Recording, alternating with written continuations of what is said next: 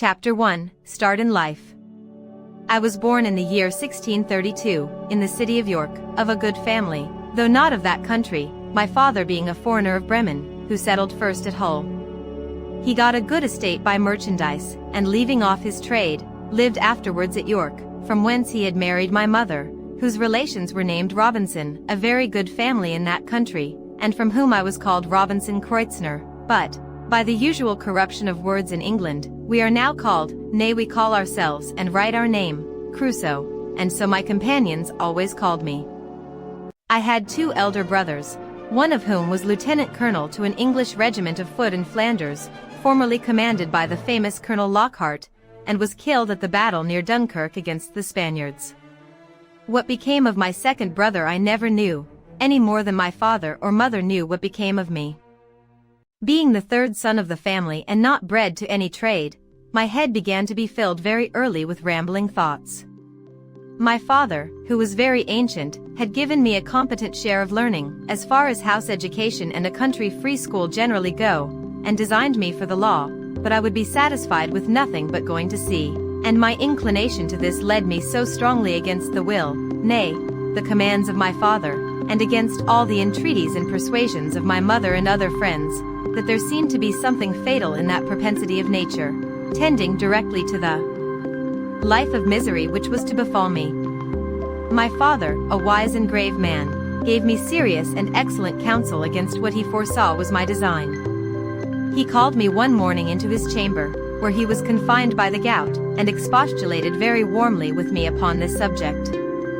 He asked me what reasons, more than a mere wandering inclination, I had for leaving father's house and my native country, where I might be well introduced, and had a prospect of raising my fortune by application and industry, with a life of ease and pleasure. He told me it was men of desperate fortunes on one hand, or of aspiring, superior fortunes on the other, who went abroad upon adventures, to rise by enterprise, and make themselves famous in undertakings of a nature out of the common road, that these things were all either too far above me or too far below me, that mine was the middle state, or what might be called the upper station of low life, which he had found, by long experience, was the best state in the world, the most suited to human happiness, not exposed to the miseries and hardships, the labor and sufferings of the mechanic part of mankind, and not embarrassed with the pride, luxury, ambition, and envy of the upper part of mankind. He told me I might judge of the happiness of this state by this one thing, viz. that this was the state of life which all other people envied, that kings have frequently lamented the miserable consequence of being born to great things, and wished they had been placed in the middle of the 2 extremes, between the mean and the great, that the wise man gave his testimony to this, as the standard of felicity, when he prayed to have neither poverty nor riches. He bade me observe it, and I should always find that the calamities of life were shared among the upper and lower part of mankind, but that the middle station had the fewest disasters, and was not exposed to so many vicissitudes as the higher or lower part of mankind. Nay, they were not subjected to so many distempers and uneasinesses either of body or mind, as those were who, by vicious living, luxury, and extravagances on the one hand, or by hard labor, want of necessaries, and mean or insufficient diet on the other hand, bring distemper upon themselves by the natural consequences of their way of living, that the middle station of life was calculated for all kind of virtue and all kind of enjoyments, that peace and plenty were the handmaids of a middle fortune, that temperance, moderation, quietness, health, society, all agreeable diversions, and all desirable pleasures, were the blessings attending the middle station of life, that this way men went silently and smoothly through the world, and comfortably out of it, not embarrassed with the labors of the hands or of the head, not sold to a life of slavery for daily bread, nor harassed with perplexed circumstances, which rob the soul of peace and the body of rest, nor enraged with the passion of envy, or the secret burning lust of ambition for great things, but, in easy circumstances, sliding gently through the world, and sensibly tasting the sweets of living, without the bitter, feeling that they are happy, and learning by every day's experience to know it more sensibly. After this he pressed me earnestly, and in the most affectionate manner, not to play the young man, nor to precipitate myself into miseries which nature, and the station of life I was born in, seemed to have provided against, that I was under no necessity of seeking my bread, that he would do well for me, and endeavor to enter me fairly into the station of life which he had just been recommending to me, and that if I was not very easy and happy in the world, it must be my mere fate or fault that must hinder it, and that he should have nothing to answer for, having thus discharged his duty in warning me against measures which he knew would be to my hurt. In a word, that as he would do very kind things for me if I would stay and settle at home as he directed, so he would not have so much hand in my misfortunes as to give me any encouragement to go away, and to close all. He told me I had my elder brother for an example, to whom he had used the same earnest persuasions to keep him from going into the Low Country wars, but could not prevail, his young desires prompting him to run into the army, where he was killed, and though he said he would not cease to pray for me, yet he would venture to say to me, that if I did take this foolish step, God would not bless me, and I should have leisure hereafter to reflect upon having neglected his counsel when there might be none to assist in my recovery.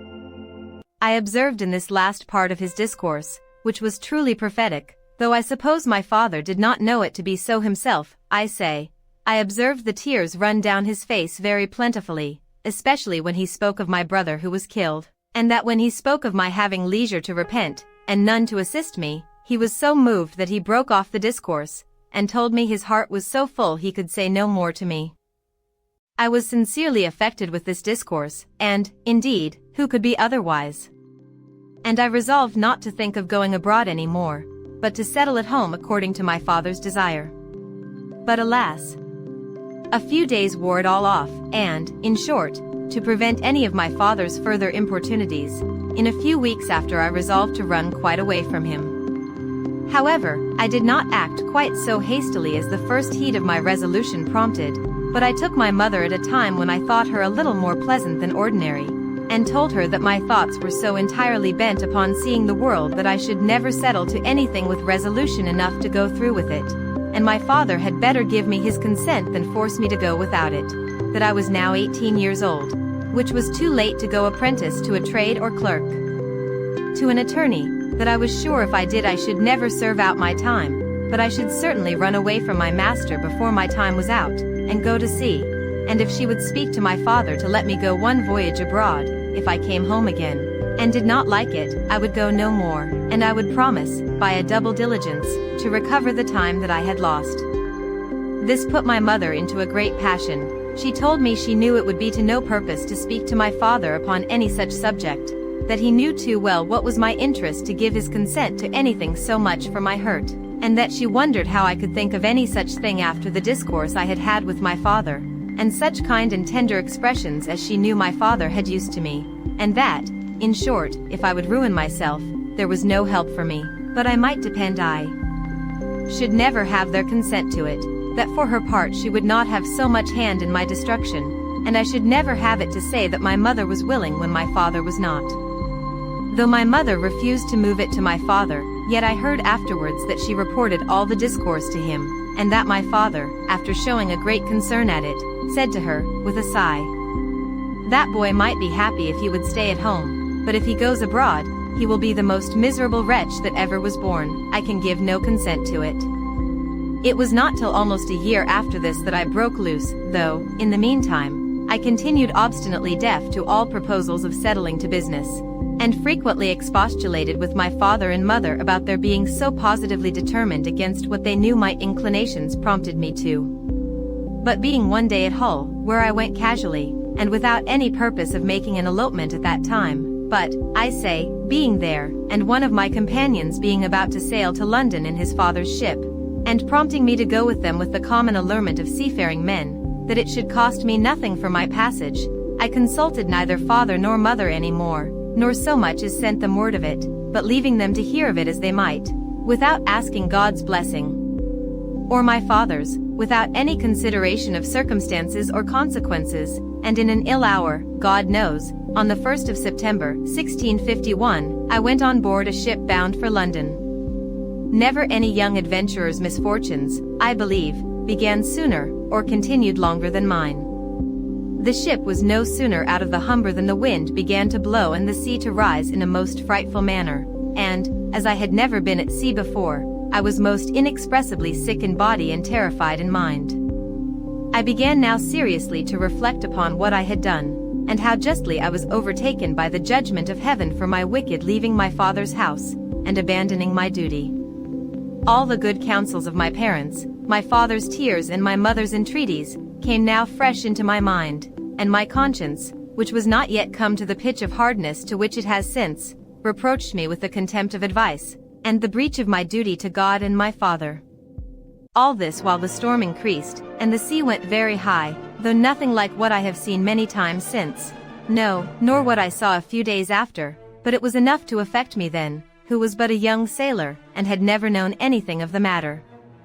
I expected every wave would have swallowed us up, and that every time the ship fell down, as I thought it did, in the trough or hollow of the sea, we should never rise more. In this agony of mind, I made many vows and resolutions that if it would please God to spare my life in this one voyage, if ever I got once my foot upon dry land again, I would go directly home to my father, and never set it into a ship again while I lived, that I would take his advice, and never run myself into such miseries as these any more. Now I saw plainly the goodness of his observations about the middle station of life, how easy, how comfortably he had lived all his days, and never had been exposed to tempests at sea or troubles on shore, and I resolved that I would, like a true repenting prodigal, go home to my father. These wise and sober thoughts continued all the while the storm lasted, and indeed some time after, but the next day the wind was abated, and the sea calmer, and I began to be a little inured to it. However, I was very grave for all that day, being also a little seasick still, but towards night the weather cleared up, the wind was quite over, and a charming fine evening followed. The sun went down perfectly clear, and rose so the next morning, and having little or no wind, and a smooth sea, the sun shining upon it, the sight was, as I thought, the most delightful that ever I saw. I had slept well in the night, and was now no more seasick, but very cheerful, looking with wonder upon the sea that was so rough and terrible the day before, and could be so calm and so pleasant in so little a time after. And now, lest my good resolutions should continue, my companion, who had enticed me away, comes to me. "Well, Bob," says he, clapping me upon the shoulder, "how do you do after it? I warrant you were fright, weren't you, last night, when it blew but a capful of wind?" "A capful do you call it," said I, "'twas a terrible storm." "A storm, you fool you," replies he, "do you call that a storm? Why, it was nothing at all. Give us but a good ship and sea room, and we think nothing of such a squall of wind as that, but you're but a freshwater sailor, Bob. Come, let us make a bowl of punch, and we'll forget all that. D'ye see what charming weather 'tis now?" To make short this sad part of my story, we went the way of all sailors. The punch was made and I was made half drunk with it, and in that one night's wickedness I drowned all my repentance, all my reflections upon my past conduct, all my resolutions for the future. In a word, as the sea was returned to its smoothness of surface and settled calmness by the abatement of that storm, so the hurry of my thoughts being over, my fears and apprehensions of being swallowed up by the sea being forgotten, and the current of my former desires returned, I entirely forgot the vows and promises that I made in my distress. I found, indeed, some intervals of reflection, and the serious thoughts did, as it were, endeavor to return again sometimes, but I shook them off, and roused myself from them as it were from a distemper, and applying myself to drinking in company, soon mastered the return of those fits, for so I called them, and I had in 5 or 6 days got as complete a victory over conscience as any young fellow that resolved not to be troubled with it could desire. But I was to have another trial for it still, and Providence, as in such cases generally it does, resolved to leave me entirely without excuse, for if I would not take this for a deliverance, the next was to be such a one as the worst and most hardened wretch among us would confess both the danger and the mercy of. The 6th day of our being at sea we came into Yarmouth roads. The wind having been contrary and the weather calm, we had made but little way since the storm. Here we were obliged to come to an anchor, and here we lay, the wind continuing contrary, viz. at southwest, for 7 or 8 days, during which time a great many ships from Newcastle came into the same roads, as the common harbor where the ships might wait for a wind for the river. We had not, however, rid here so long but we should have tided it up the river, but that the wind blew too fresh, and after we had lain 4 or 5 days, blew very hard. However, the roads being reckoned as good as a harbor, the anchorage good, and our ground tackle very strong, our men were unconcerned, and not in the least apprehensive of danger, but spent the time in rest and mirth, after the manner of the sea. But the 8th day, in the morning, the wind increased, and we had all hands at work to strike our topmasts, and make everything snug and close, that the ship might ride as easy as possible. By noon the sea went very high indeed, and our ship rode forecastle in, ship several seas, and we thought once or twice our anchor had come home, upon which our master ordered out the sheet anchor, so that we rode with 2 anchors ahead, and the cables veered out to the bitter end. By this time it blew a terrible storm indeed, and now I began to see terror and amazement in the faces even of the seamen themselves. The master, though vigilant in the business of preserving the ship, yet as he went in and out of his cabin by me, I could hear him softly to himself say, several times, "Lord, be merciful to us. We shall be all lost.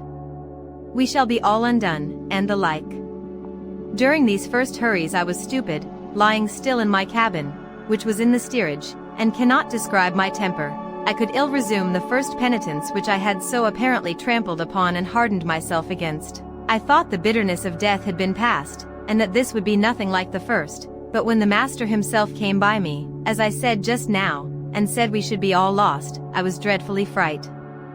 I got up out of my cabin and looked out, but such a dismal sight I never saw. The sea ran mountains high, and broke upon us every 3 or 4 minutes. When I could look about, I could see nothing but distress round us. 2 ships that rode near us, we found, had cut their masts by the board, being deep laden, and our men cried out that a ship which rode about a mile ahead of us was foundered.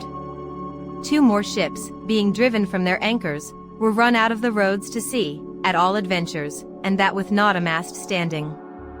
The light ships fared the best, as not so much laboring in the sea, but 2 or 3 of them drove, and came close by us, running away with only their spritsail out before the wind.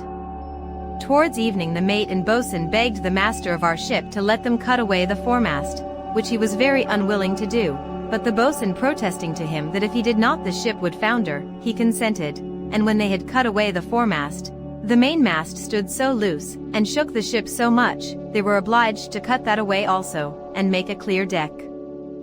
Anyone may judge what a condition I must be in at all this, who was but a young sailor, and who had been in such a fright before at but a little. But if I can express at this distance the thoughts I had about me at that time, I was in tenfold more horror of mind upon account of my former convictions, and the having returned from them to the resolutions I had wickedly taken at first, than I was at death itself, and these, added to the terror of the storm, put me into such a condition that I can by no words describe it.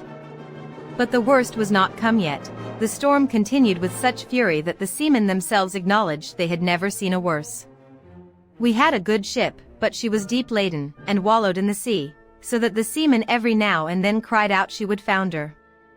It was my advantage in one respect, that I did not know what they meant by _founder_ till I inquired.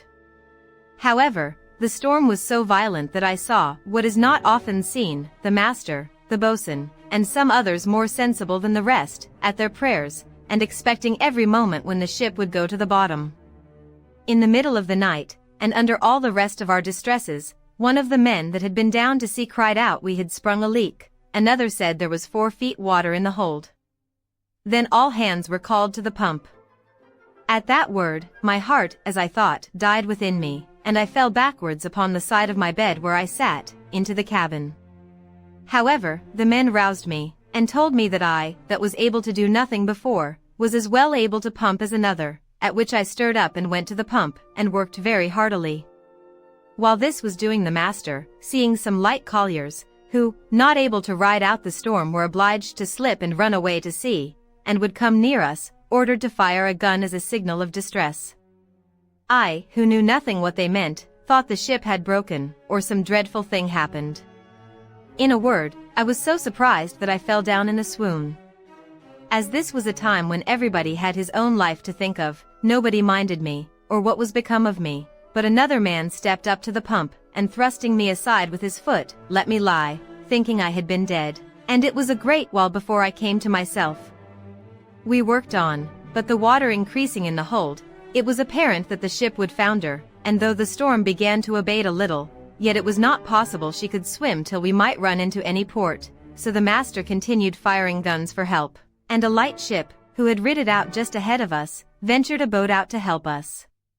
It was with the utmost hazard the boat came near us, but it was impossible for us to get on board, or for the boat to lie near the ship's side, till at last the men rowing very heartily, and venturing their lives to save ours, our men cast them a rope over the stern with a buoy to it, and then veered it out a great length, which they, after much labor and hazard, took hold of, and we hauled them close under our stern, and got all into their boat. It was to no purpose for them or us, after we were in the boat, to think of reaching their own ship, so all agreed to let her drive, and only to pull her in towards shore as much as we could, and our master promised them, that if the boat was staved upon shore, he would make it good to their master. So partly rowing and partly driving, our boat went away to the northward, sloping towards the shore almost as far as Winterton Ness.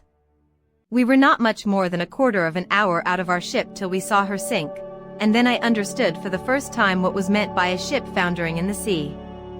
I must acknowledge I had hardly eyes to look up when the seamen told me she was sinking, for from the moment that they rather put me into the boat than that I might be said to go in, my heart was, as it were, dead within me, partly with fright, partly with horror of mind, and the thoughts of what was yet before me.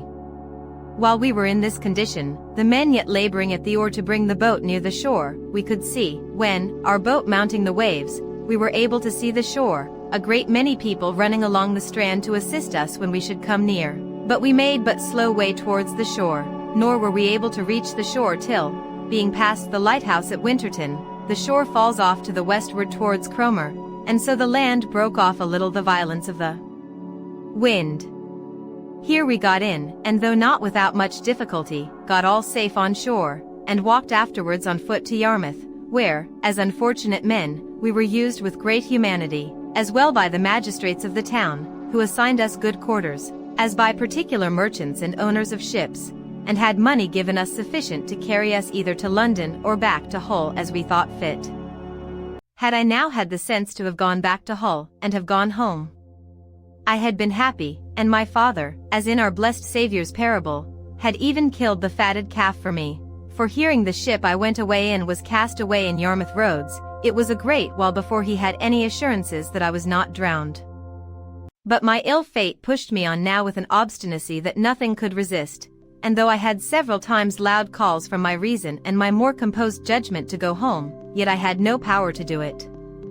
I know not what to call this, nor will I urge that it is a secret overruling decree, that hurries us on to be the instruments of our own destruction, even though it be before us, and that we rush upon it with our eyes open. Certainly, nothing but some such decreed unavoidable misery, which it was impossible for me to escape, could have pushed me forward against the calm reasonings and persuasions of my most retired thoughts, and against two such visible instructions as I had met with in my first attempt. My comrade, who had helped to harden me before, and who was the master's son, was now less forward than I. The first time he spoke to me after we were at Yarmouth, which was not till 2 or 3 days, for we were separated in the town to several quarters, I say, the first time he saw me, it appeared his tone was altered, and, looking very melancholy, and shaking his head, he asked me how I did, and telling his father who I was, and how I had come this voyage only for a trial, in order to go further abroad, his father, turning to me with a very grave and concerned tone, young man, says he, you ought never to go to sea any more. You ought to take this for a plain and visible token that you are not to be a seafaring man. Why, sir, said I, will you go to sea no more? That is another case, said he, it is my calling, and therefore my duty, but as you made this voyage on trial, you see what a taste heaven has given you of what you are to expect if you persist. Perhaps this has all befallen us on your account, like Jonah in the ship of Tarshish. Pray, continues he, what are you, and on what account did you go to sea? Upon that I told him some of my story, at the end of which he burst out into a strange kind of passion. What had I done, says he, that such an unhappy wretch should come into my ship? I would not set my foot in the same ship with thee again for £1,000. This indeed was, as I said, an excursion of his spirits, which were yet agitated by the sense of his loss, and was farther than he could have authority to go. However, he afterwards talked very gravely to me, exhorting me to go back to my father, and not tempt Providence to my ruin, telling me I might see a visible hand of heaven against me. And, young man, said he, depend upon it, if you do not go back, wherever you go, you will meet with nothing but disasters and disappointments, till your father's words are fulfilled upon you. We parted soon after, for I made him little answer, and I saw him no more, which way he went I knew not. As for me, having some money in my pocket, I travelled to London by land, and there, as well as on the road, had many struggles with myself what course of life I should take, and whether I should go home or to sea. As to going home, shame opposed the best motions that offered to my thoughts, and it immediately occurred to me how I should be laughed at among the neighbors, and should be ashamed to see, not my father and mother only, but even everybody else. From whence I have since often observed, how incongruous and irrational the common temper of mankind is, especially of youth, to that reason which ought to guide them in such cases of is, that they are not ashamed to sin, and yet are ashamed to repent, not ashamed of the action for which they ought justly to be esteemed fools, but are ashamed of the returning, which only can make them be esteemed wise men. In this state of life, however, I remained some time, uncertain what measures to take, and what course of life to lead. An irresistible reluctance continued to going home, and as I stayed away a while, the remembrance of the distress I had been in wore off, and as that abated, the little motion I had in my desires to return wore off with it, till at last I quite laid aside the thoughts of it, and looked out for a voyage. Chapter 2. Slavery and Escape. That evil influence which carried me first away from my father's house, which hurried me into the wild and indigested notion of raising my fortune, and that impressed those conceits so forcibly upon me as to make me deaf to all good advice, and to the entreaties and even the commands of my father, I say, the same influence, whatever it was, presented the most unfortunate of all enterprises to my view, and I went on board a vessel bound to the coast of Africa, or, as our sailors vulgarly called it, a voyage to Guinea.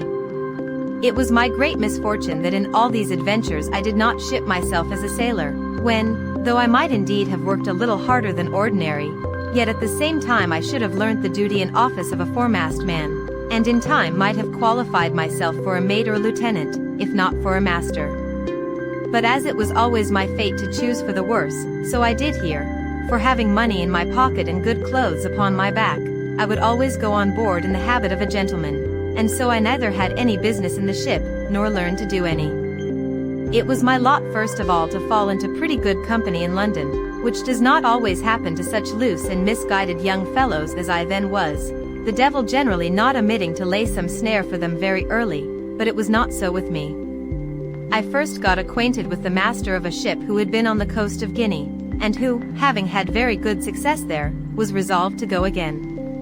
This captain taking a fancy to my conversation, which was not at all disagreeable at that time, hearing me say I had a mind to see the world, told me if I would go the voyage with him I should be at no expense, I should be his messmate and his companion, and if I could carry anything with me, I should have all the advantage of it that the trade would admit, and perhaps I might meet with some encouragement. I embraced the offer, and entering into a strict friendship with this captain, who was an honest, plain-dealing man, I went the voyage with him, and carried a small adventure with me, which, by the disinterested honesty of my friend the captain, I increased very considerably, for I carried about 40 pounds in such toys and trifles as the captain directed me to buy. These 40 pounds I had mustered together by the assistance of some of my relations whom I corresponded with, and who, I believe, got my father, or at least my mother, to contribute so much as that to my first adventure.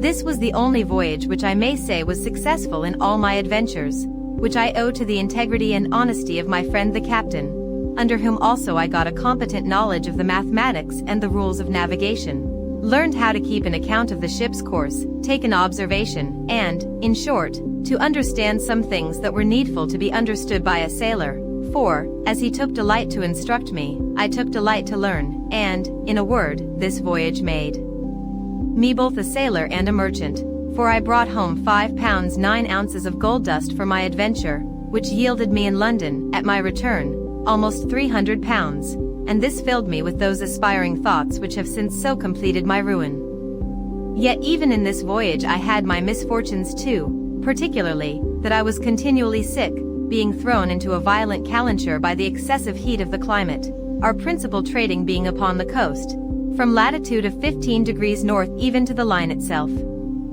I was now set up for a Guinea trader, and my friend, to my great misfortune, dying soon after his arrival, I resolved to go the same voyage again, and I embarked in the same vessel with one who was his mate in the former voyage, and had now got the command of the ship. This was the unhappiest voyage that ever man made, for though I did not carry quite 100 pounds of my new-gained wealth, so that I had 200 pounds left, which I had lodged with my friend's widow, who was very just to me, yet I fell into terrible misfortunes. The first was this: our ship making her course towards the Canary Islands, or rather between those islands and the African shore, was surprised in the grey of the morning by a Turkish rover of Sallee, who gave chase to us with all the sail she could make. We crowded also as much canvas as our yards would spread, or our masts carry, to get clear, but finding the pirate gained upon us, and would certainly come up with us in a few hours, we prepared to fight, our ship having 12 guns, and the rogue 18. About 3 in the afternoon he came up with us, and bringing to, by mistake, just athwart our quarter, instead of athwart our stern, as he intended, we brought 8 of our guns to bear on that side, and poured in a broadside upon him, which made him sheer off again, after returning our fire, and pouring in also his small shot from near 200 men which he had on board. However, we had not a man touched, all our men keeping close. He prepared to attack us again, and we to defend ourselves. But laying us on board the next time upon our other quarter, he entered 60 men upon our decks, who immediately fell to cutting and hacking the sails and rigging. We plied them with small shot, half-pikes, powder chests, and such like, and cleared our deck of them twice. However, to cut short this melancholy part of our story, our ship being disabled, and 3 of our men killed, and 8 wounded, we were obliged to yield, and were carried all prisoners into Sallee, a port belonging to the Moors. The usage I had there was not so dreadful as at first I apprehended, nor was I carried up the country to the Emperor's court, as the rest of our men were, but was kept by the captain of the rover as his proper prize, and made his slave, being young and nimble, and fit for his business. At this surprising change of my circumstances, from a merchant to a miserable slave, I was perfectly overwhelmed, and now I looked back upon my father's prophetic discourse to me, that I should be miserable and have none to relieve me, which I thought was now so effectually brought to pass that I could not be worse, for now the hand of heaven had overtaken me, and I was undone without redemption. But, alas! This was but a taste of the misery I was to go through, as will appear in the sequel of this story. As my new patron, or master, had taken me home to his house, so I was in hopes that he would take me with him when he went to sea again, believing that it would some time or other be his fate to be taken by a Spanish or Portugal man-of-war, and that then I should be set at liberty. But this hope of mine was soon taken away, for when he went to sea, he left me on shore to look after his little garden, and do the common drudgery of slaves about his house, and when he came home again from his cruise, he ordered me to lie in the cabin to look after the ship. Here I meditated nothing but my escape, and what method I might take to effect it, but found no way that had the least probability in it, nothing presented to make the supposition of it rational, for I had nobody to communicate it to that would embark with me, no fellow slave, no Englishman, Irishman, or Scotchman there but myself, so that for 2 years, though I often pleased myself with the imagination, yet I never had the least encouraging prospect of putting it in practice. After about 2 years, an odd circumstance presented itself, which put the old thought of making some attempt for my liberty again in my head.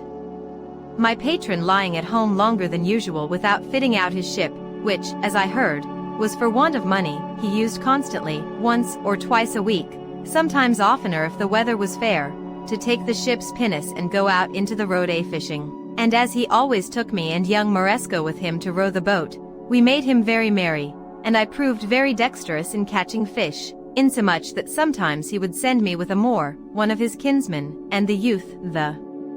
Moresco, as they called him, to catch a dish of fish for him.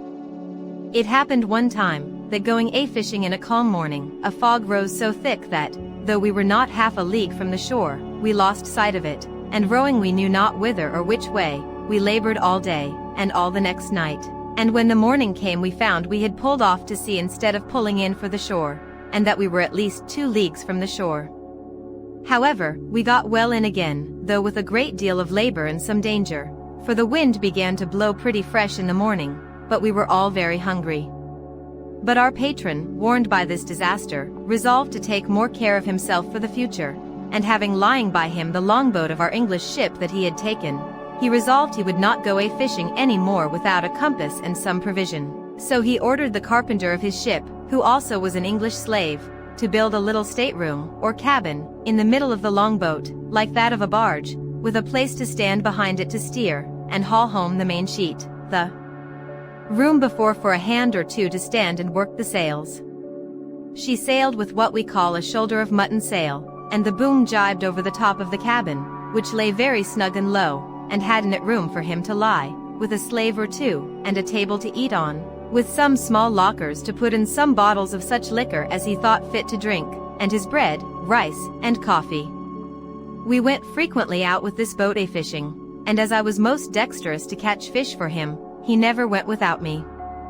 It happened that he had appointed to go out in this boat either for pleasure or for fish, with 2 or 3 Moors of some distinction in that place, and for whom he had provided extraordinarily, and had, therefore, sent on board the boat overnight a larger store of provisions than ordinary, and had ordered me to get ready 3 fusees with powder and shot, which were on board his ship, for that they designed some sport of fowling as well as fishing. I got all things ready as he had directed, and waited the next morning with the boat washed clean, her ancient and pendants out, and everything to accommodate his guests, when by and by my patron came on board alone, and told me his guests had put off going from some business that fell out, and ordered me, with the man and boy, as usual, to go out with the boat and catch them some fish, for that his friends were to sup at his house, and commanded that as soon as I got some fish I should bring it home to his house, all which I prepared to do.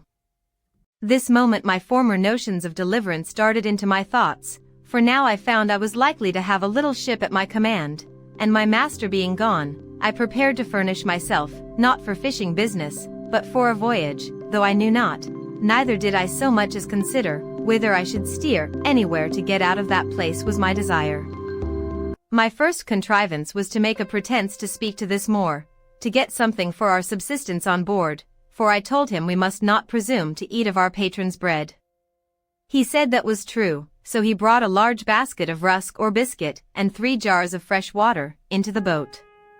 I knew where my patron's case of bottles stood, which it was evident, by the make, were taken out of some English prize, and I conveyed them into the boat while the Moor was on shore, as if they had been there before for our master. I conveyed also a great lump of beeswax into the boat, which weighed about 1/2 weight, with a parcel of twine or thread, a hatchet, a saw, and a hammer, all of which were of great use to us afterwards, especially the wax, to make candles. Another trick I tried upon him, which he innocently came into also. His name was Ismael, which they call Muley, or Molly, so I called to him. Molly, said I, our patron's guns are on board the boat, can you not get a little powder and shot? It may be we may kill some alchemies, a fowl like our curlews, for ourselves, for I know he keeps the gunner's stores in the ship. Yes, says he, I'll bring some, and accordingly he brought a great leather pouch, which held 1.5 pounds of powder, or rather more, and another with shot, that had 5 or 6 pounds, with some bullets, and put all into the boat. At the same time I had found some powder of my master's in the great cabin, with which I filled one of the large bottles in the case, which was almost empty, pouring what was in it into another, and thus furnished with everything needful, we sailed out of the port to fish. The castle, which is at the entrance of the port, knew who we were, and took no notice of us, and we were not above a mile out of the port before we hauled in our sail and set us down to fish. The wind blew from the NNE, which was contrary to my desire, for had it blown southerly I had been sure to have made the coast of Spain, and at least reached to the Bay of Cadiz, but my resolutions were, blow which way it would, I would be gone from that horrid place where I was, and leave the rest to fate. After we had fished some time and caught nothing, for when I had fish on my hook I would not pull them up, that he might not see them, I said to the Moor, this will not do, our master will not be thus served, we must stand farther off. He, thinking no harm, agreed, and being in the head of the boat, set the sails, and, as I had the helm, I ran the boat out near a league farther, and then brought her to, as if I would fish, when, giving the boy the helm, I stepped forward to where the Moor was, and making as if I stooped for something behind him, I took him by surprise with my arm under his waist, and tossed him clear overboard into the sea. He rose immediately, for he swam like a cork, and called to me, begged to be taken in, told me he would go all over the world with me. He swam so strong after the boat that he would have reached me very quickly, there being but little wind, upon which I stepped into the cabin, and fetching one of the fowling pieces, I presented it at him, and told him I had done him no hurt, and if he would be quiet I would do him none. But, said I, you swim well enough to reach to the shore, and the sea is calm, make the best of your way to shore, and I will do you no harm, but if you come near the boat I'll shoot you through the head, for I am resolved to have my liberty. So he turned himself about, and swam for the shore, and I make no doubt but he reached it with ease, for he was an excellent swimmer. I could have been content to have taken this Moor with me, and have drowned the boy, but there was no venturing to trust him. When he was gone, I turned to the boy, whom they called Xury, and said to him, Xury, if you will be faithful to me, I'll make you a great man, but if you will not stroke your face to be true to me, that is, swear by Mahomet and his father's beard, I must throw you into the sea too. The boy smiled in my face, and spoke so innocently that I could not distrust him, and swore to be faithful to me, and go all over the world with me. While I was in view of the Moor that was swimming, I stood out directly to sea with the boat, rather stretching to windward, that they might think me gone towards the strait's mouth, as indeed anyone that had been in their wits must have been supposed to do, for who would have supposed we were sailed on to the southward, to the truly barbarian coast, where whole nations of Negroes were sure to surround us with their canoes and destroy us, where we could not go on shore but we should be devoured by savage beasts, or more merciless savages of humankind. But as soon as it grew dusk in the evening, I changed my course, and steered directly south and by east, bending my course a little towards the east, that I might keep in with the shore, and having a fair, fresh gale of wind, and a smooth, quiet sea, I made such sail that I believe by the next day, at 3 o'clock in the afternoon, when I first made the land, I could not be less than 150 miles south of Salé, quite beyond the Emperor of Morocco's dominions, or indeed of any other king thereabouts, for we saw no people. Yet such was the fright I had taken of the Moors, and the dreadful apprehensions I had of falling into their hands, that I would not stop, or go on shore, or come to an anchor, the wind continuing fair till I had sailed in that manner 5 days, and then the wind shifting to the southward. I concluded also that if any of our vessels were in chase of me, they also would now give over, so I ventured to make to the coast, and came to an anchor in the mouth of a little river, I knew not what, nor where, neither what latitude, what country, what nation, or what river. I neither saw, nor desired to see any people, the principal thing I wanted was fresh water. We came into this creek in the evening, resolving to swim on shore as soon as it was dark, and discover the country, but as soon as it was quite dark, we heard such dreadful noises of the barking, roaring, and howling of wild creatures, of we knew not what kinds, that the poor boy was ready to die with fear, and begged of me not to go on shore till day. Well, Xury, said I, then I won't, but it may be that we may see men by day, who will be as bad to us as those lions. Then we give them the shoot gun, says Xury, laughing, make them run away. Such English Xury spoke by conversing among us slaves. However, I was glad to see the boy so cheerful, and I gave him a dram out of our patron's case of bottles, to cheer him up. After all, Xury's advice was good, and I took it. We dropped our little anchor, and lay still all night. I say still, for we slept none, for in 2 or 3 hours we saw vast great creatures, we knew not what to call them, of many sorts, come down to the seashore and run into the water, wallowing and washing themselves for the pleasure of cooling themselves, and they made such hideous howlings and yellings, that I never indeed heard the like. Xury was dreadfully fright, and indeed so was I too, but we were both more fright when we heard one of these mighty creatures come swimming towards our boat. We could not see him, but we might hear him by his blowing to be a monstrous huge and furious beast. Xury said it was a lion, and it might be so for aught I know, but poor Xury cried to me to weigh the anchor and row away. No, says I, Xury, we can slip our cable, with the buoy to it, and go off to sea, they cannot follow us far. I had no sooner said so, but I perceived the creature, whatever it was, within 2 oars' length, which something surprised me, however. I immediately stepped to the cabin door, and taking up my gun, fired at him, upon which he immediately turned about and swam towards the shore again. But it is impossible to describe the horrid noises, and hideous cries and howlings that were raised, as well upon the edge of the shore as higher within the country, upon the noise or report of the gun, a thing I have some reason to believe those creatures had never heard before. This convinced me that there was no going on shore for us in the night on that coast, and how to venture on shore in the day was another question too, for to have fallen into the hands of any of the savages had been as bad as to have fallen into the hands of the lions and tigers. At least we were equally apprehensive of the danger of it. Be that as it would, we were obliged to go on shore somewhere or other for water, for we had not a pint left in the boat. When and where to get to it was the point. XIII said, if I would let him go on shore with one of the jars, he would find if there was any water, and bring some to me. I asked him why he would go. Why I should not go, and he stay in the boat. The boy answered with so much affection as made me love him ever after. Says he, if wild mans come, they eat me, you go way. Well, XIII, said I, we will both go, and if the wild mans come, we will kill them, they shall eat neither of us.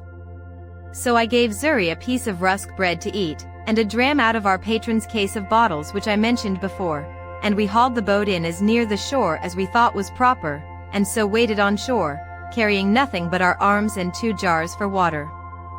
I did not care to go out of sight of the boat, fearing the coming of canoes with savages down the river, but the boy, seeing a low place about a mile up the country, rambled to it, and by and by I saw him come running towards me. I thought he was pursued by some savage, or fright with some wild beast, and I ran forward towards him to help him, but when I came nearer to him I saw something hanging over his shoulders, which was a creature that he had shot, like a hare, but different in color, and longer legs. However, we were very glad of it, and it was very good meat, but the great joy that poor XIII came with, was to tell me he had found good water and seen no wild mans. But we found afterwards that we need not take such pains for water, for a little higher up the creek where we were we found the water fresh when the tide was out, which flowed but a little way up, so we filled our jars, and feasted on the hare he had killed, and prepared to go on our way, having seen no footsteps of any human creature in that part of the country. As I had been one voyage to this coast before, I knew very well that the islands of the Canaries, and the Cape de Verde Islands also, lay not far off from the coast. But as I had no instruments to take an observation to know what latitude we were in, and not exactly knowing, or at least remembering, what latitude they were in, I knew not where to look for them, or when to stand off to sea towards them. Otherwise I might now easily have found some of these islands. But my hope was, that if I stood along this coast till I came to that part where the English traded, I should find some of their vessels upon their usual design of trade, that would relieve and take us in. By the best of my calculation, that place where I now was must be that country which, lying between the Emperor of Morocco's dominions and the Negroes, lies waste and uninhabited, except by wild beasts, the Negroes having abandoned it and gone farther south for fear of the Moors, and the Moors not thinking it worth inhabiting by reason of its barrenness, and indeed, both forsaking it because of the prodigious number of tigers, lions, leopards, and other furious creatures which harbor there, so that the Moors use it for their hunting only, where they go like an army, 2,000 or 3,000 men at a time, and indeed for near 100 miles together upon this coast we saw nothing but a waste, uninhabited country by day, and heard nothing but howlings and roaring of wild beasts by night. Once or twice in the daytime I thought I saw the Pico of Tenerife, being the high top of the mountain Tenerife in the Canaries, and had a great mind to venture out, in hopes of reaching thither, but having tried twice, I was forced in again by contrary winds, the sea also going too high for my little vessel, so I resolved to pursue my first design, and keep along the shore. Several times I was obliged to land for fresh water, after we had left this place, and once in particular, being early in morning, we came to an anchor under a little point of land, which was pretty high, and the tide beginning to flow, we lay still to go farther in. XIII, whose eyes were more about him than it seems mine were, calls softly to me, and tells me that we had best go farther off the shore, for, says he, look, yonder lies a dreadful monster on the side of that hillock, fast asleep. I looked where he pointed, and saw a dreadful monster indeed, for it was a terrible, great lion that lay on the side of the shore, under the shade of a piece of the hill that hung as it were a little over him. "Xury," says I, "you shall on shore and kill him." Xury looked fright, and said, "Me kill. He eat me at one mouth." One mouthful he meant. However, I said no more to the boy, but bade him lie still, and I took our biggest gun, which was almost musket-bore, and loaded it with a good charge of powder, and with 2 slugs, and laid it down. Then I loaded another gun with 2 bullets, and the third, for we had 3 pieces, I loaded with 5 smaller bullets. I took the best aim I could with the first piece to have shot him in the head, but he lay so with his leg raised a little above his nose, that the slugs hit his leg about the knee and broke the bone. He started up, growling at first, but finding his leg broken, fell down again, and then got upon 3 legs, and gave the most hideous roar that ever I heard. I was a little surprised that I had not hit him on the head. However, I took up the second piece immediately, and though he began to move off, fired again, and shot him in the head, and had the pleasure to see him drop and make but little noise, but lie struggling for life. Then Xury took heart, and would have me let him go on shore. "Well, go," said I, so the boy jumped into the water and taking a little gun in one hand, swam to shore with the other hand, and coming close to the creature, put the muzzle of the piece to his ear, and shot him in the head again, which dispatched him quite. This was game indeed to us, but this was no food, and I was very sorry to lose 3 charges of powder and shot upon a creature that was good for nothing to us. However, Xury said he would have some of him, so he comes on board, and asked me to give him the hatchet. "For what, Xury?" said I. "Me cut off his head," said he. However, Xury could not cut off his head, but he cut off a foot, and brought it with him, and it was a monstrous great one. I bethought myself, however, that, perhaps the skin of him might, one way or other, be of some value to us, and I resolved to take off his skin if I could. So Xury and I went to work with him, but Xury was much the better workman at it, for I knew very ill how to do it. Indeed, it took us both up the whole day, but at last we got off the hide of him, and spreading it on the top of our cabin, the sun effectually dried it in 2 days' time, and it afterwards served me to lie upon. Chapter 3. Wrecked on a desert island. After this stop, we made on to the southward continually for 10 or 12 days, living very sparingly on our provisions, which began to abate very much, and going no oftener to the shore than we were obliged to for fresh water. My design in this was to make the river Gambia or Senegal, that is to say anywhere about the Cape de Verde, where I was in hopes to meet with some European ship, and if I did not, I knew not what course I had to take, but to seek for the islands, or perish there among the Negroes. I knew that all the ships from Europe, which sailed either to the coast of Guinea or to Brazil, or to the East Indies, made this cape, or those islands, and, in a word, I put the whole of my fortune upon this single point, either that I must meet with some ship or must perish. When I had pursued this resolution about 10 days longer, as I have said, I began to see that the land was inhabited, and in 2 or 3 places, as we sailed by, we saw people stand upon the shore to look at us. We could also perceive they were quite black and naked. I was once inclined to have gone on shore to them, but Xury was my better counselor, and said to me, "No go, no go." However, I hauled in nearer the shore that I might talk to them, and I found they ran along the shore by me a good way. I observed they had no weapons in their hand, except one, who had a long slender stick, which Xury said was a lance, and that they could throw them a great way with good aim, so I kept at a distance, but talked with them by signs as well as I could, and particularly made signs for something to eat. They beckoned to me to stop my boat, and they would fetch me some meat.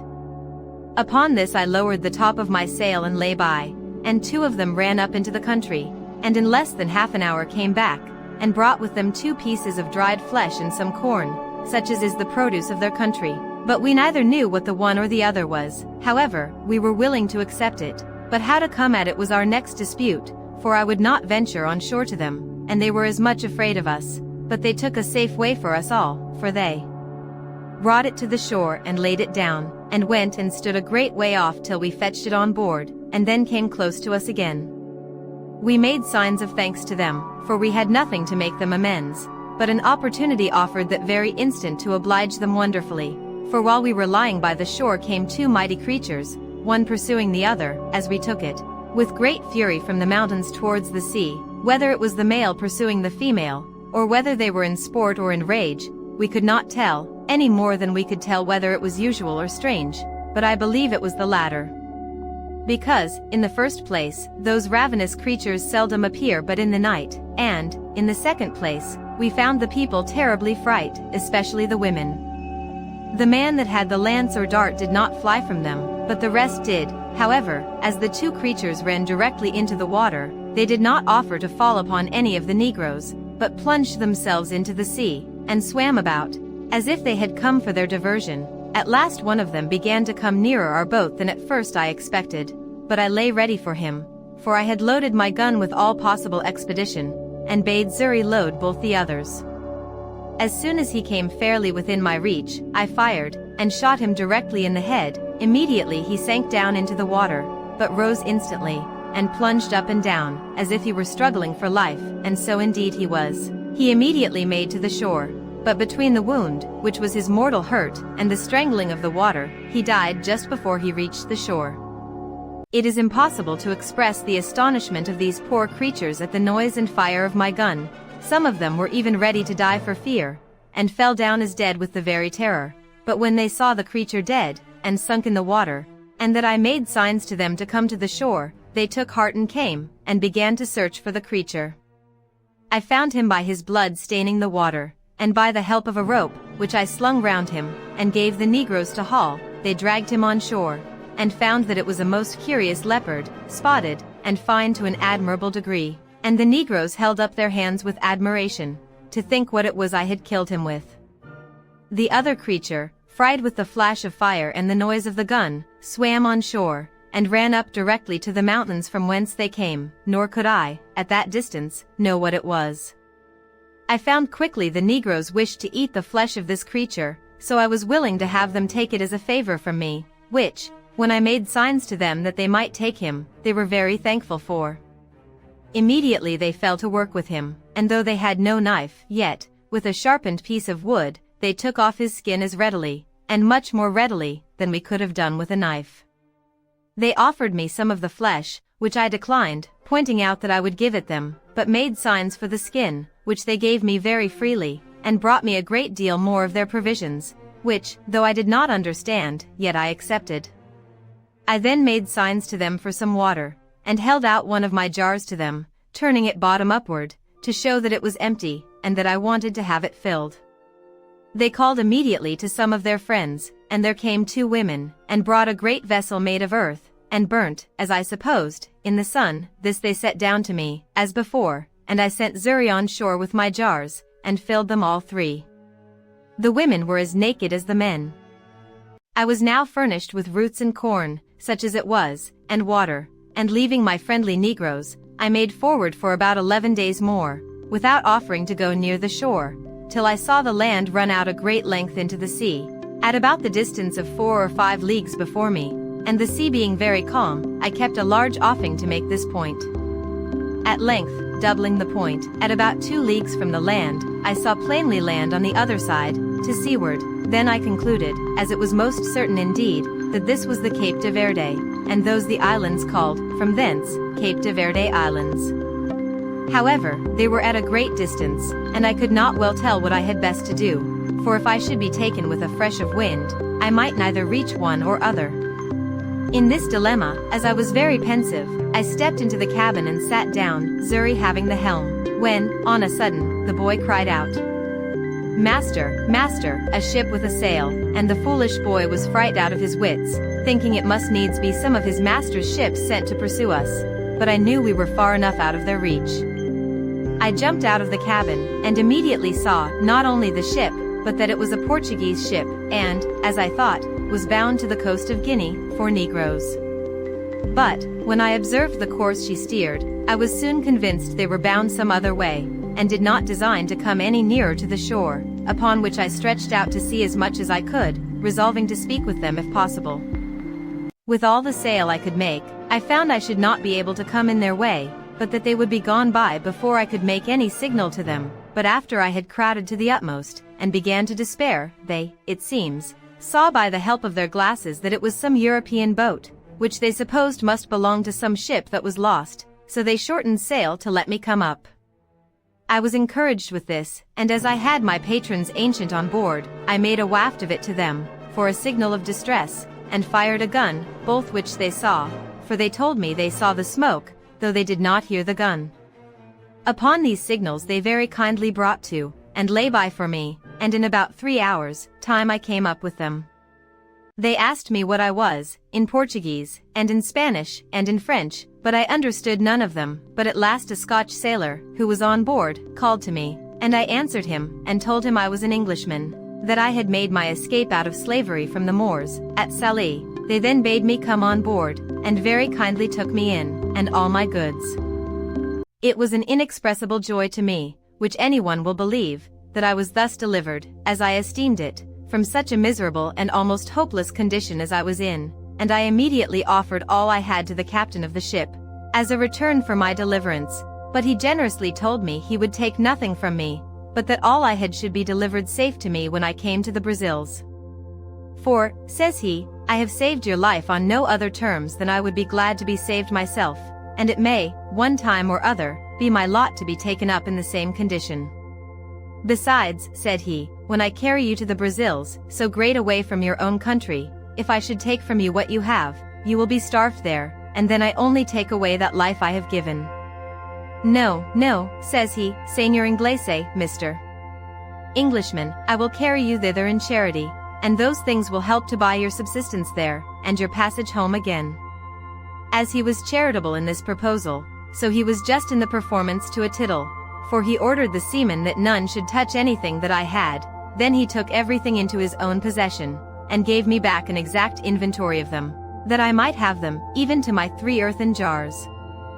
As to my boat, it was a very good one, and that he saw, and told me he would buy it of me for his ship's use, and asked me what I would have for it. I told him he had been so generous to me in everything that I could not offer to make any price of the boat, but left it entirely to him, upon which he told me he would give me a note of hand to pay me 80 pieces of 8 for it at Brazil, and when it came there, if anyone offered to give more, he would make it up. He offered me also 60 pieces of 8 more for my boy Zuri, which I was loath to take, not that I was unwilling to let the captain have him, but I was very loath to sell the poor boy's liberty, who had assisted me so faithfully in procuring my own. However, when I let him know my reason, he owned it to be just, and offered me this medium, that he would give the boy an obligation to set him free in 10 years, if he turned Christian. Upon this, and Zuri saying he was willing to go to him, I let the captain have him. We had a very good voyage to the Brazils, and I arrived in the Bay de Todos los Santos, or All Saints Bay, in about 22 days after. And now I was once more delivered from the most miserable of all conditions of life, and what to do next with myself I was to consider. The generous treatment the captain gave me I can never enough remember. He would take nothing of me for my passage, gave me 20 ducats for the leopard's skin, and 40 for the lion's skin, which I had in my boat, and caused everything I had in the ship to be punctually delivered to me, and what I was willing to sell he bought of me, such as the case of bottles, 2 of my guns, and a piece of the lump of beeswax, for I had made candles of the rest. In a word, I made about 220 pieces of 8 of all my cargo, and with this stock I went on shore in the Brazils. I had not been long here before I was recommended to the house of a good honest man like himself, who had an _ingenio_, as they call it. That is, a plantation and a sugar house. I lived with him some time, and acquainted myself by that means with the manner of planting and making of sugar, and seeing how well the planters lived, and how they got rich suddenly, I resolved, if I could get a license to settle there, I would turn planter among them, resolving in the meantime to find out some way to get my money, which I had left in London, remitted to me. To this purpose, getting a kind of letter of naturalization, I purchased as much land that was uncured as my money would reach, and formed a plan for my plantation and settlement, such a one as might be suitable to the stock which I proposed to myself to receive from England. I had a neighbor, a Portuguese, of Lisbon, but born of English parents, whose name was Wells, and in much such circumstances as I was. I call him my neighbor, because his plantation lay next to mine, and we went on very sociably together. My stock was but low, as well as his, and we rather planted for food than anything else, for about 2 years. However, we began to increase, and our land began to come into order, so that the 3rd year we planted some tobacco, and made each of us a large piece of ground ready for planting canes in the year to come. But we both wanted help, and now I found, more than before, I had done wrong in parting with my boy Zuri. But, alas! For me to do wrong that never did right, was no great wonder. I had no remedy but to go on. I had got into an employment quite remote to my genius, and directly contrary to the life I delighted in, and for which I forsook my father's house, and broke through all his good advice. Nay, I was coming into the very middle station, or upper degree of low life, which my father advised me to before, and which, if I resolved to go on with, I might as well have stayed at home, and never have fatigued myself in the world as I had done. And I used often to say to myself, I could have done this as well in England, among my friends, as have gone 5,000 miles off to do it among strangers and savages, in a wilderness, and at such a distance as never to hear from any part of the world that had the least knowledge of me. In this manner I used to look upon my condition with the utmost regret. I had nobody to converse with, but now and then this neighbor, no work to be done, but by the labor of my hands, and I used to say, I lived just like a man cast away upon some desolate island, that had nobody there but himself. But how just has it been, and how should all men reflect, that when they compare their present conditions with others that are worse, heaven may oblige them to make the exchange, and be convinced of their former felicity by their experience. I say, how just has it been, that the truly solitary life I reflected on, in an island of mere desolation, should be my lot, who had so often unjustly compared it with the life which I then led, in which, had I continued, I had in all probability been exceeding prosperous and rich. I was in some degree settled in my measures for carrying on the plantation before my kind friend, the captain of the ship that took me up at sea, went back, for the ship remained there, in providing his lading and preparing for his voyage, nearly 3 months. When telling him what little stock I had left behind me in London, he gave me this friendly and sincere advice. Señor Inglese, says he, for so he always called me, if you will give me letters, and a procuration in form to me, with orders to the person who has your money in London to send your effects to Lisbon, to such persons as I shall direct, and in such goods as are proper for this country, I will bring you the produce of them, God willing, at my return. But, since human affairs are all subject to changes and disasters, I would have you give orders but for £100 sterling, which, you say, is half your stock, and let the hazard be run for the first, so that, if it comes safe, you may order the rest the same way, and, if it miscarry, you may have the other half to have recourse to for your supply. This was so wholesome advice, and looked so friendly, that I could not but be convinced it was the best course I could take, so I accordingly prepared letters to the gentlewoman with whom I had left my money, and a procuration to the Portuguese captain, as he desired. I wrote the English captain's widow a full account of all my adventures, my slavery, escape, and how I had met with the Portuguese captain at sea, the humanity of his behavior, and what condition I was now in, with all other necessary directions for my supply. And when this honest captain came to Lisbon, he found means, by some of the English merchants there, to send over, not the order only, but a full account of my story to a merchant in London, who represented it effectually to her. Whereupon she not only delivered the money, but out of her own pocket sent the Portugal captain a very handsome present for his humanity and charity to me. The merchant in London, vesting this £100 in English goods, such as the captain had written for, sent them directly to him at Lisbon, and he brought them all safe to me to the Brazils, among which, without my direction, for I was too young in my business to think of them, he had taken care to have all sorts of tools, ironwork, and utensils necessary for my plantation, and which were of great use to me.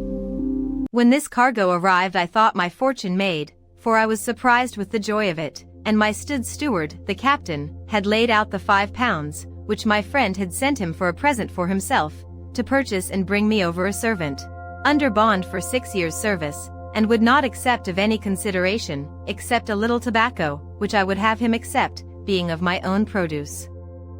Neither was this all, for my goods being all English manufacture, such as cloths, stuffs, baize, and things particularly valuable and desirable in the country, I found means to sell them to a very great advantage. so that I might say I had more than 4 times the value of my first cargo, and was now infinitely beyond my poor neighbor, I mean in the advancement of my plantation. For the first thing I did, I bought me a Negro slave, and an European servant also, I mean another besides that which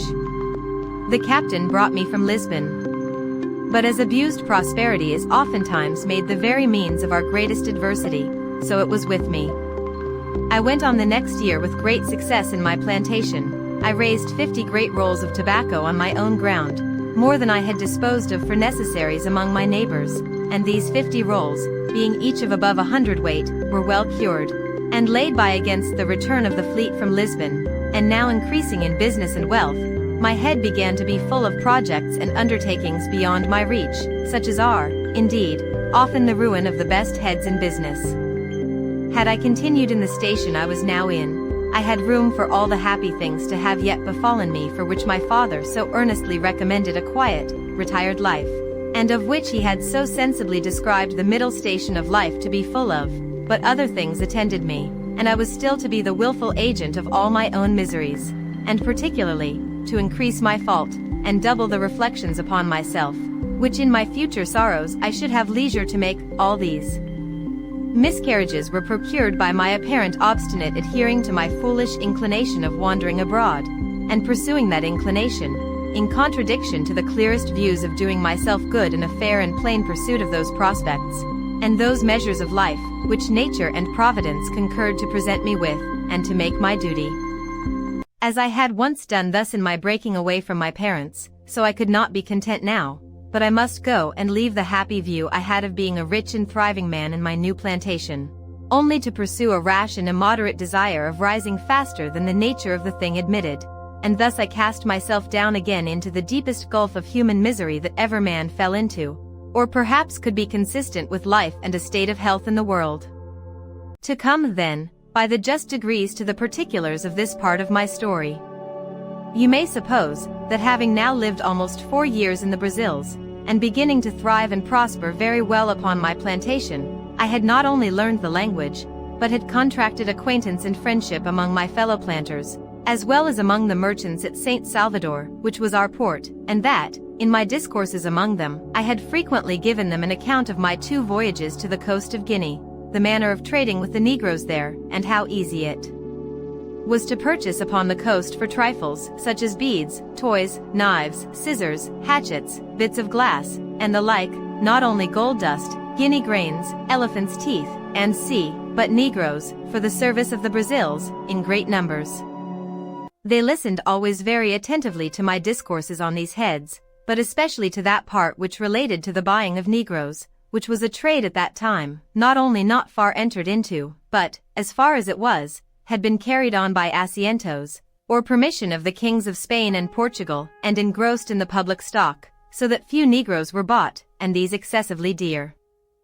It happened, being in company with some merchants and planters of my acquaintance, and talking of those things very earnestly, 3 of them came to me next morning, and told me they had been musing very much upon what I had discoursed with them of the last night, and they came to make a secret proposal to me, and, after enjoining me to secrecy, they told me that they had a mind to fit out a ship to go to Guinea, that they had all plantations as well as I, and were straitened for nothing so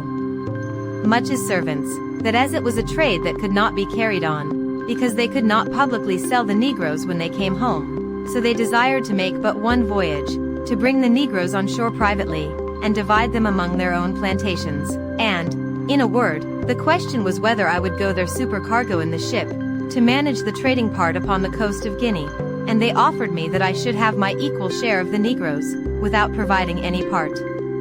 of the stock. This was a fair proposal, it must be confessed, had it been made to anyone that had not had a settlement and a plantation of his own to look after, which was in a fair way of coming to be very considerable, and with a good stock upon it. But for me, that was thus entered and established, and had nothing to do but to go on as I had begun, for 3 or 4 years more, and to have sent for the other £100 from England, and who in that time, and with that little addition, could scarce have failed of being worth £3,000 or £4,000 sterling, and that increasing too. For me to think of such a voyage was the most preposterous thing that ever man in such circumstances could be guilty of. But I, that was born to be my own destroyer, could no more resist the offer than I could restrain my first rambling designs when my father's good counsel was lost upon me. In a word, I told them I would go with all my heart, if they would undertake to look after my plantation in my absence, and would dispose of it to such as I should direct, if I miscarried. This they all engaged to do, and entered into writings or covenants to do so, and I made a formal will, disposing of my plantation and effects in case of my death, making the captain of the ship that had saved my life, as before, my universal heir, but obliging him to dispose of my effects as I had directed in my will, one half of the produce being to himself, and the other to be shipped to England.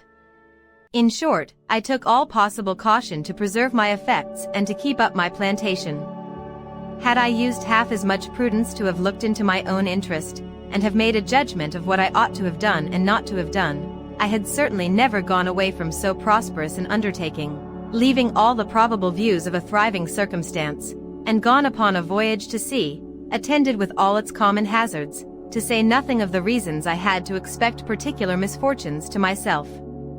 But I was hurried on, and obeyed blindly the dictates of my fancy rather than my reason, and, accordingly, the ship being fitted out, and the cargo furnished, and all things done, as by agreement, by my partners in the voyage, I went on board in an evil hour, the September 1st, 1659, being the same day 8 years that I went from my father and mother at Hull, in order to act the rebel to their authority, and the fool to my own interests. Our ship was about 120 tons burden, carried 6 guns and 14 men, besides the master, his boy, and myself. We had on board no large cargo of goods, except of such toys as were fit for our trade with the negroes, such as beads, bits of glass, shells, and other trifles, especially little looking-glasses, knives, scissors, hatchets, and the like. The same day I went on board we set sail, standing away to the northward upon our own coast, with design to stretch over for the African coast when we came about 10 or 12 degrees of northern latitude, which, it seems, was the manner of course in those days. We had very good weather, only excessively hot, all the way upon our own coast, till we came to the height of Cape St. Augustino, from whence, keeping further off at sea, we lost sight of land, and steered as if we were bound for the Isle Fernando de Noronha, holding our course N by N, and leaving those isles on the east. In this course we passed the line in about 12 days' time, and were, by our last observation, in 7 degrees 22 minutes northern latitude, when a violent tornado, or hurricane, took us quite out of our knowledge. It began from the southeast, came about to the northwest, and then settled in the northeast, from whence it blew in such a terrible manner, that for 12 days together we could do nothing but drive, and, scudding away before it, let it carry us whither fate and the fury of the winds directed, and, during these 12 days, I need not say that I expected every day to be swallowed up, nor, indeed, did any in the ship expect to save their lives. In this distress we had, besides the terror of the storm, one of our men die of the calenture, and one man and the boy washed overboard. About the 12th day, the weather abating a little, the master made an observation as well as he could, and found that he was in about 11 degrees north latitude, but that he was 22 degrees of longitude difference west from Cape St. Augustino, so that he found he was upon the coast of Guiana, or the north part of Brazil, beyond the river Amazon, toward that of the river Orinoco, commonly called the Great River, and began to consult with me what course he should take, for the ship was leaky, and very much disabled, and he was going directly back to the coast of Brazil. I was positively against that, and looking over the charts of the seacoast of America with him, we concluded there was no inhabited country for us to have recourse to till we came within the circle of the Caribbee Islands, and therefore resolved to stand away for Barbados, which, by keeping off at sea, to avoid the indraft of the Bay or Gulf of Mexico, we might easily perform, as we hoped, in about 15 days' sail, whereas we could not possibly make our voyage to the coast of Africa without some assistance both to our ship and to ourselves. With this design we changed our course, and steered away NW by W, in order to reach some of our English islands, where I hoped for relief. But our voyage was otherwise determined, for, being in the latitude of 12 degrees 18 minutes, a second storm came upon us, which carried us away with the same impetuosity westward, and drove us so out of the way of all human commerce, that, had all our lives been saved as to the sea, we were rather in danger of being devoured by savages than ever returning to our own country. In this distress, the wind still blowing very hard, one of our men early in the morning cried out, "Land," and we had no sooner run out of the cabin to look out, in hopes of seeing whereabouts in the world we were, than the ship struck upon a sand, and in a moment her motion being so stopped, the sea broke over her in such a manner that we expected we should all have perished immediately, and we were immediately driven into our close quarters, to shelter us from the very foam and spray of the sea. It is not easy for anyone who has not been in the like condition to describe or conceive the consternation of men in such circumstances. We knew nothing where we were, or upon what land it was we were driven, whether an island or the main, whether inhabited or not inhabited. As the rage of the wind was still great, though rather less than at first, we could not so much as hope to have the ship hold many minutes without breaking into pieces, unless the winds, by a kind of miracle, should turn immediately about. In a word, we sat looking upon one another, and expecting death every moment, and every man, accordingly, preparing for another world, for there was little or nothing more for us to do in this. That which was our present comfort, and all the comfort we had, was that, contrary to our expectation, the ship did not break yet, and that the master said the wind began to abate. Now, though we thought that the wind did a little abate, yet the ship having thus struck upon the sand, and sticking too fast for us to expect her getting off, we were in a dreadful condition indeed, and had nothing to do but to think of saving our lives as well as we could. We had a boat at our stern just before the storm, but she was first staved by dashing against the ship's rudder, and in the next place she broke away, and either sunk or was driven off to sea, so there was no hope from her. We had another boat on board, but how to get her off into the sea was a doubtful thing. However, there was no time to debate, for we fancied that the ship would break in pieces every minute, and some told us she was actually broken already. In this distress the mate of our vessel laid hold of the boat, and with the help of the rest of the men got her slung over the ship's side, and getting all into her, let go, and committed ourselves, being 11 in number, to God's mercy and the wild sea. For though the storm was abated considerably, yet the sea ran dreadfully high upon the shore, and might be well called _den wild zee _, as the Dutch call the sea in a storm. And now our case was very dismal indeed, for we all saw plainly that the sea went so high that the boat could not live, and that we should be inevitably drowned. As to making sail, we had none, nor if we had could we have done anything with it, so we worked at the oar towards the land, though with heavy hearts, like men going to execution. For we all knew that when the boat came near the shore she would be dashed in 1,000 pieces by the breach of the sea. However, we committed our souls to God in the most earnest manner, and the wind driving us towards the shore, we hastened our destruction with our own hands, pulling as well as we could towards land. What the shore was, whether rock or sand, whether steep or shoal, we knew not. The only hope that could rationally give us the least shadow of expectation was, if we might find some bay or gulf, or the mouth of some river, where by great chance we might have run our boat in, or got under the lee of the land, and perhaps made smooth water. But there was nothing like this appeared, but as we made nearer and nearer the shore, the land looked more frightful than the sea. After we had rowed, or rather driven about 1.5 leagues, as we reckoned it, a raging wave, mountain-like, came rolling astern of us, and plainly bade us expect the coup de grace _. It took us with such a fury, that it overset the boat at once, and separating us as well from the boat as from one another, gave us no time to say, "O God," for we were all swallowed up in a moment. Nothing can describe the confusion of thought which I felt when I sank into the water, for though I swam very well, yet I could not deliver myself from the waves so as to draw breath, till that wave having driven me, or rather carried me, a vast way on towards the shore, and having spent itself, went back, and left me upon the land almost dry, but half dead with the water I took in. I had so much presence of mind, as well as breath left, that seeing myself nearer the mainland than I expected, I got upon my feet, and endeavored to make on towards the land as fast as I could before another wave should return and take me up again. But I soon found it was impossible to avoid it, for I saw the sea come after me as high as a great hill, and as furious as an enemy, which I had no means or strength to contend with. My business was to hold my breath, and raise myself upon the water if I could, and so, by swimming, to preserve my breathing, and pilot myself towards the shore, if possible, my greatest concern now being that the sea, as it would carry me a great way towards the shore when it came on, might not carry me back again with it when it gave back towards the sea. The wave that came upon me again buried me at once 20 or 30 feet deep in its own body, and I could feel myself carried with a mighty force and swiftness towards the shore, a very great way, but I held my breath, and assisted myself to swim still forward with all my might.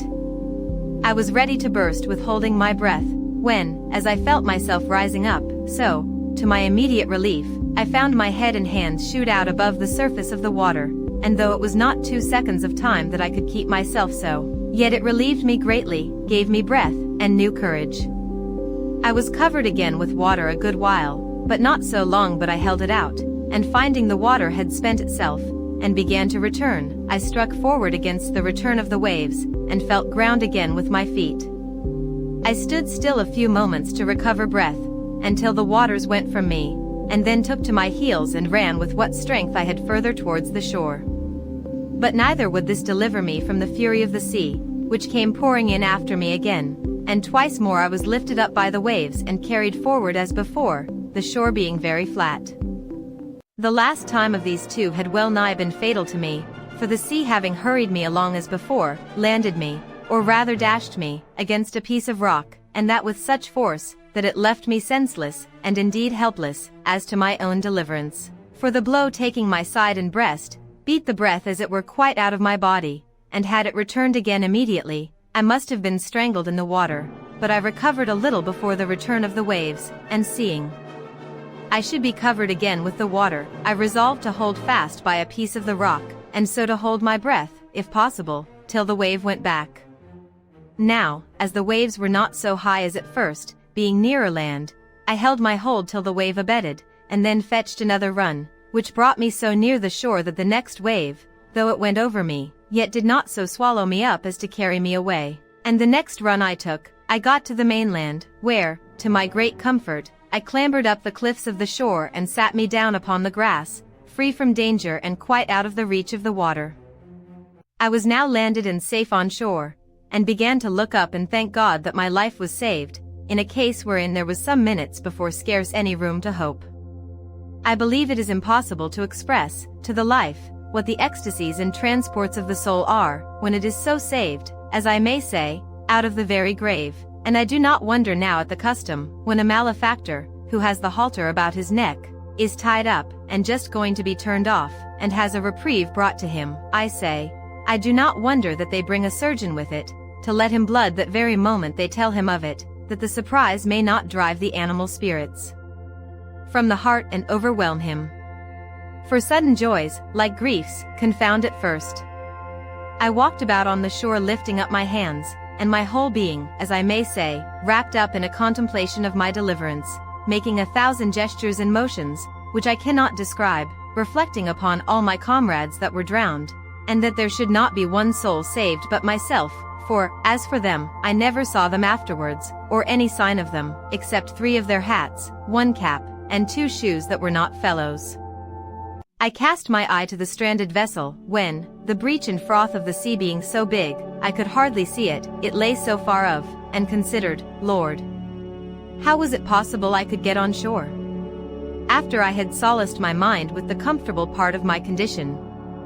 I began to look round me, to see what kind of place I was in, and what was next to be done, and I soon found my comforts abate, and that, in a word, I had a dreadful deliverance, for I was wet, had no clothes to shift me, nor anything either to eat or drink to comfort me, neither did I see any prospect before me but that of perishing with hunger or being devoured by wild beasts, and that which was particularly afflicting to me was, that I had no weapon, either to hunt and kill any creature for my sustenance, or to defend myself against any other creature that might desire to kill me for theirs. In a word, I had nothing about me but a knife, a tobacco pipe, and a little tobacco in a box. This was all my provisions, and this threw me into such terrible agonies of mind, that for a while I ran about like a madman. Night coming upon me, I began with a heavy heart to consider what would be my lot if there were any ravenous beasts in that country, as at night they always come abroad for their prey. All the remedy that offered to my thoughts at that time was to get up into a thick bushy tree like a fir, but thorny, which grew near me, and where I resolved to sit all night, and consider the next day what death I should die, for as yet I saw no prospect of life. I walked about a furlong from the shore, to see if I could find any fresh water to drink, which I did, to my great joy, and having drank, and put a little tobacco into my mouth to prevent hunger, I went to the tree, and getting up into it, endeavored to place myself so that if I should sleep I might not fall. And having cut me a short stick, like a truncheon, for my defense, I took up my lodging, and having been excessively fatigued, I fell fast asleep, and slept as comfortably as, I believe, few could have done in my condition, and found myself more refreshed with it than, I think, I ever was on such an occasion. Chapter 4. First weeks on the island. When I waked it was broad day, the weather clear, and the storm abated, so that the sea did not rage and swell as before. But that which surprised me most was, that the ship was lifted off in the night from the sand where she lay by the swelling of the tide, and was driven up almost as far as the rock which I at first mentioned, where I had been so bruised by the wave dashing me against it. This being within about a mile from the shore where I was, and the ship seeming to stand upright still, I wished myself on board, that at least I might save some necessary things for my use. When I came down from my apartment in the tree, I looked about me again, and the first thing I found was the boat, which lay, as the wind and the sea had tossed her up, upon the land, about 2 miles on my right hand. I walked as far as I could upon the shore to have got to her, but found a neck or inlet of water between me and the boat which was about half a mile broad, so I came back for the present, being more intent upon getting at the ship, where I hoped to find something for my present subsistence. A little after noon I found the sea very calm, and the tide ebbed so far out that I could come within 1/4 of a mile of the ship. And here I found a fresh renewing of my grief, for I saw evidently that if we had kept on board we had been all safe, that is to say, we had all got safe on shore, and I had not been so miserable as to be left entirely destitute of all comfort and company as I now was. This forced tears to my eyes again, but as there was little relief in that, I resolved, if possible, to get to the ship, so I pulled off my clothes, for the weather was hot to extremity, and took the water. But when I came to the ship my difficulty was still greater to know how to get on board, for, as she lay aground, and high out of the water, there was nothing within my reach to lay hold of. I swam round her twice, and the second time I spied a small piece of rope, which I wondered I did not see at first, hung down by the forechains so low, as that with great difficulty I got hold of it, and by the help of that rope I got up into the forecastle of the ship. Here I found that the ship was bulged, and had a great deal of water in her hold, but that she lay so on the side of a bank of hard sand, or, rather earth, that her stern lay lifted up upon the bank, and her head low, almost to the water. By this means all her quarter was free, and all that was in that part was dry, for you may be sure my first work was to search, and to see what was spoiled and what was free. And, first, I found that all the ship's provisions were dry and untouched by the water, and being very well disposed to eat, I went to the bread room and filled my pockets with biscuit, and ate it as I went about other things, for I had no time to lose. I also found some rum in the great cabin, of which I took a large dram, and which I had, indeed, need enough of to spirit me for what was before me. Now I wanted nothing but a boat to furnish myself with many things which I foresaw would be very necessary to me. It was in vain to sit still and wish for what was not to be had, and this extremity roused my application. We had several spare yards, and 2 or 3 large spars of wood, and a spare topmast or 2 in the ship. I resolved to fall to work with these, and I flung as many of them overboard as I could manage for their weight, tying every one with a rope, that they might not drive away.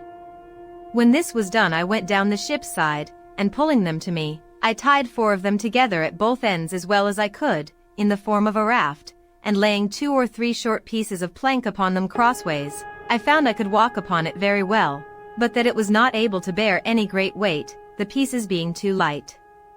So I went to work, and with a carpenter's saw I cut a spare topmast into 3 lengths, and added them to my raft, with a great deal of labor and pains.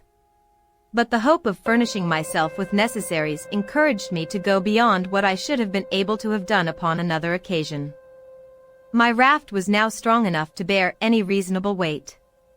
My next care was what to load it with, and how to preserve what I laid upon it from the surf of the sea, but I was not long considering this.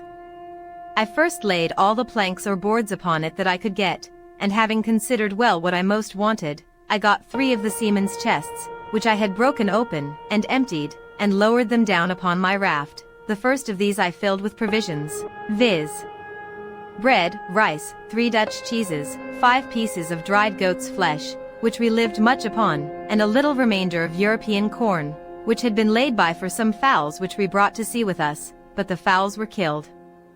There had been some barley and wheat together, but, to my great disappointment, I found afterwards that the rats had eaten or spoiled it all. As for liquors, I found several cases of bottles belonging to our skipper, in which were some cordial waters, and, in all, about 5 or 6 gallons of rack. These I stowed by themselves, there being no need to put them into the chest, nor any room for them. While I was doing this, I found the tide begin to flow, though very calm, and I had the mortification to see my coat, shirt, and waistcoat, which I had left on the shore, upon the sand, swim away. As for my breeches, which were only linen, and open-kneed, I swam on board in them and my stockings. However, this set me on rummaging for clothes, of which I found enough, but took no more than I wanted for present use, for I had others things which my eye was more upon, as, first, tools to work with on shore. And it was after long searching that I found out the carpenter's chest, which was, indeed, a very useful prize to me, and much more valuable than a shipload of gold would have been at that time. I got it down to my raft, whole as it was, without losing time to look into it, for I knew in general what it contained. My next care was for some ammunition and arms. There were 2 very good fowling pieces in the great cabin, and 2 pistols. These I secured first, with some powder horns and a small bag of shot, and 2 old rusty swords. I knew there were 3 barrels of powder in the ship, but knew not where our gunner had stowed them, but with much search I found them, 2 of them dry and good, the 3rd had taken water. Those 2 I got to my raft with the arms. And now I thought myself pretty well freighted, and began to think how I should get to shore with them, having neither sail, oar, nor rudder, and the least capful of wind would have overset all my navigation. I had 3 encouragements: first, a smooth, calm sea; 2 ndly, the tide rising, and setting in to the shore; 3 rdly, what little wind there was blew me towards the land. And thus, having found 2 or 3 broken oars belonging to the boat, and, besides the tools which were in the chest, I found 2 saws, an axe, and a hammer, with this cargo I put to sea. For a mile or thereabouts my raft went very well, only that I found it drive a little distant from the place where I had landed before, by which I perceived that there was some indraft of the water, and consequently I hoped to find some creek or river there, which I might make use of as a port to get to land with my cargo. As I imagined, so it was. There appeared before me a little opening of the land, and I found a strong current of the tide set into it, so I guided my raft as well as I could, to keep in the middle of the stream. But here I had like to have suffered a second shipwreck, which, if I had, I think verily would have broken my heart, for, knowing nothing of the coast, my raft ran aground at one end of it upon a shoal, and not being aground at the other end, it wanted but a little that all my cargo had slipped off towards the end that was afloat, and to fallen into the water.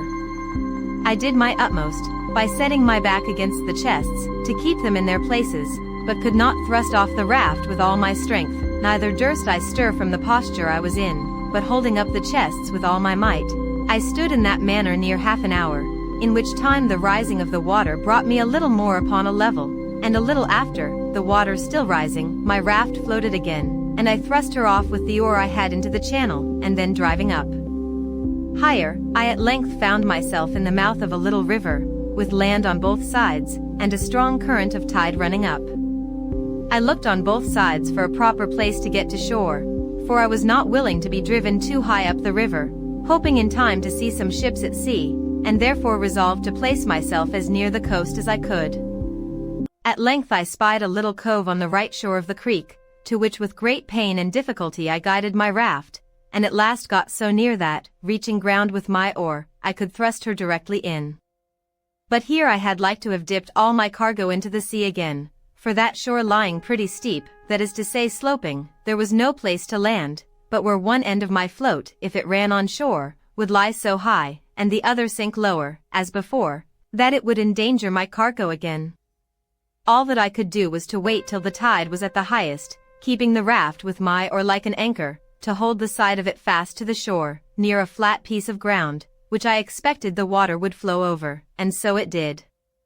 As soon as I found water enough, for my raft drew about a foot of water, I thrust her upon that flat piece of ground, and there fastened or moored her, by sticking my 2 broken oars into the ground, one on one side near one end, and one on the other side near the other end, and thus I lay till the water ebbed away, and left my raft and all my cargo safe on shore.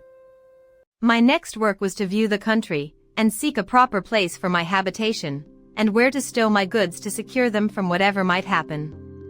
Where I was, I yet knew not, whether on the continent or on an island, whether inhabited or not inhabited, whether in danger of wild beasts or not.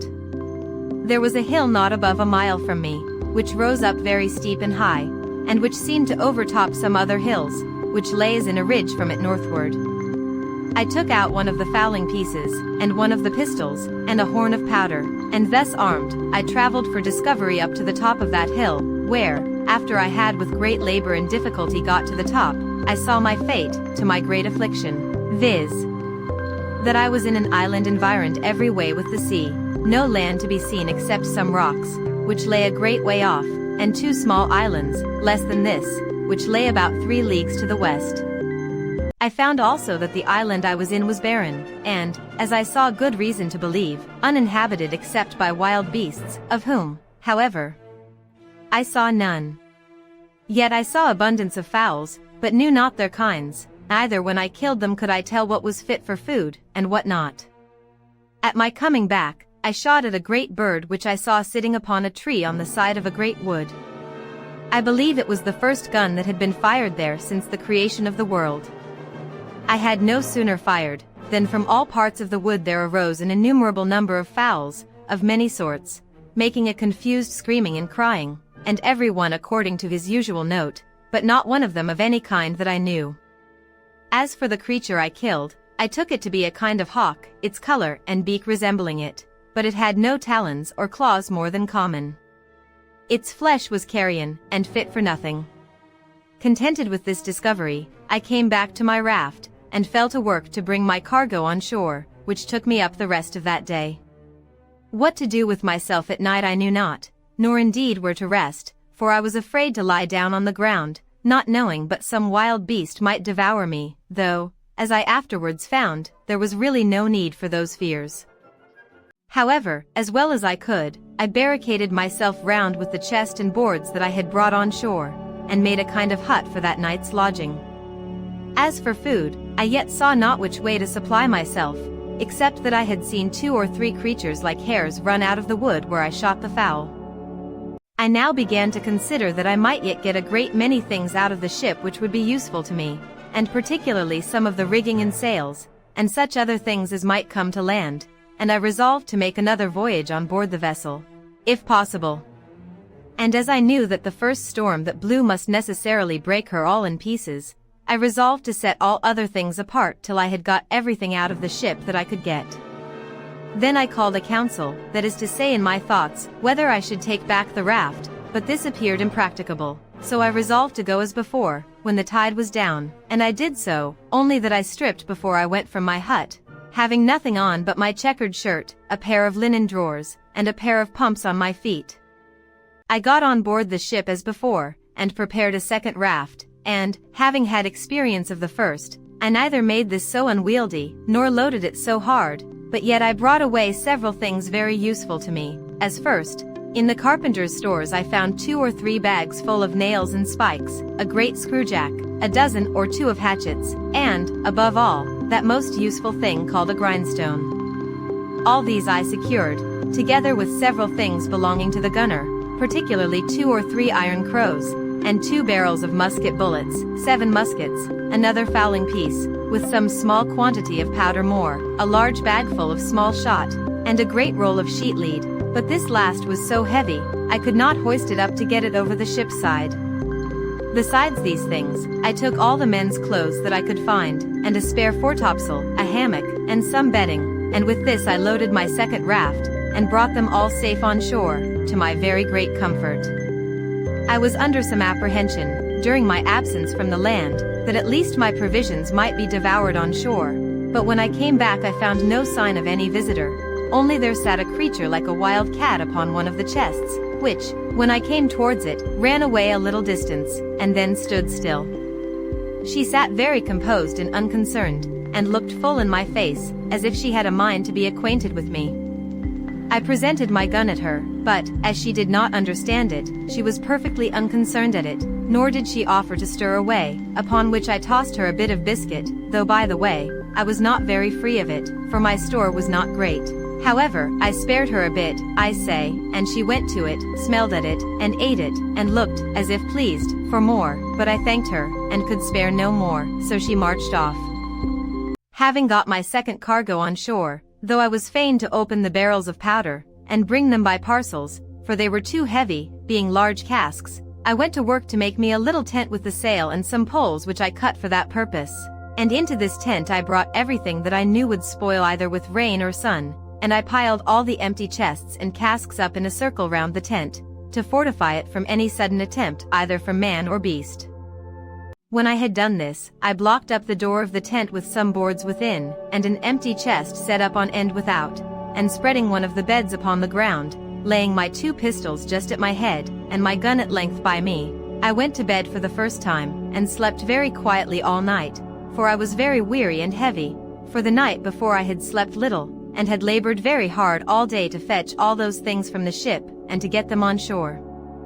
I had the biggest magazine of all kinds now that ever was laid up, I believe, for one man, but I was not satisfied still, for while the ship sat upright in that posture, I thought I ought to get everything out of her that I could. So every day at low water I went on board, and brought away something or other, but particularly the third time I went I brought away as much of the rigging as I could, as also all the small ropes and rope twine I could get, with a piece of spare canvas, which was to mend the sails upon occasion, and the barrel of wet gunpowder. In a word, I brought away all the sails, first and last, only that I was fain to cut them in pieces, and bring as much at a time as I could, for they were no more useful to be sails, but as mere canvas only.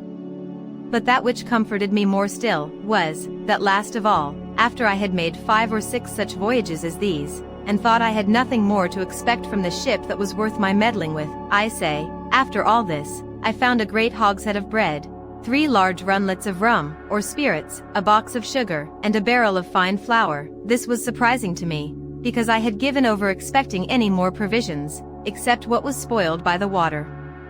I soon emptied the hogshead of the bread, and wrapped it up, parcel by parcel, in pieces of the sails, which I cut out, and, in a word, I got all this safe on shore also.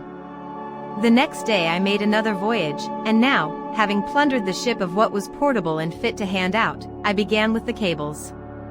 Cutting the great cable into pieces, such as I could move, I got 2 cables and a hawser on shore, with all the ironwork I could get, and having cut down the spritsail yard, and the mizzen yard, and everything I could, to make a large raft, I loaded it with all these heavy goods, and came away. But my good luck began now to leave me, for this raft was so unwieldy, and so overladen, that, after I had entered the little cove where I had landed the rest of my goods, not being able to guide it so handily as I did the other, it overset, and threw me and all my cargo into the water. As for myself, it was no great harm, for I was near the shore, but as to my cargo, it was a great part of it lost, especially the iron, which I expected would have been of great use to me. However, when the tide was out, I got most of the pieces of the cable ashore, and some of the iron, though with infinite labor, for I was fain to dip for it into the water, a work which fatigued me very much. After this, I went every day on board, and brought away what I could get.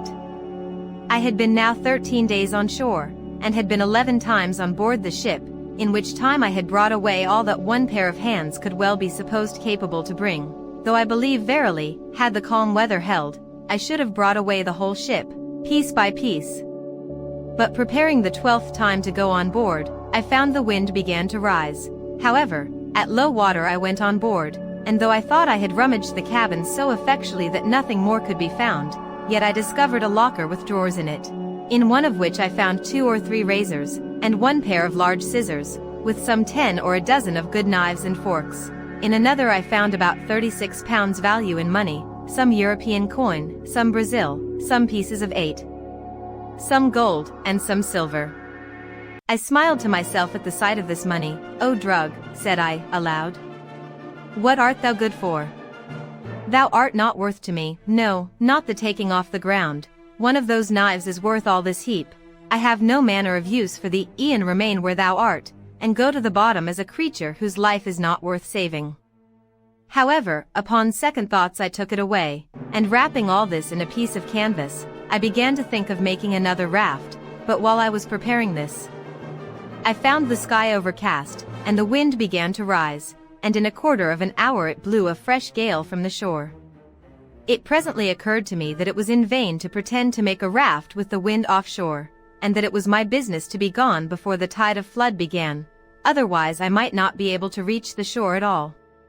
Accordingly, I let myself down into the water, and swam across the channel, which lay between the ship and the sands, and even that with difficulty enough, partly with the weight of the things I had about me, and partly the roughness of the water, for the wind rose very hastily, and before it was quite high water it blew a storm. But I had got home to my little tent, where I lay, with all my wealth about me, very secure. It blew very hard all night, and in the morning, when I looked out, behold, no more ship was to be seen. I was a little surprised, but recovered myself with the satisfactory reflection that I had lost no time, nor abetted any diligence, to get everything out of her that could be useful to me, and that, indeed, there was little left in her that I was able to bring away, if I had had more time. I now gave over any more thoughts of the ship, or of anything out of her, except what might drive on shore from her wreck, as, indeed, divers pieces of her afterwards did, but those things were of small use to me. My thoughts were now wholly employed about securing myself against either savages, if any should appear, or wild beasts, if any were in the island, and I had many thoughts of the method how to do this, and what kind of dwelling to make, whether I should make me a cave in the earth, or a tent upon the earth, and, in short, I resolved upon both, the manner and description of which it may not be improper to give an account of. I soon found the place I was in was not fit for my settlement, because it was upon a low, moorish ground, near the sea, and I believed it would not be wholesome, and more particularly because there was no fresh water near it, so I resolved to find a more healthy and more convenient spot of ground. I consulted several things in my situation, which I found would be proper for me. First, health and fresh water, I just now mentioned. 2 ndly, shelter from the heat of the sun. 3 rdly, security from ravenous creatures, whether man or beast. 4 thly, a view to the sea, that if God sent any ship in sight, I might not lose any advantage for my deliverance, of which I was not willing to banish all my expectation yet. In search of a place proper for this, I found a little plain on the side of a rising hill, whose front towards this little plain was steep as a house side, so that nothing could come down upon me from the top. On the one side of the rock there was a hollow place, worn a little way in, like the entrance or door of a cave, but there was not really any cave or way into the rock at all. On the flat of the green, just before this hollow place, I resolved to pitch my tent. This plain was not above 100 yards broad, and about twice as long, and lay like a green before my door, and, at the end of it, descended irregularly every way down into the low ground by the seaside. It was on the NNW side of the hill, so that it was sheltered from the heat every day, till it came to a W, and by S sun, or thereabouts, which, in those countries, is near the setting. Before I set up my tent I drew a half-circle before the hollow place, which took in about 10 yards in its semi-diameter from the rock, and 20 yards in its diameter from its beginning and ending. In this half-circle I pitched 2 rows of strong stakes, driving them into the ground till they stood very firm like piles, the biggest end being out of the ground above 5 feet and a half, and sharpened on the top. The 2 rows did not stand above 6 inches from one another. Then I took the pieces of cable which I had cut in the ship, and laid them in rows, one upon another, within the circle, between these 2 rows of stakes, up to the top, placing other stakes in the inside, leaning against them, about 2 feet and a half high, like a spur to a post, and this fence was so strong, that neither man nor beast could get into it or over it. This cost me a great deal of time and labor, especially to cut the piles in the woods, bring them to the place, and drive them into the earth. The entrance into this place I made to be, not by a door, but by a short ladder to go over the top, which ladder, when I was in, I lifted over after me, and so I was completely fenced in and fortified, as I thought, from all the world, and consequently slept secure in the night, which otherwise I could not have done, though, as it appeared afterwards, there was no need of all this caution from the enemies that I apprehended danger from.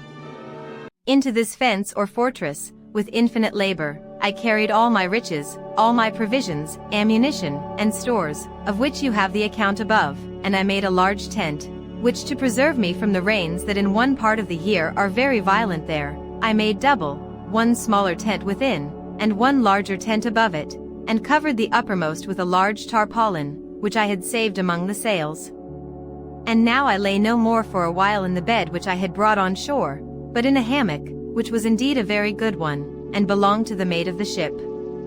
Into this tent I brought all my provisions, and everything that would spoil by the wet, and having thus enclosed all my goods, I made up the entrance, which till now I had left open, and so passed and repassed, as I said, by a short ladder. When I had done this, I began to work my way into the rock, and bringing all the earth and stones that I dug down out through my tent, I laid them up within my fence, in the nature of a terrace, so that it raised the ground within about 1.5 feet, and thus I made me a cave, just behind my tent, which served me like a cellar to my house. It cost me much labor and many days before all these things were brought to perfection, and therefore I must go back to some other things which took up some of my thoughts. At the same time it happened, after I had laid my scheme for the setting up my tent, and making the cave, that a storm of rain falling from a thick, dark cloud, a sudden flash of lightning happened, and after that a great clap of thunder, as is naturally the effect of it. I was not so much surprised with the lightning as I was with the thought which darted into my mind as swift as the lightning itself, oh, my powder! My very heart sank within me when I thought that, at one blast, all my powder might be destroyed, on which, not my defense only, but the providing my food, as I thought, entirely depended. I was nothing near so anxious about my own danger, though, had the powder took fire, I should never have known who had hurt me.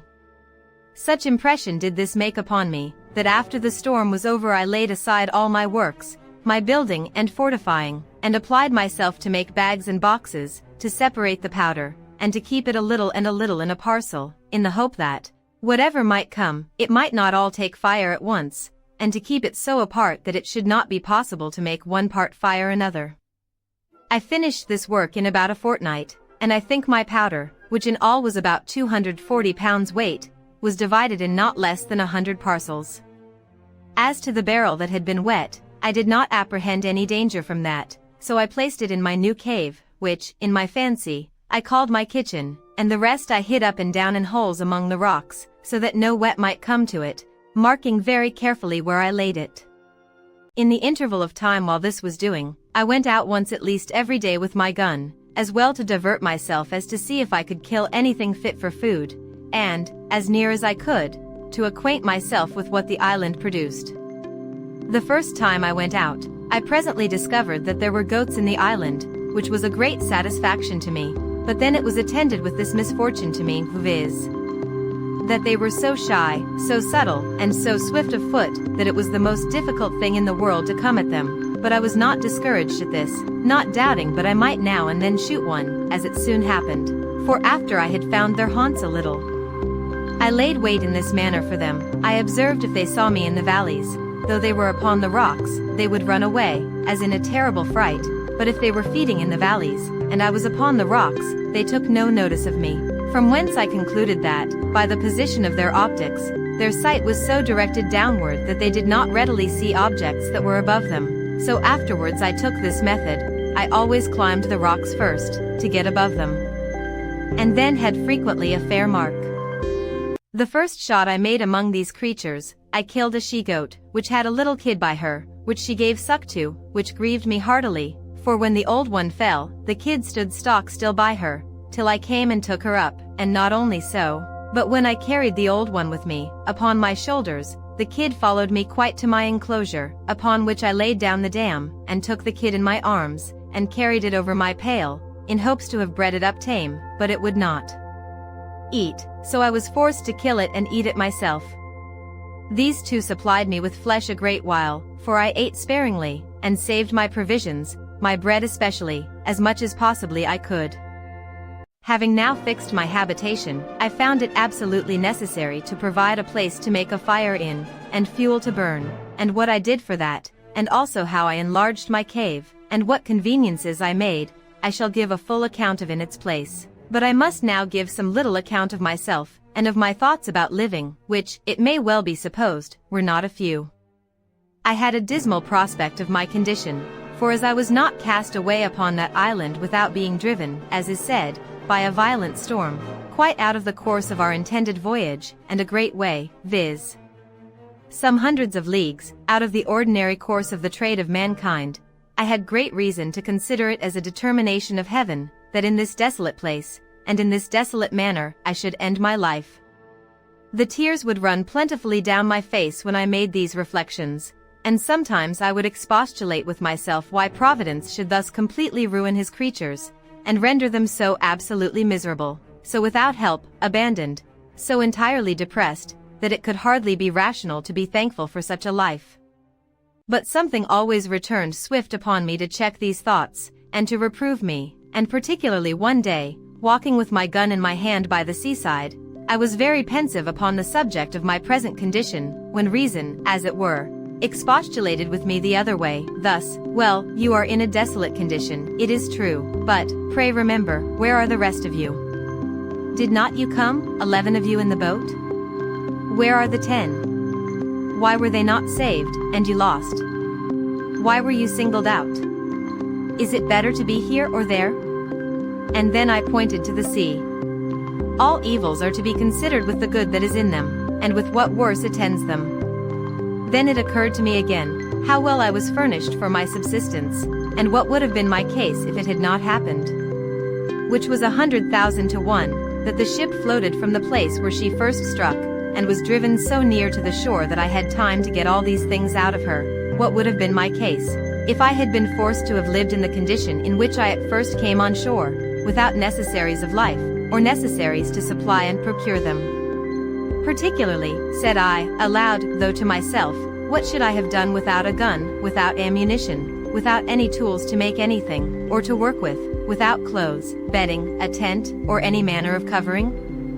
And that now I had all these to sufficient quantity, and was in a fair way to provide myself in such a manner as to live without my gun, when my ammunition was spent, so that I had a tolerable view of subsisting, without any want, as long as I lived. For I considered from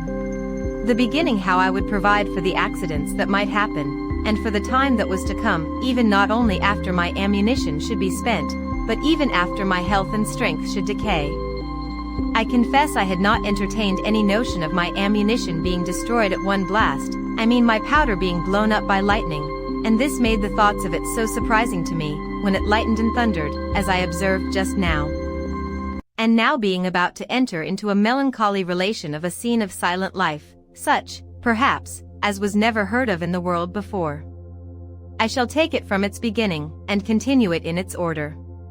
It was by my account the 30th of September, when, in the manner as above said, I first set foot upon this horrid island, when the sun, being to us in its autumnal equinox, was almost over my head, for I reckoned myself, by observation, to be in the latitude of 9 degrees 22 minutes north of the line.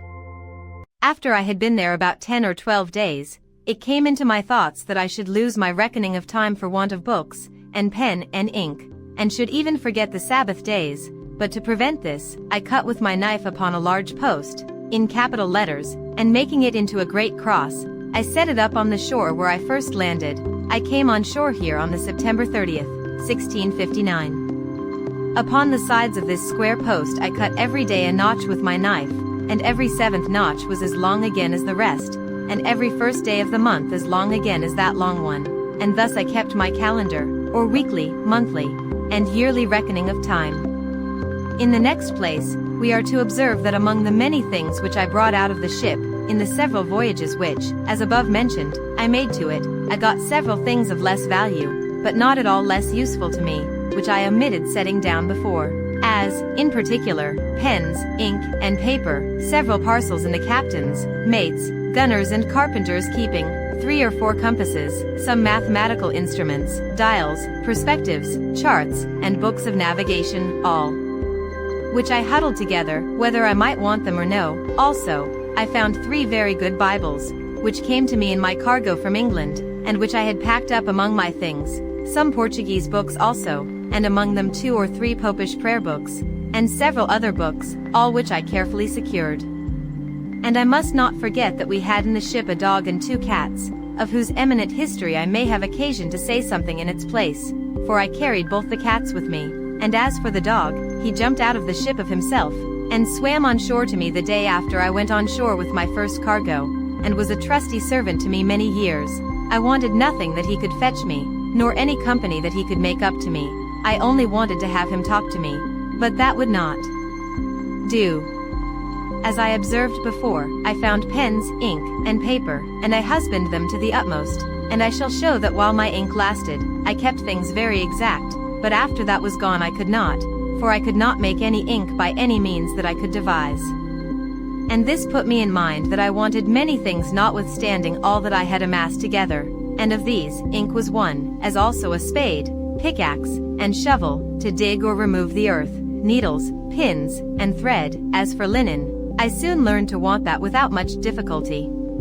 This want of tools made every work I did go on heavily, and it was near a whole year before I had entirely finished my little pale, or surrounded my habitation. The piles, or stakes, which were as heavy as I could well lift, were a long time in cutting and preparing in the woods, and more, by far, in bringing home, so that I spent sometimes 2 days in cutting and bringing home one of those posts, and a 3rd day in driving it into the ground, for which purpose I got a heavy piece of wood at first, but at last bethought myself of one of the iron crows, which, however, though I found it, made driving those posts or piles very laborious and tedious work.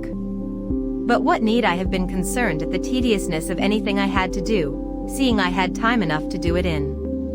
Nor had I any other employment, if that had been over, at least that I could foresee, except the ranging the island to seek for food, which I did, more or less, every day.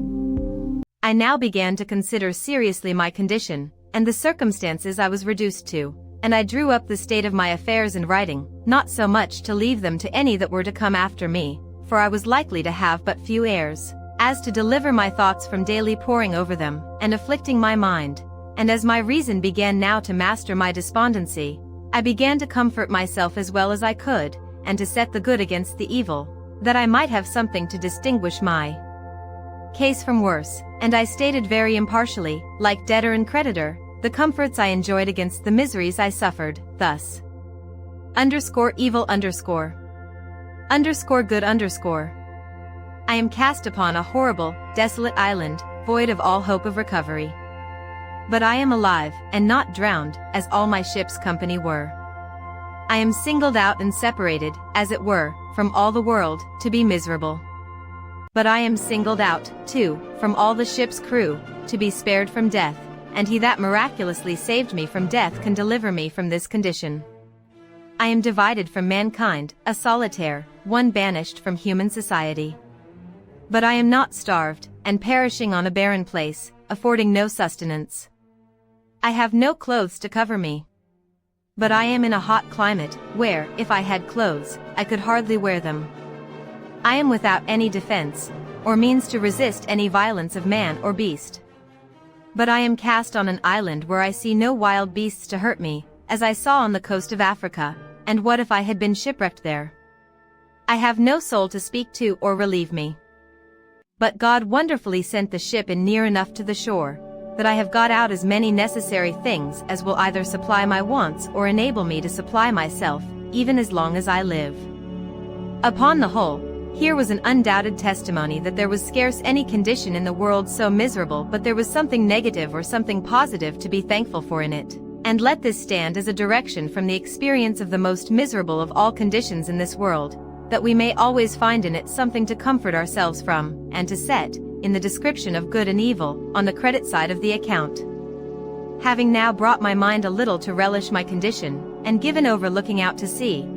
if I could spy a ship, I say, giving over these things, I began to apply myself to arrange my way of living, and to make things as easy to me as I could. I have already described my habitation, which was a tent under the side of a rock, surrounded with a strong pale of posts and cables, but I might now rather call it a wall, for I raised a kind of wall up against it of turfs, about 2 feet thick on the outside, and after some time, I think it was a year and a half, I raised rafters from it, leaning to the rock, and thatched or covered it with boughs of trees, and such things as I could get, to keep out the rain, which I found at some times of the year very violent. I have already observed how I brought all my goods into this pale, and into the cave which I had made behind me. But I must observe, too, that at first this was a confused heap of goods, which, as they lay in no order, so they took up all my place, I had no room to turn myself, so I set myself to enlarge my cave, and work farther into the earth, for it was a loose sandy rock, which yielded easily to the labor I bestowed on it, and so when I found I was pretty safe as to beasts of prey, I worked sideways, to the right hand, into the rock, and then, turning to the right again, worked quite out, and made me a door to come out on the outside of my pale or fortification. This gave me not only egress and regress, as it was a back way to my tent and to my storehouse, but gave me room to store my goods. And now I began to apply myself to make such necessary things as I found I most wanted, particularly a chair and a table, for without these I was not able to enjoy the few comforts I had in the world. I could not write or eat, or do several things, with so much pleasure without a table, so I went to work. And here I must needs observe, that as reason is the substance and origin of the mathematics, so by stating and squaring everything by reason, and by making the most rational judgment of things, every man may be, in time, master of every mechanic art. I had never handled a tool in my life, and yet, in time, by labor, application, and contrivance, I found at last that I wanted nothing but I could have made it, especially if I had had tools. However, I made abundance of things, even without tools, and some with no more tools than an adze and a hatchet, which perhaps were never made that way before, and that with infinite labor. For example, if I wanted a board, I had no other way but to cut down a tree, set it on an edge before me, and hew it flat on either side with my axe, till I brought it to be thin as a plank, and then dub it smooth with my adze. It is true, by this method I could make but one board out of a whole tree, but this I had no remedy for but patience, any more than I had for the prodigious deal of time and labor which it took me up to make a plank or board. But my time or labor was little worth, and so it was as well employed one way as another. However, I made me a table and a chair, as I observed above, in the first place, and this I did out of the short pieces of boards that I brought on my raft from the ship.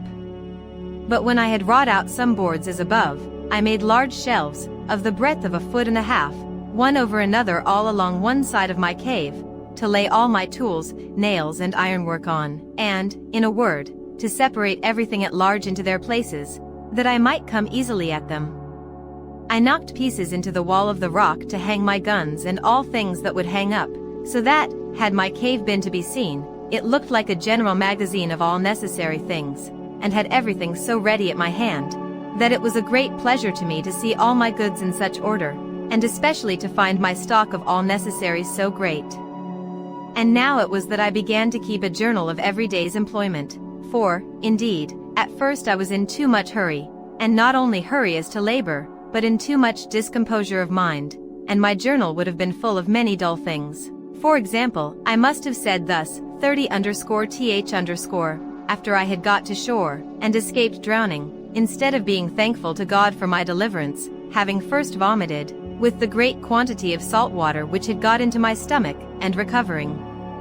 myself a little, I ran about the shore wringing my hands and beating my head and face, exclaiming at my misery, and crying out, I was undone, undone, till, tired and faint, I was forced to lie down on the ground to repose, but durst not sleep for fear of being devoured. Some days after this, and after I had been on board the ship, and got all that I could out of her, yet I could not forbear getting up to the top of a little mountain and looking out to sea, in hopes of seeing a ship, then fancy at a vast distance I spied a sail, please myself with the hopes of it, and then after looking steadily, till I was almost blind, lose it quite, and sit down and weep like a child, and thus increase my misery by my folly.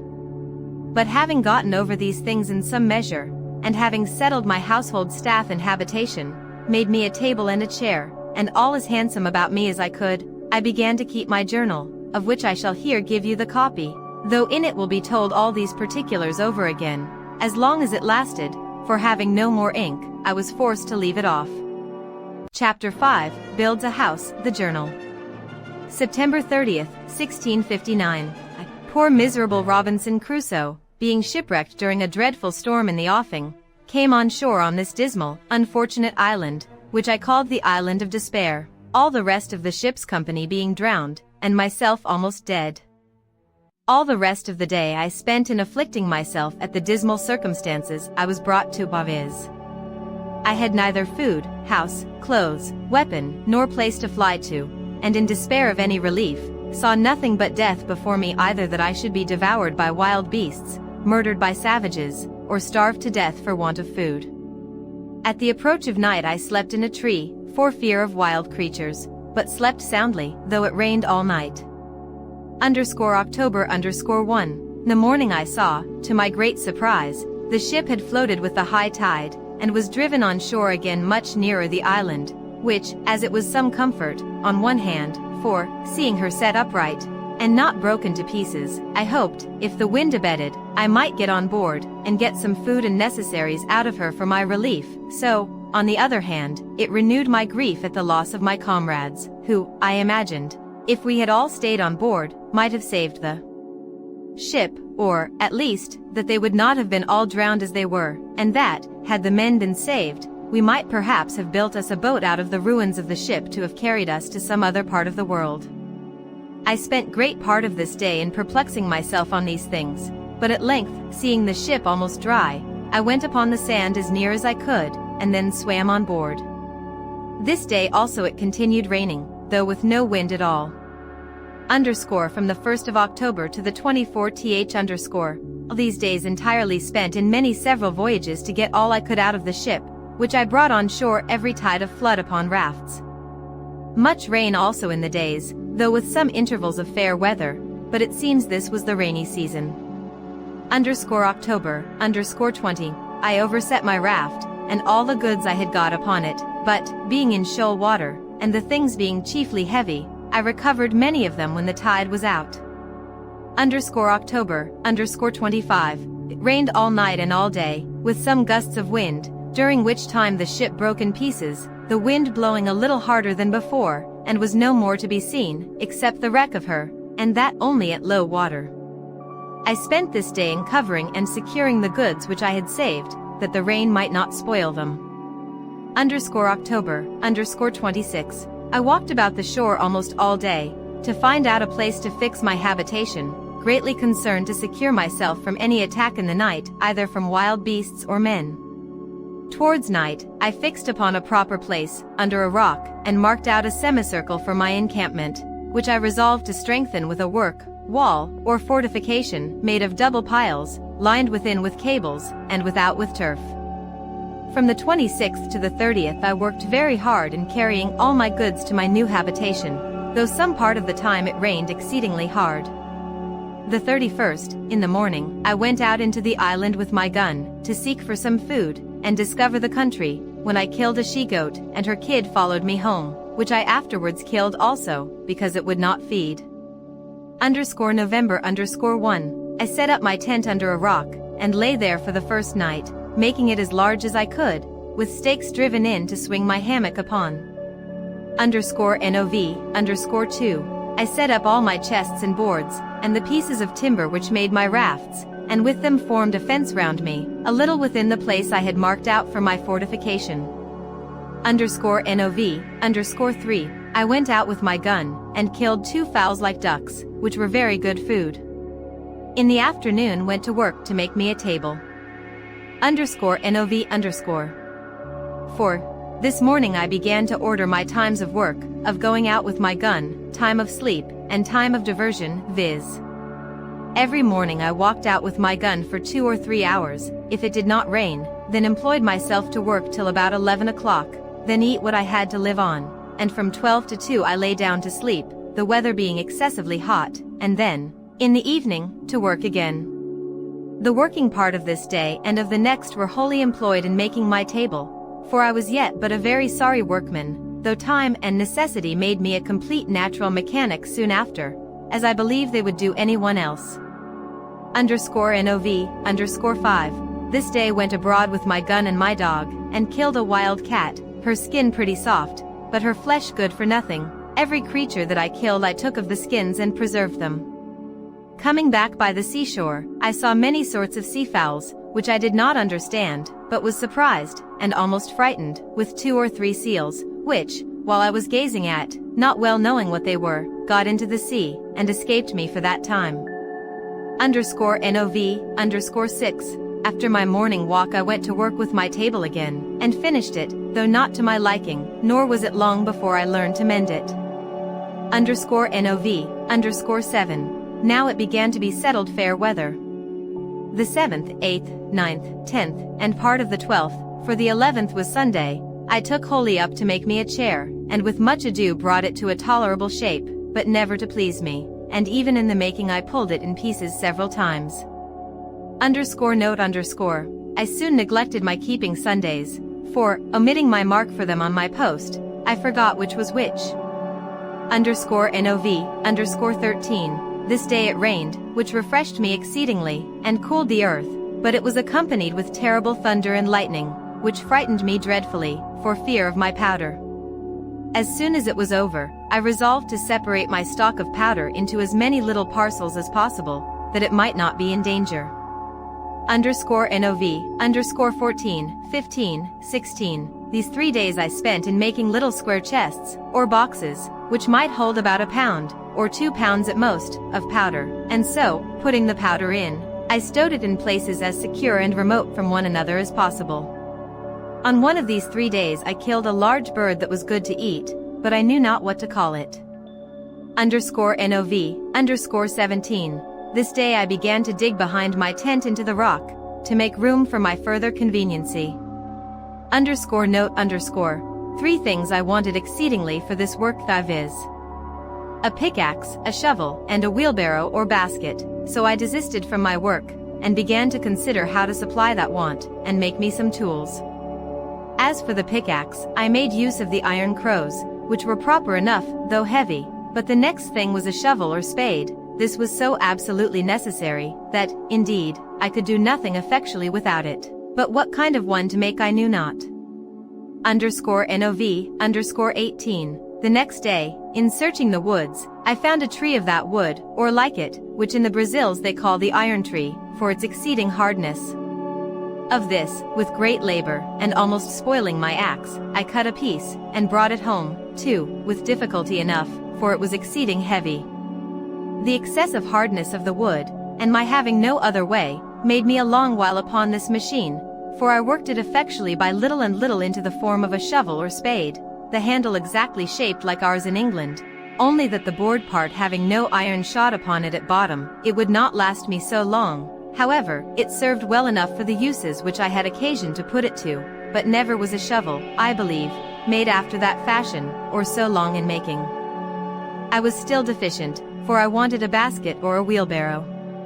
A basket I could not make by any means, having no such things as twigs that would bend to make wicker ware, at least, none yet found out, and as to a wheelbarrow, I fancied I could make all but the wheel, but that I had no notion of, neither did I know how to go about it. Besides, I had no possible way to make the iron gudgeons for the spindle or axis of the wheel to run in, so I gave it over, and so, for carrying away the earth which I dug out of the cave, I made me a thing like a hod which the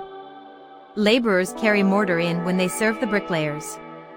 This was not so difficult to me as the making the shovel, and yet this and the shovel, and the attempt which I made in vain to make a wheelbarrow, took me up no less than 4 days, I mean always excepting my morning walk with my gun, which I seldom failed, and very seldom failed also bringing home something fit to eat.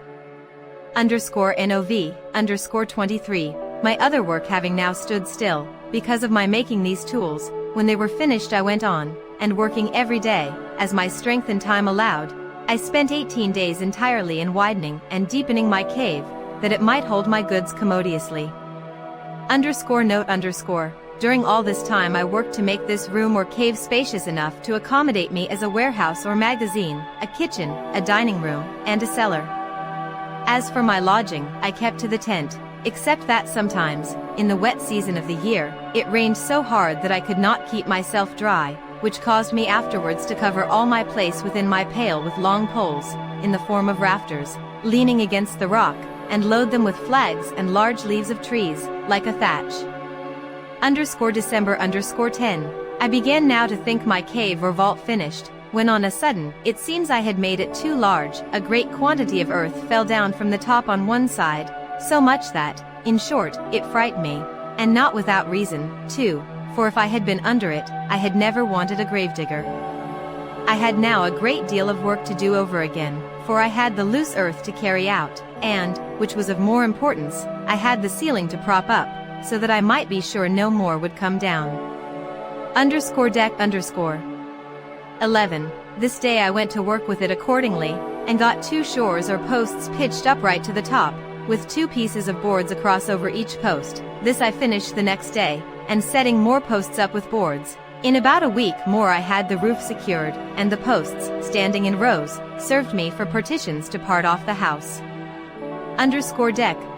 17. From this day to the 20th I placed shelves, and knocked up nails on the posts, to hang everything up that could be hung up, and now I began to be in some order within doors. Deck. 20. Now I carried everything into the cave, and began to furnish my house, and set up some pieces of boards like a dresser, to order my victuals upon, but boards began to be very scarce with me, also, I made me another table. Deck. 24. Much rain all night and all day. No stirring out. Deck. 25. Rain all day. Deck. 26. No rain, and the earth much cooler than before, and pleasanter. Deck. 27. Killed a young goat, and lamed another, so that I caught it and led it home in a string. When I had it at home, I bound and splintered up its leg, which was broke. N.B. I took such care of it that it lived, and the leg grew well and as strong as ever, but, by my nursing it so long, it grew tame, and fed upon the little green at my door, and would not go away. This was the first time that I entertained a thought of breeding up some tame creatures, that I might have food when my powder and shot was all spent. Deck. 28, 29, 30. Great heats and no breeze, so that there was no stirring abroad except in the evening for food. This time I spent in putting all my things in order within doors. January 1. Very hot still, but I went abroad early and late with my gun, and lay still in the middle of the day. This evening, going farther into the valleys which lay towards the center of the island, I found there were plenty of goats, though exceedingly shy, and hard to come at. However, I resolved to try if I could not bring my dog to hunt them down. Jan. 2. Accordingly, the next day I went out with my dog, and set him upon the goats, but I was mistaken, for they all faced about upon the dog, and he knew his danger too well, for he would not come near them. Jan. 3. I began my fence or wall, which, being still jealous of my being attacked by somebody, I resolved to make very thick and strong. N.B. This wall being described before, I purposely omit what was said in the journal. It is sufficient to observe that I was no less time than from the 2nd of January to the 14th of April working, finishing, and perfecting this wall, though it was no more than about 24 yards in length, being a half circle from one place in the rock to another place, about 8 yards from it, the door of the cave being in the center behind it. All this time I worked very hard, the rains hindering me many days, nay, sometimes weeks together, but I thought I should never be perfectly secure till this wall was finished, and it is scarce credible what inexpressible labor everything was done with, especially the bringing piles out of the woods and driving them into the ground, for I made them much bigger than I needed to have done. When this wall was finished, and the outside double-fenced, with a turf wall raised up close to it, I perceived myself that if any people were to come on shore there, they would not perceive anything like a habitation, and it was very well I did so, as may be observed hereafter, upon a very remarkable occasion. During this time I made my rounds in the woods for game every day when the rain permitted me, and made frequent discoveries in these walks of something or other to my advantage. Particularly, I found a kind of wild pigeons, which build, not as wood pigeons in a tree, but rather as house pigeons, in the holes of the rocks, and taking some young ones, I endeavored to breed them up tame, and did so, but when they grew older they flew away, which perhaps was at first for want of feeding them, for I had nothing to give them. However, I frequently found their nests, and got their young ones, which were very good meat. And now, in the managing my household affairs, I found myself wanting in many things, which I thought at first it was impossible for me to make, as, indeed, with some of them it was. For instance, I could never make a cask to be hooped. I had a small runlet or two, as I observed before, but I could never arrive at the capacity of making one by them. Though I spent many weeks about it, I could neither put in the heads, or join the staves so true to one another as to make them hold water, so I gave that also over.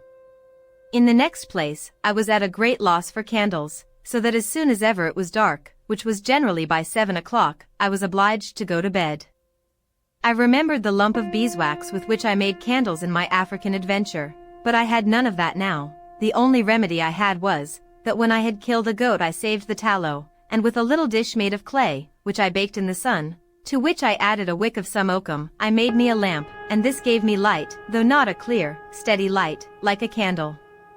In the middle of all my labors it happened that, rummaging my things, I found a little bag which, as I hinted before, had been filled with corn for the feeding of poultry, not for this voyage, but before, as I suppose, when the ship came from Lisbon. The little remainder of corn that had been in the bag was all devoured by the rats, and I saw nothing in the bag but husks and dust, and being willing to have the bag for some other use, I think it was to put powder in, when I divided it for fear of the lightning, or some such use, I shook the husks of corn out of it on one side of my fortification, under the rock. It was a little before the great rains just now mentioned that I threw this stuff away, taking no notice, and not so much as remembering that I had thrown anything there, when, about a month after, or thereabouts, I saw some few stalks of something green shooting out of the ground, which I fancied might be some plant I had not seen, but I was surprised, and perfectly astonished, when, after a little longer time, I saw about 10 or 12 ears come out, which were perfect green barley, of the same kind as our European, nay, as our English barley. It is impossible to express the astonishment and confusion of my thoughts on this occasion. I had hitherto acted upon no religious foundation at all. Indeed, I had very few notions of religion in my head, nor had entertained any sense of anything that had befallen me otherwise than as chance, or, as we lightly say, what pleases God, without so much as inquiring into the end of providence in these things, or his order in governing events for the world. But after I saw barley grow there, in a climate which I knew was not proper for corn, and especially that I knew not how it came there, it startled me strangely, and I began to suggest that God had miraculously caused his grain to grow without any help of seed sown, and that it was so directed purely for my sustenance on that wild, miserable place. This touched my heart a little, and brought tears out of my eyes, and I began to bless myself that such a prodigy of nature should happen upon my account, and this was the more strange to me, because I saw near it still, all along by the side of the rock, some other straggling stalks, which proved to be stalks of rice, and which I knew, because I had seen it grow in Africa when I was ashore there. I not only thought these the pure productions of Providence for my support, but not doubting that there was more in the place, I went all over that part of the island, where I had been before, peering in every corner, and under every rock, to see for more of it, but I could not find any. At last it occurred to my thoughts that I shook a bag of chickens' meat out in that place, and then the wonder began to cease, and I must confess my religious thankfulness to God's providence began to abate, too, upon the discovering that all this was nothing but what was common, though I ought to have been as thankful for so strange and unforeseen a providence as if it had been miraculous, for it was really the work of Providence to me, that should order or appoint that 10 or 12 grains of corn should remain unspoiled, when the rats had destroyed all the rest, as if it had been dropped from heaven, as also, that I should throw it out in that particular place, where, it being in the shade of a high rock, it sprang up immediately, whereas, if I had thrown it anywhere else at that time, it had been burnt up and destroyed. I carefully saved the ears of this corn, you may be sure, in their season, which was about the end of June, and, laying up every corn, I resolved to sow them all again, hoping in time to have some quantity sufficient to supply me with bread. But it was not till the 4th year that I could allow myself the least grain of this corn to eat, and even then but sparingly, as I shall say afterwards, in its order, for I lost all that I sowed the first season by not observing the proper time. For I sowed it just before the dry season, so that it never came up at all, at least not as it would have done, of which in its place. Besides this barley, there were, as above, 20 or 30 stalks of rice, which I preserved with the same care and for the same use, or to the same purpose, to make me bread, or rather food, for I found ways to cook it without baking, though I did that also after some time. But to return to my journal. I worked excessive hard these 3 or 4 months to get my wall done, and the 14th of April I closed it up, contriving to go into it, not by a door but over the wall, by a ladder, that there might be no sign on the outside of my habitation. _April_16, I finished the ladder, so I went up the ladder to the top, and then pulled it up after me, and let it down in the inside. This was a complete enclosure to me, for within I had room enough, and nothing could come at me from without, unless it could first mount my wall. The very next day after this wall was finished I had almost had all my labor overthrown at once, and myself killed.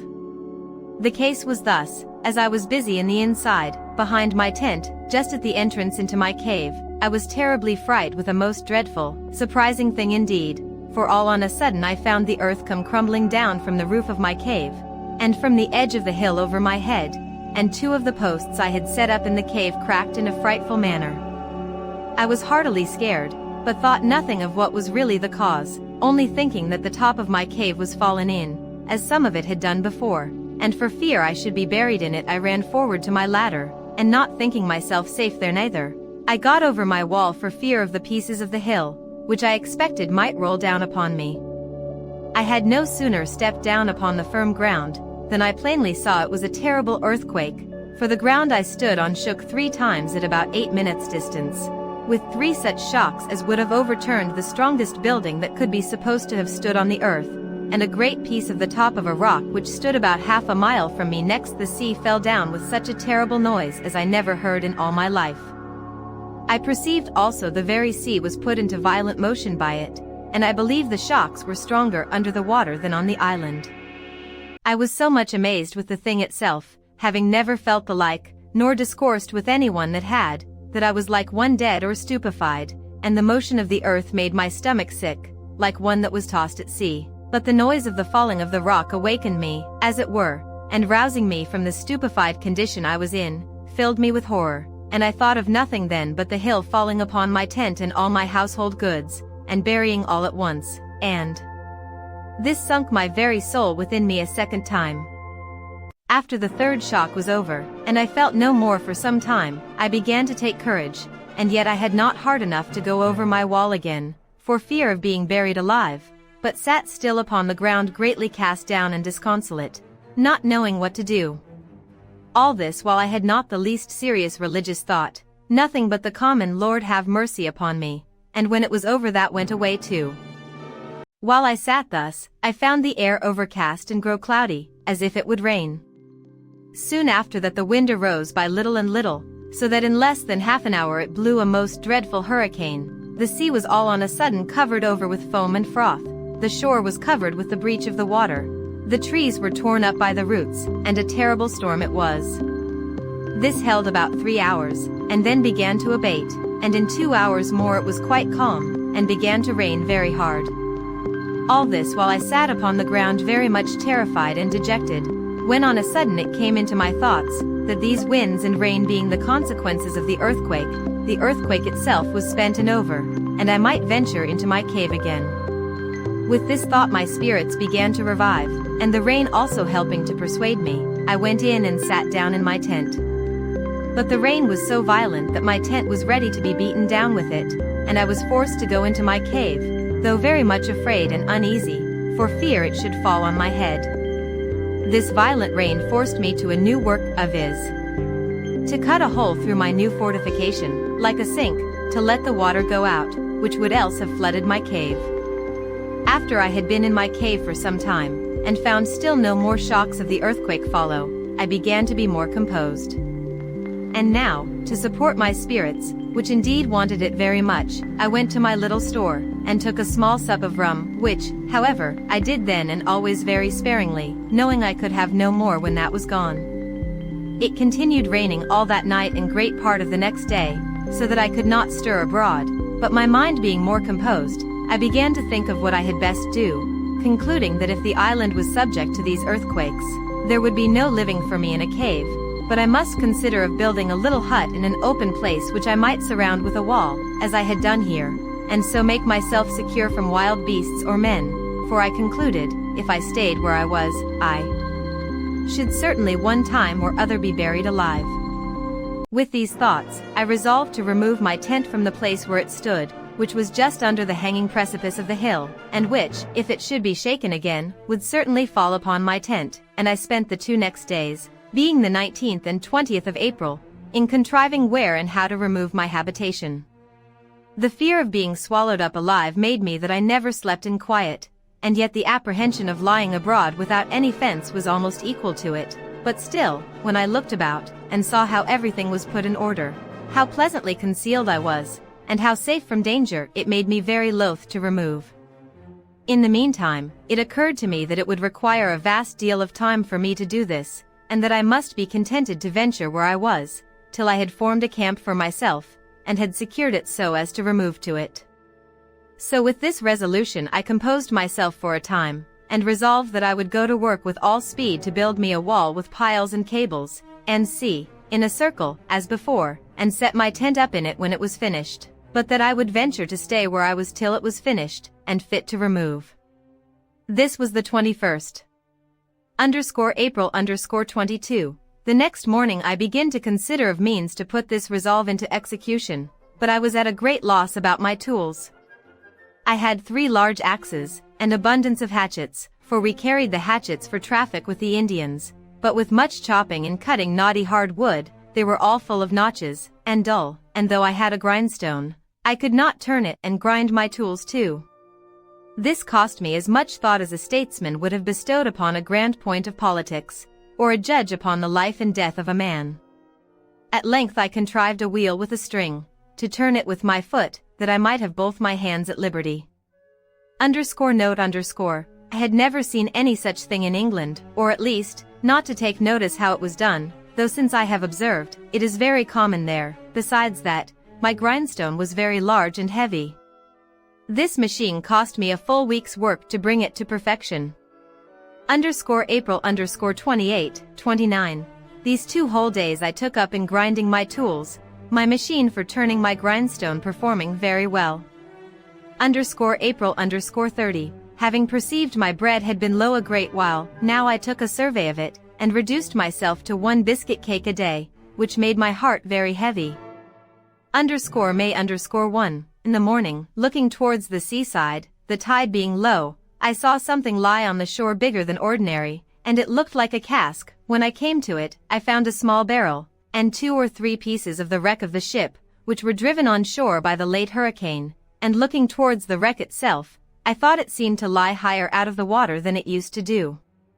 I examined the barrel which was driven on shore, and soon found it was a barrel of gunpowder, but it had taken water, and the powder was caked as hard as a stone. However, I rolled it farther on shore for the present, and went on upon the sands, as near as I could to the wreck of the ship, to look for more.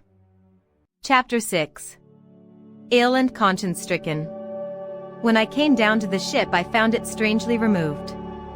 The forecastle, which lay before buried in sand, was heaved up at least 6 feet, and the stern, which was broke in pieces and parted from the rest by the force of the sea, soon after I had left rummaging her, was tossed as it were up, and cast on one side, and the sand was thrown so high on that side next her stern, that whereas there was a great place of water before, so that I could not come within 1/4 of a mile of the wreck without swimming, I could now walk quite up to her when the tide was out. I was surprised with this at first, but soon concluded it must be done by the earthquake, and as by this violence the ship was more broke open than formerly, so many things came daily on shore, which the sea had loosened, and which the winds and water rolled by degrees to the land. This wholly diverted my thoughts from the design of removing my habitation, and I busied myself mightily, that day especially, in searching whether I could make any way into the ship, but I found nothing was to be expected of that kind, for all the inside of the ship was choked up with sand. However, as I had learned not to despair of anything, I resolved to pull everything to pieces that I could of the ship, concluding that everything I could get from her would be of some use or other to me. May_3. I began with my saw, and cut a piece of a beam through, which I thought held some of the upper part or quarter-deck together, and when I had cut it through, I cleared away the sand as well as I could from the side which lay highest, but the tide coming in, I was obliged to give over for that time. May_4. I went fishing, but caught not one fish that I durst eat of, till I was weary of my sport, when, just going to leave off, I caught a young dolphin. I had made me a long line of some rope yarn, but I had no hooks, yet I frequently caught fish enough, as much as I cared to eat, all which I dried in the sun, and ate them dry. May_5, worked on the wreck, cut another beam asunder, and brought 3 great fir planks off from the decks, which I tied together, and made to float on shore when the tide of flood came on. May_6, worked on the wreck, got several iron bolts out of her and other pieces of ironwork. Worked very hard, and came home very much tired, and had thoughts of giving it over. May_7, went to the wreck again, not with an intent to work, but found the weight of the wreck had broke itself down, the beams being cut, that several pieces of the ship seemed to lie loose, and the inside of the hold lay so open that I could see into it, but it was almost full of water and sand. May_8, went to the wreck, and carried an iron crow to wrench up the deck, which lay now quite clear of the water or sand. I wrenched open 2 planks, and brought them on shore also with the tide. I left the iron crow in the wreck for next day. May_9, went to the wreck, and with the crow made way into the body of the wreck, and felt several casks, and loosened them with the crow, but could not break them up. I felt also a roll of English lead, and could stir it, but it was too heavy to remove. May_10-14, went every day to the wreck, and got a great many pieces of timber, and boards, or plank, and 200 or 300 weight of iron.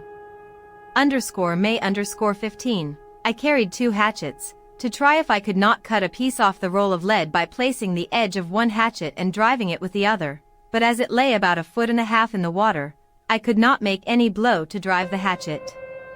May_16, it had blown hard in the night, and the wreck appeared more broken by the force of the water, but I stayed so long in the woods, to get pigeons for food, that the tide prevented my going to the wreck that day. May_17, I saw some pieces of the wreck blown on shore, at a great distance, near 2 miles off me, but resolved to see what they were, and found it was a piece of the head, but too heavy for me to bring away.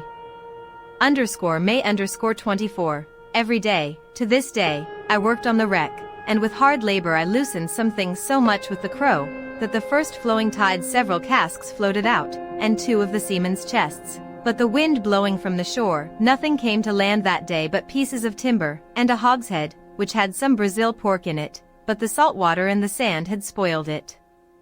I continued this work every day to the 15th of June, except the time necessary to get food, which I always appointed, during this part of my employment, to be when the tide was up, that I might be ready when it was ebbed out. And by this time I had got timber and plank and ironwork enough to have built a good boat, if I had known how. And also I got, at several times and in several pieces, near 100 weight of the sheet lead.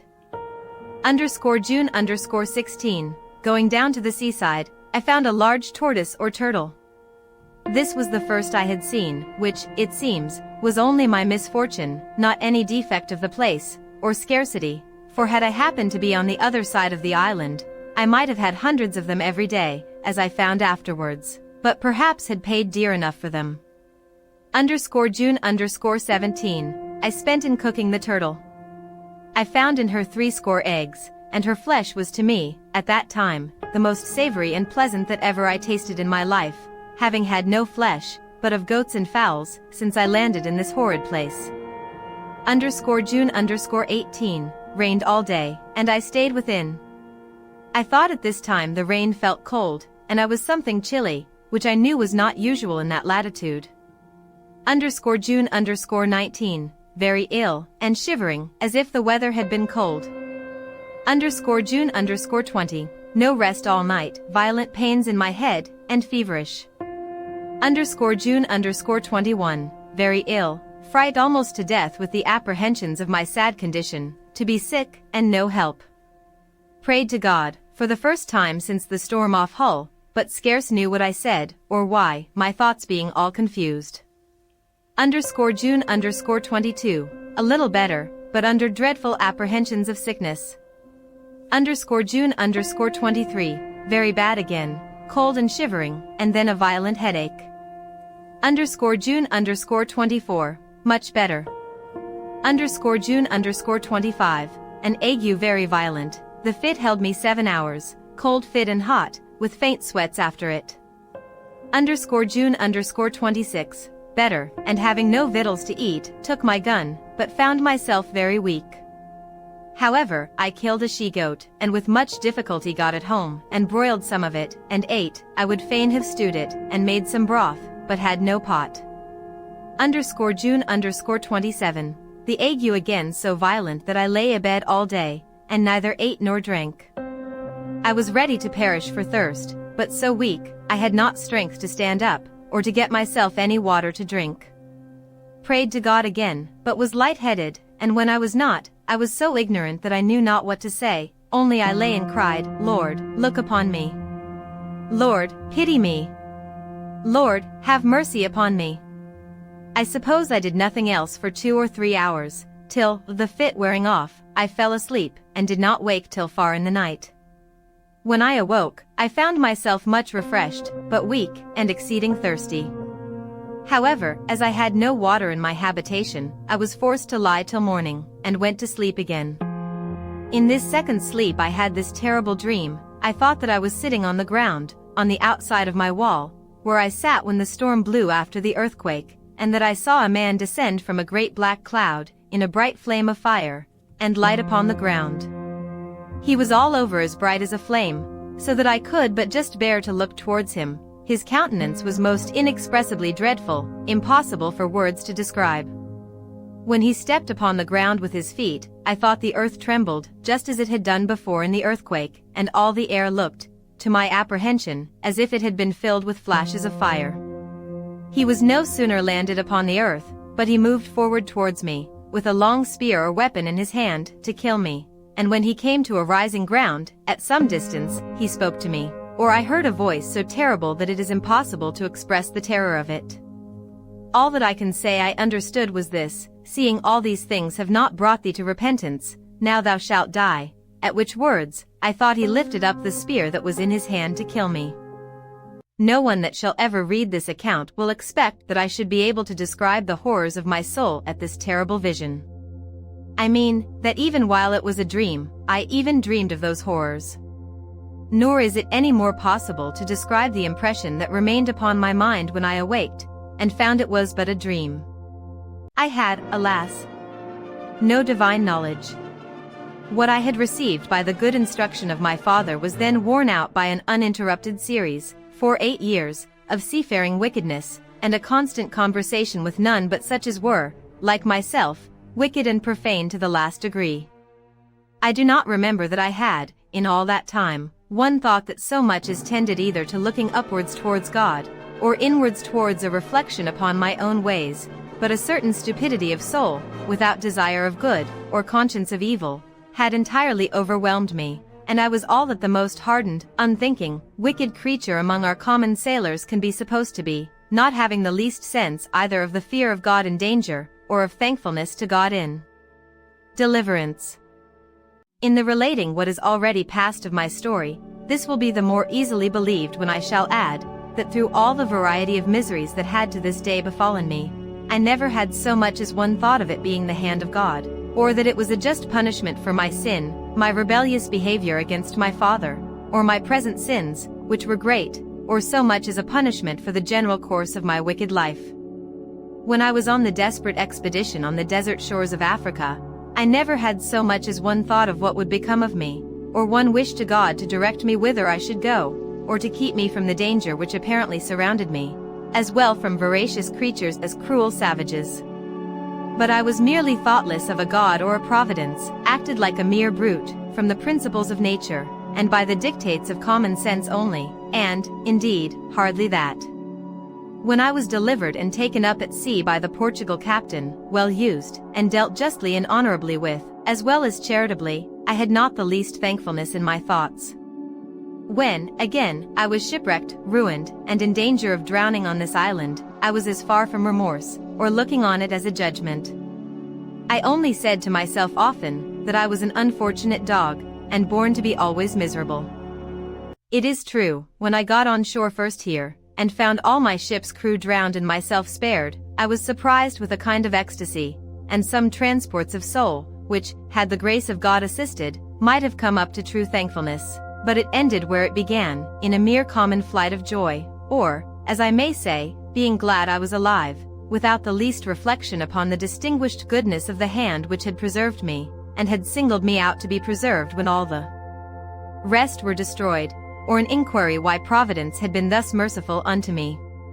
Even just the same common sort of joy which seamen generally have, after they are got safe ashore from a shipwreck, which they drown all in the next bowl of punch, and forget almost as soon as it is over, and all the rest of my life was like it. Even when I was afterwards, on due consideration, made sensible of my condition, how I was cast on this dreadful place, out of the reach of humankind, out of all hope of relief, or prospect of redemption, as soon as I saw but a prospect of living and that I should not starve and perish for hunger, all the sense of my affliction wore off, and I began to be very easy, applied myself to the works proper for my preservation and supply, and was far enough from being afflicted at my condition, as a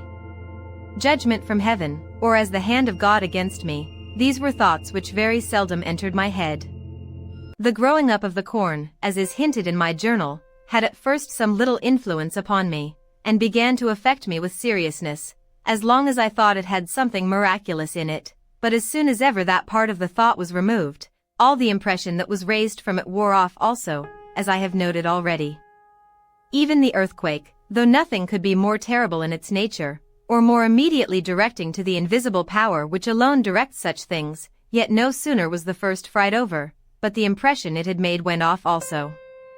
I had no more sense of God or his judgments, much less of the present affliction of my circumstances being from his hand, than if I had been in the most prosperous condition of life. But now, when I began to be sick, and a leisurely view of the miseries of death came to place itself before me, when my spirits began to sink under the burden of a strong distemper, and nature was exhausted with the violence of the fever, conscience, that had slept so long, began to awake, and I began to reproach myself with my past life, in which I had so evidently, by uncommon wickedness, provoked the justice of God to lay me under uncommon strokes, and to deal with me in so vindictive a manner. These reflections oppressed me for the second or third day of my distemper, and in the violence, as well of the fever as of the dreadful reproaches of my conscience, extorted some words from me like praying to God, though I cannot say they were either a prayer attended with desires or with hopes. It was rather the voice of mere fright and distress. My thoughts were confused, the convictions grate upon my mind, and the horror of dying in such a miserable condition raised vapors into my head with the mere apprehensions, and in these hurries of my soul I knew not what my tongue might express. But it was rather exclamation, such as, Lord, what a miserable creature am I! If I should be sick, I shall certainly die for want of help, and what will become of me? Then the tears burst out of my eyes, and I could say no more for a good while. In this interval the good advice of my father came to my mind, and presently his prediction, which I mentioned at the beginning of this story, viz. That if I did take this foolish step, God would not bless me, and I would have leisure hereafter to reflect upon having neglected his counsel when there might be none to assist in my recovery. Now, said I, aloud, my dear father's words are come to pass, God's justice has overtaken me, and I have none to help or hear me. I rejected the voice of Providence, which had mercifully put me in a posture or station of life wherein I might have been happy and easy, but I would neither see it myself nor learn to know the blessing of it from my parents. I left them to mourn over my folly, and now I am left to mourn under the consequences of it. I abused their help and assistance, who would have lifted me in the world, and would have made everything easy to me, and now I have difficulties to struggle with, too great for even nature itself to support, and no assistance, no help, no comfort, no advice. Then I cried out, Lord, be my help, for I am in great distress. This was the first prayer, if I may call it so, that I had made for many years. But to return to my journal. June_28, having been somewhat refreshed with the sleep I had had, and the fit being entirely off, I got up, and though the fright and terror of my dream was very great, yet I considered that the fit of the ague would return again the next day, and now was my time to get something to refresh and support myself when I should be ill, and the first thing I did, I filled a large square case bottle with water, and set it upon my table, in reach of my bed, and to take off the chill or aguish disposition of the water, I put about a quarter of a pint of rum into it, and mixed them together. Then I got me a piece of the goat's flesh and broiled it on the coals, but could eat very little. I walked about, but was very weak, and withal very sad and heavy-hearted under a sense of my miserable condition, dreading the return of my distemper the next day. At night I made my supper of 3 of the turtle's eggs, which I roasted in the ashes, and ate, as we call it, in the shell, and this was the first bit of meat I had ever asked God's blessing to, that I could remember, in my whole life. After I had eaten I tried to walk, but found myself so weak that I could hardly carry a gun, for I never went out without that, so I went but a little way, and sat down upon the ground, looking out upon the sea, which was just before me, and very calm and smooth. As I sat here some such thoughts as these occurred to me. What is this earth and sea, of which I have seen so much? Whence is it produced? And what am I, and all the other creatures wild and tame, human and brutal? Whence are we? Sure we are all made by some secret power, who formed the earth and sea, the air and sky. And who is that? Then it followed most naturally, it is God that has made all. Well, but then it came on strangely, if God has made all these things, He guides and governs them all, and all things that concern them. For the power that could make all things must certainly have power to guide and direct them. If so, nothing can happen in the great circuit of His works either without His knowledge or appointment. And if nothing happens without His knowledge, He knows that I am here, and am in this dreadful condition, and if nothing happens without His appointment, He has appointed all this to befall me. Nothing occurred to my thought to contradict any of these conclusions, and therefore it rested upon me with the greater force, that it must needs be that God had appointed all this to befall me, that I was brought into this miserable circumstance by His direction, He having the sole power, not of me only, but of everything that happened in the world. Immediately it followed, why has God done this to me? What have I done to be thus used? My conscience presently checked me in that inquiry, as if I had blasphemed, and methought it spoke to me like a voice, wretch. Dost. Thou ask what thou hast done? Look back upon a dreadful misspent life, and ask thyself what thou hast not done? Ask, why is it that thou wert not long ago destroyed?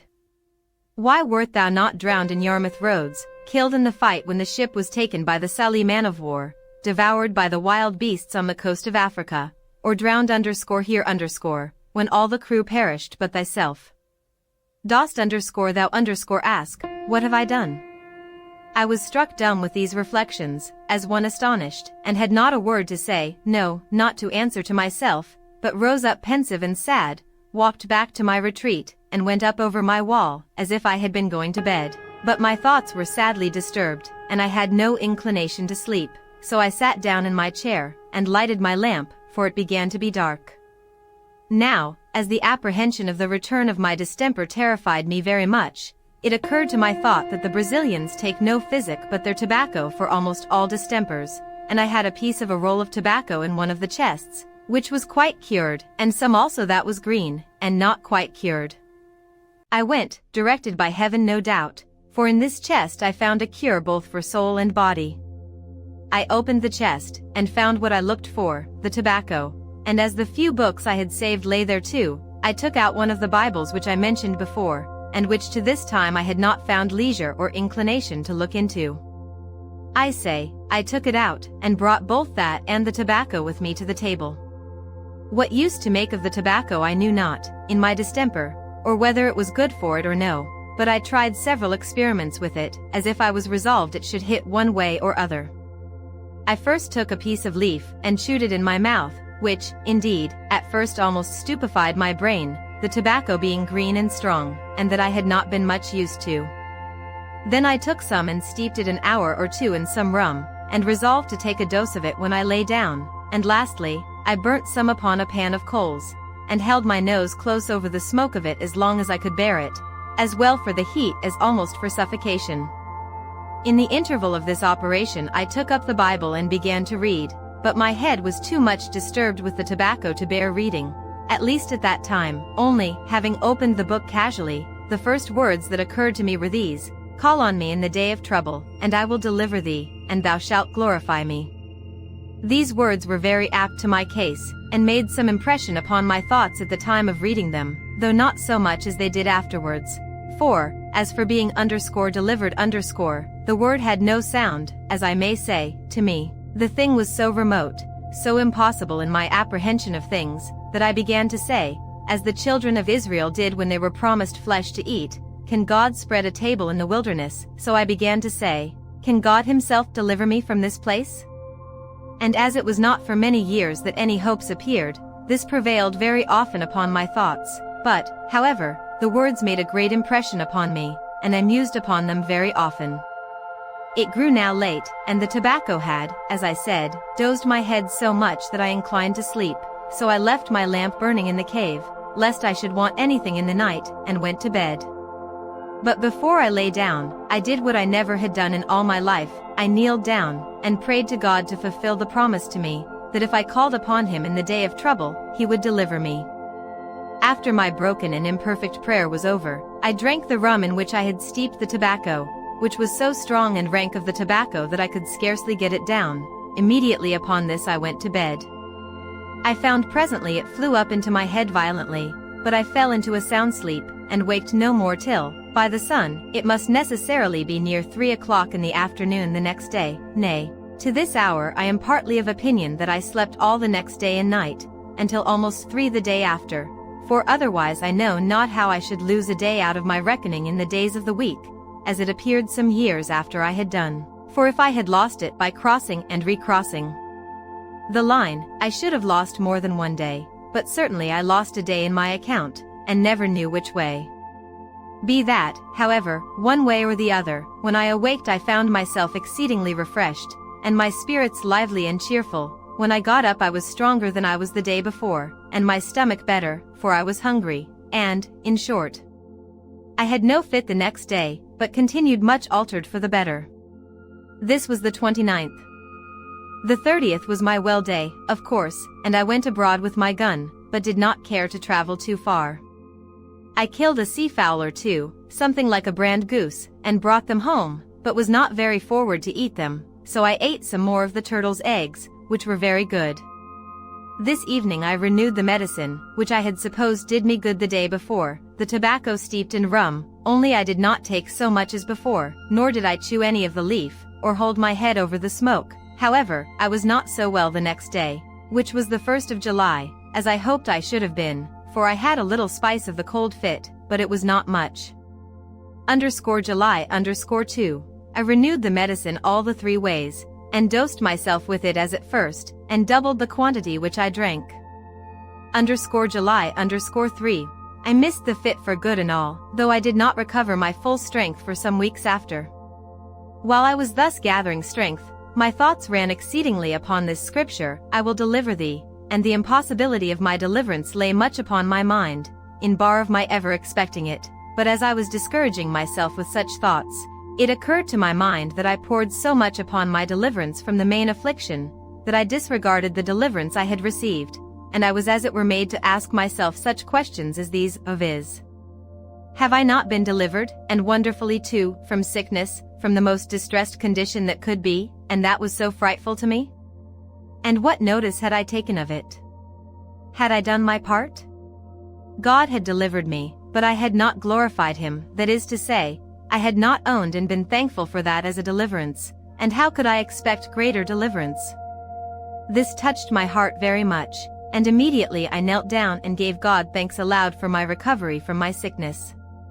July_4. The morning I took the Bible, and beginning at the New Testament, I began seriously to read it, and imposed upon myself to read a while every morning and every night, not tying myself to the number of chapters, but long as my thoughts should engage me. It was not long after I set seriously to this work till I found my heart more deeply and sincerely affected with the wickedness of my past life. The impression of my dream revived, and the words, "All these things have not brought thee to repentance," ran seriously through my thoughts. I was earnestly begging of God to give me repentance, when it happened providentially, the very day that, reading the scripture, I came to these words, "He is exalted a Prince and a Savior, to give repentance and to give remission." I threw down the book, and with my heart as well as my hands lifted up to heaven, in a kind of ecstasy of joy, I cried out aloud, "Jesus, thou Son of David! Jesus, thou exalted Prince and Savior! Give me repentance!"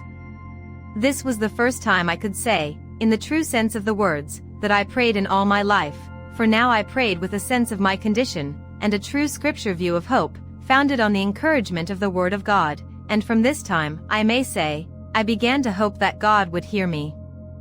Now I began to construe the words mentioned above, "Call on me, and I will deliver thee," in a different sense from what I had ever done before, for then I had no notion of anything being called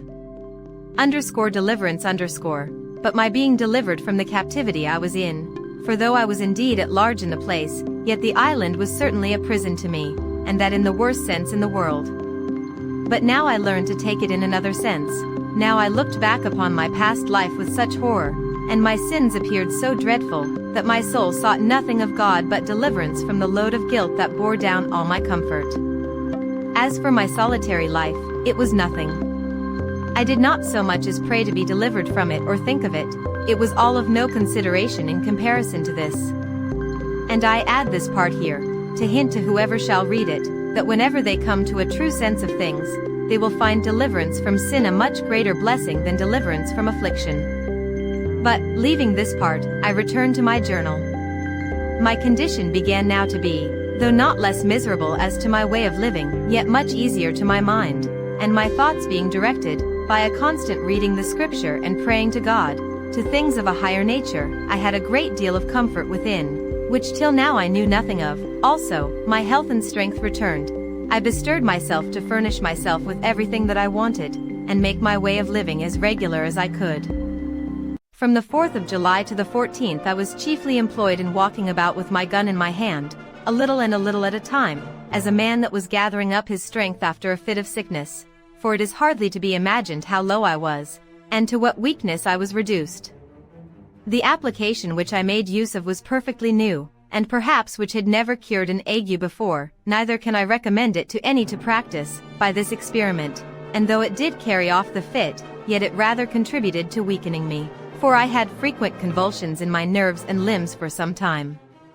I learned from it also this, in particular, that being abroad in the rainy season was the most pernicious thing to my health that could be, especially in those rains which came attended with storms and hurricanes of wind. For as the rain which came in the dry season was almost always accompanied with such storms, so I found that rain was much more dangerous than the rain which fell in September and October. Chapter 7. Agricultural Experience. I had now been in this unhappy island above 10 months. All possibility of deliverance from this condition seemed to be entirely taken from me, and I firmly believe that no human shape had ever set foot upon that place. Having now secured my habitation, as I thought, fully to my mind, I had a great desire to make a more perfect discovery of the island, and to see what other productions I might find, which I yet knew nothing of. It was on the 15th of July that I began to take a more particular survey of the island itself. I went up the creek first, where, as I hinted, I brought my rafts on shore. I found after I came about 2 miles up, that the tide did not flow any higher, and that it was no more than a little brook of running water, very fresh and good, but this being the dry season, there was hardly any water in some parts of it, at least not enough to run in any stream, so as it could be perceived. On the banks of this brook I found many pleasant savannas or meadows, plain, smooth, and covered with grass, and on the rising parts of them, next to the higher grounds, where the water, as might be supposed, never overflowed, I found a great deal of tobacco, green, and growing to a great and very strong stalk. There were divers other plants, which I had no notion of or understanding about, that might, perhaps, have virtues of their own, which I could not find out. I searched for the cassava root, which the Indians, in all that climate, make their bread of, but I could find none. I saw large plants of aloes, but did not understand them. I saw several sugar canes, but wild, and, for want of cultivation, imperfect. I contented myself with these discoveries for this time, and came back, musing with myself what course I might take to know the virtue and goodness of any of the fruits or plants which I should discover, but could bring it to no conclusion, for, in short, I had made so little observation while I was in the Brazils, that I knew little of the plants in the field, at least, very little that might serve to any purpose now in my distress. The next day, the 16th, I went up the same way again, and after going something further than I had gone the day before, I found the brook and the savannas cease, and the country become more woody than before. In this part one found different fruits, and particularly I found melons upon the ground, in great abundance, and grapes upon the trees. The vines had spread, indeed, over the trees, and the clusters of grapes were just now in their prime, very ripe and rich. This was a surprising discovery, and I was exceeding glad of them, but I was warned by my experience to eat sparingly of them, remembering that when I was ashore in Barbary, the eating of grapes killed several of our Englishmen, who were slaves there, by throwing them into fluxes and fevers. But I found an excellent use for these grapes, and that was, to cure or dry them in the sun, and keep them as dried grapes or raisins are kept, which I thought would be, as indeed they were, wholesome and agreeable to eat when no grapes could be had. I spent all that evening there, and went not back to my habitation, which, by the way, was the first night, as I might say, I had lain from home. In the night, I took my first contrivance, and got up in a tree, where I slept well, and the next morning proceeded upon my discovery, traveling nearly 4 miles, as I might judge by the length of the valley, keeping still due north, with a ridge of hills on the south and north side of me. At the end of this march I came to an opening where the country seemed to descend to the west, and a little spring of fresh water, which issued out of the side of the hill by me, ran the other way, that is, due east, and the country appeared so fresh, so green, so flourishing, everything being in a constant verdure or flourish of spring that it looked like a planted garden. I descended a little on the side of that delicious vale, surveying it with a secret kind of pleasure, though mixed with my other afflicting thoughts, to think that this was all my own, that I was king and lord of all this country indefensibly, and had a right of possession, and if I could convey it, I might have it in inheritance as completely as any lord of a manor in England. I saw here abundance of cocoa trees, orange and lemon and citron trees, but all wild, and very few bearing any fruit, at least not then. However, the green limes that I gathered were not only pleasant to eat, but very wholesome, and I mixed their juice afterwards with water, which made it very wholesome, and very cool and refreshing. I found now I had business enough to gather and carry home, and I resolved to lay up a store as well of grapes as limes and lemons, to furnish myself for the wet season, which I knew was approaching. In order to do this, I gathered a great heap of grapes in one place, a lesser heap in another place, and a great parcel of limes and lemons in another place, and taking a few of each with me, I traveled homewards, resolving to come again, and bring a bag or sack, or what I could make, to carry the rest home. Accordingly, having spent 3 days in this journey, I came home, so I must now call my tent and my cave, but before I got thither the grapes were spoiled, the richness of the fruit and the weight of the juice having broken them and bruised them. They were good for little or nothing. As to the limes, they were good, but I could bring but a few. The next day, being the 19th, I went back, having made me 2 small bags to bring home my harvest, but I was surprised, when coming to my heap of grapes, which were so rich and fine when I gathered them, to find them all spread about, trod to pieces, and dragged about, some here, some there, and abundance eaten and devoured. By this I concluded there were some wild creatures thereabouts, which had done this, but what they were I knew not. However, as I found there was no laying them up on heaps, and no carrying them away in a sack, but that one way they would be destroyed, and the other way they would be crushed with their own weight, I took another course, for I gathered a large quantity of the grapes, and hung upon the out branches of the trees, that they might cure and dry in the sun, and as for the limes and lemons, I carried as many back as I could well stand under. When I came home from this journey, I contemplated with great pleasure the fruitfulness of that valley, and the pleasantness of the situation, the security from storms on that side of the water, and the wood, and concluded that I had pitched upon a place to fix my abode which was by far the worst part of the country. Upon the whole, I began to consider of removing my habitation, and looking out for a place equally safe as where now I was situate, if possible, in that pleasant, fruitful part of the island. This thought ran long in my head, and I was exceeding fond of it for some time, the pleasantness of the place tempting me, but when I came to a nearer view of it, I considered that I was now by the seaside, where it was at least possible that something might happen to my advantage, and, by the same ill fate that brought me hither might bring some other unhappy wretches to the same place, and though it was scarce probable that any such thing should ever happen, yet to enclose myself among the hills and woods in the center of the island was to anticipate my bondage, and to render such an affair not only improbable, but impossible, and that therefore I ought not by any means to remove. However, I was so enamored of this place, that I spent much of my time there for the whole of the remaining part of the month of July, and though upon second thoughts, I resolved not to remove, yet I built me a little kind of a bower, and surrounded it at a distance with a strong fence, being a double hedge, as high as I could reach, well staked and filled between with brushwood, and here I lay very secure, sometimes 2 or 3 nights together, always going over it with a ladder, so that I fancied now I had my country house and my seacoast house, and this work took me up to the beginning of August. I had but newly finished my fence, and began to enjoy my labor, when the rains came on, and made me stick close to my first habitation, for though I had made me a tent like the other, with a piece of a sail, and spread it very well, yet I had not the shelter of a hill to keep me from storms, nor a cave behind me to retreat into when the rains were extraordinary. About the beginning of August, as I said, I had finished my bower, and began to enjoy myself.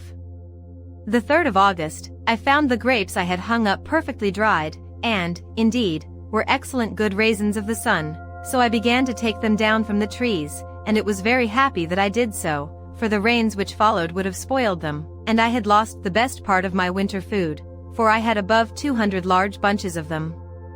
No sooner had I taken them all down, and carried the most of them home to my cave, than it began to rain, and from hence, which was the 14th of August, it rained, more or less, every day till the middle of October, and sometimes so violently, that I could not stir out of my cave for several days.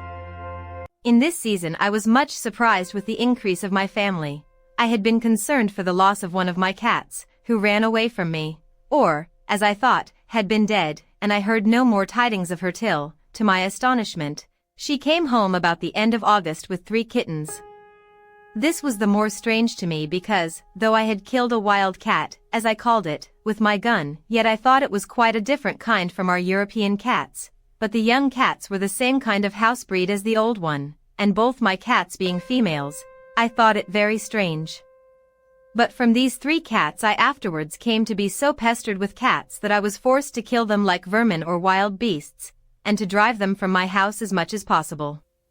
From the 14th of August to the 26th, incessant rain, so that I could not stir, and was now very careful not to be much wet. In this confinement, I began to be straitened for food, but venturing out twice, I one day killed a goat, and the last day, which was the 26th, found a very large tortoise, which was a treat to me, and my food was regulated thus. I ate a bunch of raisins for my breakfast, a piece of the goat's flesh, or of the turtle, for my dinner, broiled off 4. To my great misfortune, I had no vessel to boil or stew anything, and 2 or 3 of the turtle's eggs for my supper. During this confinement in my cover by the rain, I worked daily 2 or 3 hours at enlarging my cave, and by degrees worked it on towards one side, till I came to the outside of the hill, and made a door or way out, which came beyond my fence or wall, and so I came in and out this way. But I was not perfectly easy at lying so open, for, as I had managed myself before, I was in a perfect enclosure, whereas now I thought I lay exposed, and open for anything to come in upon me, and yet I could not perceive that there was any living thing to fear, the biggest creature that I had yet seen upon the island being a goat. September, 30, I was now come to the unhappy anniversary of my landing. I cast up the notches on my post, and found I had been on shore 365 days. I kept this day as a solemn fast, setting it apart for religious exercise, prostrating myself on the ground with the most serious humiliation, confessing my sins to God, acknowledging his righteous judgments upon me, and praying to him to have mercy on me through Jesus Christ, and not having tasted the least refreshment for 12 hours, even till the going down of the sun, I then ate a biscuit cake and a bunch of grapes, and went to bed, finishing the day as I began it. I had all this time observed no Sabbath day, for as at first I had no sense of religion upon my mind, I had, after some time, omitted to distinguish the weeks, by making a longer notch than ordinary for the Sabbath day, and so did not really know what any of the days were, but now, having cast up the days as above, I found I had been there a year, so I divided it into weeks, and set apart every 7th day for a Sabbath, though I found at the end of my account I had lost a day or two in my reckoning.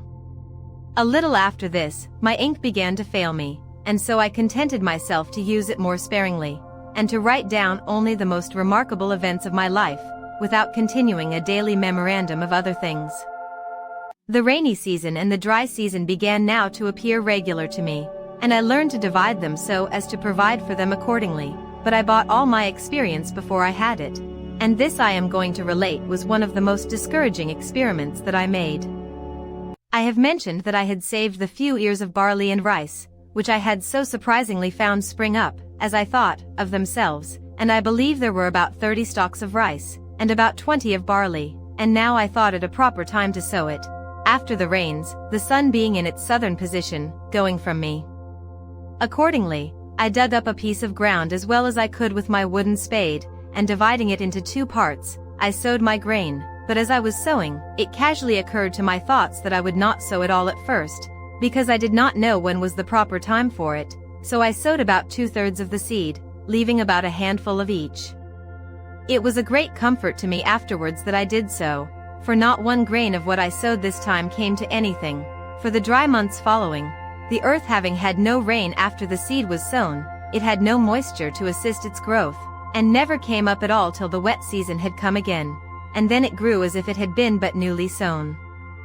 Finding my first seed did not grow, which I easily imagined was by the drought, I sought for a moister piece of ground to make another trial in, and I dug up a piece of ground near my new bower, and sowed the rest of my seed in February, a little before the vernal equinox, and this having the rainy months of March and April to water it, sprung up very pleasantly, and yielded a very good crop, but having part of the seed left only, and not daring to sow all that I had but a small quantity. At last, my whole crop not amounting to above half a peck of each kind. But by this experiment I was made master of my business, and knew exactly when the proper season was to sow, and that I might expect 2 seed times and 2 harvests every year. While this corn was growing I made a little discovery, which was of use to me afterwards. As soon as the rains were over, and the weather began to settle, which was about the month of November, I made a visit up the country to my bower, where, though I had not been some months, yet I found all things just as I left them. The circle or double hedge that I had made was not only firm and entire, but the stakes which I had cut out of some trees that grew thereabouts were all shot out and grown with long branches, as much as a willow tree usually shoots the first year after lopping its head. I could not tell what tree to call it that these stakes were cut from. I was surprised, and yet very well pleased, to see the young trees grow, and I pruned them, and led them up to grow as much alike as I could, and it is scarce credible how beautiful a figure they grew into in 3 years, so that though the hedge made a circle of about 25 yards in diameter, yet the trees, for such I might now call them, soon covered it, and it was a complete shade, sufficient to lodge under all the dry season. This made me resolve to cut some more stakes, and make me a hedge like this, in a semicircle round my wall, I mean that of my first dwelling, which I did, and placing the trees or stakes in a double row, at about 8 yards distance from my first fence, they grew presently, and were at first a fine cover to my habitation, and afterwards served for a defense also, as I shall observe in its order. I found now that the seasons of the year might generally be divided, not into summer and winter, as in Europe, but into the rainy seasons and the dry seasons, which were generally thus, the half of February, the whole of March, and the half of April. Rainy, the sun being then on or near the equinox. The half of April, the whole of May, June, and July, and the half of August, dry, the sun being then to the north of the line.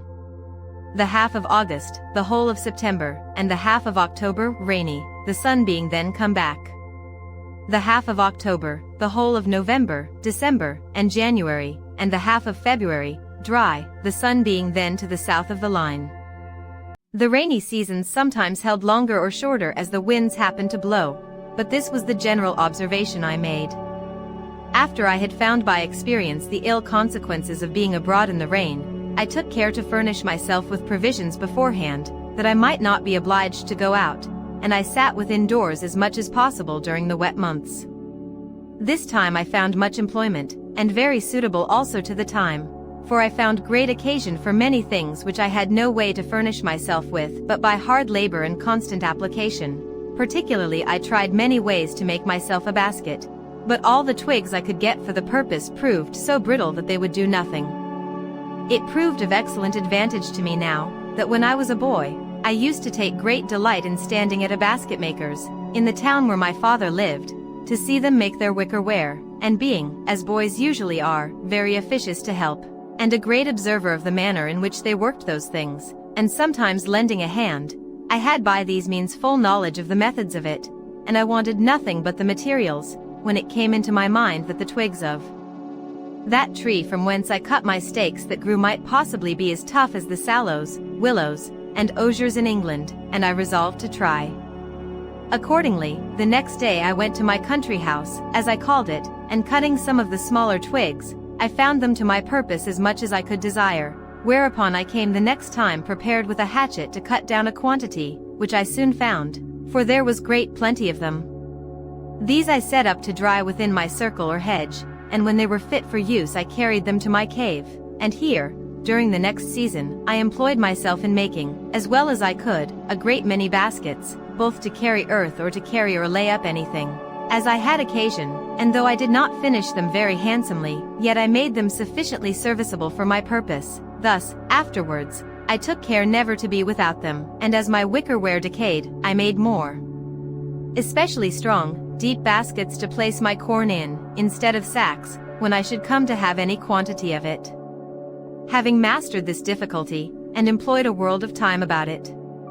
I bestirred myself to see, if possible, how to supply two wants.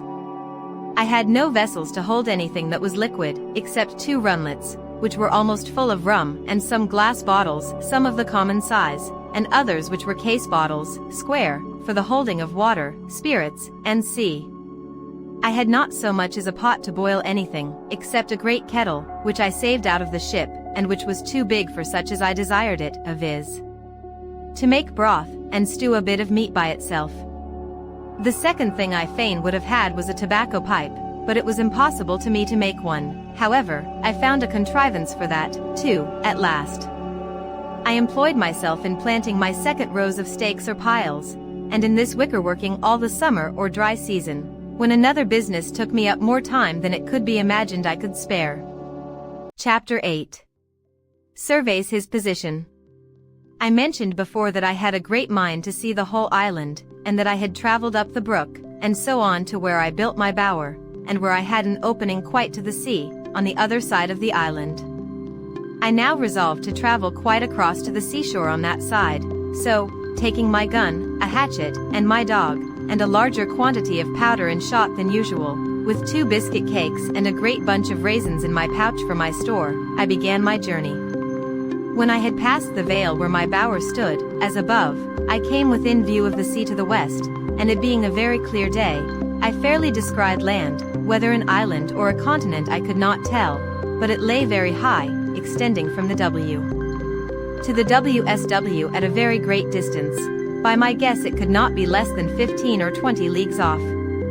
I could not tell what part of the world this might be, otherwise than that I knew it must be part of America, and, as I concluded by all my observations, must be near the Spanish dominions, and perhaps was all inhabited by savages, where, if I had landed, I had been in a worse condition than I was now, and therefore I acquiesced in the dispositions of Providence, which I began now to own and to believe ordered everything for the best, I say I quieted my mind with this, and left off afflicting myself with fruitless wishes of being there. Besides, after some thought upon this affair, I considered that if this land was the Spanish coast, I should certainly, one time or other, see some vessel pass or repass one way or other, but if not, then it was the savage coast between the Spanish country and Brazil's, where are found the worst of savages, for they are cannibals or man-eaters, and fail not to murder and devour all the human bodies that fall into their hands. With these considerations, I walked very leisurely forward. I found that side of the island where I now was much pleasanter than mine, the open or savanna fields sweet, adorned with flowers and grass, and full of very fine woods. I saw abundance of parrots, and fain I would have caught one, if possible, to have kept it to be tame, and taught it to speak to me. I did, after some painstaking, catch a young parrot, for I knocked it down with a stick, and having recovered it, I brought it home, but it was some years before I could make him speak. However, at last I taught him to call me by name very familiarly. But the accident that followed, though it be a trifle, will be very diverting in its place. I was exceedingly diverted with this journey. I found in the low grounds hares, as I thought them to be, and foxes, but they differed greatly from all the other kinds I had met with, nor could I satisfy myself to eat them, though I killed several.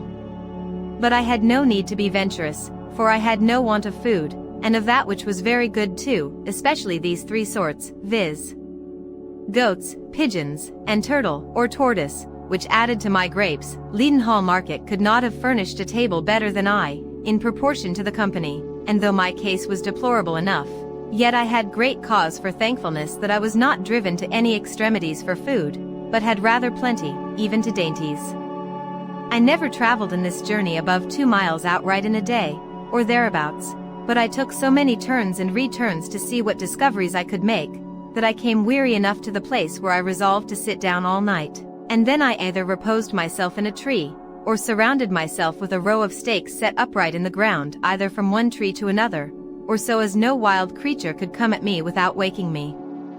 As soon as I came to the seashore, I was surprised to see that I had taken up my lot on the worst side of the island, for here, indeed, the shore was covered with innumerable turtles, whereas on the other side I had found but 3 in a year and a half. Here was also an infinite number of fowls of many kinds, some which I had seen, and some which I had not seen before, and many of them very good meat, but such as I knew not the names of, except those called penguins. I could have shot as many as I pleased, but was very sparing of my powder and shot, and therefore had more mind to kill a she-goat if I could, which I could better feed on. And though there were many goats here, more than on my side the island, yet it was with much more difficulty that I could come near them, the country being flat and even, and they saw me much sooner than when I was on the hills. I confess this side of the country was much pleasanter than mine, but yet I had not the least inclination to remove, for as I was fixed in my habitation it became natural to me, and I seemed all the while I was here to be as it were upon a journey, and from home.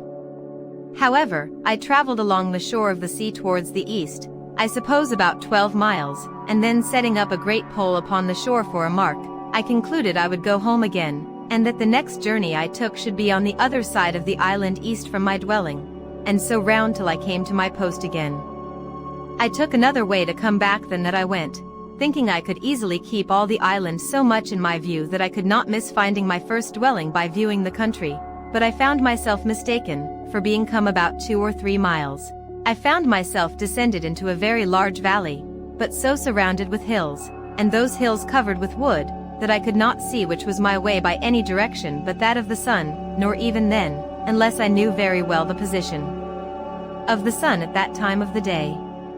It happened, to my further misfortune, that the weather proved hazy for 3 or 4 days while I was in the valley, and not being able to see the sun, I wandered about very uncomfortably, and at last was obliged to find the seaside, look for my post, and come back the same way I went, and then, by easy journeys, I turned homeward, the weather being exceeding hot, and my gun, ammunition, hatchet, and other things very heavy. In this journey my dog surprised a young kid, and seized upon it, and I, running in to take hold of it, caught it, and saved it alive from the dog. I had a great mind to bring it home if I could, for I had often been musing whether it might not be possible to get a kid or two, and so raise a breed of tame goats, which might supply me when my powder and shot should be all spent. I made a collar for this little creature, and with a string, which I made of some rope yarn, which I always carried about me, I led him along, though with some difficulty, till I came to my bower, and there I enclosed him and left him. For I was very impatient to be at home, from whence I had been absent above a month. I cannot express what a satisfaction it was to me to come into my old hutch, and lie down in my hammock bed. This little wandering journey, without settled place of abode, had been so unpleasant to me, that my own house, as I called it to myself, was a perfect settlement to me compared to that, and it rendered everything about me so comfortable, that I resolved I would never go a great way from it again while it should be my lot to stay on the island. I reposed myself here a week, to rest and regale myself after my long journey, during which most of the time was taken up in the weighty affair of making a cage for my Pole, who began now to be a mere domestic, and to be well acquainted with me. Then I began to think of the poor kid which I had penned in within my little circle, and resolved to go and fetch it home, or give it some food. Accordingly I went, and found it where I left it, for indeed it could not get out, but was almost starved for want of food.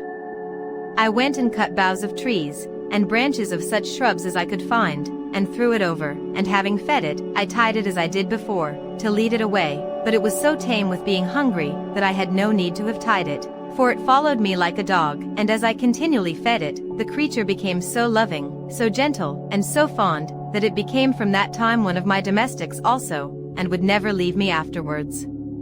The rainy season of the autumnal equinox was now come, and I kept the 30th of September in the same solemn manner as before, being the anniversary of my landing on the island, having now been there 2 years, and no more prospect of being delivered than the first day I came there. I spent the whole day in humble and thankful acknowledgments of the many wonderful mercies which my solitary condition was attended with, and without which it might have been infinitely more miserable.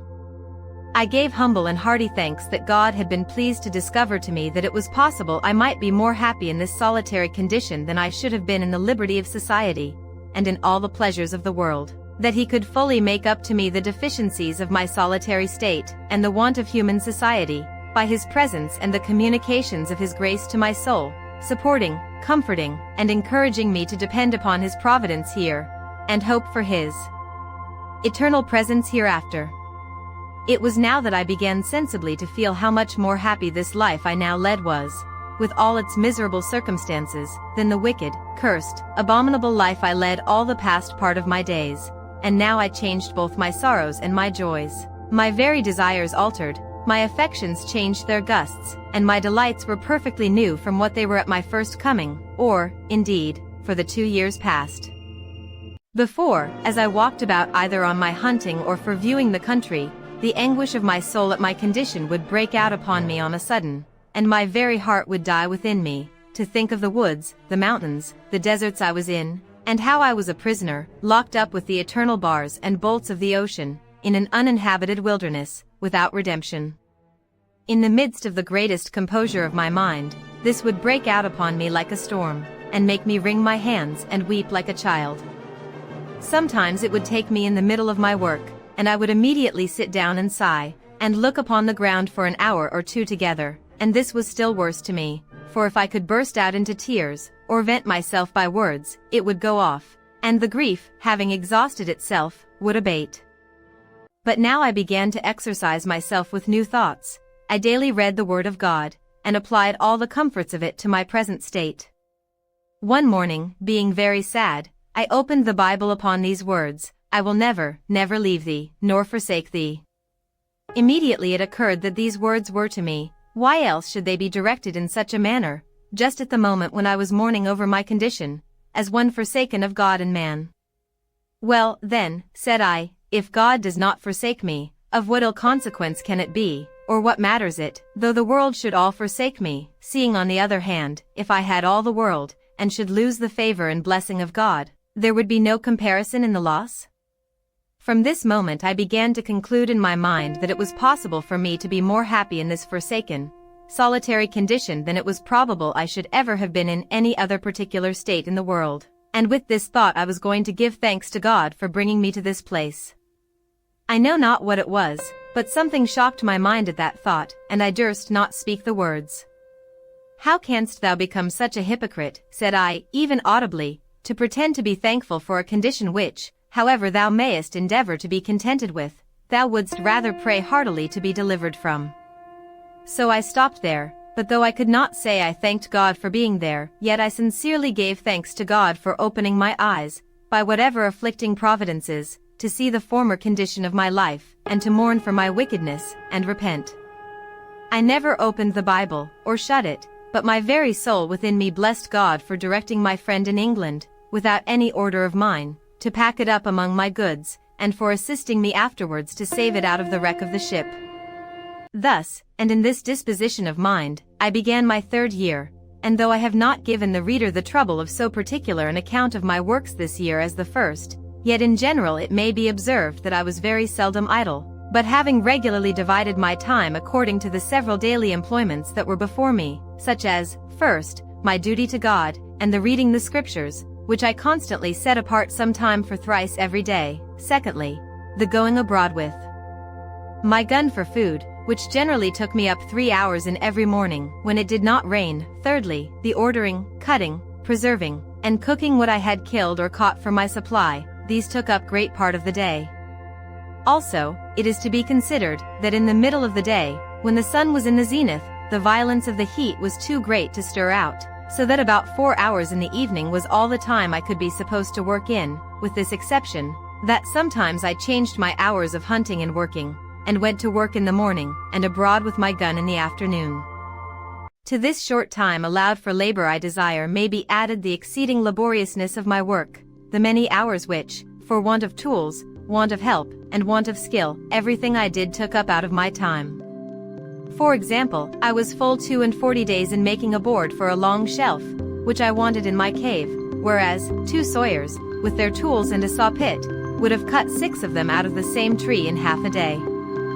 My case was this: it was to be a large tree which was to be cut down, because my board was to be a broad one.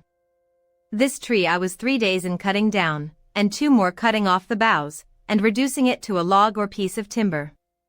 With inexpressible hacking and hewing I reduced both the sides of it into chips till it began to be light enough to move, then I turned it, and made one side of it smooth and flat as a board from end to end, then, turning that side downward, cut the other side till I brought the plank to be about 3 inches thick, and smooth on both sides.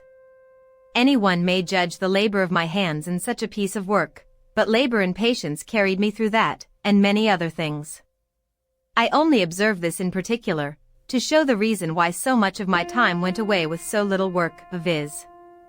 that what might be a little to be done with help and tools, was a vast labor and required a prodigious time to do alone, and by hand. But notwithstanding this, with patience and labor I got through everything that my circumstances made necessary to me to do, as will appear by what follows. I was now, in the months of November and December, expecting my crop of barley and rice. The ground I had manured and dug up for them was not great, for, as I observed, my seed of each was not above the quantity of half a peck, for I had lost 1 whole crop by sowing in the dry season. But now my crop promised very well, when on a sudden I found I was in danger of losing it all again by enemies of several sorts, which it was scarcely possible to keep from it, as, first, the goats, and wild creatures which I called hares, who, tasting the sweetness of the blade, lay in it night and day, as soon as it came up, and eat it so close, that it could get no time to shoot up into stalk. This I saw no remedy for but by making an enclosure about it with a hedge, which I did with a great deal of toil, and the more, because it required speed. However, as my arable land was but small, suited to my crop, I got it totally well fenced in about 3 weeks' time, and shooting some of the creatures in the daytime, I set my dog to guard it in the night, tying him up to a stake at the gate, where he would stand and bark all night long. So in a little time the enemies forsook the place, and the corn grew very strong and well, and began to ripen apace. But as the beasts ruined me before, while my corn was in the blade, so the birds were as likely to ruin me now, when it was in the ear, for, going along by the place to see how it throve, I saw my little crop surrounded with fowls, of I know not how many sorts, who stood, as it were, watching till I should be gone. I immediately let fly among them, for I always had my gun with me. I had no sooner shot, but there rose up a little cloud of fowls, which I had not seen at all, from among the corn itself. This touched me sensibly, for I foresaw that in a few days they would devour all my hopes, that I should be starved, and never be able to raise a crop at all, and what to do I could not tell. However, I resolved not to lose my corn, if possible, though I should watch it night and day. In the first place, I went among it to see what damage was already done, and found they had spoiled a good deal of it, but that as it was yet too green for them, the loss was not so great but that the remainder was likely to be a good crop if it could be saved. I stayed by it to load my gun, and then coming away, I could easily see the thieves sitting upon all the trees about me, as if they only waited till I was gone away, and the event proved it to be so, for as I walked off, as if I was gone, I was no sooner out of their sight than they dropped down one by one into the corn again. I was so provoked, that I could not have patience to stay till more came on, knowing that every grain that they ate now was, as it might be said, a peck loaf to me in the consequence, but coming up to the hedge, I fired again, and killed 3 of them. This was what I wished for, so I took them up, and served them as we serve notorious thieves in England, hanged them in chains, for a terror to others. It is impossible to imagine that this should have such an effect as it had, for the fowls would not only not come at the corn, but, in short, they forsook all that part of the island, and I could never see a bird near the place as long as my scarecrows hung there. This I was very glad of, you may be sure, and about the latter end of December, which was our second harvest of the year, I reaped my corn. I was sadly put to it for a scythe or sickle to cut it down, and all I could do was to make one, as well as I could, out of one of the broadswords, or cutlasses, which I saved among the arms out of the ship. However, as my first crop was but small, I had no great difficulty to cut it down. In short, I reaped it in my way, for I cut nothing off but the ears, and carried it away in a great basket which I had made, and so rubbed it out with my hands. And at the end of all my harvesting, I found that out of my half-peck of seed I had near 2 bushels of rice, and about 2 bushels and a half of barley, that is to say, by my guess, for I had no measure at that time. However, this was a great encouragement to me, and I foresaw that, in time, it would please God to supply me with bread. And yet here I was perplexed again, for I neither knew how to grind or make meal of my corn, or indeed how to clean it and part it, nor, if made into meal, how to make bread of it, and if how to make it, yet I knew not how to bake it. These things being added to my desire of having a good quantity for store, and to secure a constant supply, I resolved not to taste any of this crop but to preserve it all for seed against the next season, and in the meantime to employ all my study and hours of working to accomplish this great work of providing myself with corn and bread. It might be truly said, that now I worked for my bread. I believe few people have thought much upon the strange multitude of little things necessary in the providing, producing, curing, dressing, making, and finishing this one article of bread. I, that was reduced to a mere state of nature, found this to my daily discouragement, and was made more sensible of it every hour, even after I had got the first handful of seed corn, which, as I have said, came up unexpectedly, and indeed to a surprise. First, I had no plow to turn up the earth, no spade or shovel to dig it. Well, this I conquered by making me a wooden spade, as I observed before, but this did my work but in a wooden manner, and though it cost me a great many days to make it, yet, for want of iron, it not only wore out soon, but made my work the harder, and made it be performed much worse. However, this I bore with, and was content to work it out with patience, and bear with the badness of the performance. When the corn was sown, I had no harrow, but was forced to go over it myself, and drag a great heavy bough of a tree over it, to scratch it, as it may be called, rather than rake or harrow it. When it was growing, and grown, I have observed already how many things I wanted to fence it, secure it, mow or reap it, cure and carry it home, thrash, part it from the chaff, and save it. Then I wanted a mill to grind it, sieves to dress it, yeast and salt to make it into bread, and an oven to bake it, but all these things I did without, as shall be observed, and yet the corn was an inestimable comfort and advantage to me too. All this, as I said, made everything laborious and tedious to me, but that there was no help for. Neither was my time so much lost to me, because, as I had divided it, a certain part of it was every day appointed to these works, and as I had resolved to use none of the corn for bread till I had a greater quantity by me, I had the next 6 months to apply myself wholly, by labor and invention, to furnish myself with utensils proper for the performing all the operations necessary for making the corn, when I had it, fit for my use. Chapter 9. A boat. But first I was to prepare more land, for I had now seed enough to sow above an acre of ground. Before I did this, I had a week's work at least to make me a spade, which, when it was done, was but a sorry one indeed, and very heavy, and required double labor to work with it. However, I got through that, and sowed my seed in 2 large flat pieces of ground, as near my house as I could find them to my mind, and fenced them in with a good hedge, the stakes of which were all cut off that wood which I had set before, and knew it would grow, so that, in a year's time, I knew I should have a quick or living hedge, that would want but little repair. This work did not take me up less than 3 months, because a great part of that time was the wet season, when I could not go abroad. Within doors, that is when it rained and I could not go out, I found employment in the following occupations, always observing, that all the while I was at work I diverted myself with talking to my parrot, and teaching him to speak, and I quickly taught him to know his own name, and at last to speak it out pretty loud. Pole, which was the first word I ever heard spoken in the island by any mouth but my own.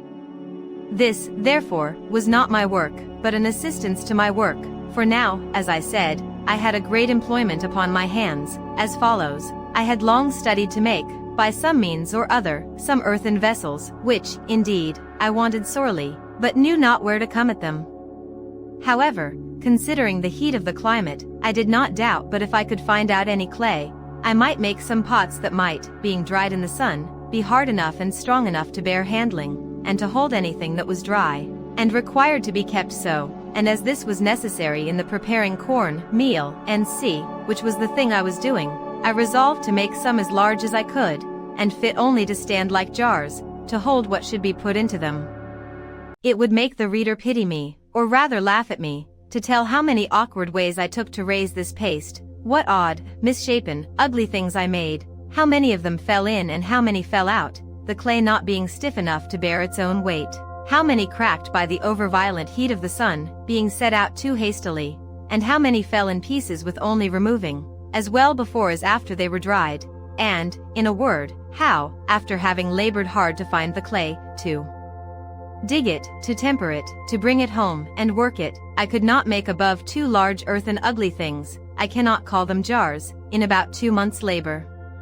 However, as the sun baked these 2 very dry and hard, I lifted them very gently up, and set them down again in 2 great wicker baskets, which I had made on purpose for them, that they might not break, and as between the pot and the basket there was a little room to spare, I stuffed it full of the rice and barley straw, and these 2 pots being to stand always dry I thought would hold my dry corn, and perhaps the meal, when the corn was bruised. Though I miscarried so much in my design for large pots, yet I made several smaller things with better success, such as little round pots, flat dishes, pitchers, and pipkins, and any things my hand turned to, and the heat of the sun baked them quite hard. But all this would not answer my end, which was to get an earthen pot to hold what was liquid, and bear the fire, which none of these could do. It happened after some time, making a pretty large fire for cooking my meat, when I went to put it out after I had done with it, I found a broken piece of one of my earthenware vessels in the fire, burnt as hard as a stone, and red as a tile. I was agreeably surprised to see it, and said to myself, that certainly they might be made to burn whole, if they would burn broken. This set me to study how to order my fire, so as to make it burn some pots. I had no notion of a kiln, such as the potters burn in, or of glazing them with lead, though I had some lead to do it with, but I placed 3 large pipkins and 2 or 3 pots in a pile, one upon another, and placed my firewood all round it, with a great heap of embers under them. I plied the fire with fresh fuel round the outside and upon the top, till I saw the pots in the inside red-hot quite through, and observed that they did not crack at all. When I saw them clear red, I let them stand in that heat about 5 or 6 hours, till I found one of them, though it did not crack, did melt or run, for the sand which was mixed with the clay melted by the violence of the heat, and would have run into glass if I had gone on, so I slacked my fire gradually till the pots began to abate of the red color, and watching them all night, that I might not let the fire abate too fast, in the morning I had 3 very good, I will not say handsome,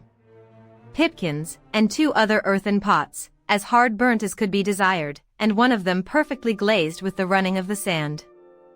After this experiment, I need not say that I wanted no sort of earthenware for my use, but I must needs say as to the shapes of them, they were very indifferent, as anyone may suppose, when I had no way of making them but as the children make dirt pies, or as a woman would make pies that never learned to raise paste. No joy at a thing of so mean a nature was ever equal to mine, when I found I had made an earthen pot that would bear the fire, and I had hardly patience to stay till they were cold before I set one on the fire again with some water in it to boil me some meat, which it did admirably well, and with a piece of a kid I made some very good broth, though I wanted oatmeal, and several other ingredients requisite to make it as good as I would have had it been. My next concern was to get me a stone mortar to stamp or beat some corn in, for as to the mill, there was no thought of arriving at that perfection of art with one pair of hands. To supply this want, I was at a great loss, for, of all the trades in the world, I was as perfectly unqualified for a stone cutter as for any whatever, neither had I any tools to go about it with. I spent many a day to find out a great stone big enough to cut hollow, and make fit for a mortar, and could find none at all, except what was in the solid rock, and which I had no way to dig or cut out, nor indeed were the rocks in the island of hardness sufficient, but were all of a sandy, crumbling stone, which neither would bear the weight of a heavy pestle, nor would break the corn without filling it with sand. So, after a great deal of time lost in searching for a stone, I gave it over, and resolved to look out for a great block of hard wood, which I found, indeed, much easier, and getting one as big as I had strength to stir, I rounded it, and formed it on the outside with my axe and hatchet, and then with the help of fire and infinite labor, made a hollow place in it, as the Indians in Brazil make their canoes. After this, I made a great heavy pestle or beater of the wood called the ironwood, and this I prepared and laid by against I had my next crop of corn, which I proposed to myself to grind, or rather pound into meal to make bread. My next difficulty was to make a sieve or circe, to dress my meal, and to part it from the bran and the husk, without which I did not see it possible I could have any bread. This was a most difficult thing even to think on, for to be sure I had nothing like the necessary thing to make it, I mean fine thin canvas or stuff to circe the meal through. And here I was at a full stop for many months, nor did I really know what to do.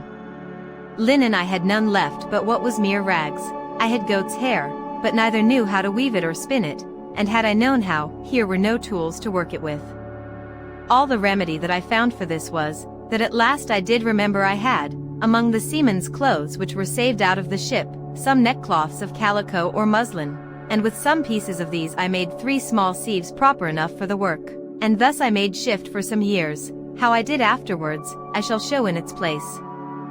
The baking part was the next thing to be considered, and how I should make bread when I came to have corn, for first, I had no yeast.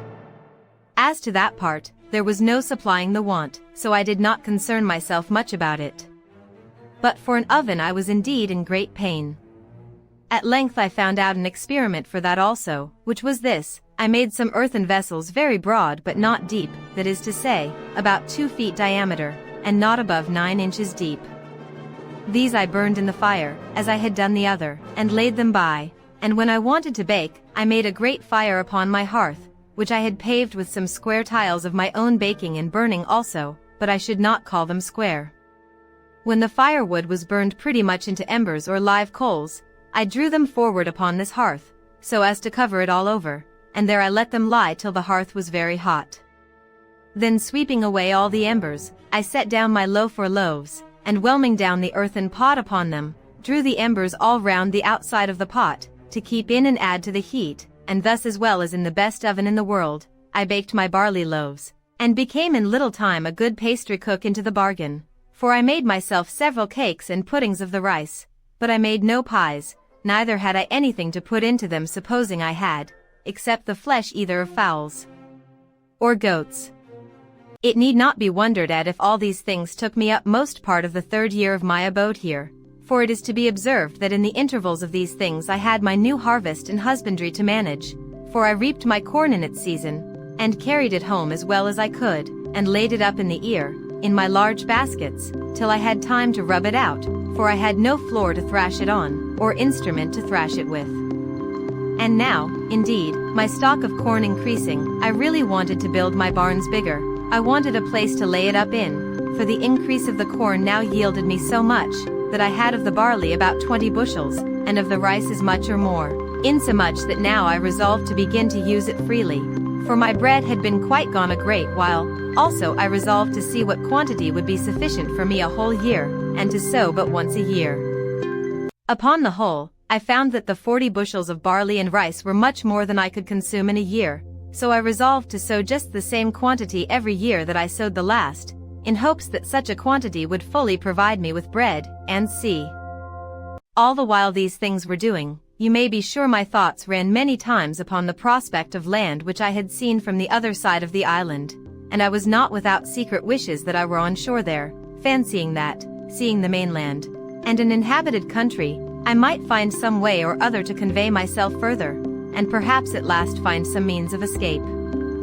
But all this while I made no allowance for the dangers of such an undertaking, and how I might fall into the hands of savages, and perhaps such as I might have reason to think far worse than the lions and tigers of Africa, that if I once came in their power, I should run a hazard of more than 1,000 to 1 of being killed, and perhaps of being eaten, for I had heard that the people of the Caribbean coast were cannibals or man-eaters, and I knew by the latitude that I could not be far from that shore.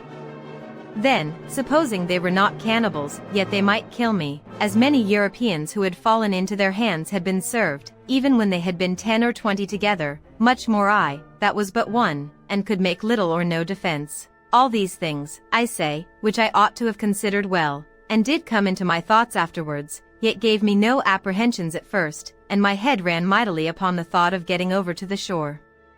Now I wished for my boy Xury, and the longboat with shoulder of mutton sail, with which I sailed above 1,000 miles on the coast of Africa, but this was in vain. Then I thought I would go and look at our ship's boat, which, as I have said, was blown up upon the shore a great way, in the storm, when we were first cast away. She lay almost where she did at first, but not quite, and was turned, by the force of the waves and the winds, almost bottom upward, against a high ridge of beachy, rough sand, but no water about her.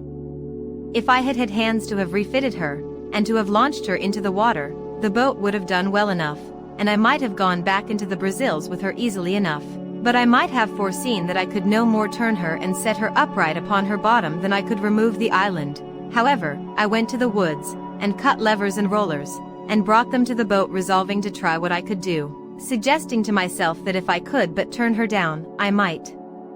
repair the damage she had received, and she would be a very good boat, and I might go to sea in her very easily.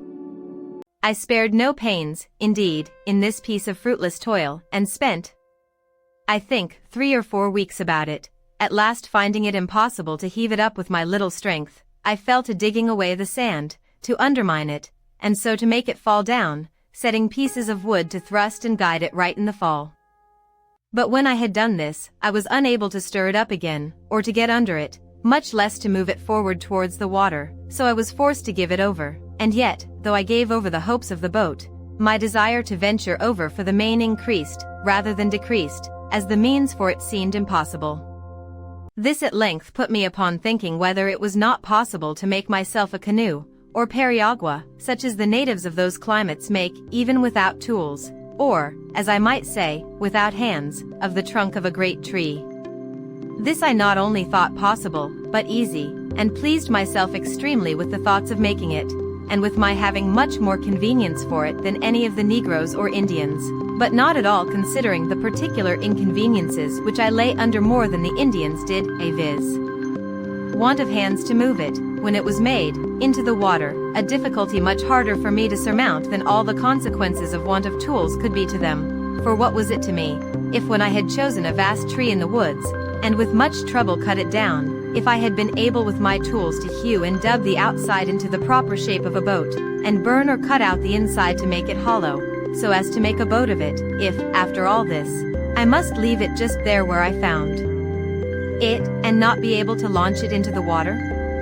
One would have thought I could not have had the least reflection upon my mind of my circumstances while I was making this boat, but I should have immediately thought how I should get it into the sea. But my thoughts were so intent upon my voyage over the sea in it, that I never once considered how I should get it off the land, and it was really, in its own nature, more easy for me to guide it over 45 miles of sea than about 45 fathoms of land, where it lay, to set it afloat in the water. I went to work upon this boat the most like a fool that ever man did who had any of his senses awake.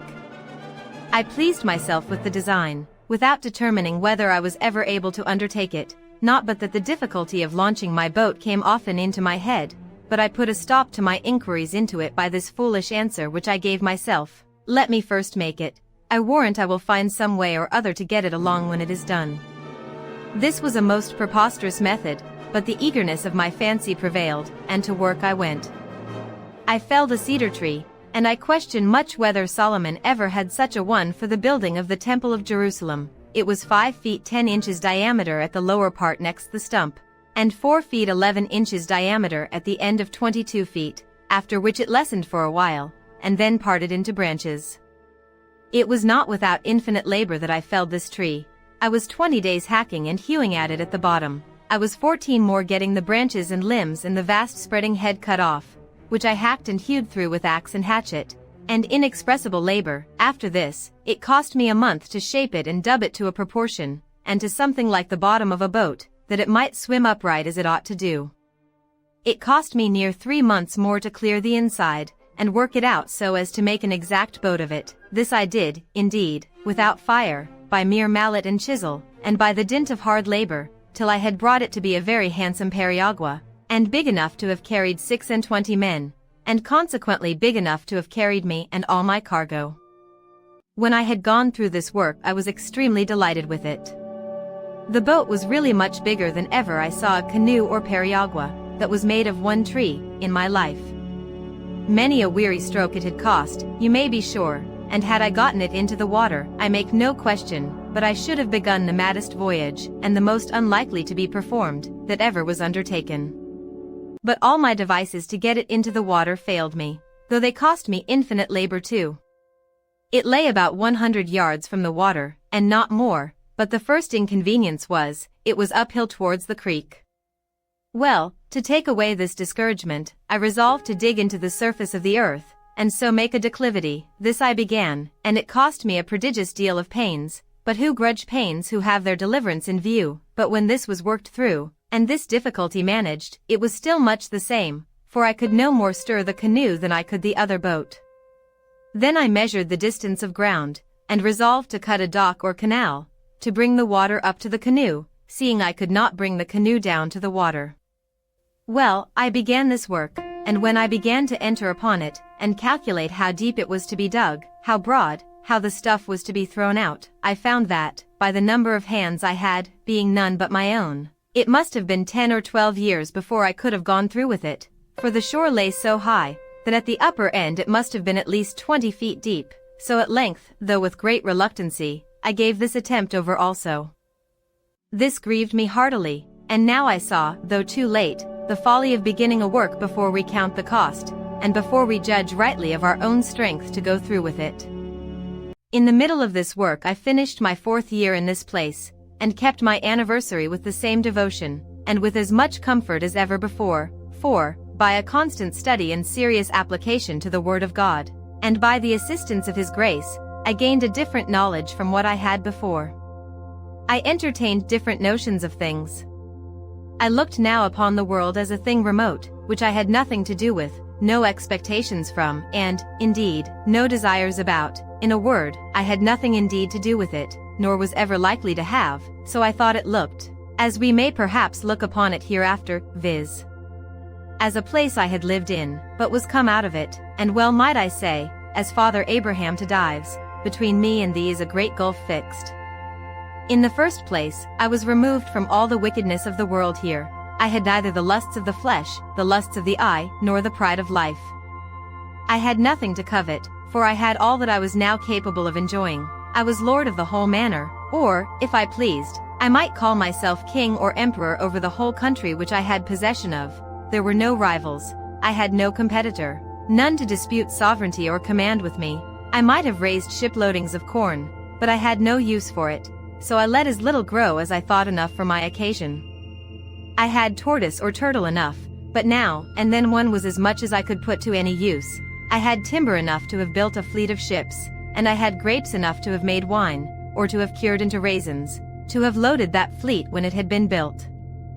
But all I could make use of was all that was valuable. I had enough to eat and supply my wants, and what was all the rest to me?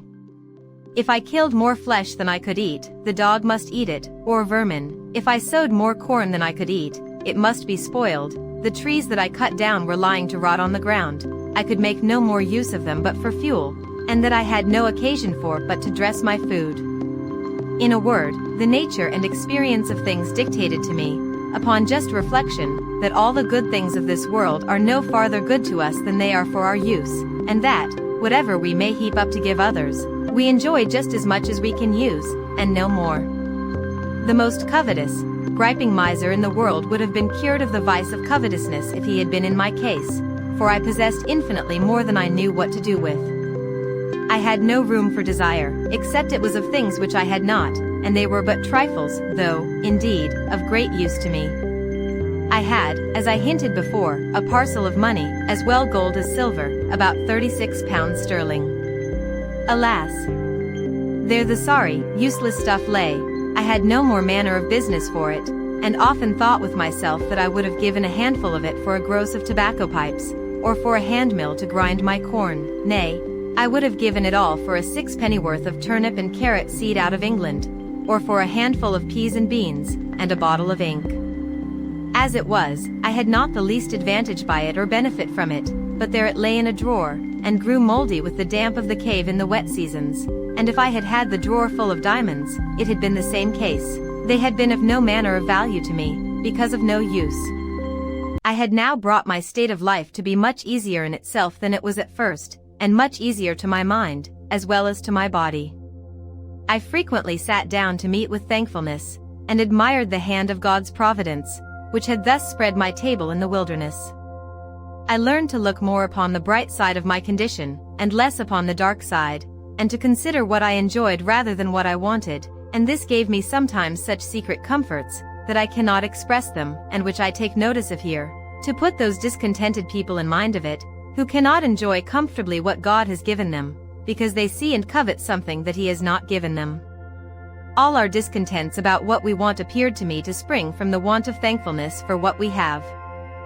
Another reflection was of great use to me, and doubtless would be so to anyone that should fall into such distress as mine was, and this was, to compare my present condition with what I at first expected it would be, nay, with what it would certainly have been, if the good providence of God had not wonderfully ordered the ship to be cast up nearer to the shore, where I not only could come at her, but could bring what I got out of her to the shore, for my relief and comfort, without which I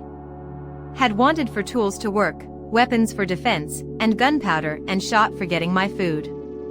I spent whole hours, I may say whole days, in representing to myself, in the most lively colors, how I must have acted if I had got nothing out of the ship. How I could not have so much as got any food, except fish and turtles, and that, as it was long before I found any of them. I must have perished first, that I should have lived, if I had not perished, like a mere savage, that if I had killed a goat or a fowl, by any contrivance, I had no way to flay or open it, or part the flesh from the skin and the bowels, or to cut it up, but must gnaw it with my teeth, and pull it with my claws, like a beast. These reflections made me very sensible of the goodness of Providence to me, and very thankful for my present condition, with all its hardships and misfortunes. And this part also I cannot but recommend to the reflection of those who are apt, in their misery, to say, "Is any affliction like mine?" Let them consider how much worse the cases of some people are, and their case might have been, if Providence had thought fit.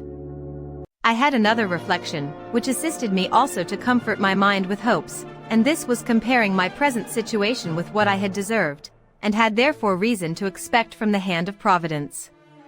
I had lived a dreadful life, perfectly destitute of the knowledge and fear of God. I had been well instructed by father and mother, neither had they been wanting to me in their early endeavors to infuse a religious awe of God into my mind, a sense of my duty, and what the nature and end of my being required of me. But, alas! Falling early into the seafaring life, which of all lives is the most destitute of the fear of God, though His terrors are always before them, I say, falling early into the seafaring life, and into seafaring company, all that little sense of religion which I had entertained was laughed out of me by my messmates, by a hardened despising of dangers, and the views of death, which grew habitual to me by my long absence from all manner of opportunities to converse with anything but what was like myself, or to hear anything that was good or tended towards it.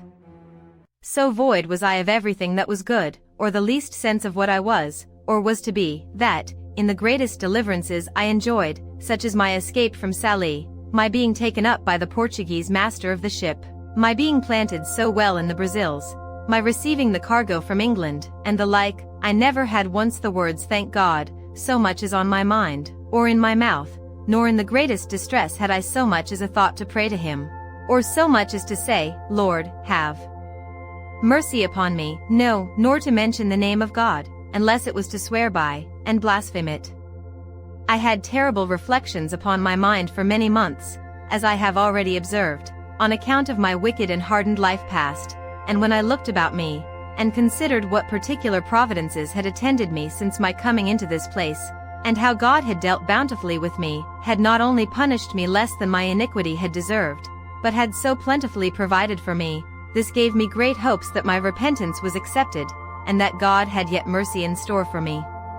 With these reflections I worked my mind up, not only to a resignation to the will of God in the present disposition of my circumstances, but even to a sincere thankfulness for my condition, and that I, who was yet a living man, ought not to complain, seeing I had not the due punishment of my sins, that I enjoyed so many mercies which I had no reason to have expected in that place, that I ought never more to repine at my condition, but to rejoice, and to give daily thanks for that daily bread,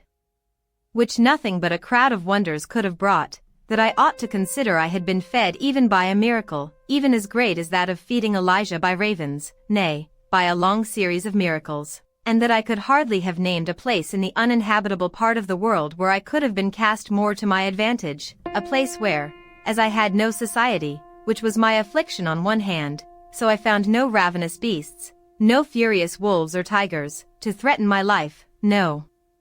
venomous creatures, or poisons, which I might feed on to my hurt, no savages to murder and devour me.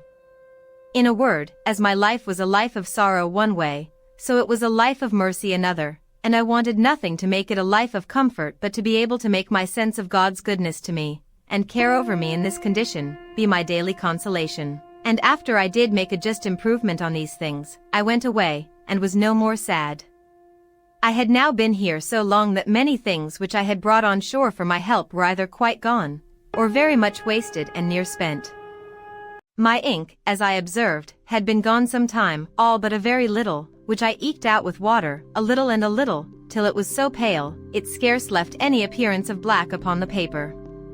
As long as it lasted I made use of it to minute down the days of the month on which any remarkable thing happened to me, and first, by casting up times past, I remembered that there was a strange concurrence of days in the various providences which befell me, and which, if I had been superstitiously inclined to observe days as fatal or fortunate, I might have had reason to have looked upon with a great deal of curiosity. First, I had observed that the same day that I broke away from my father and friends and ran away to Hull, in order to go to sea, the same day afterwards I was taken by the Sallee man-of-war, and made a slave. The same day of the year that I escaped out of the wreck of that ship in Yarmouth Roads, that same day year afterwards I made my escape from Sallee in a boat, the same day of the year I was born on, viz. the 30th of September, that same day I had my life so miraculously saved 26 years after, when I was cast on shore in this island, so that my wicked life and my solitary life began both on a day. The next thing to my ink being wasted was that of my bread, I mean the biscuit which I brought out of the ship. This I had husbanded to the last degree, allowing myself but one cake of bread a day for above a year, and yet I was quite without bread for near a year before I got any corn of my own, and great reason I had to be thankful that I had any at all, the getting it being, as has been already observed, next to miraculous. My clothes, too, began to decay. As to linen, I had had none a good while, except some checkered shirts which I found in the chests of the other seamen, and which I carefully preserved, because many times I could bear no other clothes on but a shirt, and it was a very great help to me that I had, among all the men's clothes of the ship, almost 3 dozen of shirts.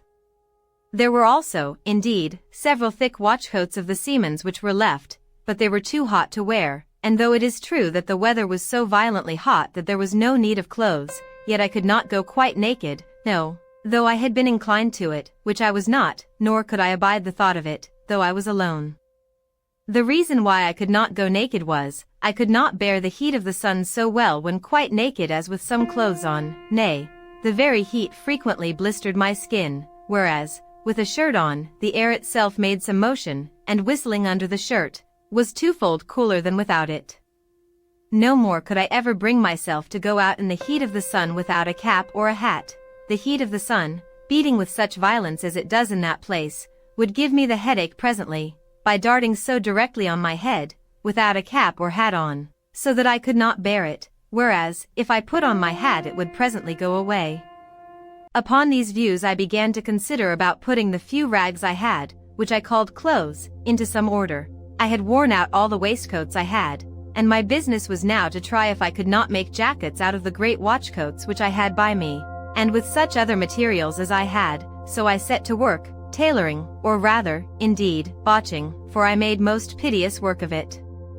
However, I made shift to make 2 or 3 new waistcoats, which I hoped would serve me a great while. As for breeches or drawers, I made but a very sorry shift indeed till afterwards. I have mentioned that I saved the skins of all the creatures that I killed, I mean 4-footed ones, and I had them hung up, stretched out with sticks in the sun, by which means some of them were so dry and hard that they were fit for little, but others were very useful. The first thing I made of these was a great cap for my head, with the hair on the outside, to shoot off the rain, and this I performed so well, that after I made me a suit of clothes wholly of these skins, that is to say, a waistcoat, and breeches open at the knees, and both loose, for they were rather wanting to keep me cool than to keep me warm. I must not omit to acknowledge that they were wretchedly made, for if I was a bad carpenter, I was a worse tailor. However, they were such as I made very good shift with, and when I was out, if it happened to rain, the hair of my waistcoat and cap being outermost, I was kept very dry. After this, I spent a great deal of time and pains to make an umbrella. I was, indeed, in great want of one, and had a great mind to make one. I had seen them made in the Brazils, where they are very useful in the great heats there, and I felt the heats every jot as great here, and greater too, being nearer the equinox. Besides, as I was obliged to be much abroad, it was a most useful thing to me, as well for the rains as the heats. I took a world of pains with it, and was a great while before I could make anything likely to hold, nay, after I had thought I had hit the way, I spoiled 2 or 3 before I made one to my mind, but at last I made one that answered indifferently well. The main difficulty I found was to make it let down. I could make it spread, but if it did not let down too, and draw in, it was not portable for me any way but just over my head, which would not do. However, at last, as I said, I made one to answer, and covered it with skins, the hair upwards, so that it cast off the rain like a penthouse, and kept off the sun so effectually, that I could walk out in the hottest of the weather with greater advantage than I could before in the coolest, and when I had no need of it could close it, and carry it under my arm. Thus I lived mighty comfortably, my mind being entirely composed by resigning myself to the will of God, and throwing myself wholly upon the disposal of His providence. This made my life better than sociable, for when I began to regret the want of conversation I would ask myself, whether thus conversing mutually with my own thoughts, and, as I hope I may say, with even God Himself, by ejaculations, was not better than the utmost enjoyment of human society in the world? Chapter 10, Tames Goats. I cannot say that after this, for 5 years, any extraordinary thing happened to me, but I lived on in the same course, in the same posture and place, as before. The chief things I was employed in, besides my yearly labor of planting my barley and rice, and curing my raisins, of both which I always kept up just enough to have sufficient stock of 1 year's provisions beforehand, I say, besides this yearly labor, and my daily pursuit of going out with my gun, I had one labor, to make a canoe, which at last I finished, so that, by digging a canal to it of 6 feet wide and 4 feet deep, I brought it into the creek, almost half a mile. As for the first, which was so vastly big, for I made it without considering beforehand, as I ought to have done, how I should be able to launch it, so, never being able to bring it into the water, or bring the water to it, I was obliged to let it lie where it was as a memorandum to teach me to be wiser the next time. Indeed, the next time, though I could not get a tree proper for it, and was in a place where I could not get the water to it at any less distance than, as I have said, near half a mile, yet, as I saw it was practicable at last, I never gave it over, and though I was near 2 years about it, yet I never grudged my labor, in hopes of having a boat to go off to sea at last. However, though my little periagua was finished, yet the size of it was not at all answerable to the design which I had in view when I made the first, I mean of venturing over to the terra firma where it was above 40 miles broad. Accordingly, the smallness of my boat assisted to put an end to that design, and now I thought no more of it. As I had a boat, my next design was to make a cruise round the island, for as I had been on the other side in one place, crossing, as I have already described it, over the land, so the discoveries I made in that little journey made me very eager to see other parts of the coast, and now I had a boat, I thought of nothing but sailing round the island. For this purpose, that I might do everything with discretion and consideration, I fitted up a little mast in my boat, and made a sail too out of some of the pieces of the ship's sails which lay in store, and of which I had a great stock by me. Having fitted my mast and sail, and tried the boat, I found she would sail very well. Then I made little lockers or boxes at each end of my boat, to put provisions, necessaries, ammunition, and into, to be kept dry, either from rain or the spray of the sea, and a little, long, hollow place I cut in the inside of the boat, where I could lay my gun, making a flap to hang down over it to keep it dry.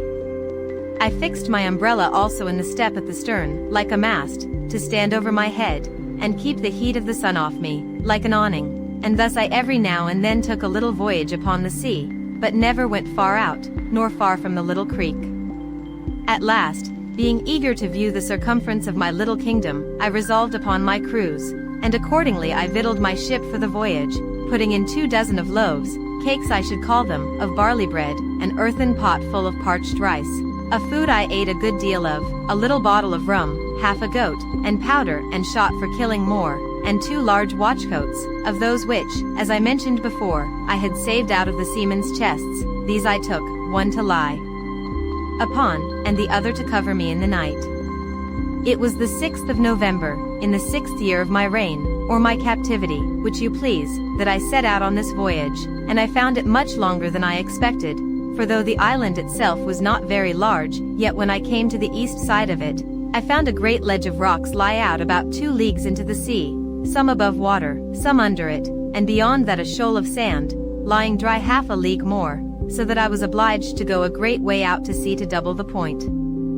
When I first discovered them, I was going to give over my enterprise, and come back again, not knowing how far it might oblige me to go out to sea, and above all, doubting how I should get back again, so I came to an anchor. For I had made a kind of an anchor with a piece of a broken grappling which I got out of the ship. Having secured my boat, I took my gun and went on shore, climbing up a hill, which seemed to overlook that point where I saw the full extent of it, and resolved to venture.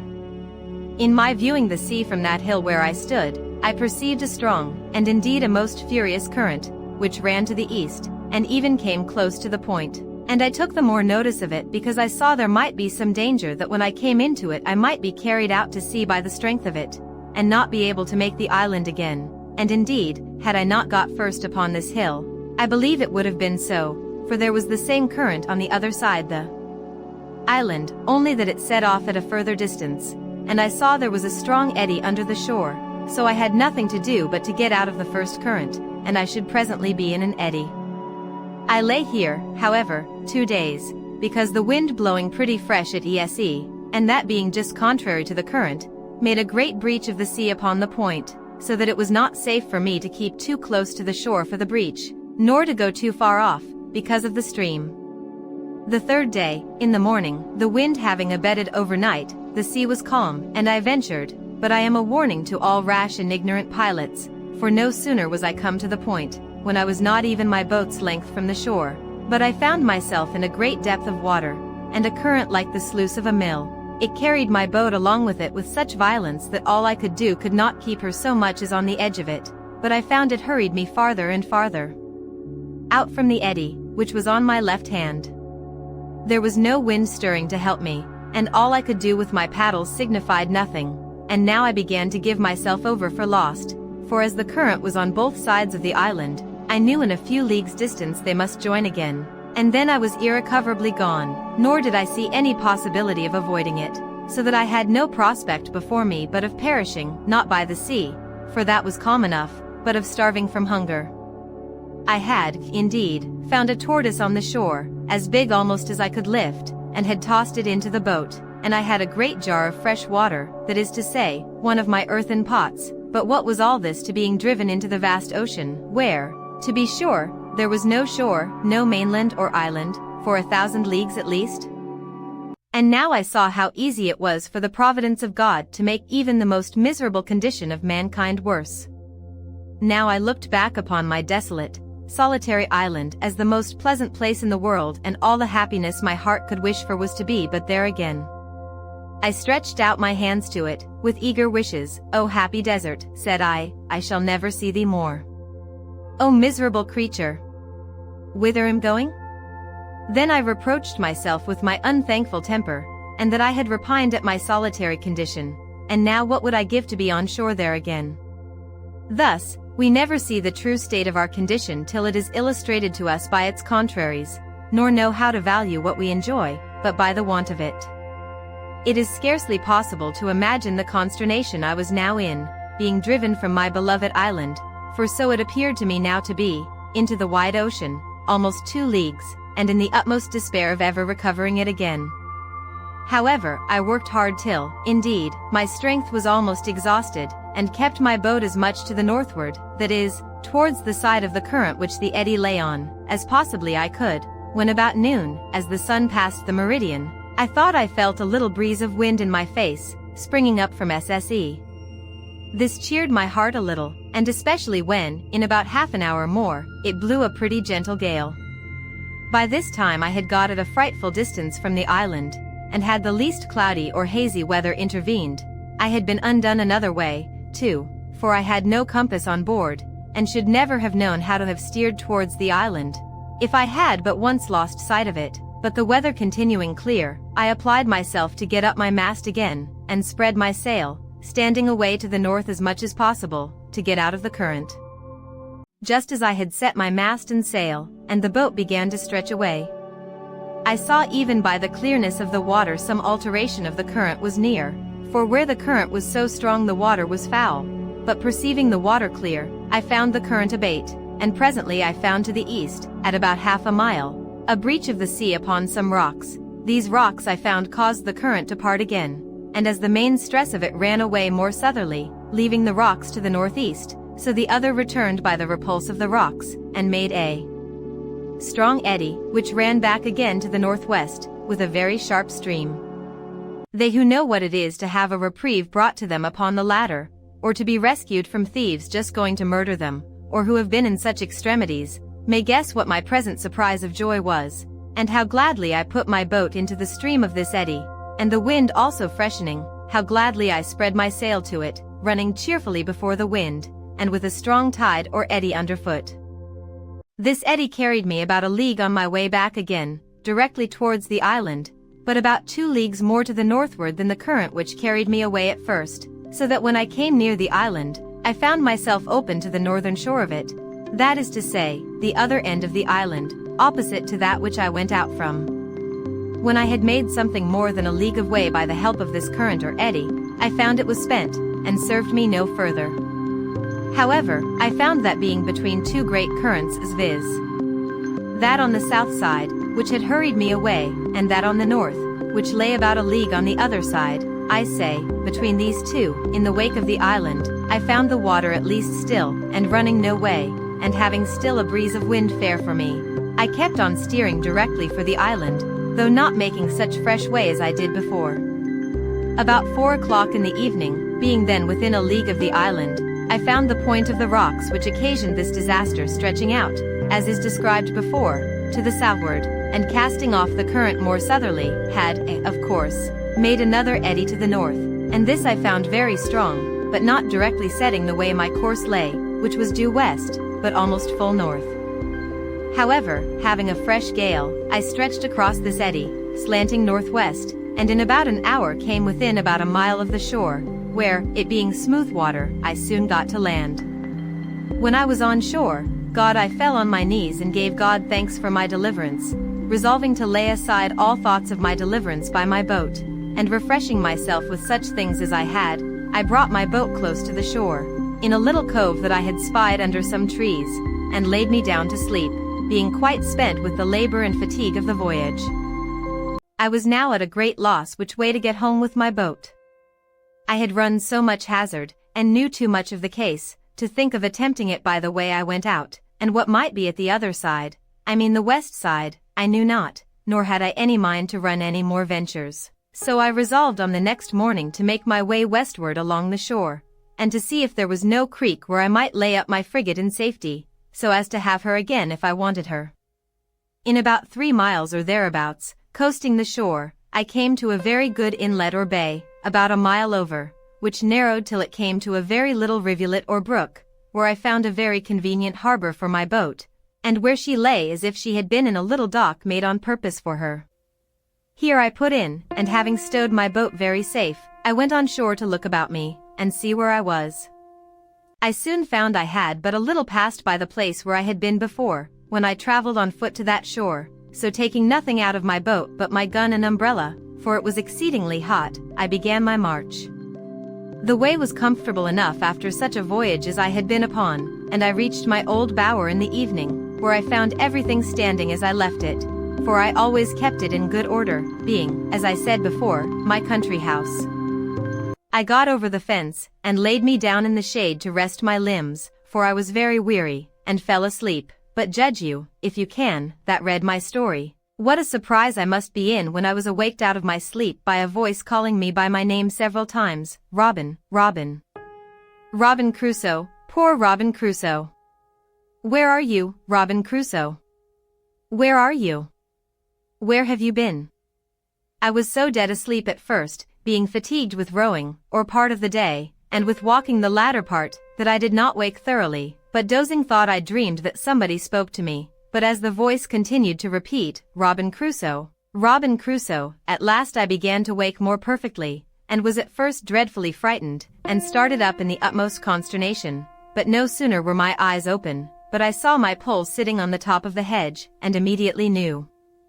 that it was he that spoke to me, for just in such bemoaning language I had used to talk to him and teach him, and he had learned it so perfectly that he would sit upon my finger, and lay his bill close to my face and cry, poor Robin Crusoe.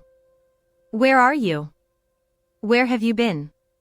How came you here, and such things as I had taught him. However, even though I knew it was the parrot, and that indeed it could be nobody else, it was a good while before I could compose myself. First, I was amazed how the creature got thither, and then, how he should just keep about the place, and nowhere else, but as I was well satisfied it could be nobody but honest Pole, I got over it, and holding out my hand, and calling him by his name, Pole, the sociable creature came to me, and sat upon my thumb, as he used to do, and continued talking to me, poor Robin Crusoe. And how did I come here? And where had I been, just as if he had been overjoyed to see me again, and so I carried him home along with me. I had now had enough of rambling to see for some time, and had enough to do for many days to sit still and reflect upon the danger I had been in. I would have been very glad to have had my boat again on my side of the island, but I knew not how it was practicable to get it about. As to the east side of the island, which I had gone round, I knew well enough there was no venturing that way, my very heart would shrink, and my very blood run chill, but to think of it, and as to the other side of the island, I did not know how it might be there, but supposing the current ran with the same force against the shore at the east as it passed by it on the other, I might run the same risk of being driven down the stream, and carried by the island, as I had been before of being carried away from it. So with these thoughts, I contented myself to be without any boat, though it had been the product of so many months' labor to make it, and of so many more to get it into the sea. In this government of my temper I remained near a year, and lived a very sedate, retired life, as you may well suppose, and my thoughts being very much composed as to my condition, and fully comforted in resigning myself to the dispositions of Providence, I thought I lived really very happily in all things except that of society. I improved myself in this time in all the mechanic exercises which my necessities put me upon applying myself to, and I believe I should, upon occasion, have made a very good carpenter, especially considering how few tools I had. Besides this, I arrived at an unexpected perfection in my earthenware, and contrived well enough to make them with a wheel, which I found infinitely easier and better, because I made things round and shaped, which before were filthy things indeed to look on.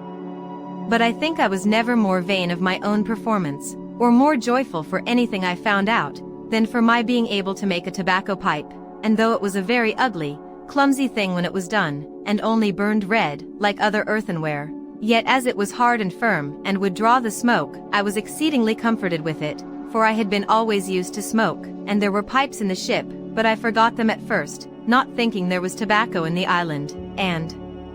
afterwards, when I searched the ship again, I could not come at any pipes.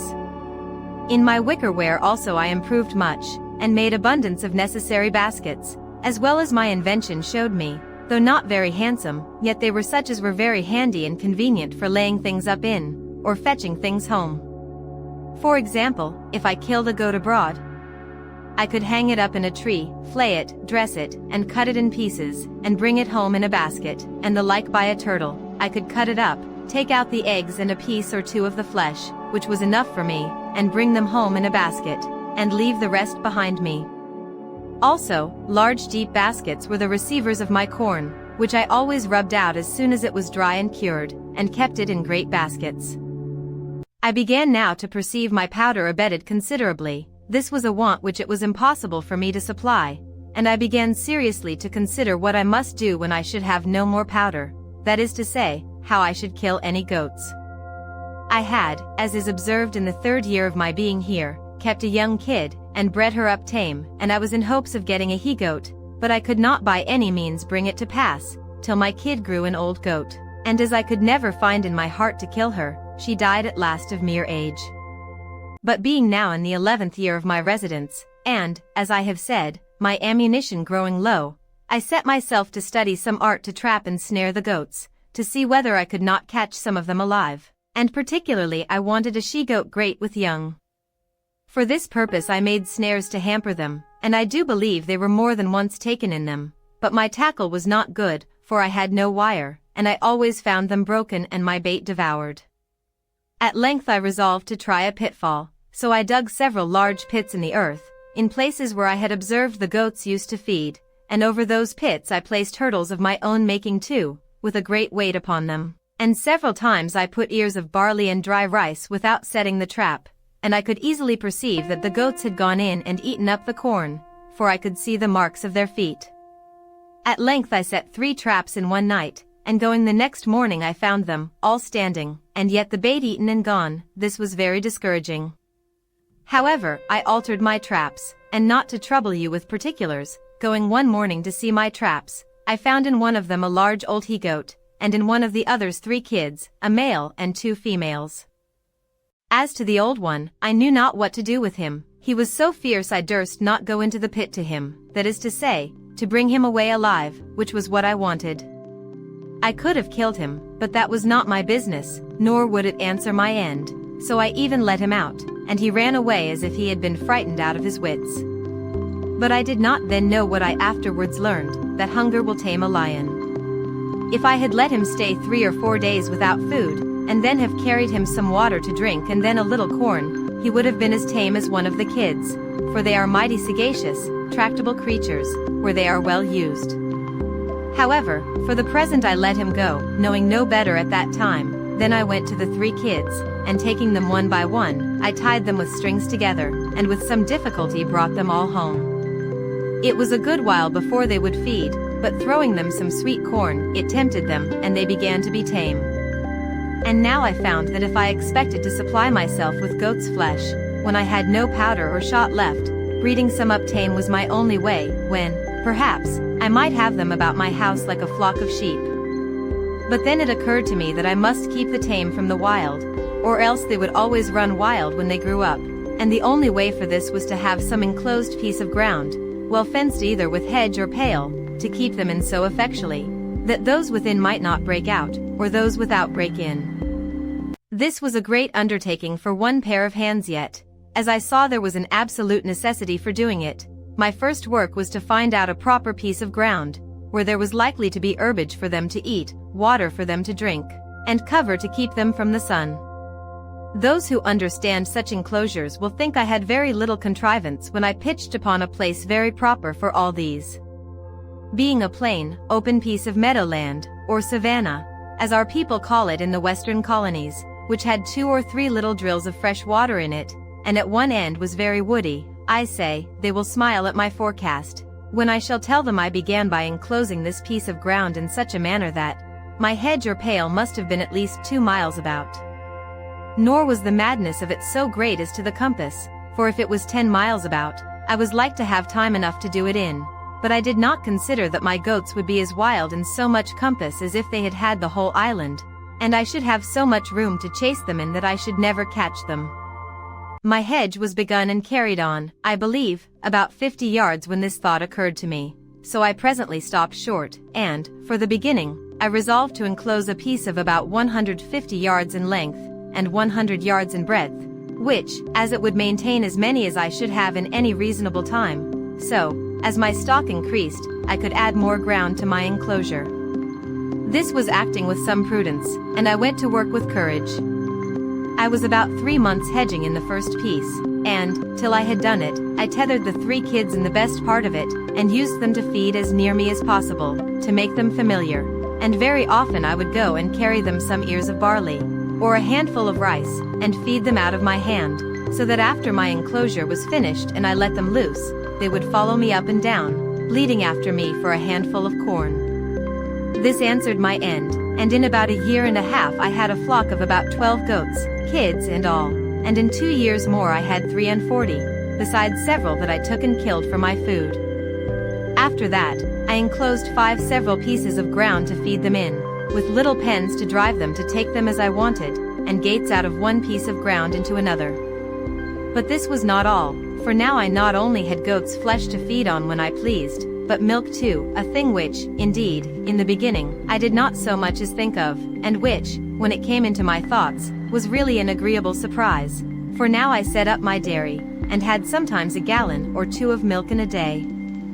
And as nature, who gives supplies of food to every creature, dictates even naturally how to make use of it, so I, that had never milked a cow, much less a goat, or seen butter or cheese made only when I was a boy, after a great many essays and miscarriages, made both butter and cheese at last, also salt. Though I found it partly made to my hand by the heat of the sun upon some of the rocks of the sea, and never wanted it afterwards. How mercifully can our Creator treat His creatures, even in those conditions in which they seem to be overwhelmed in destruction. How can He sweeten the bitterest providences, and give us cause to praise Him for dungeons and prisons? What a table was here spread for me in the wilderness, where I saw nothing at first but to perish for hunger. Chapter 11. Finds print of man's foot on the sand. It would have made a stoic smile to have seen me and my little family sit down to dinner. There was my Majesty the Prince and Lord of the whole island. I had the lives of all my subjects at my absolute command. I could hang, draw, give liberty, and take it away, and no rebels among all my subjects. Then, to see how like a king I dined, too, all alone, attended by my servants. Pole, as if he had been my favorite, was the only person permitted to talk to me. My dog, who was now grown old and crazy, and had found no species to multiply his kind upon, sat always at my right hand, and 2 cats, one on one side of the table and one on the other, expecting now and then a bit from my hand, as a mark of a special favor. But these were not the 2 cats which I brought on shore at first, for they were both of them dead, and had been interred near my habitation by my own hand, but one of them having multiplied by I know not what kind of creature, these were 2 which I had preserved tame, whereas the rest ran wild in the woods, and became indeed troublesome to me at last, for they would often come into my house, and plunder me too, till at last I was obliged to shoot them, and did kill a great many, at length. They left me. With this attendance and in this plentiful manner I lived, neither could I be said to want anything but society, and of that, some time after this, I was likely to have too much. I was something impatient, as I have observed, to have the use of my boat, though very loath to run any more hazards, and therefore sometimes I sat contriving ways to get her about the island, and at other times I sat myself down contented enough without her. But I had a strange uneasiness in my mind to go down to the point of the island where, as I have said in my last ramble, I went up the hill to see how the shore lay, and how the current set, that I might see what I had to do. This inclination increased upon me every day, and at length I resolved to travel thither by land, following the edge of the shore.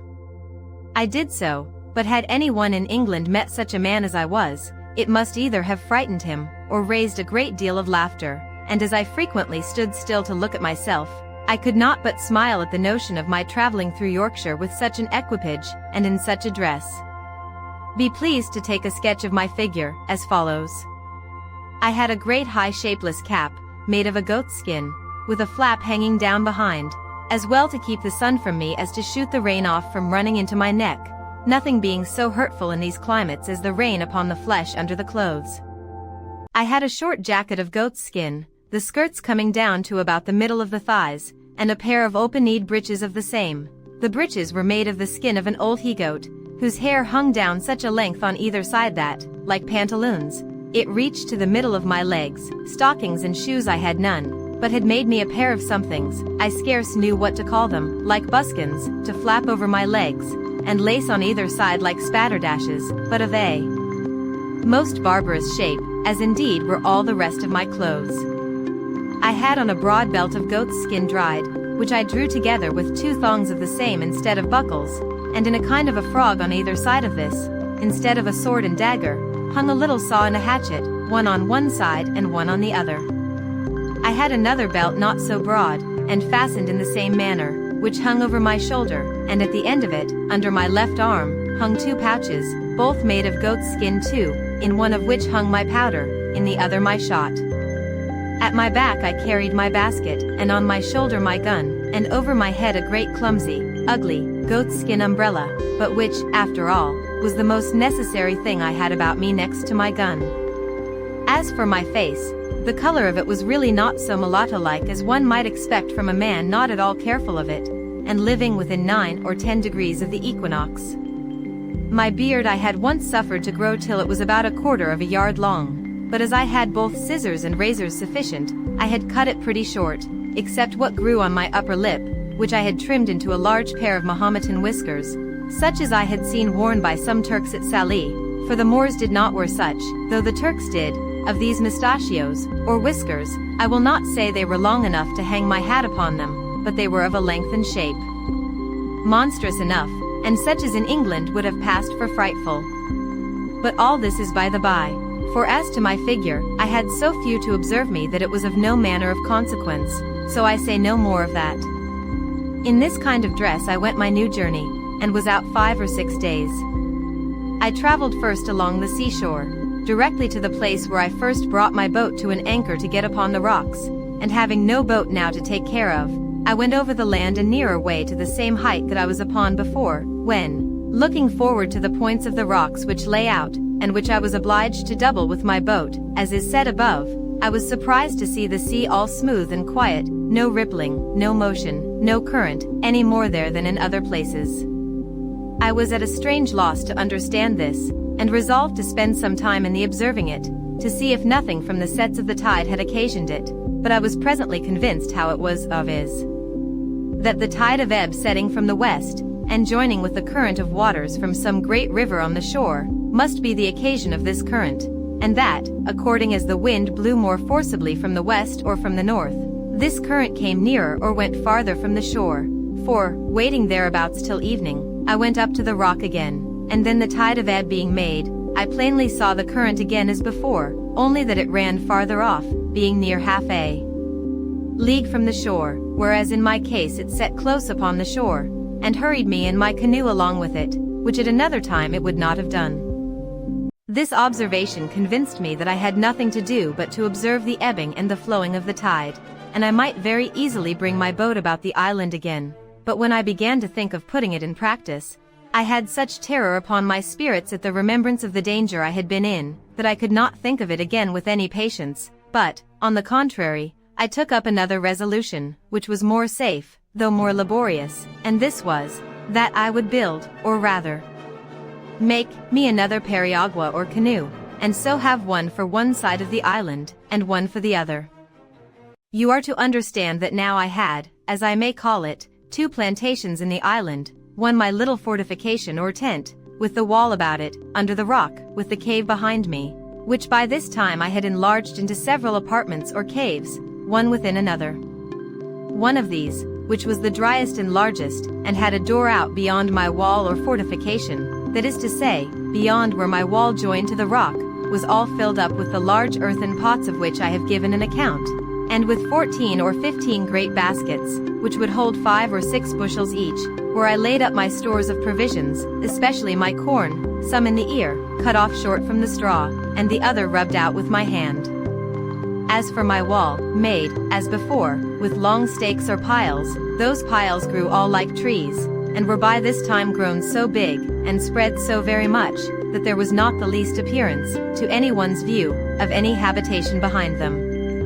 Near this dwelling of mine, but a little farther within the land, and upon lower ground, lay my 2 pieces of corn land, which I kept duly cultivated and sowed, and which duly yielded me their harvest in its season, and whenever I had occasion for more corn, I had more land adjoining as fit as that. Besides this, I had my country seat, and I had now a tolerable plantation there also, for, first, I had my little bower, as I called it, which I kept in repair, that is to say, I kept the hedge which encircled it and constantly fitted up to its usual height, the latter standing always in the inside. I kept the trees, which at first were no more than stakes, but were now grown very firm and tall, always cut, so that they might spread and grow thick and wild, and make the more agreeable shade, which they did effectually to my mind. In the middle of this I had my tent always standing, being a piece of a sail spread over poles, set up for that purpose, and which never wanted any repair or renewing, and under this I had made me a squab or couch with the skins of the creatures I had killed, and with other soft things, and a blanket laid on them, such as belonged to our sea bedding, which I had saved, and a great watch coat to cover me. And here, whenever I had occasion to be absent from my chief seat, I took up my country habitation. Adjoining to this I had my enclosures for my cattle, that is to say my goats, and I had taken an inconceivable deal of pains to fence and enclose this ground. I was so anxious to see it kept entire, lest the goats should break through, that I never left off till, with infinite labor, I had stuck the outside of the hedge so full of small stakes, and so near to one another, that it was rather a pale than a hedge, and there was scarce room to put a hand through between them, which afterwards, when those stakes grew, as they all did in the next rainy season, made the enclosure strong like a wall, indeed stronger than any wall. This will testify for me that I was not idle, and that I spared no pains to bring to pass whatever appeared necessary for my comfortable support, for I considered the keeping up a breed of tame creatures thus at my hand would be a living magazine of flesh, milk, butter, and cheese for me as long as I lived in the place, if it were to be 40 years, and that keeping them in my reach depended entirely upon my perfecting my enclosures to such a degree that I might be sure of keeping them together. Which by this method, indeed, I so effectually secured, that when these little stakes began to grow, I had planted them so very thick that I was forced to pull some of them up again. In this place also I had my grapes growing, which I principally depended on for my winter store of raisins, and which I never failed to preserve very carefully, as the best and most agreeable dainty of my whole diet, and indeed they were not only agreeable, but medicinal, wholesome, nourishing, and refreshing to the last degree. As this was also about halfway between my other habitation and the place where I had laid up my boat, I generally stayed and lay here in my way thither, for I used frequently to visit my boat, and I kept all things about or belonging to her in very good order. Sometimes I went out in her to divert myself, but no more hazardous voyages would I go, scarcely ever above a stone's cast or 2 from the shore. I was so apprehensive of being hurried out of my knowledge again by the currents or winds, or any other accident. But now I come to a new scene of my life. It happened one day, about noon, going towards my boat, I was exceedingly surprised with the print of a man's naked foot on the shore, which was very plain to be seen on the sand. I stood like one thunderstruck, or as if I had seen an apparition. I listened, I looked round me, but I could hear nothing, nor see anything. I went up to a rising ground to look farther, I went up the shore and down the shore, but it was all one. I could see no other impression but that one. I went to it again to see if there were any more, and to observe if it might not be my fancy, but there was no room for that, for there was exactly the print of a foot to a toes, heel, and every part of a foot. How it came thither I knew not, nor could I in the least imagine, but after innumerable fluttering thoughts, like a man perfectly confused and out of myself, I came home to my fortification, not feeling, as we say, the ground I went on, but terrified to the last degree, looking behind me at every 2 or 3 steps, mistaking every bush and tree, and fancying every stump at a distance to be a man. Nor is it possible to describe how many various shapes my affrighted imagination represented things to me in, how many wild ideas were found every moment in my fancy, and what strange, unaccountable whimsies came into my thoughts by the way. When I came to my castle, for so I think I called it ever after this, I fled into it like one pursued. Whether I went over by the ladder, as first contrived, or went in at the hole in the rock, which I had called a door, I cannot remember, no, nor could I remember the next morning, for never frightened hare fled to cover, or fox to earth, with more terror of mind than I to this retreat. I slept none that night. The farther I was from the occasion of my fright, the greater my apprehensions were, which is something contrary to the nature of such things, and especially to the usual practice of all creatures in fear, but I was so embarrassed with my own frightful ideas of the thing, that I formed nothing but dismal imaginations to myself, even though I was now a great way off. Sometimes I fancied it must be the devil, and reason joined in with me in this supposition, for how should any other thing in human shape come into the place? Where was the vessel that brought them? What marks were there of any other footstep? And how was it possible a man should come there?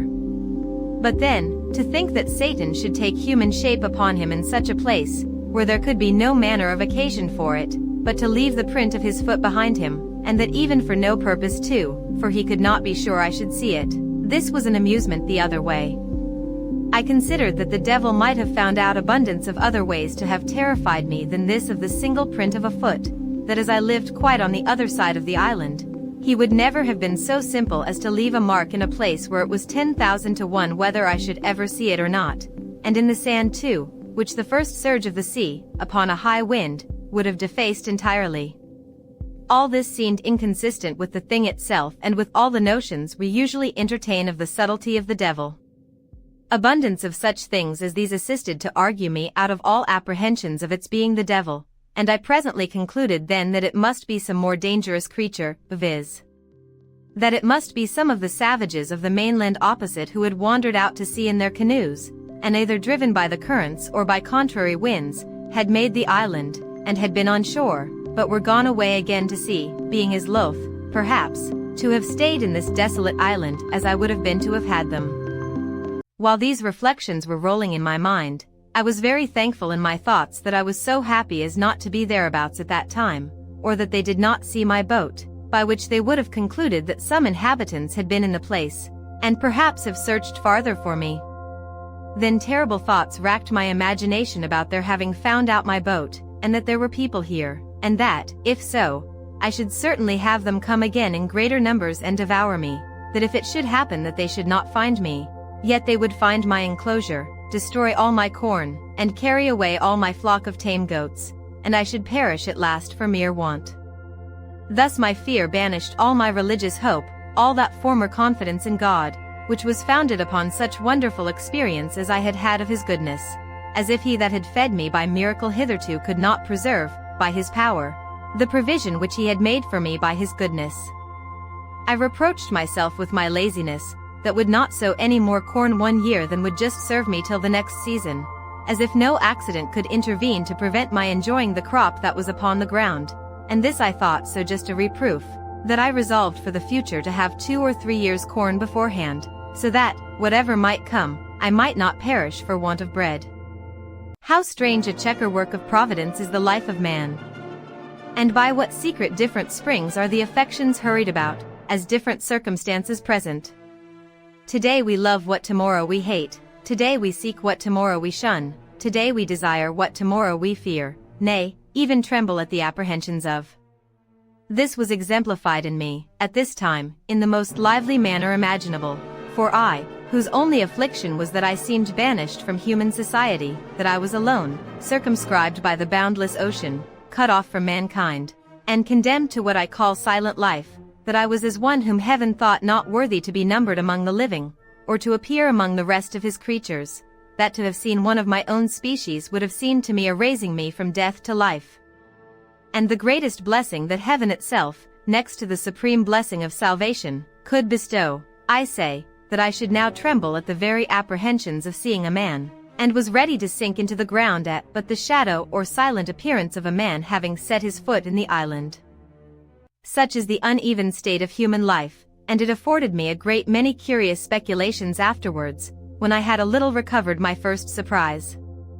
I considered that this was the station of life the infinitely wise and good providence of God had determined for me, that as I could not foresee what the ends of divine wisdom might be in all this, so I was not to dispute his sovereignty, who, as I was his creature, had an undoubted right, by creation, to govern and dispose of me absolutely as he thought fit, and who, as I was a creature that had offended him, had likewise a judicial right to condemn me to what punishment he thought fit, and that it was my part to submit to bear his indignation, because I had sinned against him. I then reflected, that as God, who was not only righteous but omnipotent, had thought fit thus to punish and afflict me, so he was able to deliver me, that if he did not think fit to do so, it was my unquestioned duty to resign myself absolutely and entirely to his will, and, on the other hand, it was my duty also to hope in him, pray to him, and quietly to attend to the dictates and directions of his daily providence.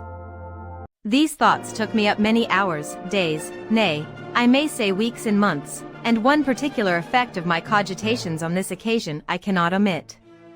One morning early, lying in my bed, and filled with thoughts about my danger from the appearances of savages, I found it discomposed me very much, upon which these words of the Scripture came into my thoughts, "Call upon me in the day of trouble, and I will deliver thee, and thou shalt glorify me."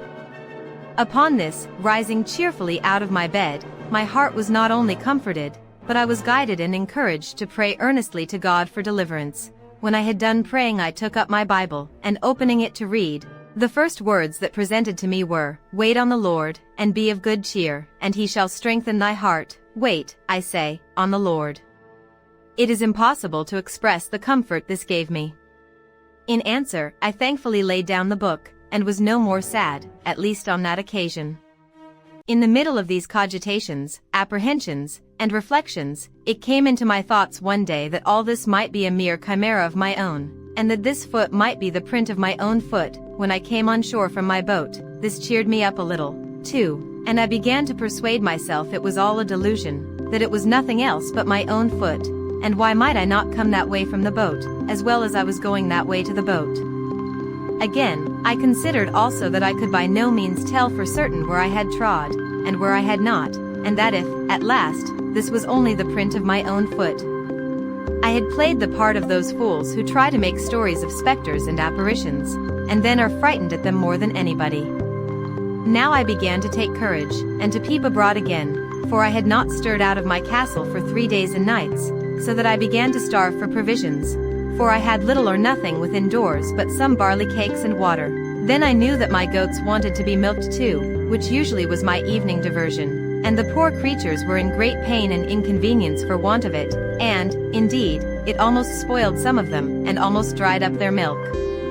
Encouraging myself, therefore, with the belief that this was nothing but the print of one of my own feet, and that I might be truly said to start at my own shadow, I began to go abroad again, and went to my country house to milk my flock. But to see with what fear I went forward, how often I looked behind me, how I was ready every now and then to lay down my basket and run for my life, it would have made anyone have thought I was haunted with an evil conscience, or that I had been lately most terribly frightened, and so, indeed, I had. However, I went down thus 2 or 3 days, and having seen nothing, I began to be a little bolder, and to think there was really nothing in it but my own imagination, but I could not persuade myself fully of this till I should go down to the shore again, and see this print of a foot, and measure it by my own, and see if there was any similitude or fitness, that I might be assured it was my own foot. But when I came to the place, first, it appeared evidently to me, that when I laid up my boat, I could not possibly be on shore anywhere thereabouts. Secondly, When I came to measure the mark with my own foot, I found my foot not so large by a great deal. Both these things filled my head with new imaginations, and gave me the vapors again to the highest degree, so that I shook with cold like one in an ague, and I went home again, filled with the belief that some man or men had been on shore there, or, in short, that the island was inhabited, and I might be surprised before I was aware, and what course to take for my security I knew not. Oh, what ridiculous resolutions men take when possessed with fear! It deprives them of the use of those means which reason offers for their relief. The first thing I proposed to myself was, to throw down my enclosures, and turn all my tame cattle wild into the woods, lest the enemy should find them, and then frequent the island in prospect of the same or the like booty. Then the simple thing of digging up my 2 cornfields, lest they should find such a grain there, and still be prompted to frequent the island, then to demolish my bower and tent, that they might not see any vestiges of habitation, and be prompted to look farther, in order to find out the persons inhabiting. These were the subject of the first night's cogitations after I was come home again, while the apprehensions which had so overrun my mind were fresh upon me, and my head was full of vapors. Thus, fear of danger is 10,000 times more terrifying than danger itself, when apparent to the eyes, and we find the burden of anxiety greater, by much, than the evil which we are anxious about. And what was worse than all this, I had not that relief in this trouble that from the resignation I used to practice I hoped to have. I looked, I thought, like Saul, who complained not only that the Philistines were upon him, but that God had forsaken him, for I did not now take due ways to compose my mind, by crying to God in my distress, and resting upon his providence, as I had done before, for my defense and deliverance, which, if I had done, I had at least been more cheerfully supported under this new surprise, and perhaps carried through it with more resolution. This confusion of my thoughts kept me awake all night, but in the morning I fell asleep, and having, by the amusement of my mind, been as it were tired, and my spirits exhausted, I slept very soundly, and waked much better composed than I had ever been before. And now I began to think sedately, and, upon debate with myself, I concluded that this island, which was so exceedingly pleasant, fruitful, and no farther from the mainland than as I had seen, was not so entirely abandoned as I might imagine, that although there were no stated inhabitants who lived on the spot, yet that there might sometimes come boats off from the shore, who either with design, or perhaps never but when they were driven by cross winds, might come to this place, that I had lived there 15 years now and had not met with the least shadow or figure of any people yet, and that, if at any time they should be driven here, it was probable they went away again as soon as ever they could, seeing they had never thought fit to fix here upon any occasion, that the most I could suggest any danger from was from any casual accidental landing of straggling people from the main, who, as it was likely, if they were driven hither, were here against their wills, so they made no stay here, but went off again with all possible speed, seldom staying one night on shore, lest they should not have the help of the tides and daylight back again, and that, therefore, I had nothing to do but to consider of some safe retreat, in case I should see any savages land upon the spot.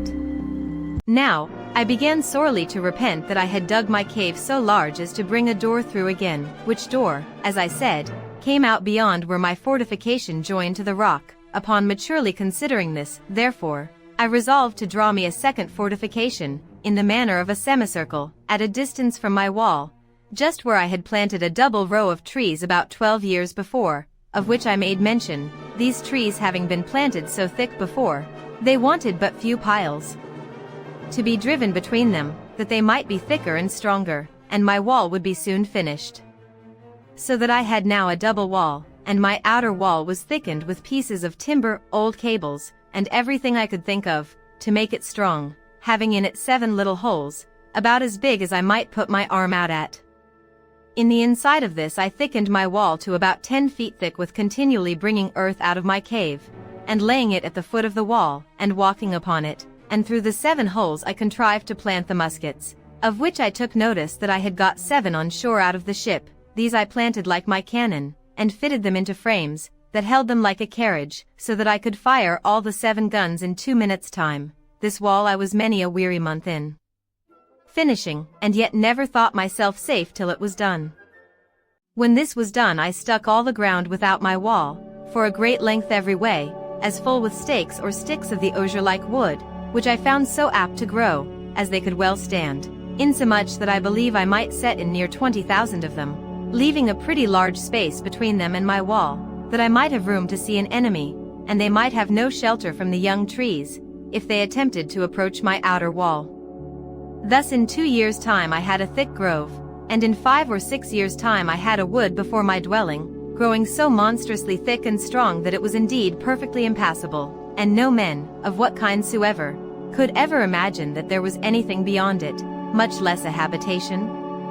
As for the way which I proposed to myself to go in and out, for I left no avenue, it was by setting 2 ladders, one to a part of the rock which was low, and then broke in, and left room to place another ladder upon that. So when the 2 ladders were taken down, no man living could come down to me without doing himself mischief, and if they had come down, they were still on the outside of my outer wall.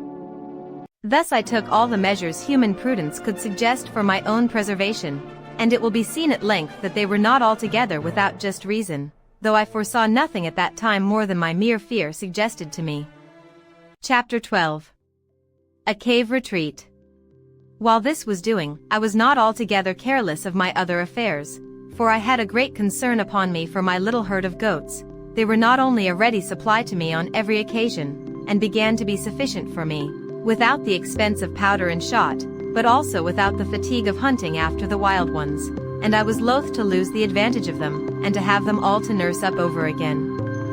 For this purpose, after long consideration, I could think of but 2 ways to preserve them. One was, to find another convenient place to dig a cave underground, and to drive them into it every night, and the other was to enclose 2 or 3 little bits of land, remote from one another, and as much concealed as I could, where I might keep about half a dozen young goats in each place, so that if any disaster happened to the flock in general, I might be able to raise them again with little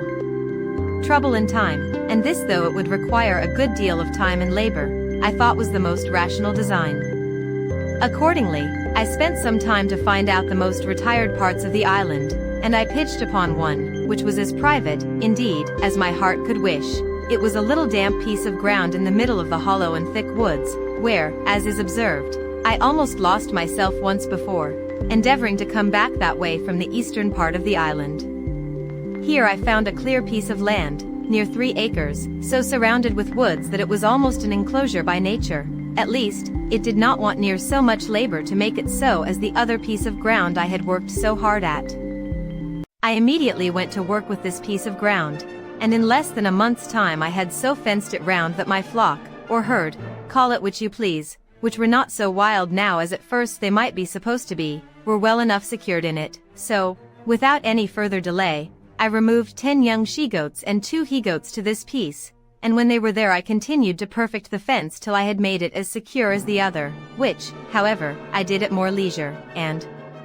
it took me up more time by a great deal. All this labor I was at the expense of, purely from my apprehensions on account of the print of a man's foot, for as yet I had never seen any human creature come near the island, and I had now lived 2 years under this uneasiness, which, indeed, made my life much less comfortable than it was before, as may be well imagined by any who know what it is to live in the constant snare of the fear of man. And this I must observe, with grief, too, that the discomposure of my mind had great impression also upon the religious part of my thoughts, for the dread and terror of falling into the hands of savages and cannibals lay so upon my spirits, that I seldom found myself in a due temper for application to my Maker, at least, not with the sedate calmness and resignation of soul which I was wont to do. I rather prayed to God as under great affliction and pressure of mind, surrounded with danger, and in expectation every night of being murdered and devoured before morning, and I must testify, from my experience, that a temper of peace, thankfulness, love, and affection, is much the more proper frame for prayer than that of terror and discomposure, and that under the dread of mischief impending, a man is no more fit for a comforting performance of the duty of praying to God than he is for a repentance on a sickbed, for these discomposures affect the mind, as the others do the body, and the discomposure of the mind must necessarily be as great a disability as that of the body, and much greater, praying to God being properly an act of the mind, not of the body. But to go on. After I had thus secured one part of my little living stock, I went about the whole island, searching for another private place to make such another deposit, when, wandering more to the west point of the island than I had ever done yet, and looking out to sea, I thought I saw a boat upon the sea, at a great distance. I had found a perspective glass or two in one of the seamen's chests, which I saved out of our ship, but I had it not about me, and this was so remote that I could not tell what to make of it, though I looked at it till my eyes were not able to hold to look any longer. Whether it was a boat or not I do not know, but as I descended from the hill I could see no more of it, so I gave it over. Only I resolved to go no more out without a perspective glass in my pocket.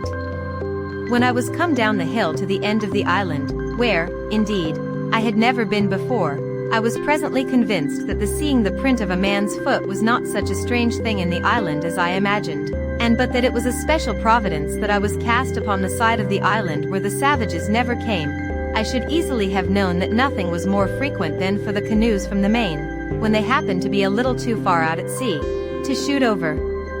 to that side of the island for harbor. Likewise, as they often met and fought in their canoes, the victors, having taken any prisoners, would bring them over to this shore, where, according to their dreadful customs, being all cannibals, they would kill and eat them, of which hereafter.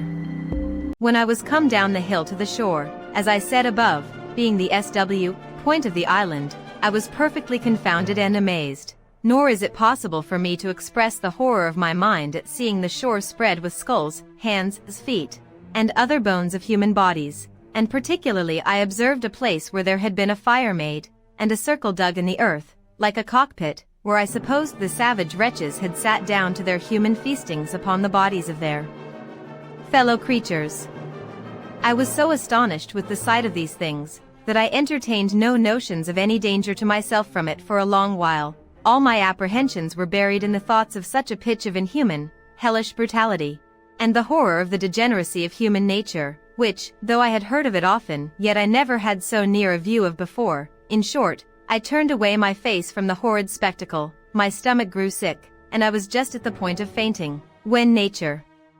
discharged the disorder from my stomach, and having vomited with uncommon violence, I was a little relieved, but could not bear to stay in the place a moment, so I got up the hill again with all the speed I could, and walked on towards my own habitation.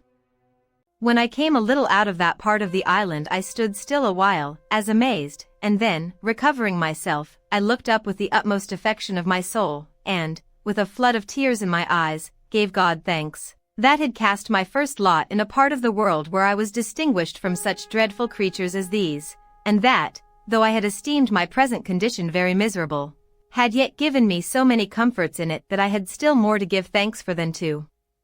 complain of, and this, above all, that I had, even in this miserable condition, been comforted with the knowledge of himself, and the hope of his blessing, which was a felicity more than sufficiently equivalent to all the misery which I had suffered, or could suffer. In this frame of thankfulness I went home to my castle, and began to be much easier now, as to the safety of my circumstances, than ever I was before, for I observed that these wretches never came to this island in search of what they could get, perhaps not seeking, not wanting, or not expecting anything here, and having often, no doubt, been up the covered, woody part of it without finding anything to their purpose.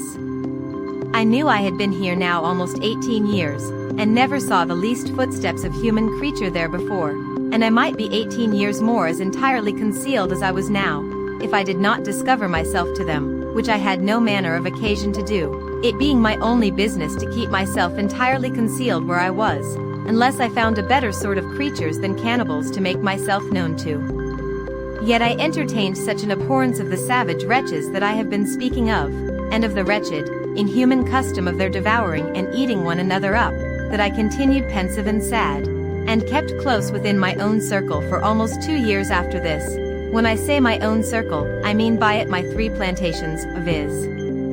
my castle, my country seat, which I called my bower, and my enclosure in the woods, nor did I look after this for any other use than an enclosure for my goats, for the aversion which nature gave me to these hellish wretches was such, that I was as fearful of seeing them as of seeing the devil himself. I did not so much as go to look after my boat all this time, but began rather to think of making another, for I could not think of ever making any more attempts to bring the other boat round the island to me, lest I should meet with some of these creatures at sea, In which case, if I had happened to have fallen into their hands, I knew what would have been my lot. Time, however, and the satisfaction I had that I was in no danger of being discovered by these people, began to wear off my uneasiness about them, and I began to live just in the same composed manner as before, only with this difference, that I used more caution, and kept my eyes more about me than I did before, lest I should happen to be seen by any of them, and particularly, I was more cautious of firing my gun, lest any of them, being on the island, should happen to hear it. It was, therefore, a very good providence to me that I had furnished myself with a tame breed of goats, and that I had no need to hunt any more about the woods, or shoot at them, and if I did catch any of them after this, it was by traps and snares, as I had done before, so that for 2 years after this I believe I never fired my gun once off, though I never went out without it, and what was more, as I had saved 3 pistols out of the ship, I always carried them out with me, or at least 2 of them, sticking them in my goatskin belt.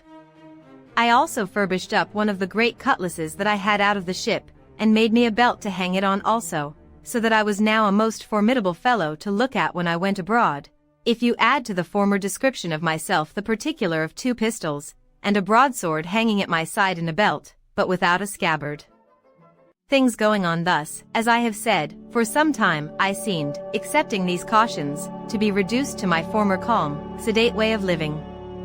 All these things tended to show me more and more how far my condition was from being miserable, compared to some others, nay, to many other particulars of life which it might have pleased God to have made my lot. It put me upon reflecting how little repining there would be among mankind at any condition of life if people would rather compare their condition with those that were worse, in order to be thankful, than be always comparing them with those which are better, to assist their murmurings and complainings. As in my present condition there were not really many things which I wanted, so indeed I thought that the frights I had been in about these savage wretches, and the concern I had been in for my own preservation, had taken off the edge of my invention, for my own conveniences, and I had dropped a good design, which I had once bent my thoughts upon, and that was to try if I could not make some of my barley into malt, and then try to brew myself some beer. This was really a whimsical thought, and I reproved myself often for the simplicity of it, for I presently saw there would be the want of several things necessary to the making my beer that it would be impossible for me to supply, as, first, casks to preserve it in, which was a thing that, as I have observed already, I could never compass, no, though I spent not only many days, but weeks, nay months, in attempting it, but to no purpose. In the next place, I had no hops to make it keep, no yeast to make it work, no copper or kettle to make it boil, and yet with all these things wanting, I verily believe, had not the frights and terrors I was in about the savages intervened, I had undertaken it, and perhaps brought it to pass too, for I seldom gave anything over without accomplishing it, when once I had it in my head to begin it. But my invention now ran quite another way, for night and day I could think of nothing but how I might destroy some of the monsters in their cruel, bloody entertainment, and if possible save the victim they should bring hither to destroy. It would take up a larger volume than this whole work is intended to be to set down all the contrivances I hatched, or rather brooded upon, in my thoughts, for the destroying these creatures, or at least frightening them so as to prevent their coming hither any more. But all this was abortive. Nothing could be possible to take effect, unless I was to be there to do it myself, and what could one man do among them, when perhaps there might be 20 or 30 of them together with their darts, or their bows and arrows, with which they could shoot as true to a mark as I could with my gun? Sometimes I thought of digging a hole under the place where they made their fire, and putting in 5 or 6 pounds of gunpowder, which, when they kindled their fire, would consequently take fire, and blow up all that was near it, but as, in the first place, I should be unwilling to waste so much powder upon them, my store being now within the quantity of 1 barrel, so neither could I be sure of its going off at any certain time, when it might surprise them, and, at best, that it would do little more than just blow the fire about their ears and fright them, but not sufficient to make them forsake the place, so I laid it aside, and then proposed that I would place myself in ambush in some convenient place, with my 3 guns all double-loaded, and in the middle of their bloody ceremony let fly at them, when I should be sure to kill or wound perhaps 2 or 3 at every shot, and then falling in upon them with my 3 pistols and my sword, I made no doubt but that, if there were 20, I should kill them all. This fancy pleased my thoughts for some weeks, and I was so full of it that I often dreamed of it, and, sometimes, that I was just going to let fly at them in my sleep.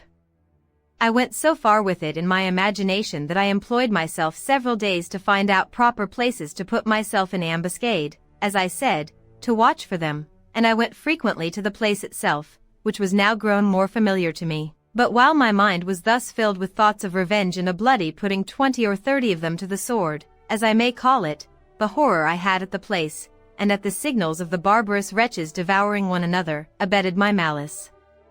Well, at length I found a place in the side of the hill where I was satisfied I might securely wait till I saw any of their boats coming, and might then, even before they would be ready to come on shore, convey myself unseen into some thickets of trees, in one of which there was a hollow large enough to conceal me entirely, and there I might sit and observe all their bloody doings, and take my full aim at their heads, when they were so close together as that it would be next to impossible that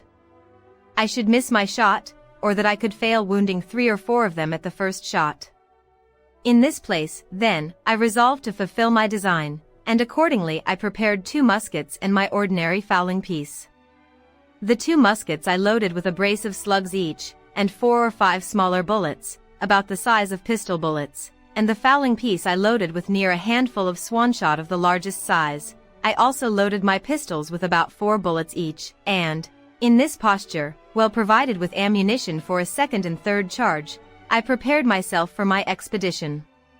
After I had thus laid the scheme of my design, and in my imagination put it in practice, I continually made my tour every morning to the top of the hill, which was from my castle, as I called it, about 3 miles or more, to see if I could observe any boats upon the sea, coming near the island, or standing over towards it. But I began to tire of this hard duty, after I had for 2 or 3 months constantly kept my watch, but came always back without any discovery, there having not, in all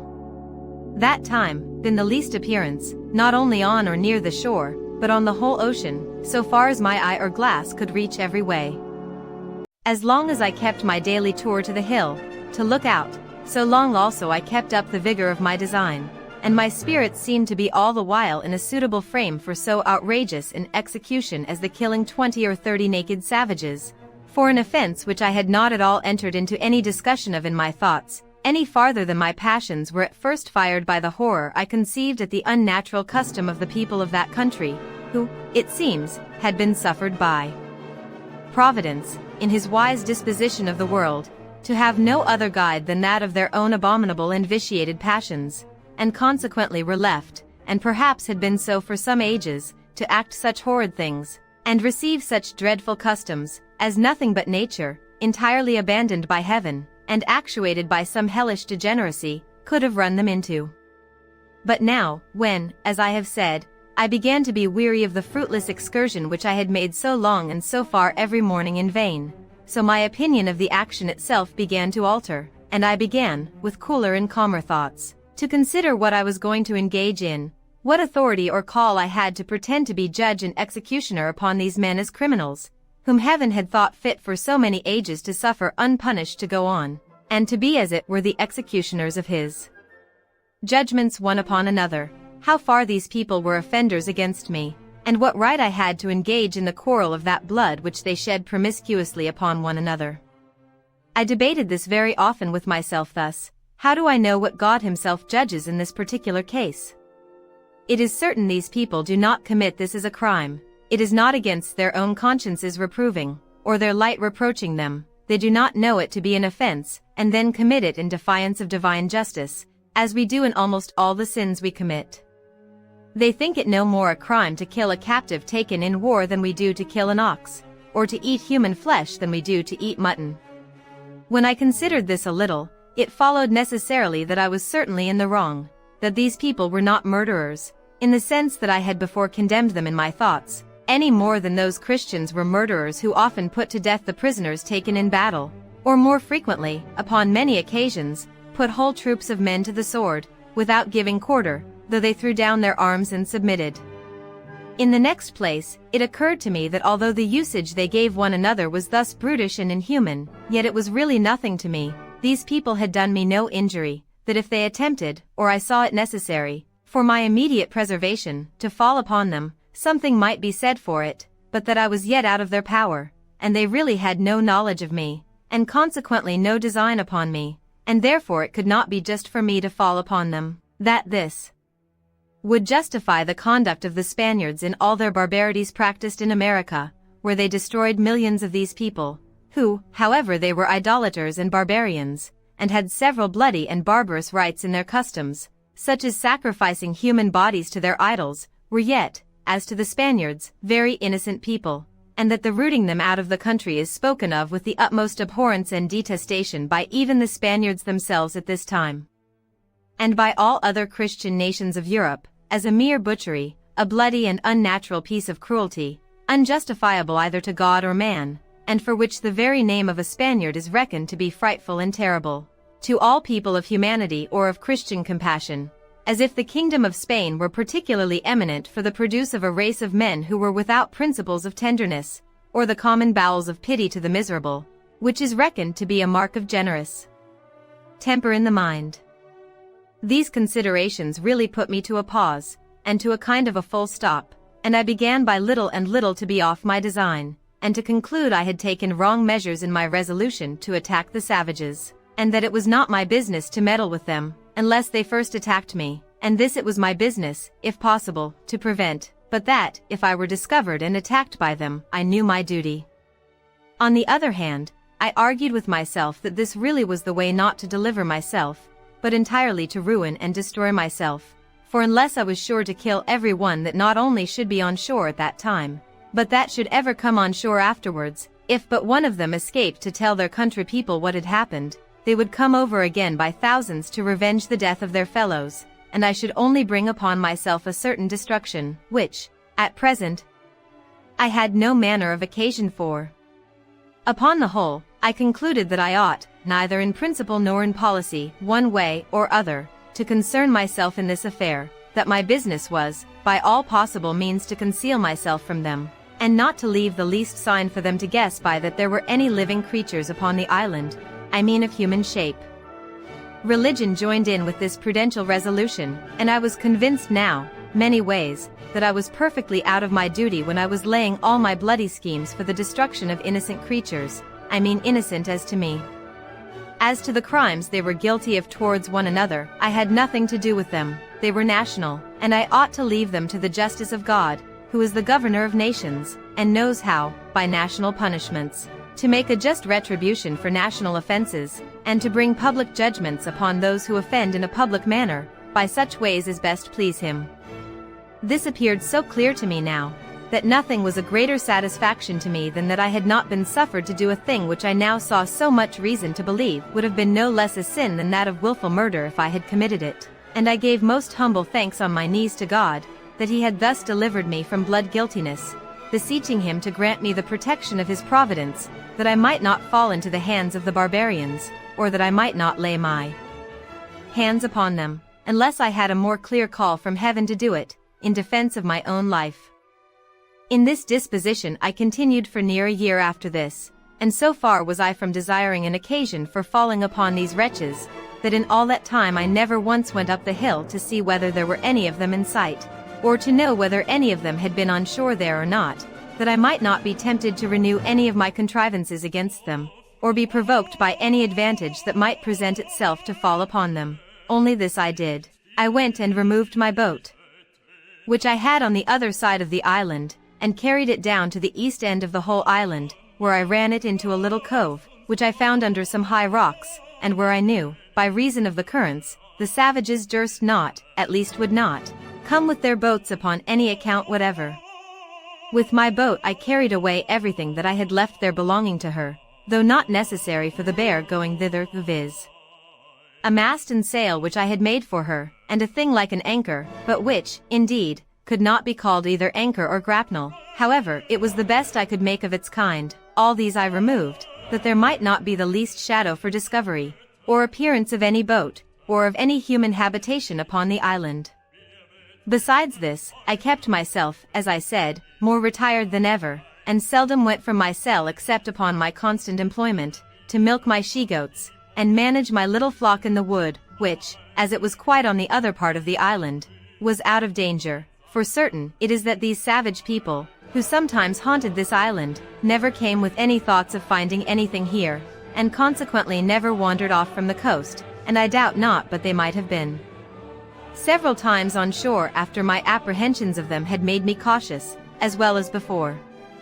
Indeed, I looked back with some horror upon the thoughts of what my condition would have been if I had chopped upon them and been discovered before that, when, naked and unarmed, except with one gun, and that loaded often only with small shot, I walked everywhere, peeping and peering about the island, to see what I could get. What a surprise should I have been in if, when I discovered the print of a man's foot, I had, instead of that, seen 15 or 20 savages, and found them pursuing me.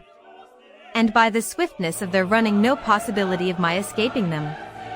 The thoughts of this sometimes sank my very soul within me, and distressed my mind so much that I could not soon recover it, to think what I should have done, and how I should not only have been unable to resist them, but even should not have had presence of mind enough to do what I might have done, much less what now, after so much consideration and preparation, I might be able to do.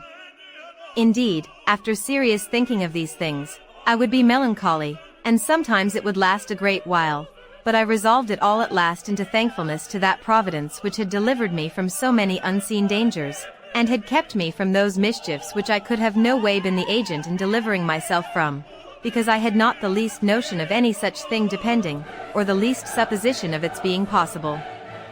This renewed a contemplation which often had come into my thoughts in former times, when first I began to see the merciful dispositions of heaven, in the dangers we run through in this life, how wonderfully we are delivered when we know nothing of it, how, when we are in a quandary as we call it, a doubt or hesitation whether to go this way or that way, a secret hint shall direct us this way, when we intended to go that way, nay, when sense, our own inclination, and perhaps business has called us to go the other way, yet a strange impression upon the mind, from we know not what springs, and by we know not what power, shall overrule us to go this way, and it shall afterwards appear that had we gone that way, which we should have gone, and even to our imagination ought to have gone, we should have been ruined and lost.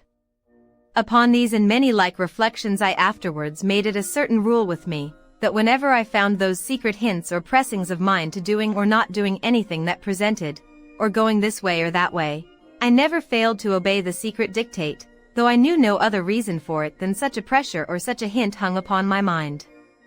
I could give many examples of the success of this conduct in the course of my life, but more especially in the latter part of my inhabiting this unhappy island, besides many occasions which it is very likely I might have taken notice of, if I had seen with the same eyes then that I see with now. But it is never too late to be wise, and I cannot but advise all considering men, whose lives are attended with such extraordinary incidents as mine, or even though not so extraordinary, not to slight such secret intimations of Providence, let them come from what invisible intelligence they will. That I shall not discuss, and perhaps cannot account for, but certainly they are a proof of the converse of spirits, and a secret communication between those embodied and those unembodied, and such a proof as can never be withstood, of which I shall have occasion to give some remarkable instances in the remainder of my solitary residence in this dismal place.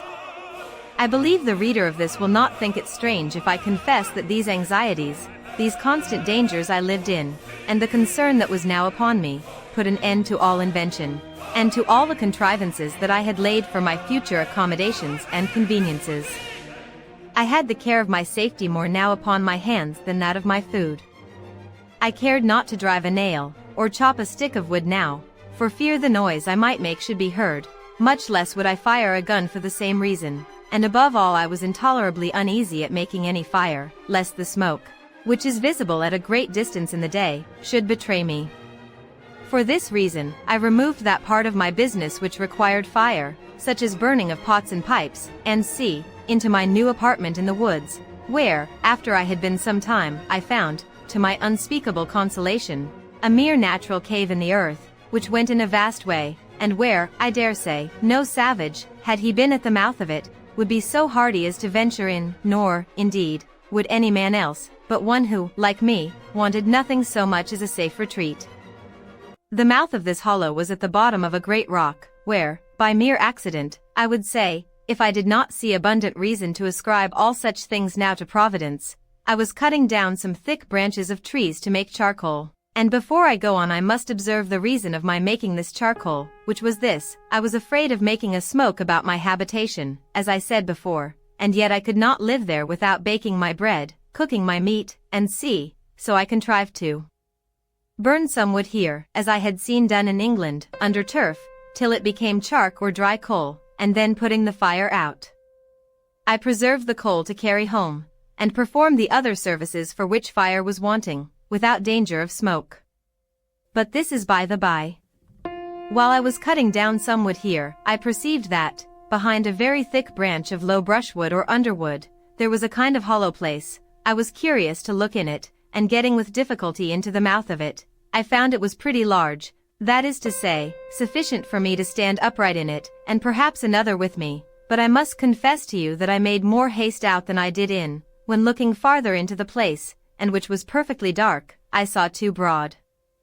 shining eyes of some creature, whether devil or man I knew not, which twinkled like two stars, the dim light from the cave's mouth shining directly in, and making the reflection.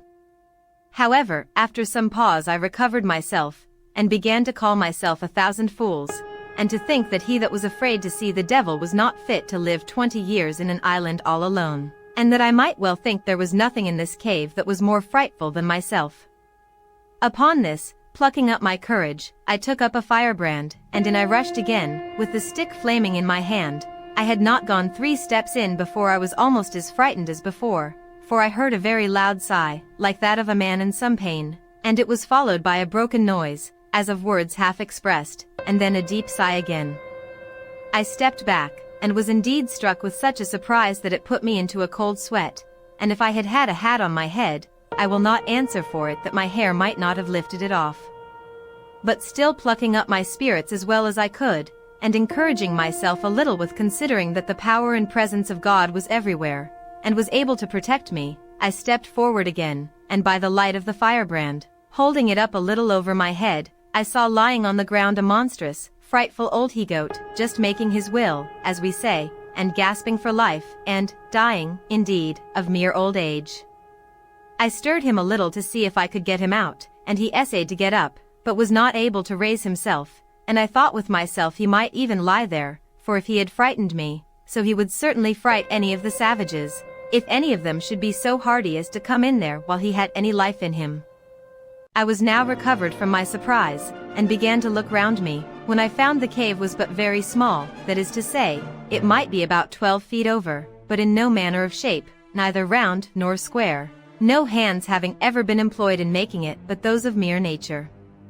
I observed also that there was a place at the farther side of it that went in further, but was so low that it required me to creep upon my hands and knees to go into it, and whither it went I knew not, so, having no candle, I gave it over for that time, but resolved to go again the next day provided with candles and a tinder box, which I had made of the lock of one of the muskets, with some wildfire in the pan.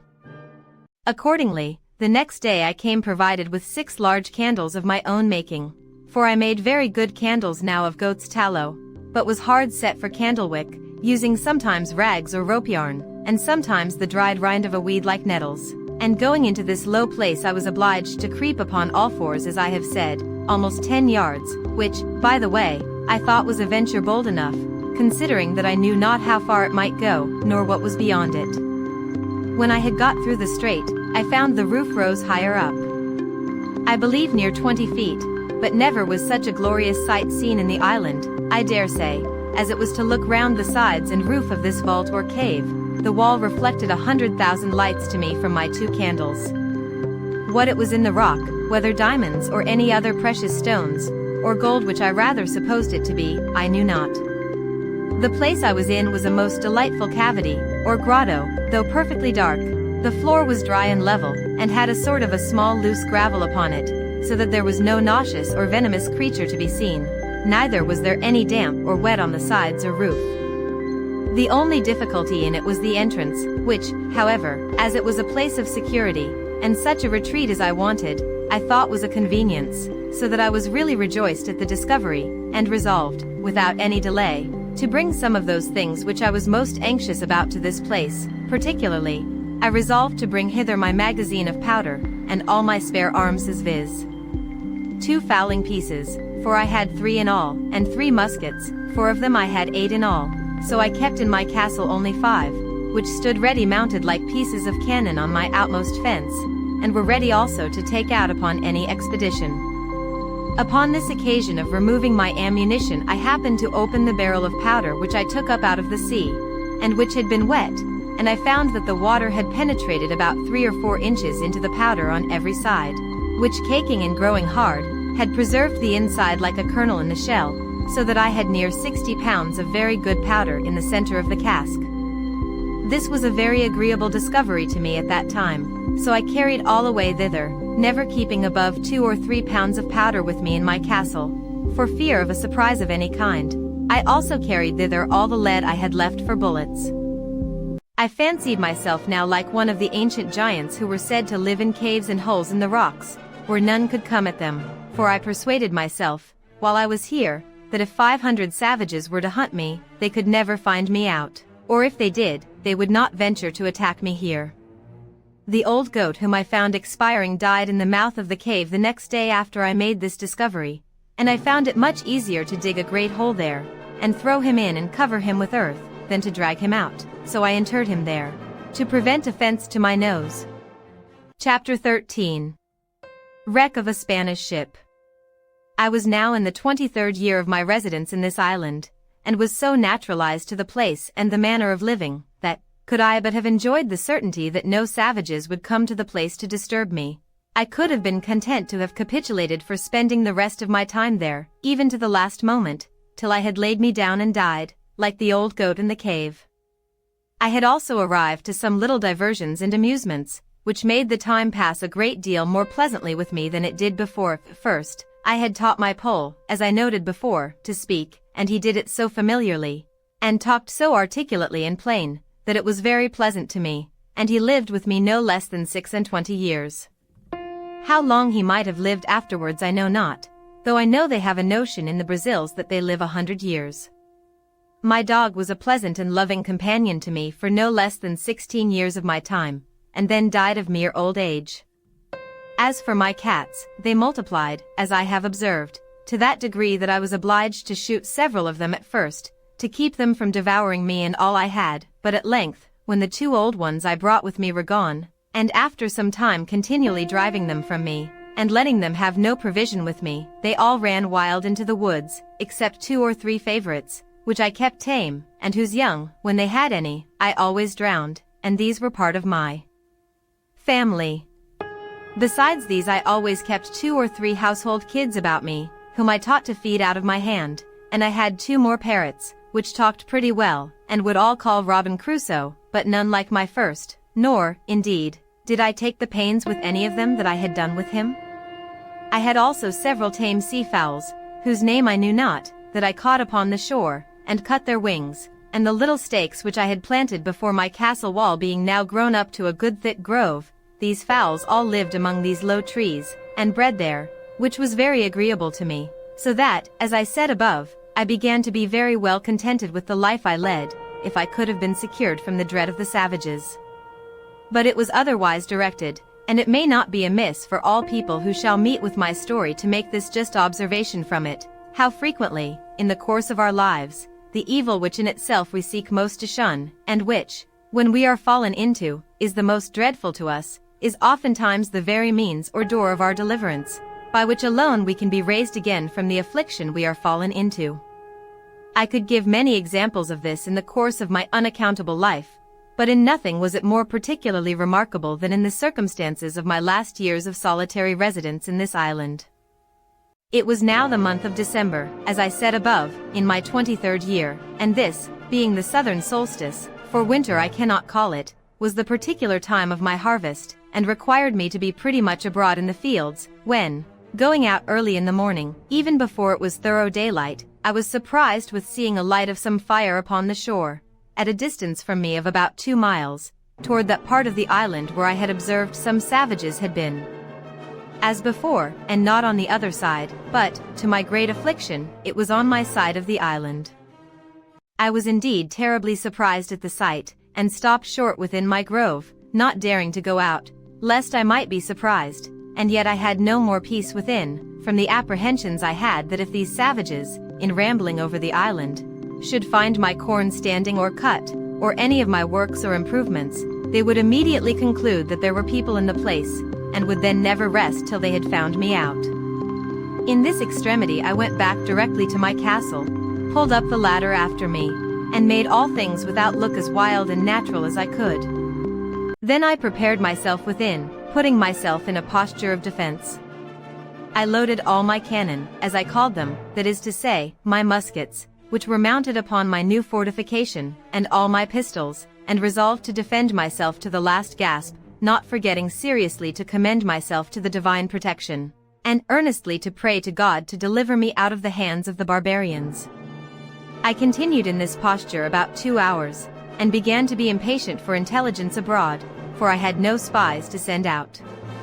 After sitting a while longer, and musing what I should do in this case, I was not able to bear sitting in ignorance longer, so setting up my ladder to the side of the hill, where there was a flat place, as I observed before, and then pulling the ladder after me, I set it up again and mounted the top of the hill, and pulling out my perspective glass, which I had taken on purpose, I laid me down flat on my belly on the ground, and began to look for the place.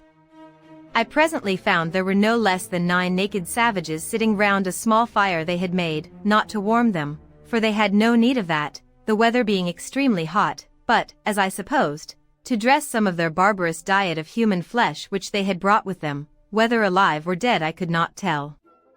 They had 2 canoes with them, which they had hauled up upon the shore, and as it was then ebb of tide, they seemed to me to wait for the return of the flood to go away again. It is not easy to imagine what confusion this sight put me into, especially seeing them come on my side of the island, and so near to me, but when I considered their coming must be always with the current of the ebb, I began afterwards to be more sedate in my mind, being satisfied that I might go abroad with safety all the time of the flood of tide, if they were not on shore before, and having made this observation, I went abroad about my harvest work with the more composure. As I expected, so it proved, for as soon as the tide made to the westward I saw them all take boat and row, or paddle as we call it, away. I should have observed, that for an hour or more before they went off they were dancing, and I could easily discern their postures and gestures by my glass. I could not perceive, by my nicest observation, but that they were stark naked, and had not the least covering upon them, but whether they were men or women I could not distinguish. As soon as I saw them shipped and gone, I took 2 guns upon my shoulders, and 2 pistols in my girdle, and my great sword by my side without a scabbard, and with all the speed I was able to make went away to the hill where I had discovered the first appearance of all, and as soon as I got thither, which was not in less than 2 hours, for I could not go quickly, being so loaded with arms as I was, I perceived there had been 3 canoes more of the savages at that place, and looking out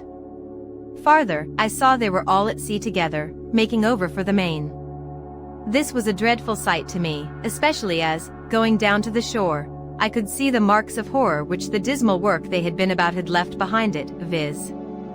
the blood, the bones, and part of the flesh of human bodies eaten and devoured by those wretches with merriment and sport.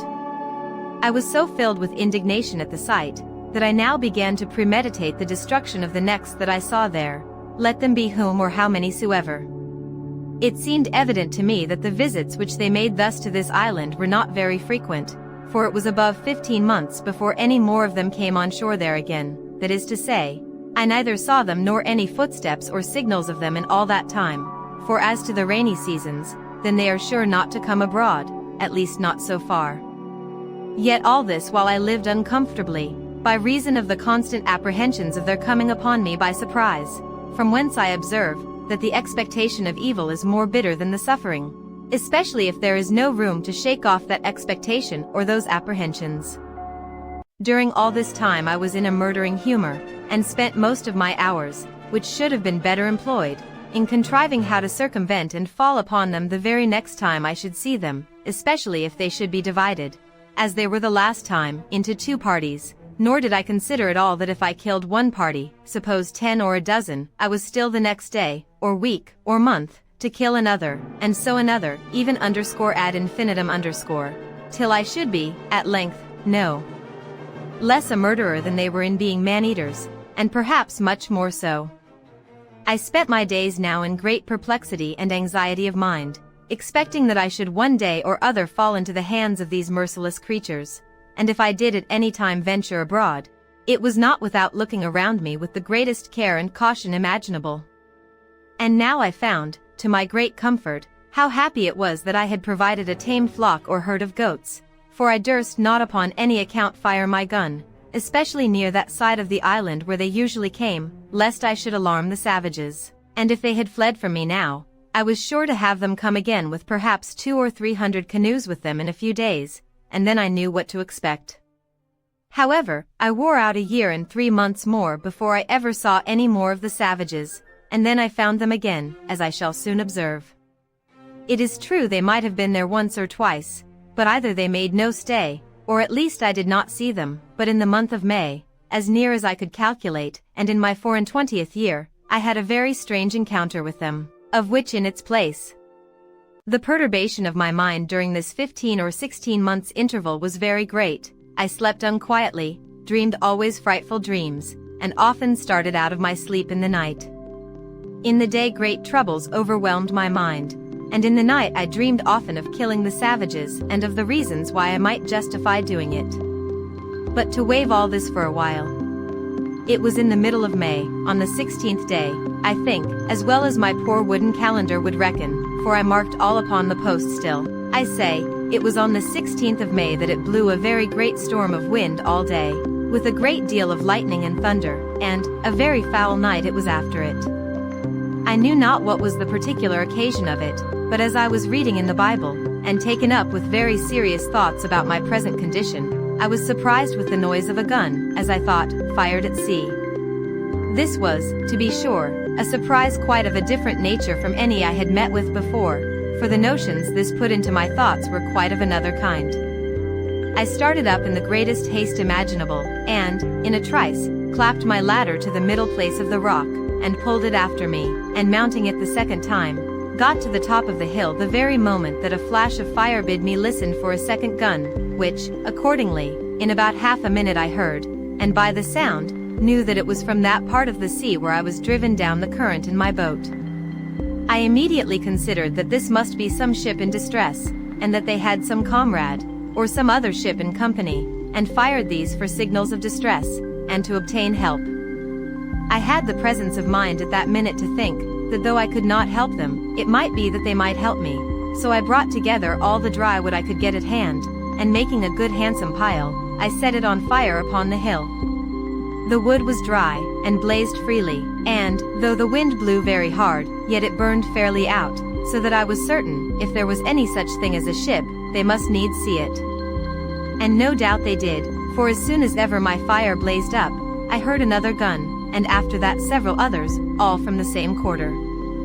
I plied my fire all night long, till daybreak, and when it was broad day, and the air cleared up, I saw something at a great distance at sea, full east of the island, whether a sail or a hull I could not distinguish, no, not with my glass, the distance was so great, and the weather still something hazy also, at least, it was so out at sea.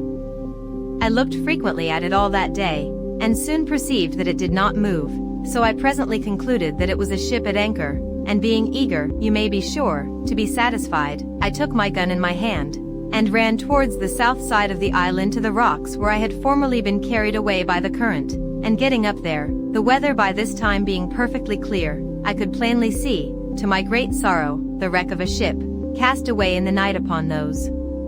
concealed rocks which I found when I was out in my boat, and which rocks, as they checked the violence of the stream, and made a kind of counter-stream, or eddy, were the occasion of my recovering from the most desperate, hopeless condition that ever I had been in all my life.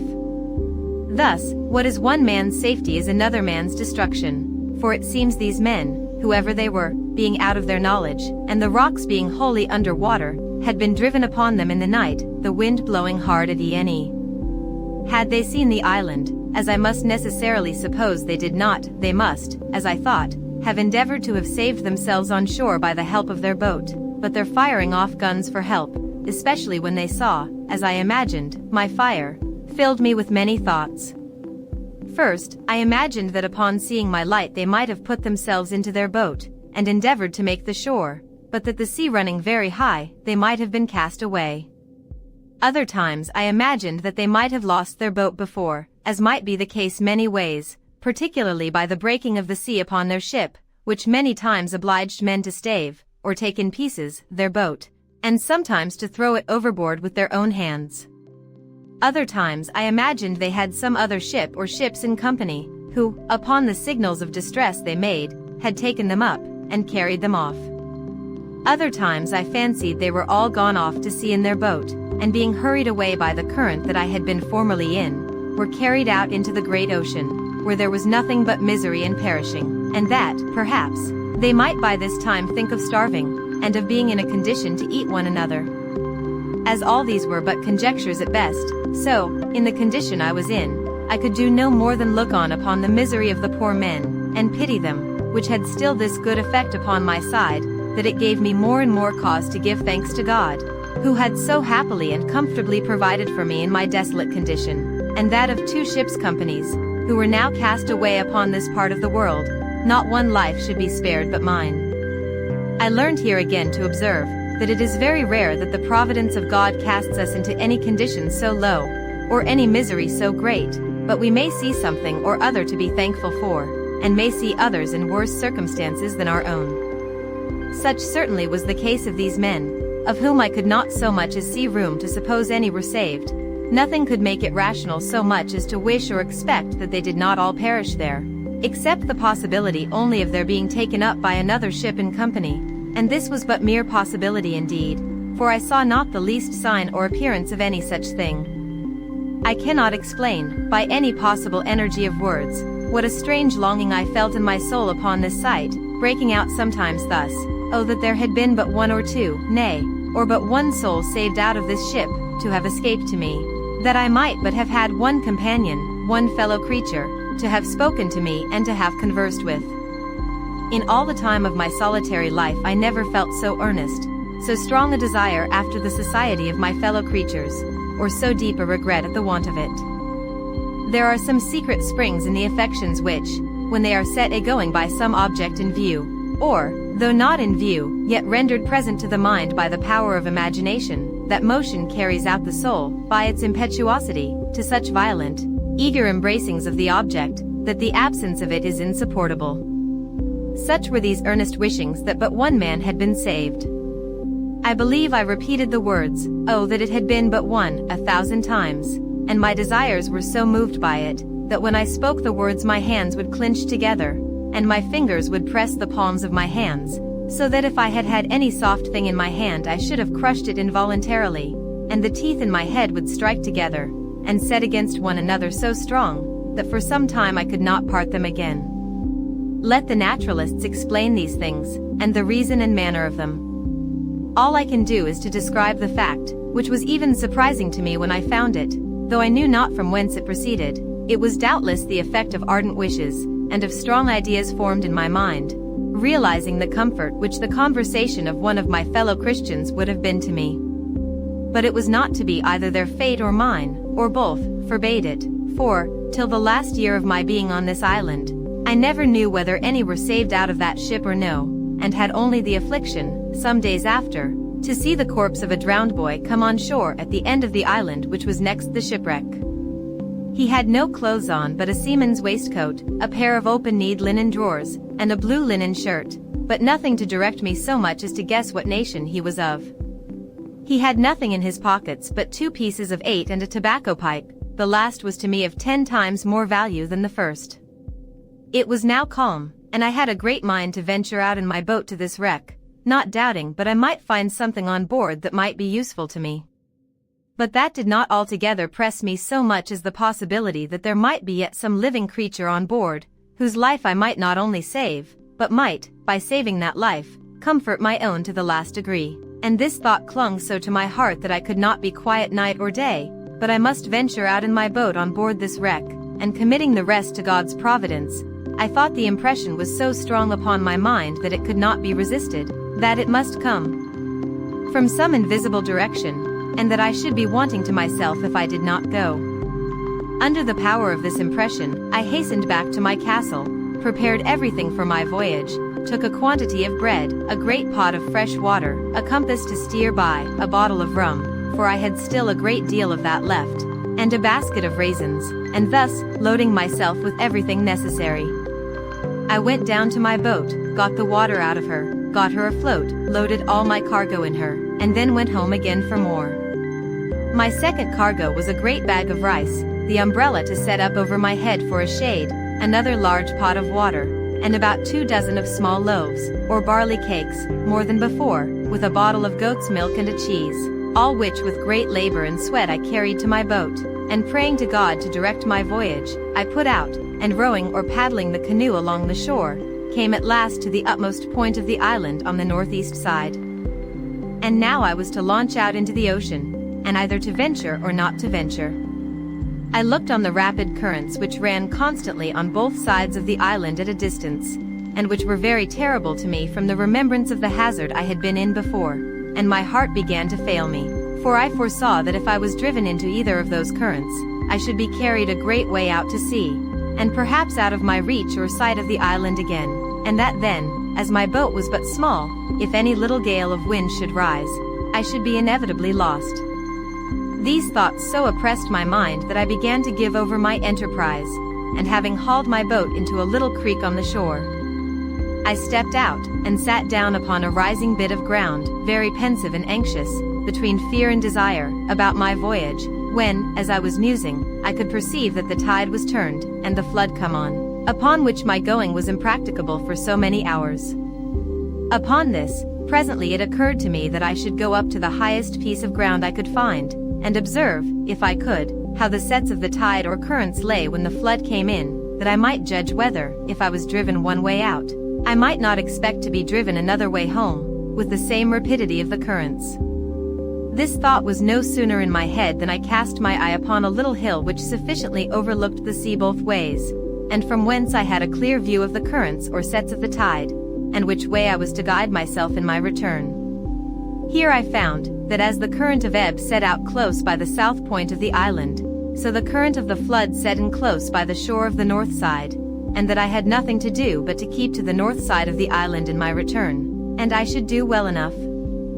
Encouraged by this observation, I resolved the next morning to set out with the first of the tide, and reposing myself for the night in my canoe, under the watchcoat I mentioned, I launched out. I first made a little out to sea, full north, till I began to feel the benefit of the current, which set eastward, and which carried me at a great rate, and yet did not so hurry me as the current on the south side had done before, so as to take from me all government of the boat, but having a strong steerage with my paddle, I went at a great rate directly for the wreck, and in less than 2 hours I came up to it. It was a dismal sight to look at, the ship, which by its building was Spanish, stuck fast, jammed in between 2 rocks. All the stern and quarter of her were beaten to pieces by the sea, and as her forecastle, which stuck in the rocks, had run on with great violence, her mainmast and foremast were brought by the board, that is to say, broken short off, but her bowsprit was sound, and the head and bow appeared firm. When I came close to her, a dog appeared upon her, who, seeing me coming, yelped and cried, and as soon as I called him, jumped into the sea to come to me. I took him into the boat, but found him almost dead with hunger and thirst. I gave him a cake of my bread, and he devoured it like a ravenous wolf that had been starving a fortnight in the snow. I then gave the poor creature some fresh water, with which, if I would have let him, he would have burst himself. After this I went on board, but the first sight I met with was 2 men drowned in the cook-room, or forecastle of the ship, with their arms fast about one another. I concluded, as is indeed probable, that when the ship struck, it being in a storm, the sea broke so high and so continually over her, that the men were not able to bear it, and were strangled with the constant rushing in of the water, as much as if they had been under water. Besides the dog, there was nothing left in the ship that had life, nor any goods, that I could see, but what were spoiled by the water. There were some casks of liquor, whether wine or brandy I knew not, which lay lower in the hold, and which, the water being ebbed out, I could see, but they were too big to meddle with. I saw several chests, which I believe belonged to some of the seamen, and I got 2 of them into the boat, without examining what was in them. Had the stern of the ship been fixed, and the forepart broken off, I am persuaded I might have made a good voyage, for by what I found in those 2 chests I had room to suppose the ship had a great deal of wealth on board, and, if I may guess from the course she steered, she must have been bound from Buenos Aires, or the Rio de la Plata, in the south part of America, beyond the Brazils to the Havana, in the Gulf of Mexico, and so perhaps to Spain. She had, no doubt, a great treasure in her, but of no use, at that time, to anybody, and what became of the crew I then knew not. I found, besides these chests, a little cask full of liquor, of about 20 gallons, which I got into my boat with much difficulty. There were several muskets in the cabin, and a great powder horn, with about 4 pounds of powder in it. As for the muskets, I had no occasion for them, so I left them, but took the powder horn. I took a fire shovel and tongs, which I wanted extremely, as also 2 little brass kettles, a copper pot to make chocolate, and a gridiron, and with this cargo, and the dog, I came away, the tide beginning to make home again, and the same evening, about an hour within night, I reached the island again, weary and fatigued to the last degree. I reposed that night in the boat, and in the morning I resolved to harbor what I had got in my new cave, and not carry it home to my castle. After refreshing myself, I got all my cargo on shore, and began to examine the particulars. The cask of liquor I found to be a kind of rum, but not such as we had at the Brazils, and, in a word, not at all good, but when I came to open the chests, I found several things of great use to me. For example, I found in one a fine case of bottles, of an extraordinary kind, and filled with cordial waters, fine and very good. The bottles held about 3 pints each, and were tipped with silver. I found 2 pots of very good cicades, or sweetmeats, so fastened also on the top that the salt water had not hurt them, and 2 more of the same, which the water had spoiled. I found some very good shirts, which were very welcome to me, and about 1.5 dozens of white linen handkerchiefs and colored neckcloths. The former were also very welcome, being exceedingly refreshing to wipe my face in a hot day. Besides this, when I came to the till in the chest, I found there 3 great bags of pieces of 8, which held about 1,100 pieces in all, and in one of them, wrapped up in a paper, 6 doubloons of gold, and some small bars or wedges of gold. I suppose they might all weigh near 1 pound. In the other chest were some clothes, but of little value, but, by the circumstances, it must have belonged to the gunner's mate, though there was no powder in it, except 2 pounds of fine glazed powder, in 3 flasks, kept, I suppose, for charging their fowling pieces on occasion. Upon the whole, I got very little by this voyage that was of any use to me, for, as to the money, I had no manner of occasion for it. It was to me as the dirt under my feet, and I would have given it all for 3 or 4 pair of English shoes and stockings, which were things I greatly wanted, but had had none on my feet for many years. I had, indeed, got 2 pair of shoes now, which I took off the feet of 2 drowned men whom I saw in the wreck, and I found 2 pair more in one of the chests, which were very welcome to me, but they were not like our English shoes either for ease or service, being rather what we call pumps than shoes. I found in this seaman's chest about 50 pieces of 8, in reals, but no gold. I supposed this belonged to a poorer man than the other, which seemed to belong to some officer.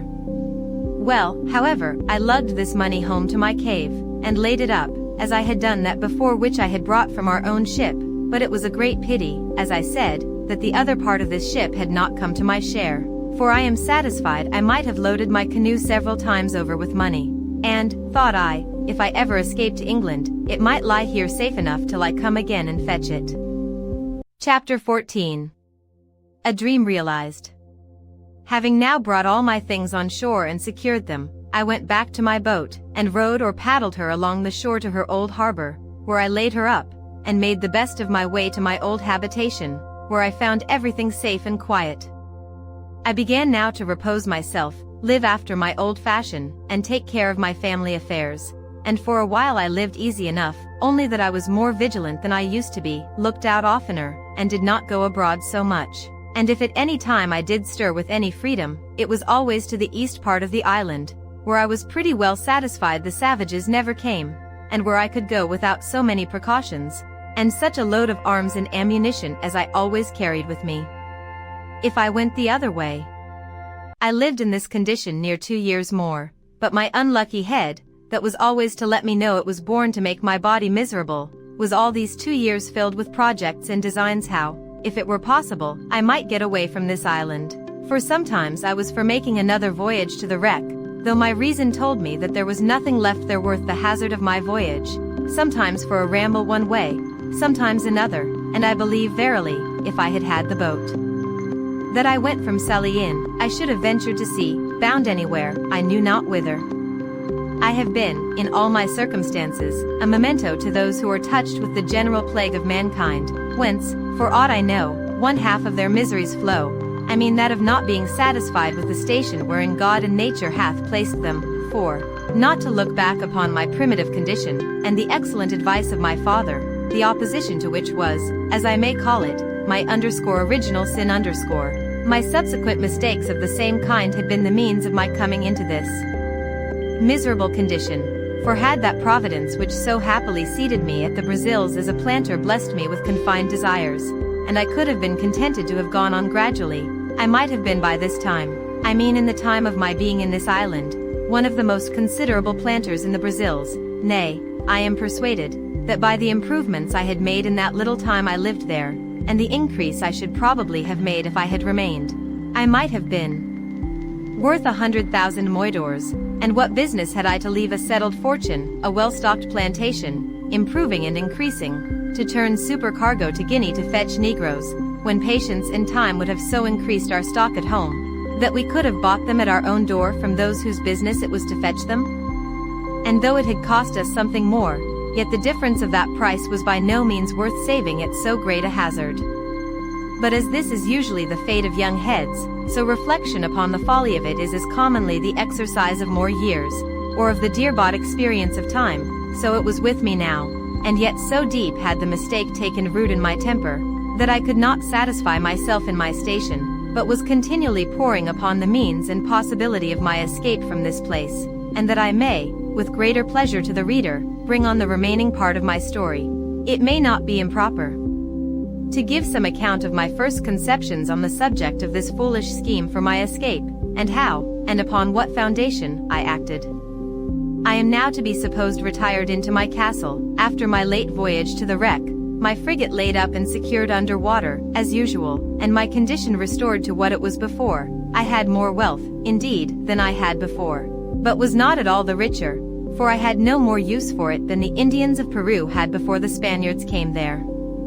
It was one of the nights in the rainy season in March, the 24th year of my first setting foot in this island of solitude. I was lying in my bed or hammock, awake, very well in health, had no pain, no distemper, no uneasiness of body, nor any uneasiness of mind more than ordinary, but could by no means close my eyes, that is, so as to sleep, no, not a wink all night long, otherwise than as follows. It is impossible to set down the innumerable crowd of thoughts that whirled through that great thoroughfare of the brain, the memory, in this night's time. I ran over the whole history of my life in miniature, or by abridgment, as I may call it, to my coming to this island, and also of that part of my life since I came to this island. In my reflections upon the state of my case since I came on shore on this island, I was comparing the happy posture of my affairs in the first years of my habitation here, with the life of anxiety, fear, and care which I had lived in ever since I had seen the print of a foot in the sand.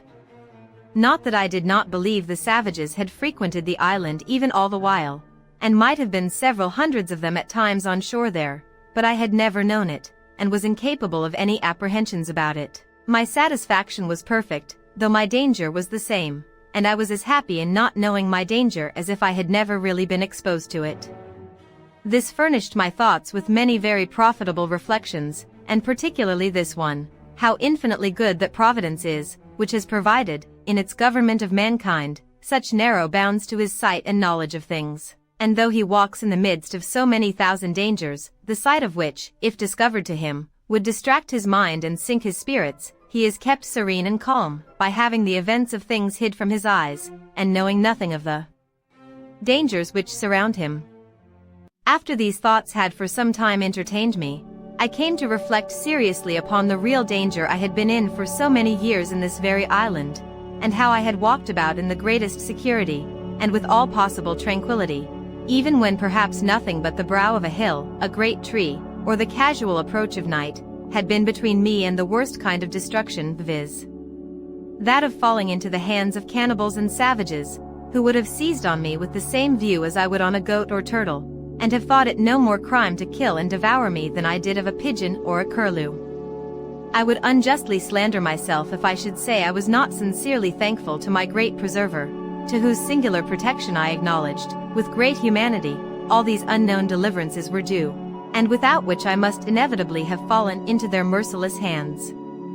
When these thoughts were over, my head was for some time taken up in considering the nature of these wretched creatures, I mean the savages, and how it came to pass in the world that the wise governor of all things should give up any of his creatures to such inhumanity, nay, to something so much below even brutality itself, as to devour its own kind. But as this ended in some, at that time, fruitless speculations, it occurred to me to inquire what part of the world these wretches lived in,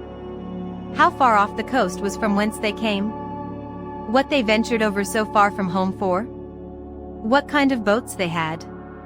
and why I might not order myself and my business so that I might be able to go over thither, as they were to come to me.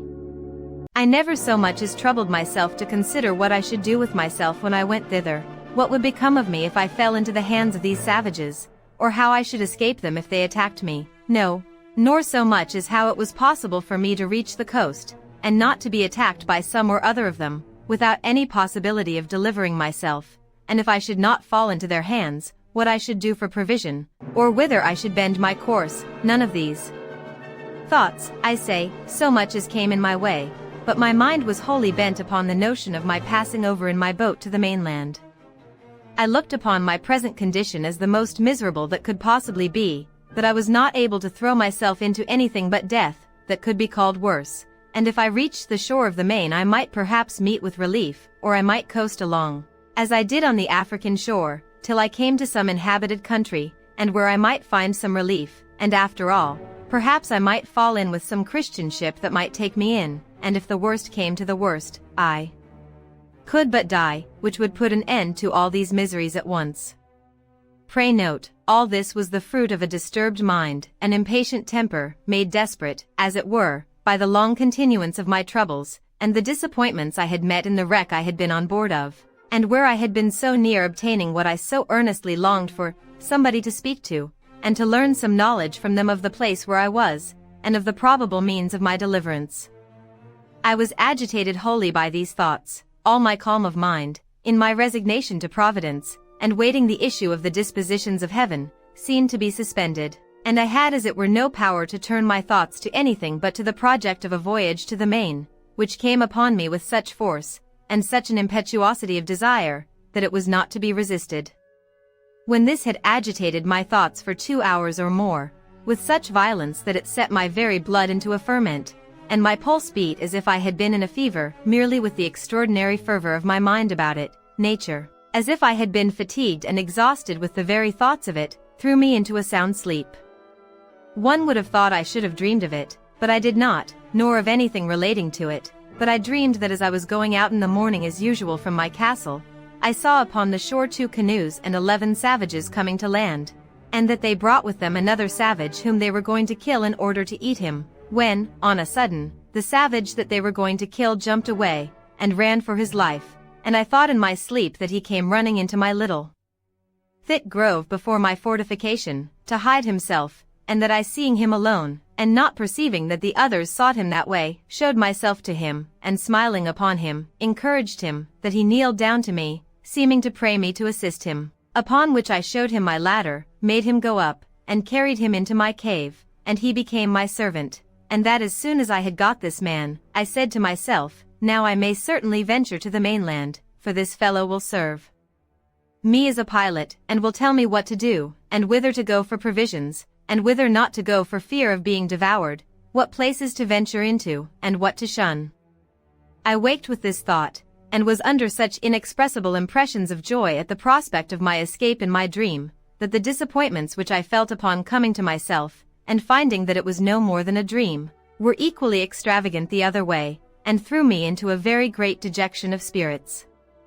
Upon this, however, I made this conclusion, that my only way to go about to attempt an escape was, to endeavor to get a savage into my possession, and, if possible, it should be one of their prisoners, whom they had condemned to be eaten, and should bring hither to kill.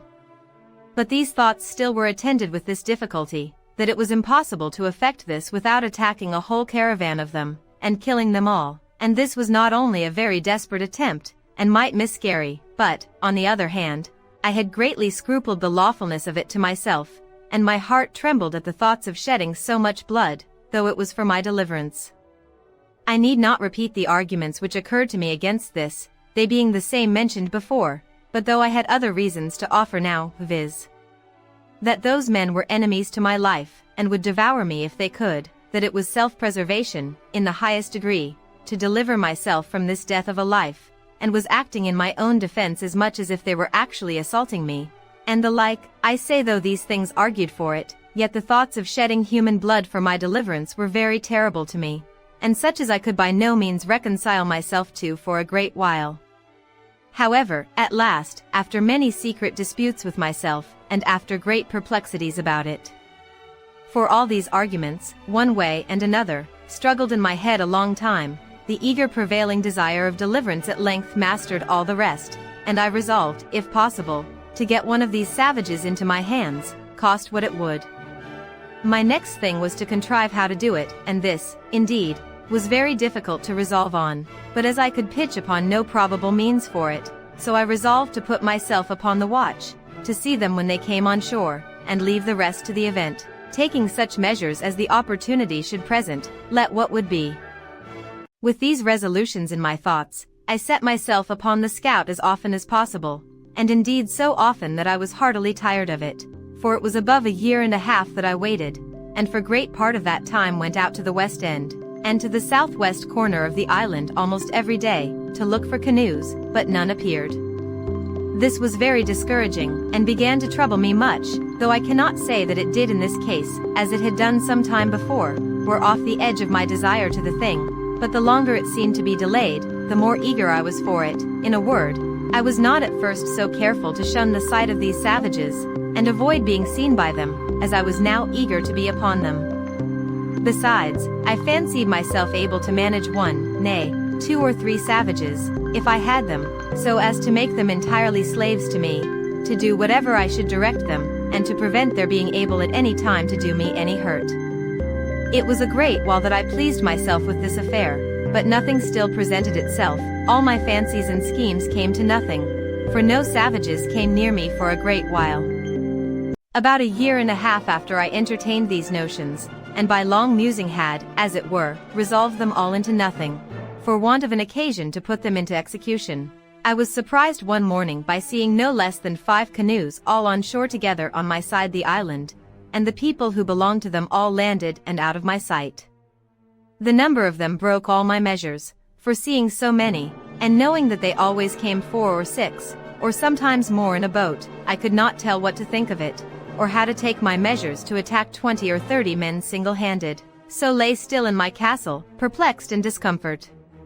However, I put myself into the same position for an attack that I had formerly provided, and was just ready for action, if anything had presented.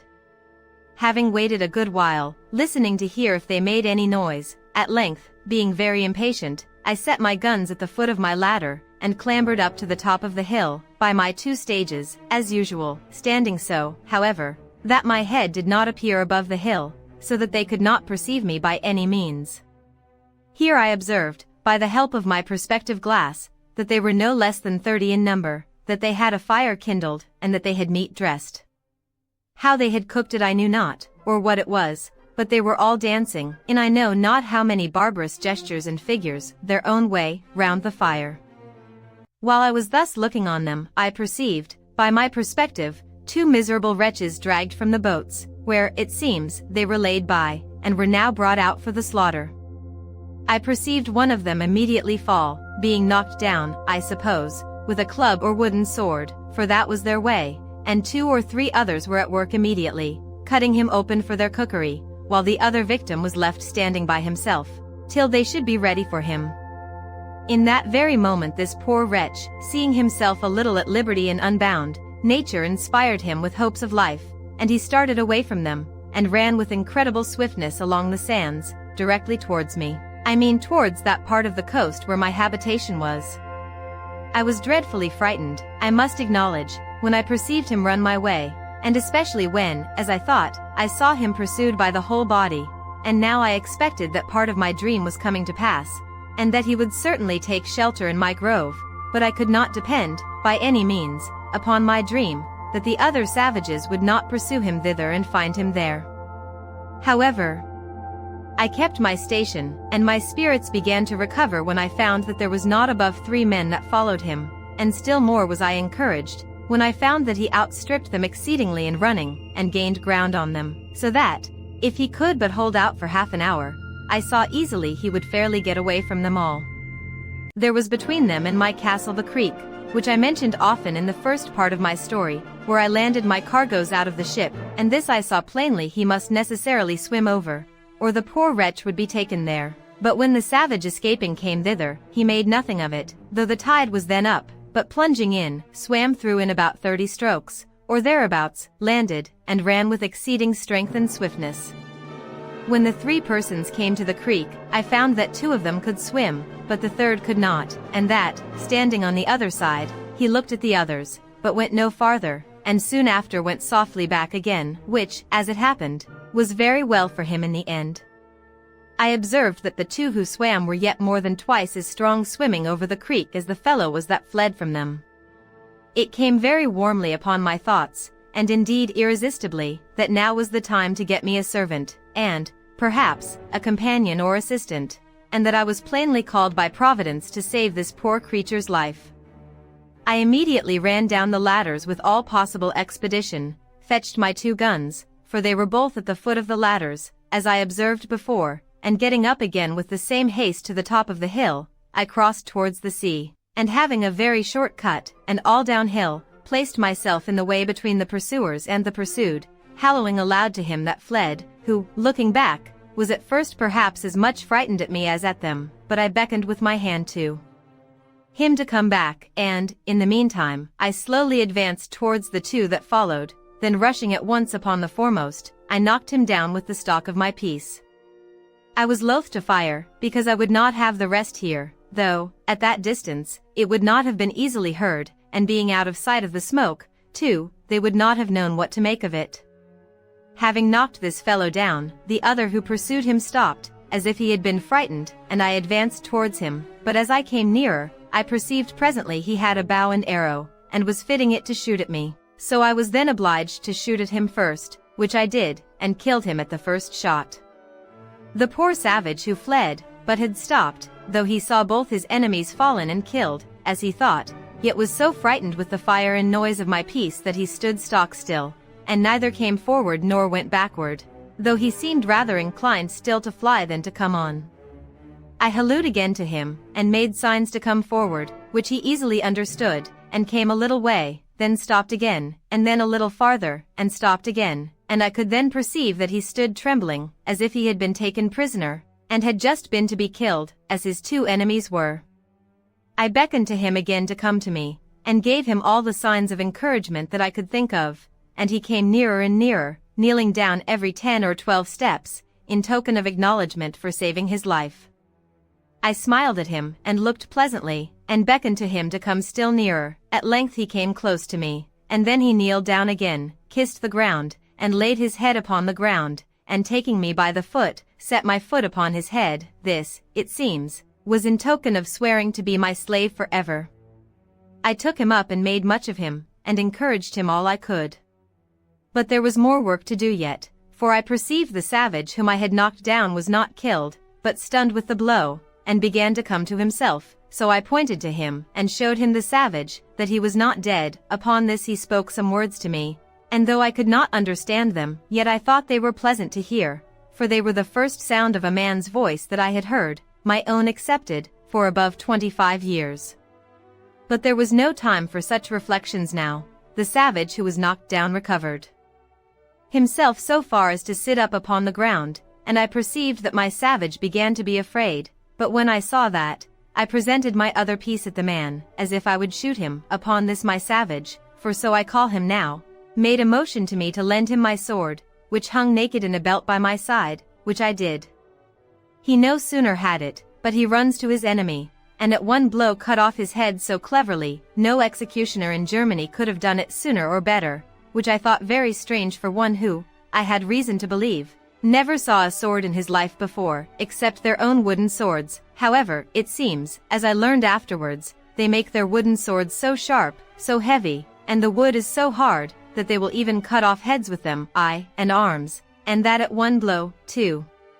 When he had done this, he comes laughing to me in sign of triumph, and brought me the sword again, and with abundance of gestures which I did not understand, laid it down, with the head of the savage that he had killed, just before me. But that which astonished him most was to know how I killed the other Indians so far off, so, pointing to him, he made signs to me to let him go to him, and I bade him go, as well as I could. When he came to him, he stood like one amazed, looking at him, turning him first on one side, then on the other, looked at the wound the bullet had made, which it seems was just in his breast, where it had made a hole, and no great quantity of blood had followed, but he had bled inwardly, for he was quite dead. He took up his bow and arrows, and came back, so I turned to go away, and beckoned him to follow me, making signs to him that more might come after them. Upon this he made signs to me that he should bury them with sand, that they might not be seen by the rest, if they followed, and so I made signs to him again to do so. He fell to work, and in an instant he had scraped a hole in the sand with his hands big enough to bury the first in, and then dragged him into it, and covered him, and did so by the other also. I believe he had him buried them both in a quarter of an hour. Then, calling away, I carried him, not to my castle, but quite away to my cave, on the farther part of the island, so I did not let my dream come to pass in that part, that he came into my grove for shelter. Here I gave him bread and a bunch of raisins to eat, and a draught of water, which I found he was indeed in great distress for, from his running, and having refreshed him, I made signs for him to go and lie down to sleep, showing him a place where I had laid some rice straw, and a blanket upon it, which I used to sleep upon myself sometimes, so the poor creature lay down, and went to sleep. He was a comely, handsome fellow, perfectly well made, with straight, strong limbs, not too large, tall, and well-shaped, and, as I reckon, about 26 years of age. He had a very good countenance, not a fierce and surly aspect, but seemed to have something very manly in his face, and yet he had all the sweetness and softness of a European in his countenance, too, especially when he smiled. His hair was long and black, not curled like wool, his forehead very high and large, and a great vivacity and sparkling sharpness in his eyes. The color of his skin was not quite black, but very tawny, and yet not an ugly, yellow, nauseous tawny, as the Brazilians and Virginians, and other natives of America are, but of a bright kind of a dun olive color, that had in it something very agreeable, though not very easy to describe. His face was round and plump, his nose small, not flat, like the Negroes, a very good mouth, thin lips, and his fine teeth well set, and as white as ivory.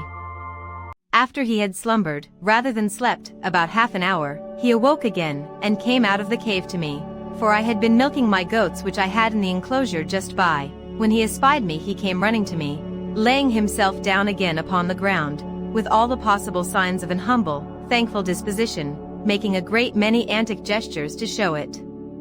At last he lays his head flat upon the ground, close to my foot, and sets my other foot upon his head, as he had done before, and after this made all the signs to me of subjection, servitude, and submission imaginable, to let me know how he would serve me so long as he lived. I understood him in many things, and let him know I was very well pleased with him. In a little time I began to speak to him, and teach him to speak to me, and first, I let him know his name should be Friday, which was the day I saved his life. I called him so for the memory of the time. I likewise taught him to say master, and then let him know that was to be my name. I likewise taught him to say yes and no and to know the meaning of them. I gave him some milk in an earthen pot, and let him see me drink it before him, and sought my bread in it, and gave him a cake of bread to do the like, which he quickly complied with, and made signs that it was very good for him. I kept there with him all that night, but as soon as it was day I beckoned to him to come with me, and let him know I would give him some clothes, at which he seemed very glad, for he was stark naked. As we went by the place where he had buried the two men, he pointed exactly to the place, and showed me the marks that he had made to find them again, making signs to me that we should dig them up again and eat them. At this I appeared very angry, expressed my abhorrence of it, made as if I would vomit at the thoughts of it, and beckoned with my hand to him to come away, which he did immediately, with great submission. I then led him up to the top of the hill, to see if his enemies were gone, and pulling out my glass I looked, and saw plainly the place where they had been, but no appearance of them or their canoes, so that it was plain they were gone, and had left their 2 comrades behind them, without any search after them. But I was not content with this discovery, but having now more courage, and consequently more curiosity, I took my man Friday with me, giving him the sword in his hand, with the bow and arrows at his back, which I found he could use very dexterously, making him carry 1 gun for me, and I 2 for myself, and away we marched to the place where these creatures had been, for I had a mind now to get some further intelligence of them. When I came to the place my very blood ran chill in my veins, and my heart sunk within me, at the horror of the spectacle. Indeed, it was a dreadful sight, at least it was so to me, though Friday made nothing of it. The place was covered with human bones, the ground dyed with their blood, and great pieces of flesh left here and there, half-eaten, mangled, and scorched, and, in short, all the tokens of the triumphant feast they had been making there, after a victory over their enemies.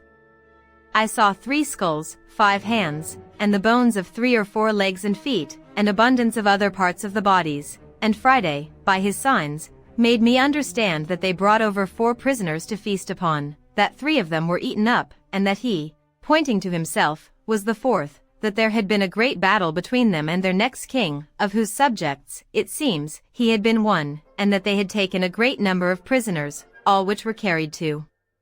several places by those who had taken them in the fight, in order to feast upon them, as was done here by these wretches upon those they brought hither. I caused Friday to gather all the skulls, bones, flesh, and whatever remained, and lay them together in a heap, and make a great fire upon it, and burn them all to ashes. I found Friday had still a hankering stomach after some of the flesh, and was still a cannibal in his nature, but I showed so much abhorrence at the very thoughts of it, and at the least appearance of it, that he durst not discover it, for I had, by some means, let him know that I would kill him if he offered it. When he had done this, we came back to our castle, and there I fell to work for my man Friday, and first of all, I gave him a pair of linen drawers, which I had out of the poor gunner's chest I mentioned, which I found in the wreck, and which, with a little alteration, fitted him very well, and then I made him a jerkin of goat's skin, as well as my skill would allow, for I was now grown a tolerably good tailor, and I gave him a cap which I made of hare's skin, very convenient, and fashionable enough, and thus he was clothed, for the present, tolerably well, and was mighty well pleased to see himself almost as well clothed as his master. It is true he went awkwardly in these clothes at first, wearing the drawers was very awkward to him, and the sleeves of the waistcoat galled his shoulders and the inside of his arms, but a little easing them where he complained they hurt him, and using himself to them, he took to them at length very well. The next day, after I came home to my hutch with him, I began to consider where I should lodge him, and that I might do well for him and yet be perfectly easy myself. I made a little tent for him in the vacant place between my 2 fortifications, in the inside of the last, and in the outside of the first. As there was a door or entrance there into my cave, I made a formal framed door case, and a door to it, of boards, and set it up in the passage, a little within the entrance, and, causing the door to open in the inside, I barred it up in the night, taking in my ladders, too, so that Friday could no way come at me in the inside of my innermost wall, without making so much noise in getting over that it must needs awaken me, for my first wall had now a complete roof over it of long poles, covering all my tent, and leaning up to the side of the hill, which was again laid across with smaller sticks, instead of laths, and then thatched over a great thickness with the rice straw, which was strong, like reeds, and at the hole or place which was left to go in or out by the ladder I had placed a kind of trapdoor, which, if it had been attempted on the outside, would not have opened at all, but would have fallen down and made a great noise. As to weapons, I took them all into my side every night. But I needed none of all this precaution, for never man had a more faithful, loving, sincere servant than Friday was to me, without passions, sullenness, or designs, perfectly obliged and engaged. His very affections were tied to me, like those of a child to a father, and I dare say he would have sacrificed his life to save mine upon any occasion whatsoever. The many testimonies he gave me of this put it out of doubt, and soon convinced me that I needed to use no precautions for my safety on his account. This frequently gave me occasion to observe, and that with wonder, that however it had pleased God in his providence, and in the government of the works of his hands, to take from so great a part of the world of his creatures the best uses to which their faculties and the powers of their souls are adapted, yet that he has bestowed upon them the same powers, the same reason, the same affections, the same sentiments of kindness and obligation, the same passions and resentments of wrongs, the same sense of gratitude, sincerity, fidelity, and all the capacities of doing good and receiving good that he has given to us, and that when he pleases to offer them occasions of exerting these, they are as ready, nay, more ready, to apply them to the right uses for which they were bestowed than we are. This made me very melancholy sometimes, in reflecting, as the several occasions presented, how mean a use we make of all these, even though we have these powers enlightened by the great lamp of instruction, the Spirit of God, and by the knowledge of his word added to our understanding, and why it has pleased God to hide the like saving knowledge from so many millions of souls, who, if I might judge by this poor savage, would make a much better use of it than we did. From hence I sometimes was led too far, to invade the sovereignty of Providence, and, as it were, arraign the justice of so arbitrary a disposition of things, that should hide that sight from some, and reveal it to others, and yet expect a like duty from both. But I shut it up, and checked my thoughts with this conclusion: first, that we did not know by what light and law these should be condemned, but that as God was necessarily, and by the nature of his being, infinitely holy and just, so it could not be. But if these creatures were all sentenced to absence from himself, it was on account of sinning against that light which, as the Scripture says, was a law to themselves, and by such rules as their consciences would acknowledge to be just, though the foundation was not discovered to us, and secondly, that still as we all are the clay in the hand of the potter, no vessel could say to him, "Why hast thou formed me thus?" But to return to my new companion. I was greatly delighted with him, and made it my business to teach him everything that was proper to make him useful, handy, and helpful, but especially to make him speak, and understand me when I spoke, and he was the optest scholar that ever was, and particularly was so merry, so constantly diligent, and so pleased when he could but understand me, or make me understand him, that it was very pleasant for me to talk to him. Now my life began to be so easy that I began to say to myself that could I but have been safe from more savages, I cared not if I was never to remove from the place where I lived. Chapter 15. Friday's Education. After I had been 2 or 3 days returned to my castle, I thought that, in order to bring Friday off from his horrid way of feeding, and from the relish of a cannibal's stomach, I ought to let him taste other flesh, so I took him out with me one morning to the woods. I went, indeed, intending to kill a kid out of my own flock, and bring it home and dress it, but as I was going I saw a she-goat lying down in the shade, and 2 young kids sitting by her. I catched hold of Friday. "Hold," said I stand still, and made signs to him not to stir. Immediately I presented my piece, shot, and killed one of the kids. The poor creature, who had at a distance, indeed, seen me kill the savage, his enemy, but did not know, nor could imagine how it was done, was sensibly surprised, trembled, and shook, and looked so amazed that I thought he would have sunk down. He did not see the kid I shot at, or perceive I had killed it, but ripped up his waistcoat to feel whether he was not wounded, and, as I found presently, thought I was resolved to kill him, for he came and kneeled down to me, and embracing my knees, said a great many things I did not understand, but I could easily see the meaning was to pray me not to kill him. I soon found a way to convince him that I would do him no harm, and taking him up by the hand, laughed at him, and pointing to the kid which I had killed, beckoned to him to run and fetch it, which he did, and while he was wondering, and looking to see how the creature was killed, I loaded my gun again. By and by I saw a great fowl, like a hawk, sitting upon a tree within shot, so, to let Friday understand a little what I would do, I called him to me again, pointed at the fowl, which was indeed a parrot, though I thought it had been a hawk, I say, pointing to the parrot, and to my gun, and to the ground under the parrot, to let him see I would make it fall. I made him understand that I would shoot and kill that bird. Accordingly, I fired, and bade him look, and immediately he saw the parrot fall. He stood like one frightened again, notwithstanding all I had said to him, and I found he was the more amazed, because he did not see me put anything into the gun, but thought that there must be some wonderful fund of death and destruction in that thing, able to kill man, beast, bird, or anything near or far off, and the astonishment this created in him was such as could not wear off for a long time, and I believe, if I would have let him, he would have worshipped me and my gun. As for the gun itself, he would not so much as touch it for several days after, but he would speak to it and talk to it, as if it had answered him, when he was by himself, which, as I afterwards learned of him, was to desire it not to kill him. Well, after his astonishment was a little over at this, I pointed to him to run and fetch the bird I had shot, which he did, but stayed some time, for the parrot, not being quite dead, had fluttered away a good distance from the place where she fell. However, he found her, took her up, and brought her to me, and as I had perceived his ignorance about the gun before, I took this advantage to charge the gun again, and not to let him see me do it, that I might be ready for any other mark that might present, but nothing more offered at that time, so I brought home the kid, and the same evening I took the skin off, and cut it out as well as I could, and having a pot fit for that purpose, I boiled or stewed some of the flesh, and made some very good broth. After I had begun to eat some I gave some to my man, who seemed very glad of it, and liked it very well, but that which was strangest to him was to see me eat salt with it.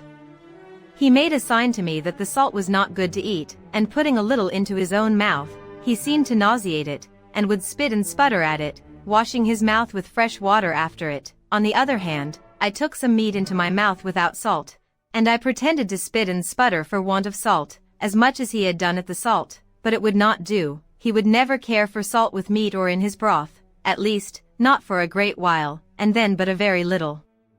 Having thus fed him with boiled meat and broth, I was resolved to feast him the next day by roasting a piece of the kid. This I did by hanging it before the fire on a string, as I had seen many people do in England, setting 2 poles up, one on each side of the fire, and one across the top, and tying the string to the cross stick, letting the meat turn continually.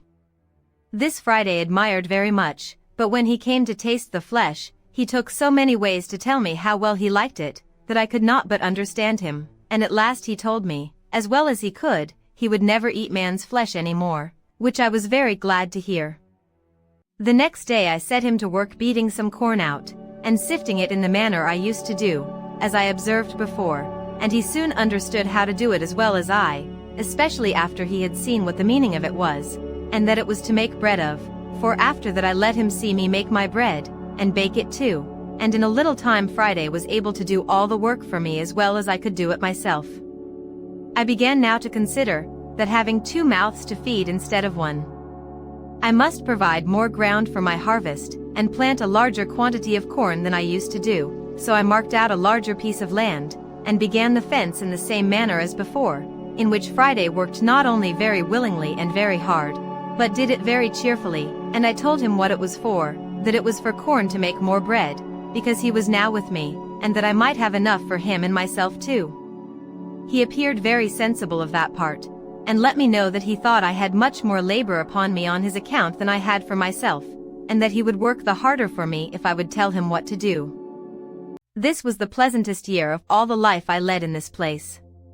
Friday began to talk pretty well, and understand the names of almost everything I had occasion to call for, and of every place I had to send him to, and talked a great deal to me, so that, in short, I began now to have some use for my tongue again, which, indeed, I had very little occasion for before. Besides the pleasure of talking to him, I had a singular satisfaction in the fellow himself. His simple, unfeigned honesty appeared to me more and more every day, and I began really to love the creature. And on his side, I believe he loved me more than it was possible for him ever to love anything before. I had a mind once to try if he had any inclination for his own country again, and having taught him English so well that he could answer me almost any question, I asked him whether the nation that he belonged to never conquered in battle. At which he smiled, and said, yes, we always fight the better, that is, he meant always get the better in fight, and so we began the following discourse. _master_, you always fight the better, how came you to be taken prisoner, then, Friday?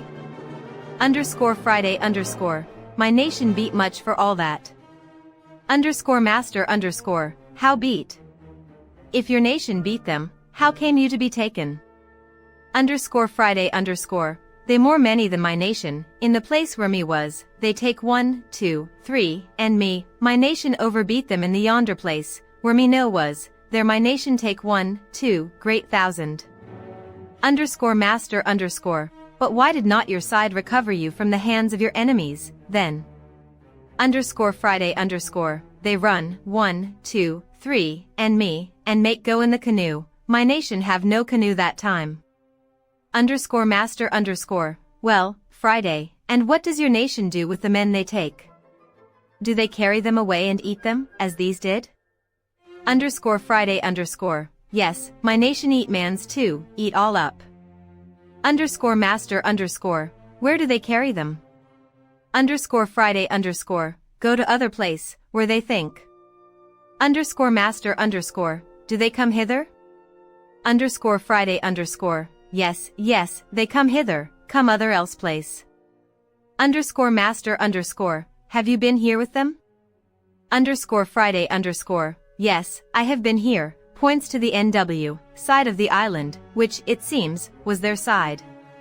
By this I understood that my man Friday had formerly been among the savages who used to come on shore on the farther part of the island, on the same man-eating occasions he was now brought for, and some time after, when I took the courage to carry him to that side, being the same I formerly mentioned, he presently knew the place, and told me he was there once, when they ate up 20 men, 2 women, and 1 child. He could not tell 20 in English, but he numbered them by laying so many stones in a row, and pointing to me to tell them over.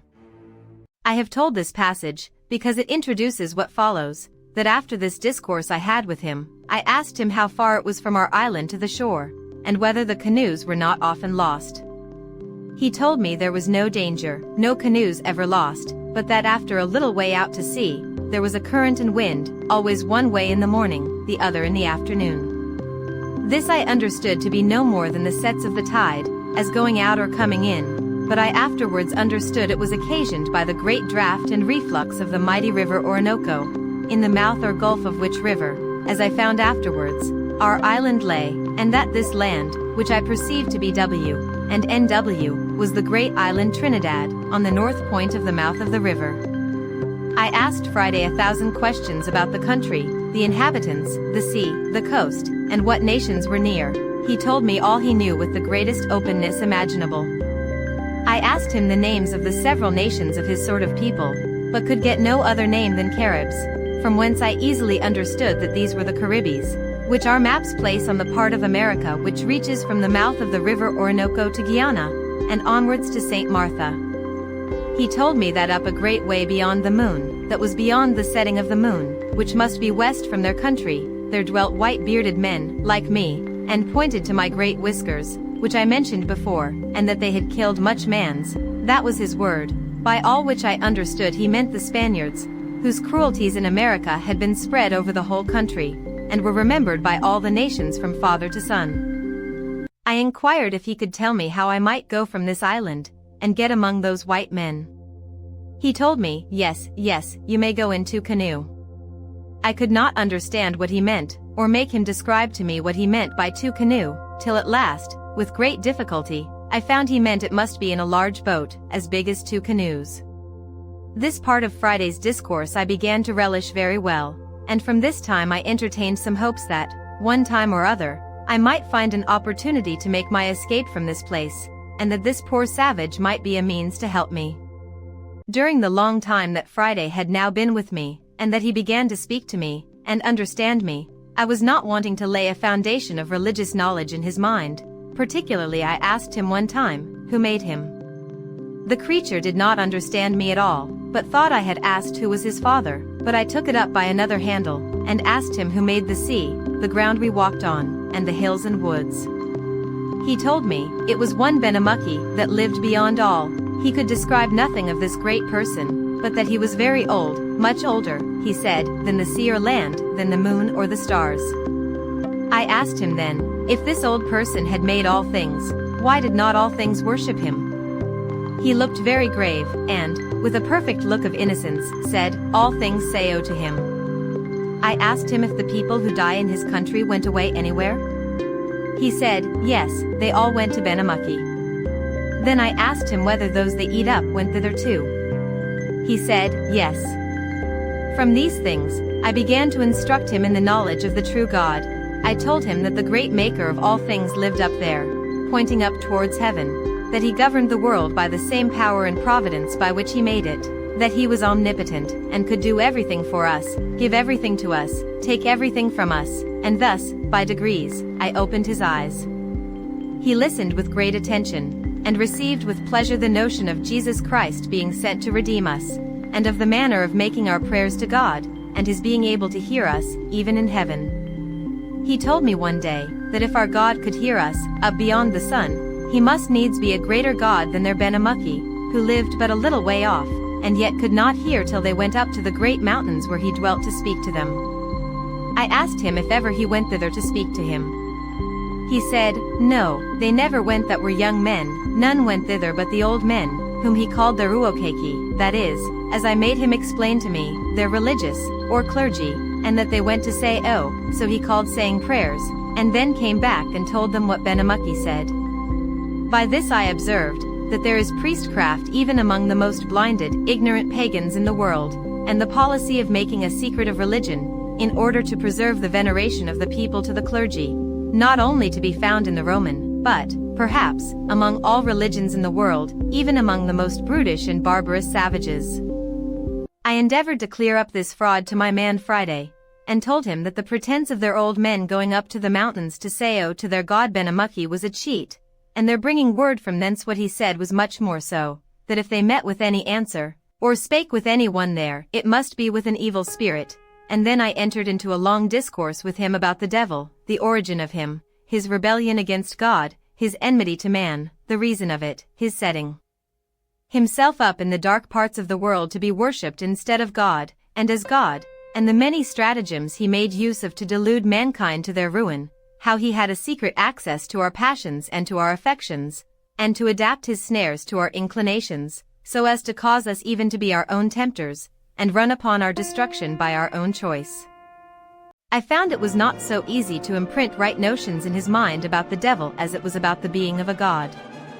Nature assisted all my arguments to evidence to him even the necessity of a great first cause, an overruling, governing power, a secret directing providence, and of the equity and justice of paying homage to him that made us, and the like. But there appeared nothing of this kind in the notion of an evil spirit, of his origin, his being, his nature, and above all, of his inclination to do evil, and to draw us in to do so too, and the poor creature puzzled me once in such a manner, by a question merely natural and innocent, that I scarce knew what to say to him. I had been talking a great deal to him of the power of God, his omnipotence, his aversion to sin, his being a consuming fire to the workers of iniquity, how, as he had made us all, he could destroy us and all the world in a moment, and he listened with great seriousness to me all the while. After this I had been telling him how the devil was God's enemy in the hearts of men, and used all his malice and skill to defeat the good designs of providence, and to ruin the kingdom of Christ in the world, and the like. Well, says Friday, but you say God is so strong, so great, is he not much strong, much might as the devil? Yes, yes, says I. Friday, God is stronger than the devil. God is above the devil, and therefore we pray to God to tread him down under our feet, and enable us to resist his temptations and quench his fiery darts. But, says he again, if God much stronger, much might as the wicked devil, why God no kill the devil, so make him no more do wicked? I was strangely surprised at this question, and, after all, though I was now an old man, yet I was but a young doctor, and ill-qualified for a casuist or a solver of difficulties, and at first I could not tell what to say, so I pretended not to hear him, and asked him what he said, but he was too earnest for an answer to forget his question, so that he repeated it in the very same broken words as above. By this time I had recovered myself a little, and I said, God will at last punish him severely, he is reserved for the judgment, and is to be cast into the bottomless pit, to dwell with everlasting fire. This did not satisfy Friday, but he returns upon me, repeating my words, _reserve at last _ me no understand, but why not kill the devil now, not kill great ago? You may as well ask me, said I, why God does not kill you or me. When we do wicked things here that offend him, we are preserved to repent and be pardoned. He mused some time on this. Well, says he, mighty affectionately, that well, so you, I, devil, all wicked, all preserve, repent, God pardon all. Here I was run down again by him to the last degree, and it was a testimony to me, how the mere notions of nature, though they will guide reasonable creatures to the knowledge of a God, and of a worship or homage due to the supreme being of God, as the consequence of our nature, yet nothing but divine revelation can form the knowledge of Jesus Christ, and of redemption purchased for us, of a mediator of the new covenant, and of an intercessor at the footstool of God's throne, I say, nothing but a revelation from heaven can form these in the soul, and that, therefore, the gospel of our Lord and Savior Jesus Christ, I mean the Word of God, and the Spirit of God, promised for the guide and sanctifier of his people, are the absolutely necessary instructors of the souls of men in the saving knowledge of God and the means of salvation. I therefore diverted the present discourse between me and my man, rising up hastily, as upon some sudden occasion of going out, then sending him for something a good way off, I seriously prayed to God that he would enable me to instruct savingly this poor savage, assisting, by his Spirit, the heart of the poor ignorant creature to receive the light of the knowledge of God in Christ, reconciling him to himself, and would guide me so to speak to him from the word of God that his conscience might be convinced, his eyes opened, and his soul saved. When he came again to me, I entered into a long discourse with him upon the subject of the redemption of man by the Savior of the world, and of the doctrine of the gospel preached from heaven, viz. Of repentance towards God, and faith in our blessed Lord Jesus.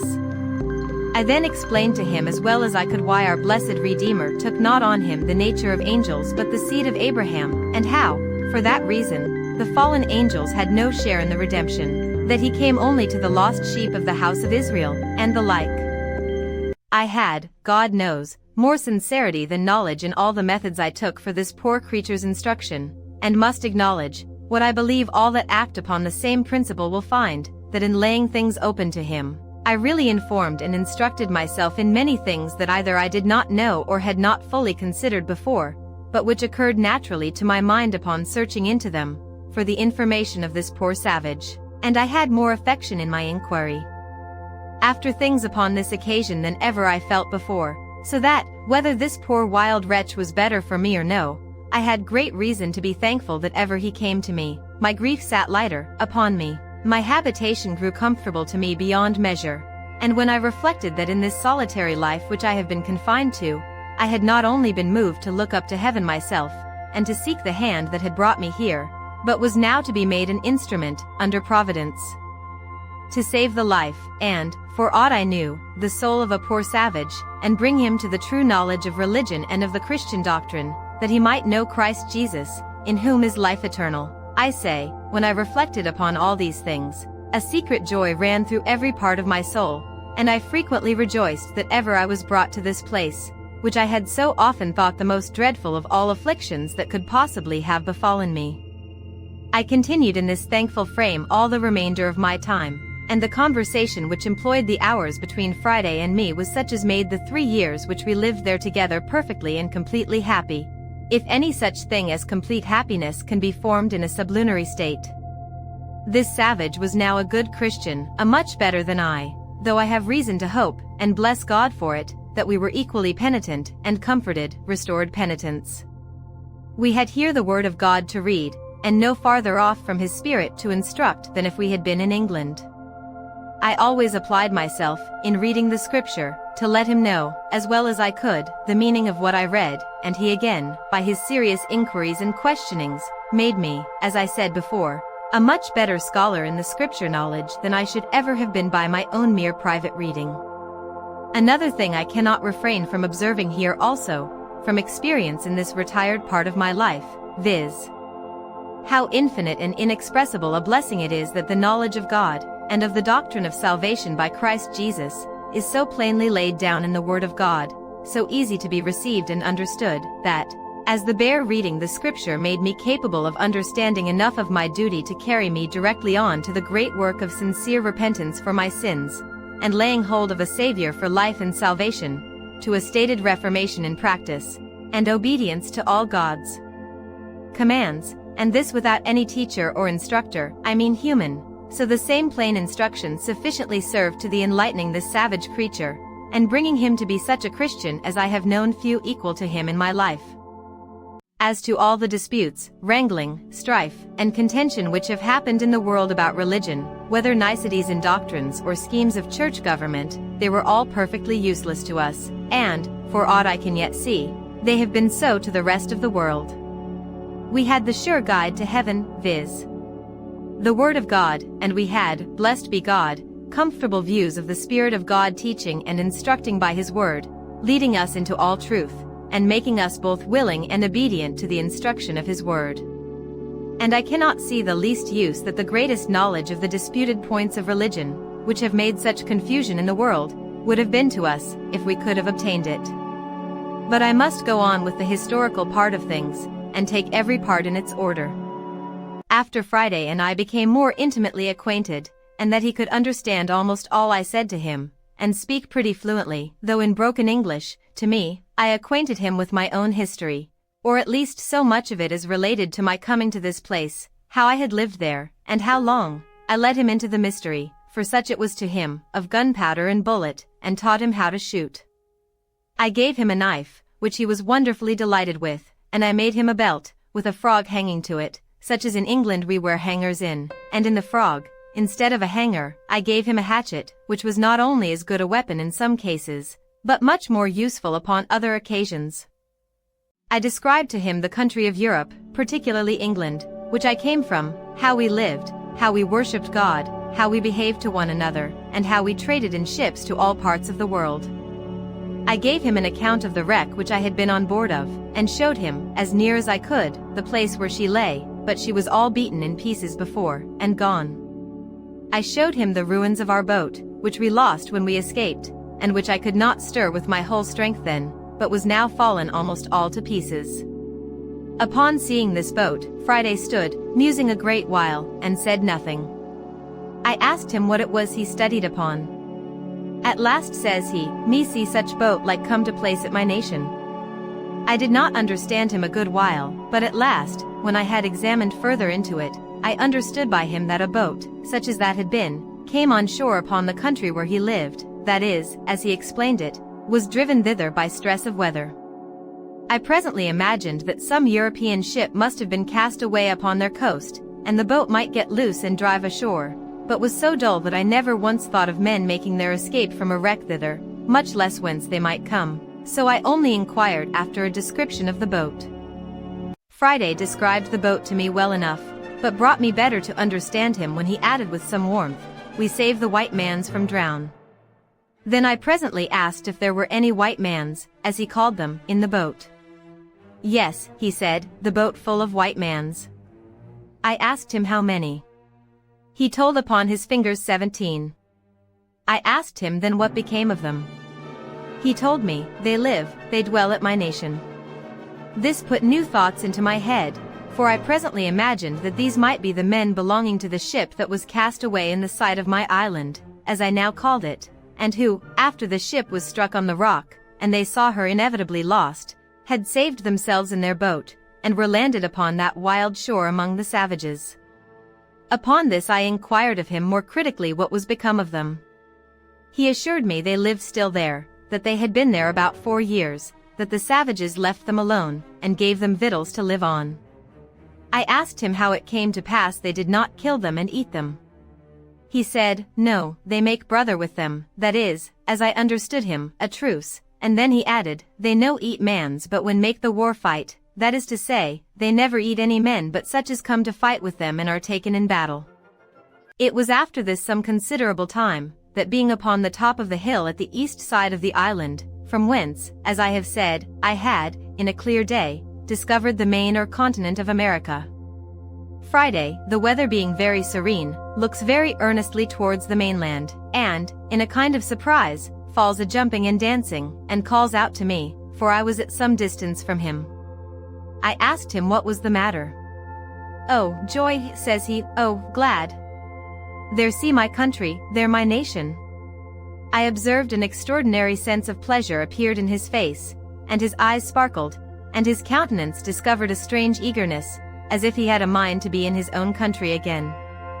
This observation of mine put a great many thoughts into me, which made me at first not so easy about my new man Friday as I was before, and I made no doubt but that, if Friday could get back to his own nation again, he would not only forget all his religion but all his obligation to me, and would be forward enough to give his countrymen an account of me, and come back, perhaps with 100 or 2 of them, and make a feast upon me, at which he might be as merry as he used to be with those of his enemies when they were taken in war. But I wronged the poor honest creature very much, for which I was very sorry afterwards. However, as my jealousy increased, and held some weeks, I was a little more circumspect, and not so familiar and kind to him as before, in which I was certainly wrong too, the honest, grateful creature having no thought about it but what consisted with the best principles, both as a religious Christian and as a grateful friend, as appeared afterwards to my full satisfaction. While my jealousy of him lasted, you may be sure I was every day pumping him to see if he would discover any of the new thoughts which I suspected were in him, but I found everything he said was so honest and so innocent, that I could find nothing to nourish my suspicion, and in spite of all my uneasiness, he made me at last entirely his own again, nor did he in the least perceive that I was uneasy, and therefore I could not suspect him of deceit. One day, walking up the same hill, but the weather being hazy at sea, so that we could not see the continent, I called to him, and said, "Friday, do not you wish yourself in your own country, your own nation?" "Yes," he said, "I be much glad to be at my own nation." "What would you do there?" said I. "Would you turn wild again, eat men's flesh again, and be a savage as you were before?" He looked full of concern, and shaking his head, said, "No, no, Friday, tell them to live good, tell them to pray God, tell them to eat cornbread, cattle flesh, milk, no eat man again." "Why, then," said I to him, "they will kill you." He looked grave at that, and then said, "No, no, they no kill me, they willing love learn." He meant by this, they would be willing to learn. He added, they learned much of the bearded mans that came in the boat. Then I asked him if he would go back to them. He smiled at that, and told me that he could not swim so far. I told him I would make a canoe for him. He told me he would go if I would go with him. "I go," says I, "why, they will eat me if I come there." "No, no," says he, "me make they no eat you, me make they much love you." He meant, he would tell them how I had killed his enemies, and saved his life, and so he would make them love me. Then he told me, as well as he could, how kind they were to 17 white men, or bearded men, as he called them, who came on shore there in distress. From this time, I confess, I had a mind to venture over, and see if I could possibly join with those bearded men, who I made no doubt were Spaniards and Portuguese, not doubting but, if I could, we might find some method to escape from thence, being upon the continent, and a good company together, better than I could from an island 40 miles off the shore, alone and without help. So, after some days, I took Friday to work again by way of discourse, and told him I would give him a boat to go back to his own nation, and, accordingly, I carried him to my frigate, which lay on the other side of the island, and having cleared it of water, for I always kept it sunk in water, I brought it out, showed it him, and we both went into it. I found he was a most dexterous fellow at managing it, and would make it go almost as swift again as I could. So when he was in, I said to him, "Well, now, Friday, shall we go to your nation?" He looked very dull at my saying so, which it seems was because he thought the boat was too small to go so far. I then told him I had a bigger, so the next day I went to the place where the first boat lay which I had made, but which I could not get into the water. He said that was big enough, but then, as I had taken no care of it, and it had lain 2 or 3 and 20 years there, the sun had so split and dried it, that it was rotten. Friday told me such a boat would do very well, and would carry much enough victual, drink, bread. This was his way of talking. Chapter 16. Rescue of prisoners from cannibals. Upon the whole, I was by this time so fixed upon my design of going over with him to the continent that I told him we would go and make one as big as that, and he should go home in it. He answered not one word, but looked very grave and sad. I asked him what was the matter with him. He asked me again, "Why you angry mad with Friday, what me done?" I asked him what he meant. I told him I was not angry with him at all. "No angry," says he, repeating the words several times. "Why send Friday home away to my nation?" Why, says I, Friday, did not you say you wished you were there? Yes, yes, says he, wish we both there, no wish Friday there, no master there. In a word, he would not think of going there without me. I go there, Friday, says I, what shall I do there? He turned very quick upon me at this. You do great deal much good, says he, you teach wild mans be good, sober, tame mans, you tell them know God, pray God, and live new life. Alas, Friday, says I, thou knowest not what thou sayest, I am but an ignorant man myself. Yes, yes, says he, you teach ye me good, you teach ye them good. No, no, Friday, says I, you shall go without me, leave me here to live by myself, as I did before. He looked confused again at that word, and running to one of the hatchets which he used to wear, he takes it up hastily, and gives it to me. What must I do with this, says I to him.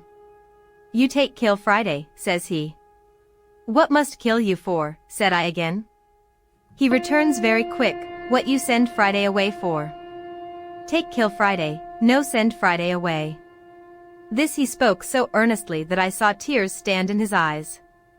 In a word, I so plainly discovered the utmost affection in him to me, and a firm resolution in him, that I told him then and often after, that I would never send him away from me if he was willing to stay with me.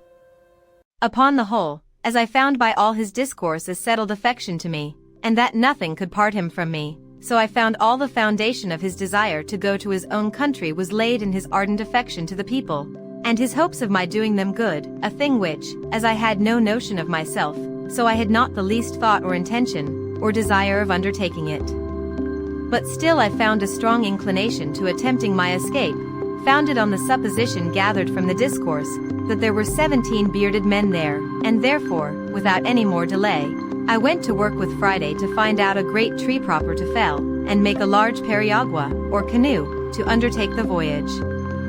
There were trees enough in the island to have built a little fleet, not of periaguas or canoes, but even of good, large vessels, but the main thing I looked at was, to get one so near the water that we might launch it when it was made, to avoid the mistake I committed at first.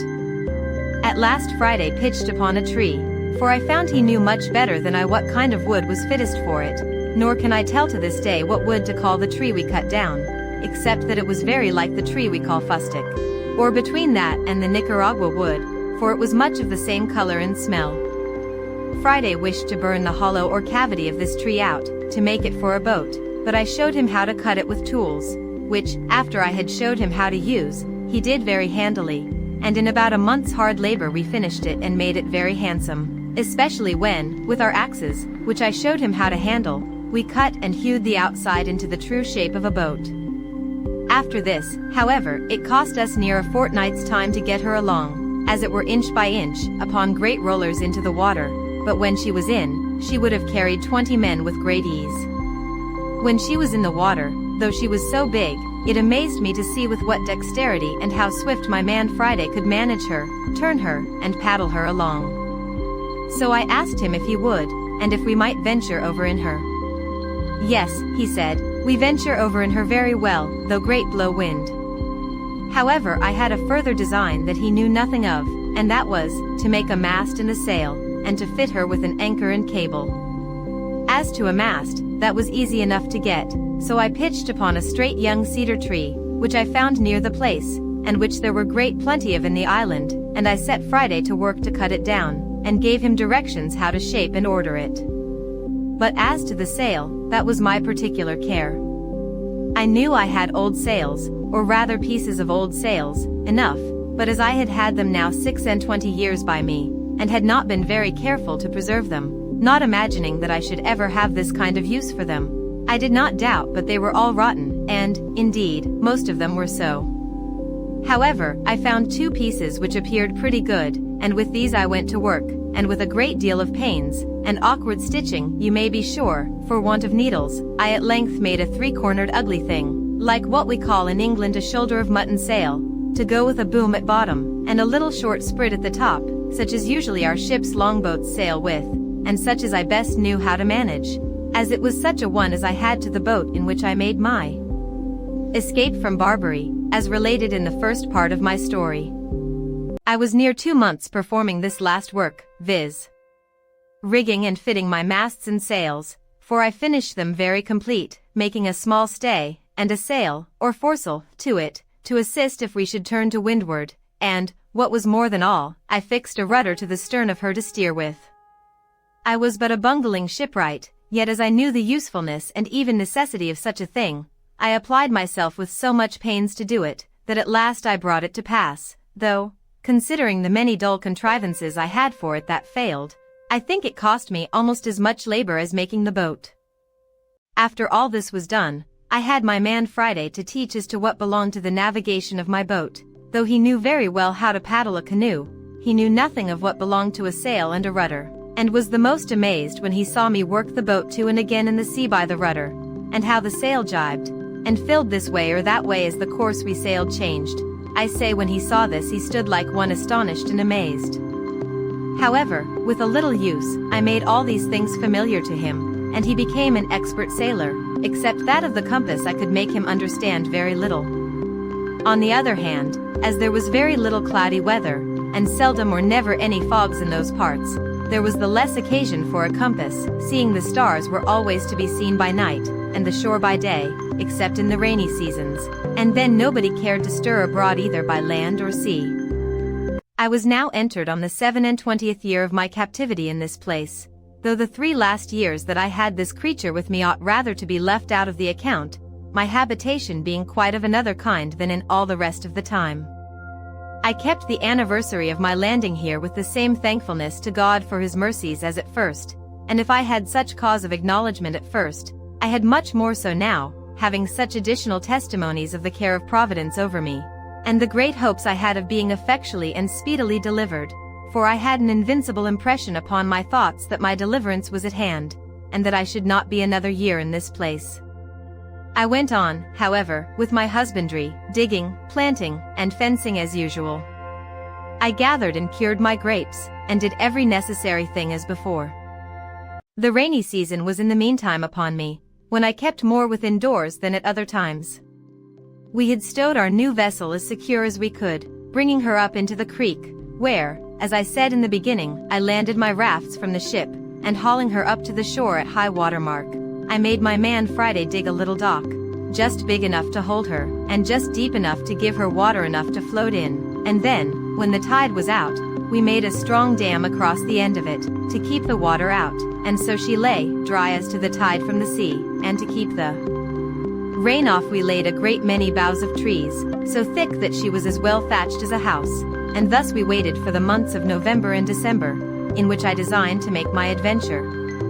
When the settled season began to come in, as the thought of my design returned with the fair weather, I was preparing daily for the voyage. And the first thing I did was to lay by a certain quantity of provisions, being the stores for our voyage, and intended in a week or a fortnight's time to open the dock, and launch out our boat.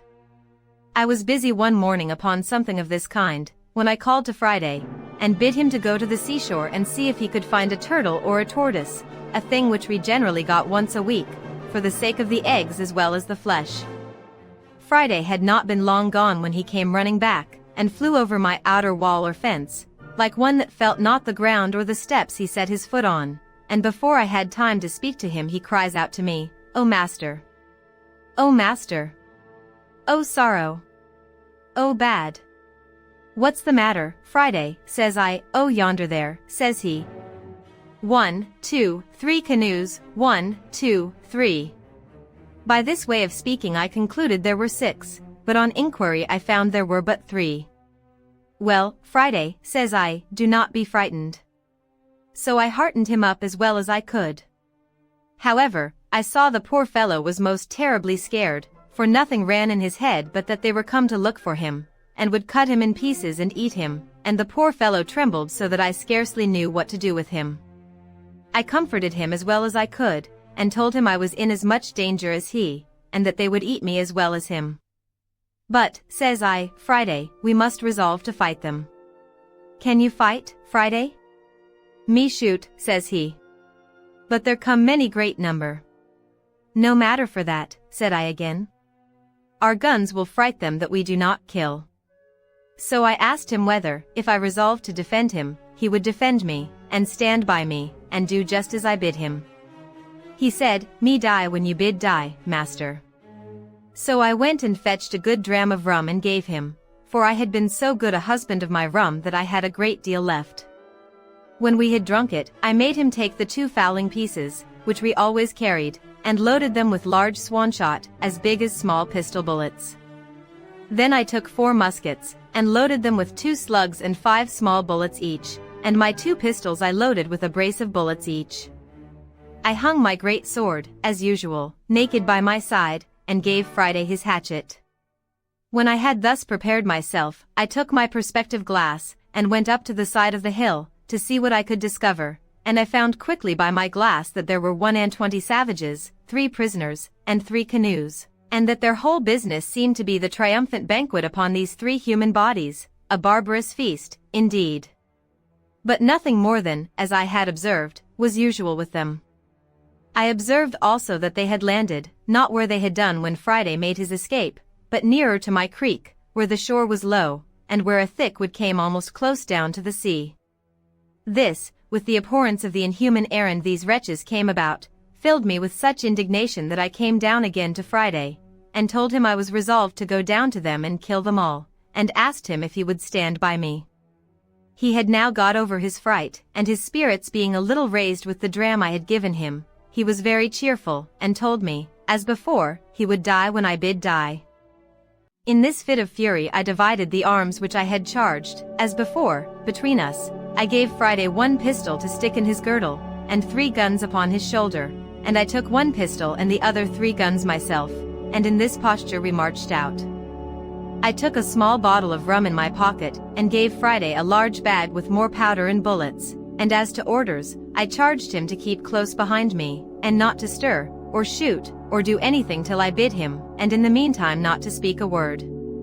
In this posture I fetched a compass to my right hand of near a mile, as well to get over the creek as to get into the wood, so that I could come within shot of them before I should be discovered, which I had seen by my glass it was easy to do.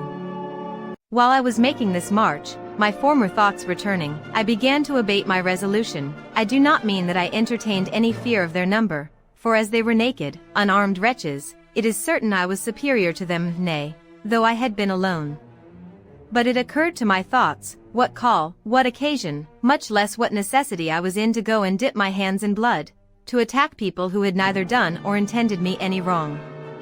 Who, as to me, were innocent, and whose barbarous customs were their own disaster, being in them a token, indeed, of God's having left them, with the other nations of that part of the world, to such stupidity, and to such inhuman courses, but did not call me to take upon me to be a judge of their actions, much less an executioner of his justice, that whenever he thought fit he would take the cause into his own hands, and by national vengeance punish them as a people for national crimes, but that,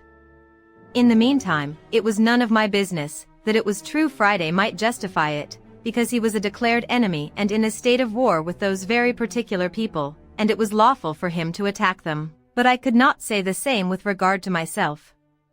These things were so warmly pressed upon my thoughts all the way as I went, that I resolved I would only go and place myself near them that I might observe their barbarous feast, and that I would act then as God should direct, but that unless something offered that was more a call to me than yet I knew of, I would not meddle with them.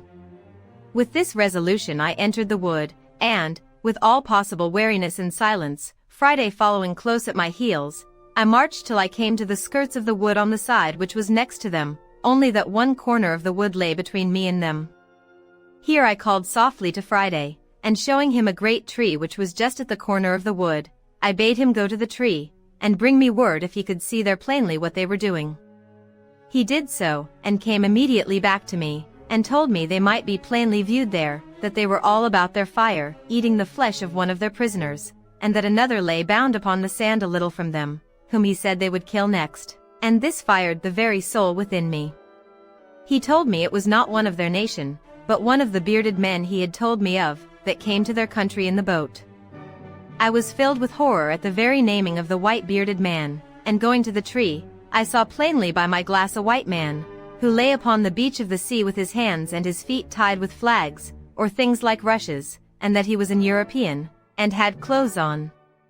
There was another tree and a little thicket beyond it, about 50 yards nearer to them than the place where I was, which, by going a little way about, I saw I might come at undiscovered, and that then I should be within half a shot of them, so I withheld my passion, though I was indeed enraged to the highest degree, and going back about 20 paces, I got behind some bushes, which held all the way till I came to the other tree, and then came to a little rising ground, which gave me a full view of them at the distance of about 80 yards. I had now not a moment to lose, for 19 of the dreadful wretches sat upon the ground, all close huddled together, and had just sent the other 2 to butcher the poor Christian, and bring him perhaps limb by limb to their fire, and they were stooping down to untie the bands at his feet. I turned to Friday. "Now, Friday," said I, "do as I bid thee." Friday said he would. "Then, Friday," says I, "do exactly as you see me do, fail in nothing." So I set down one of the muskets and the fowling piece upon the ground, and Friday did the like by his, and with the other musket I took my aim at the savages, bidding him to do the like, then asking him if he was ready, he said, "Yes." "Then fire at them," said I, and at the same moment I fired also. Friday took his aim so much better than I, that on the side that he shot he killed 2 of them, and wounded 3 more, and on my side I killed 1, and wounded 2. They were, you may be sure, in a dreadful consternation, and all of them that were not hurt jumped upon their feet, but did not immediately know which way to run, or which way to look, for they knew not from whence their destruction came. Friday kept his eyes close upon me, that, as I had bid him, he might observe what I did, so, as soon as the first shot was made, I threw down the piece, and took up the fowling piece, and Friday did the like. He saw me cock and present, he did the same again. "Are you ready, Friday?" said I. "Yes," says he. "Let fly, then," says I, "in the name of God," and with that I fired again among the amazed wretches, and so did Friday, and as our pieces were now loaded with what I call swan shot, or small pistol bullets, we found only 2 drop. But so many were wounded that they ran about yelling and screaming like mad creatures, all bloody, and most of them miserably wounded, whereof 3 more fell quickly after, though not quite dead. "Now, Friday," says I, laying down the discharged pieces, and taking up the musket which was yet loaded, "follow me," which he did with a great deal of courage, upon which I rushed out of the wood and showed myself, and Friday close at my foot.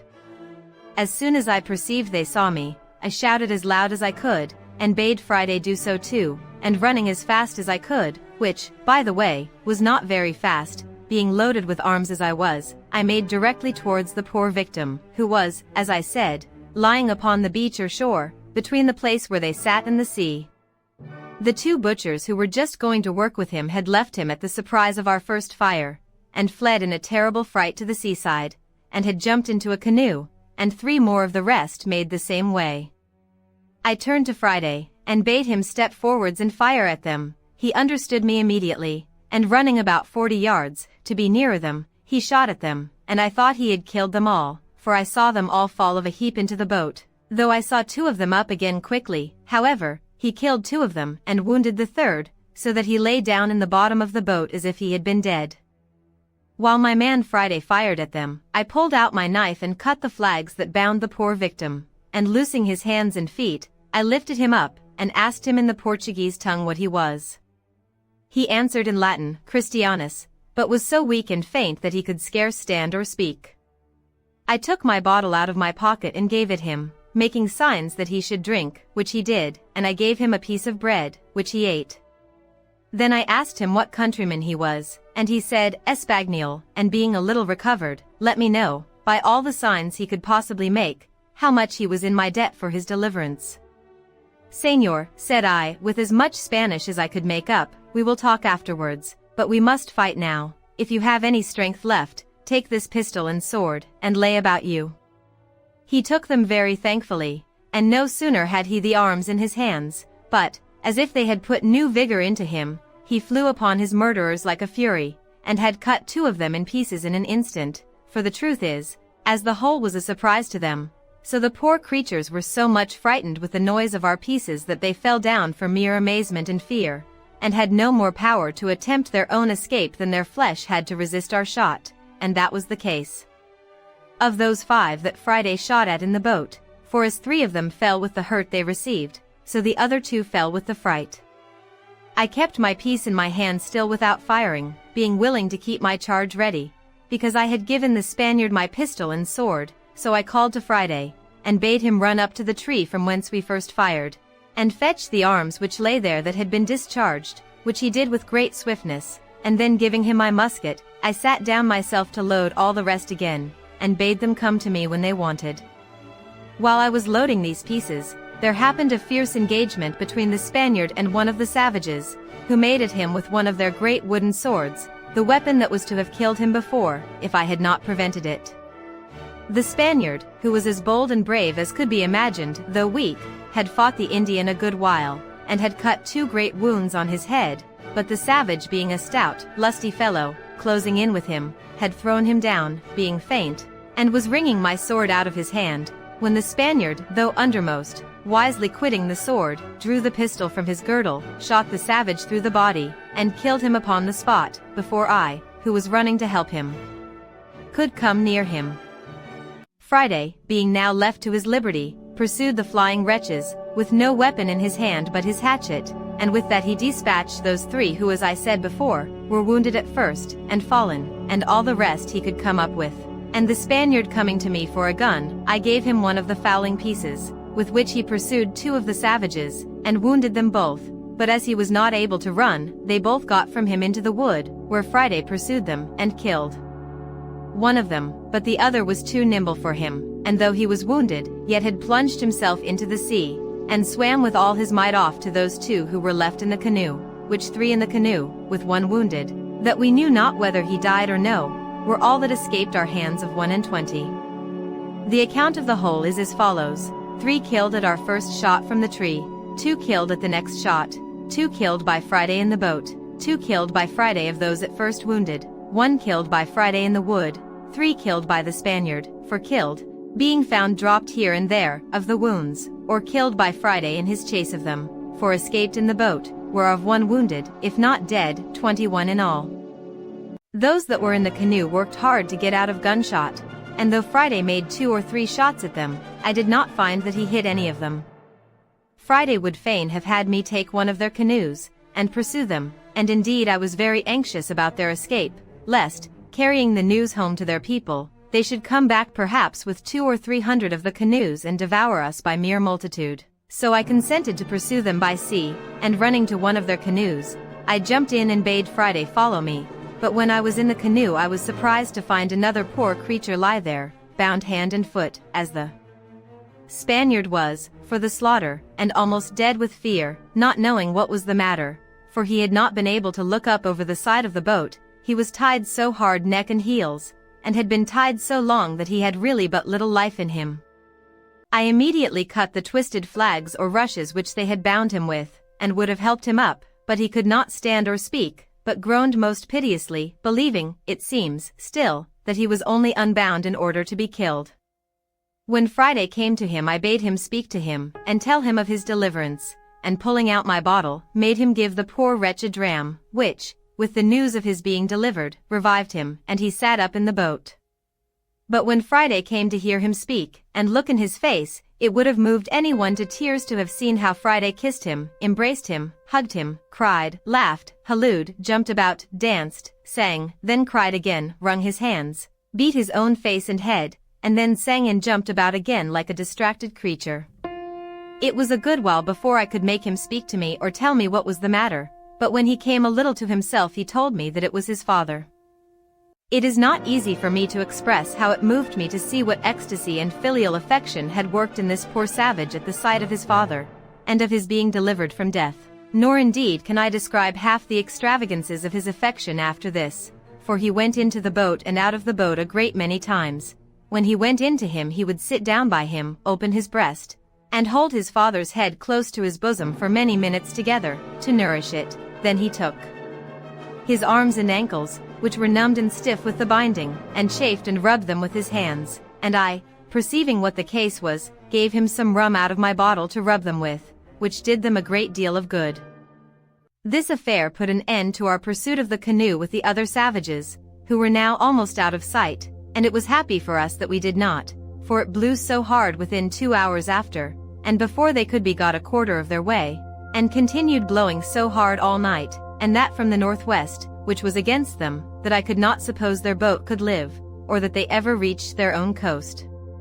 But to return to Friday, he was so busy about his father that I could not find in my heart to take him off for some time, but after I thought he could leave him a little, I called him to me, and he came jumping and laughing, and pleased to the highest extreme. Then I asked him if he had given his father any bread.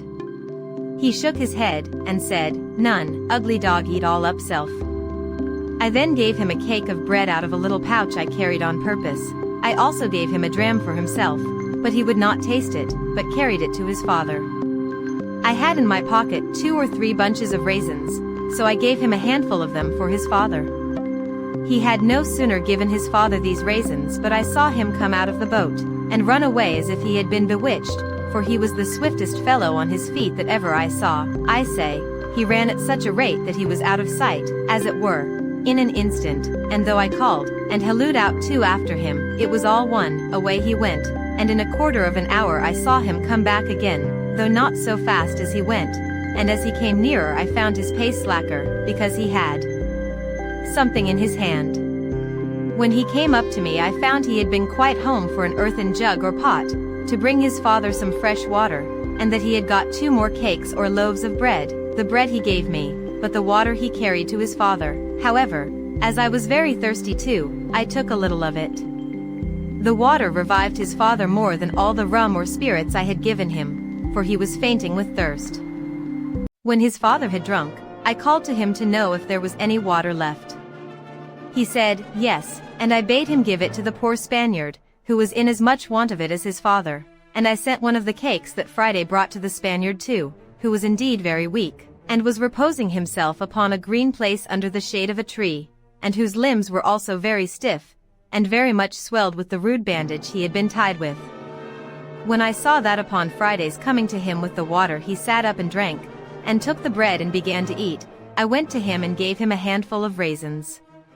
He looked up in my face with all the tokens of gratitude and thankfulness that could appear in any countenance, but was so weak, notwithstanding he had so exerted himself in the fight, that he could not stand up upon his feet. He tried to do it 2 or 3 times, but was really not able, his ankles were so swelled and so painful to him, so I bade him sit still, and caused Friday to rub his ankles, and bathe them with rum, as he had done his father's.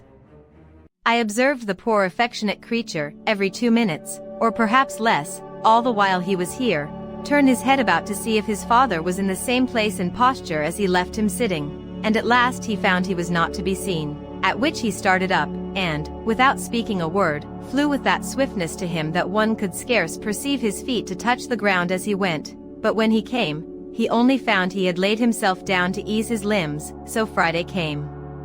back to me presently, and then I spoke to the Spaniard to let Friday help him up if he could, and lead him to the boat, and then he should carry him to our dwelling, where I would take care of him. But Friday, a lusty, strong fellow, took the Spaniard upon his back, and carried him away to the boat, and set him down softly upon the side or gunwale of the canoe, with his feet in the inside of it, and then lifting him quite in, he set him close to his father, and presently stepping out again, launched the boat off, and paddled it along the shore faster than I could walk, though the wind blew pretty hard too, so he brought them both safe into our creek, and leaving them in the boat, ran away to fetch the other canoe. As he passed me I spoke to him, and asked him whither he went. He told me, go fetch more boat, so away he went like the wind, for sure never man or horse ran like him, and he had the other canoe in the creek almost as soon as I got to it by land, so he wafted me over, and then went to help our new guests out of the boat, which he did, but they were neither of them able to walk, so that poor Friday knew not what to do. To remedy this, I went to work in my thought, and calling to Friday to bid them sit down on the bank while he came to me, I soon made a kind of hand barrow to lay them on, and Friday and I carried them both up together upon it between us.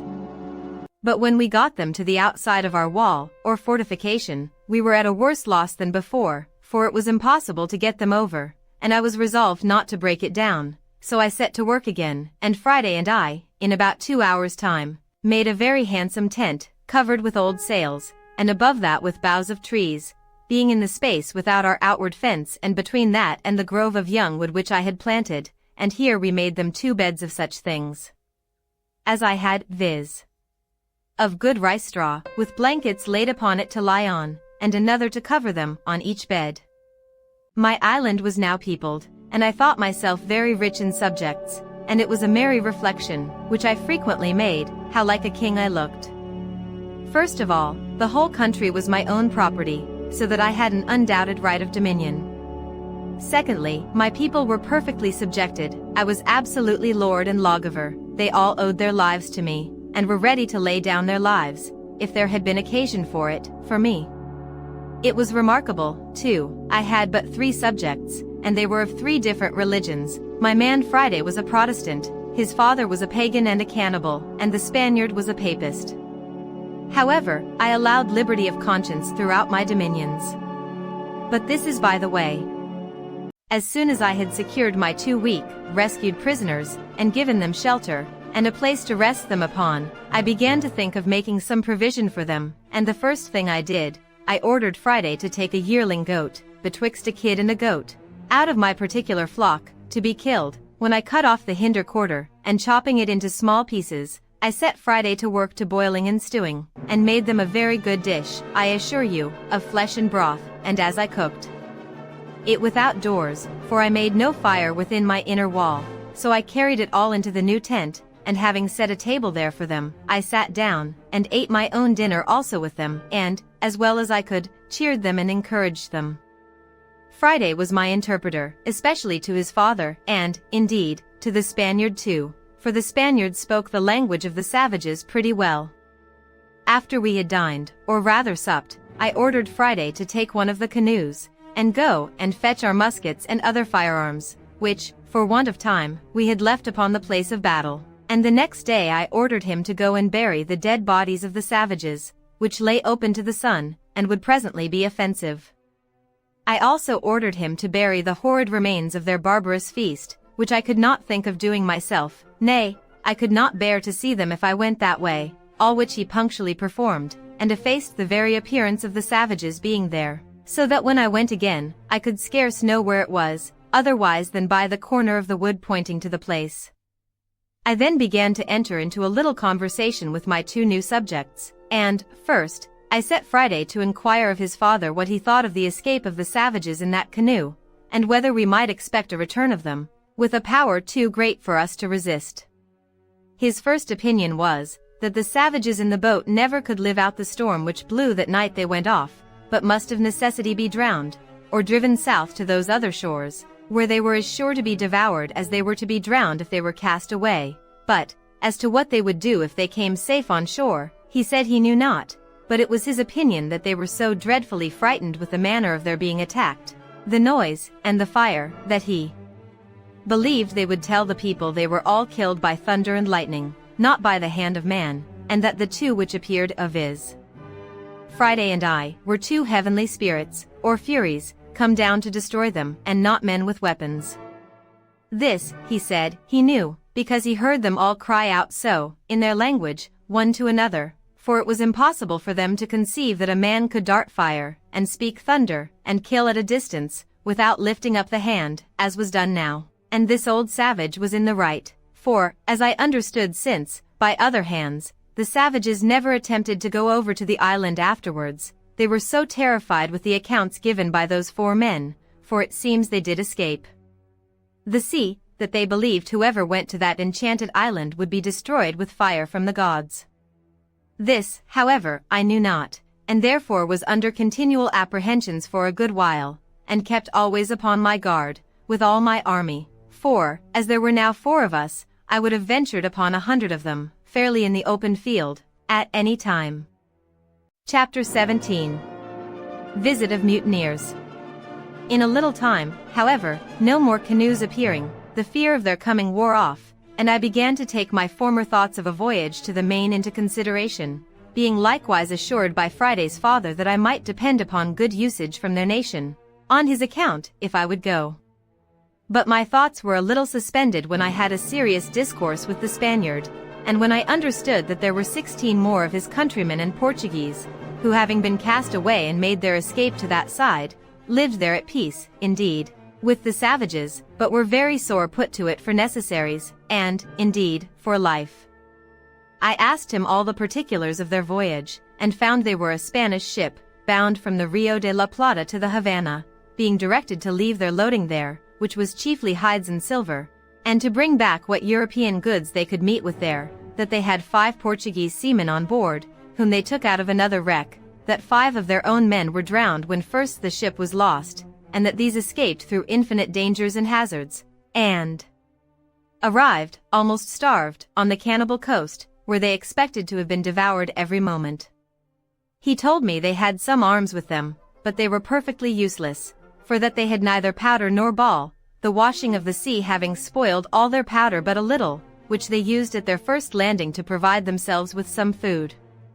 I asked him what he thought would become of them there, and if they had formed any design of making their escape. He said they had many consultations about it, but that having neither vessel nor tools to build one, nor provisions of any kind, their counsels always ended in tears and despair. I asked him how he thought they would receive a proposal from me, which might tend towards an escape, and whether, if they were all here, it might not be done. I told him with freedom, I feared mostly their treachery and ill usage of me, if I put my life in their hands, for that gratitude was no inherent virtue in the nature of man, nor did men always square their dealings by the obligations they had received so much as they did by the advantages they expected. I told him it would be very hard that I should be made the instrument of their deliverance, and that they should afterwards make me their prisoner in New Spain, where an Englishman was certain to be made a sacrifice, what necessity or what accident soever brought him thither, and that I had rather be delivered up to the savages, and be devoured alive, than fall into the merciless claws of the priests, and be carried into the Inquisition. I added that, otherwise, I was persuaded, if they were all here, we might, with so many hands, build a bark large enough to carry us all away either to the Brazils southward, or to the islands or Spanish coast northward, but that if, in requital, they should, when I had put weapons into their hands, carry me by force among their own people, I might be ill-used for my kindness to them, and make my case worse than it was before.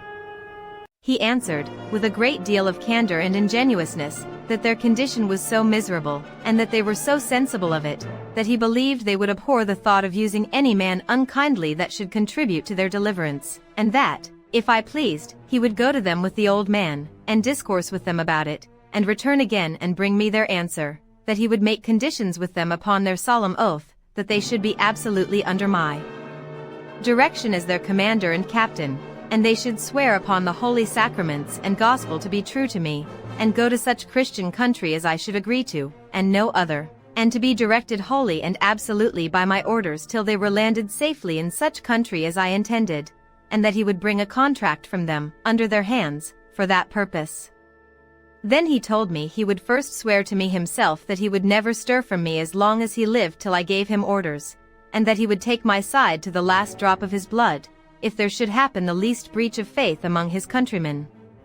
He told me they were all of them very civil, honest men, and they were under the greatest distress imaginable, having neither weapons nor clothes, nor any food, but at the mercy and discretion of the savages, out of all hopes of ever returning to their own country, and that he was sure, if I would undertake their relief, they would live and die by me. Upon these assurances, I resolved to venture to relieve them, if possible, and to send the old savage and this Spaniard over to them to treat.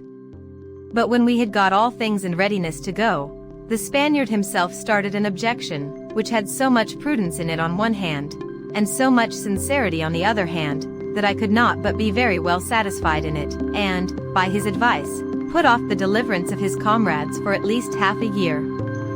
The case was thus: he had been with us now about a month, during which time I had let him see in what manner I had provided, with the assistance of Providence, for my support, and he saw evidently what stock of corn and rice I had laid up, which, though it was more than sufficient for myself, yet it was not sufficient, without good husbandry, for my family. Now it was increased to 4, but much less would it be sufficient if his countrymen, who were, as he said, 16, still alive, should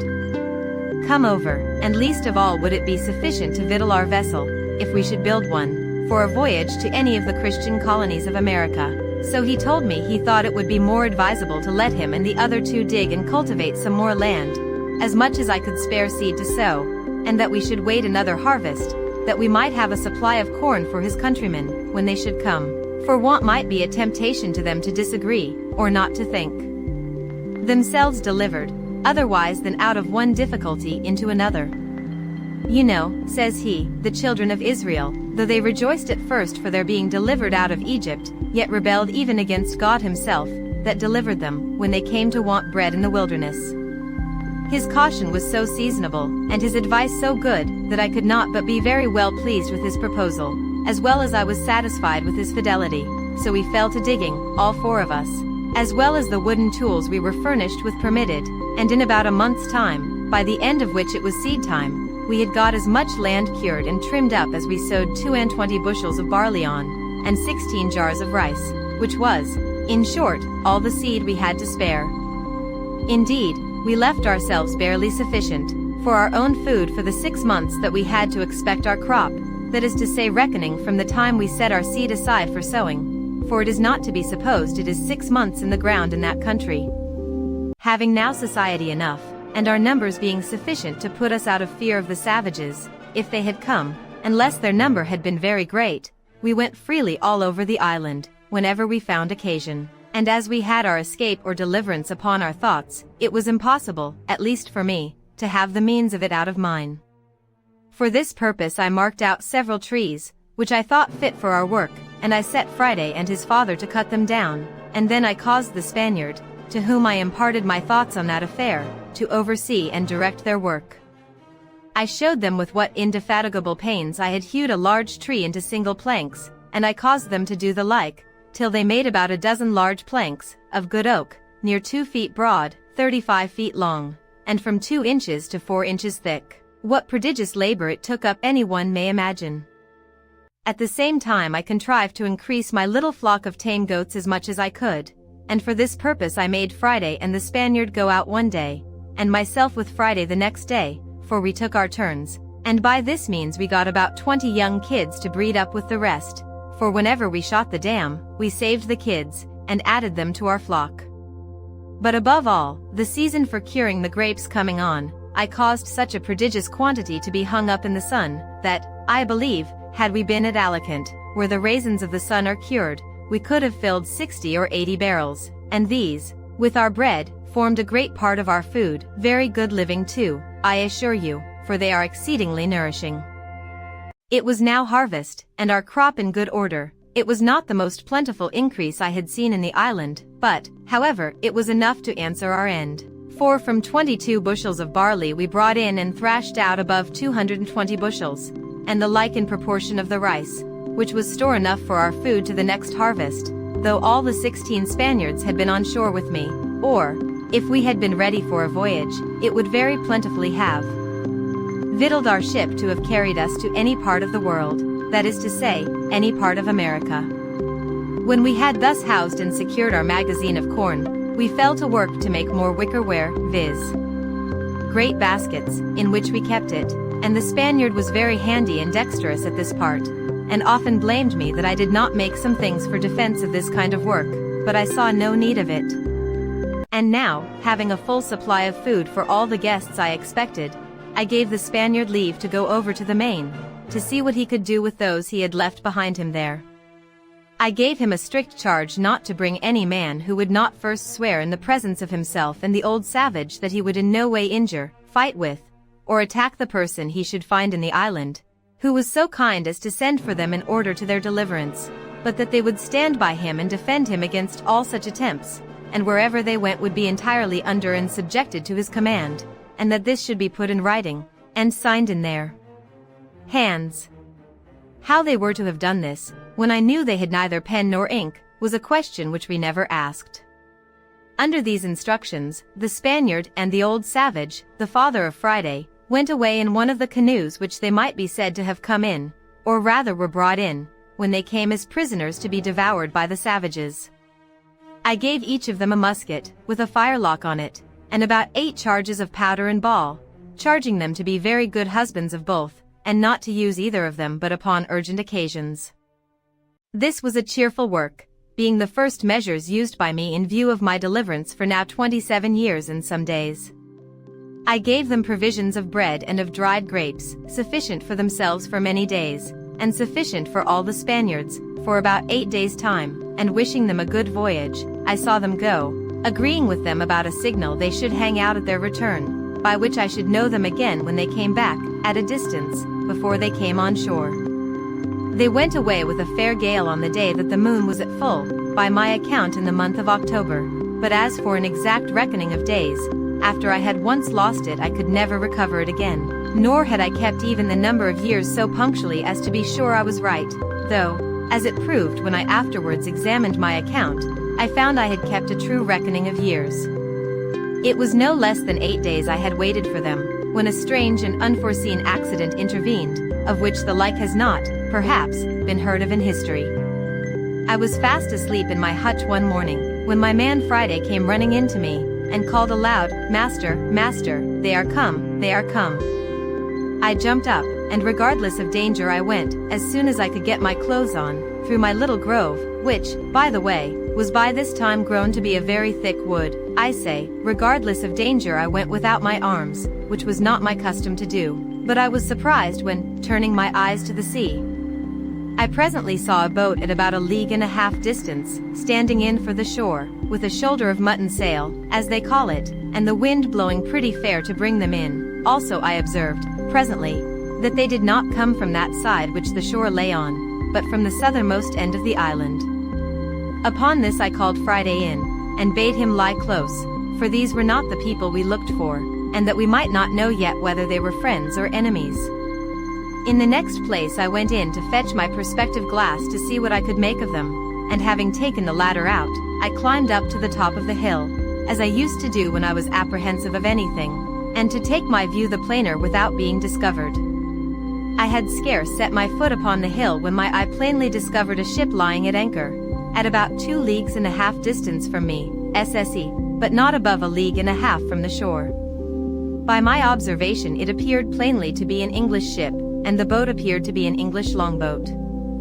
I cannot express the confusion I was in, though the joy of seeing a ship, and one that I had reason to believe was manned by my own countrymen, and consequently friends, was such as I cannot describe, but yet I had some secret doubts hung about me. I cannot tell from whence they came, bidding me keep upon my guard.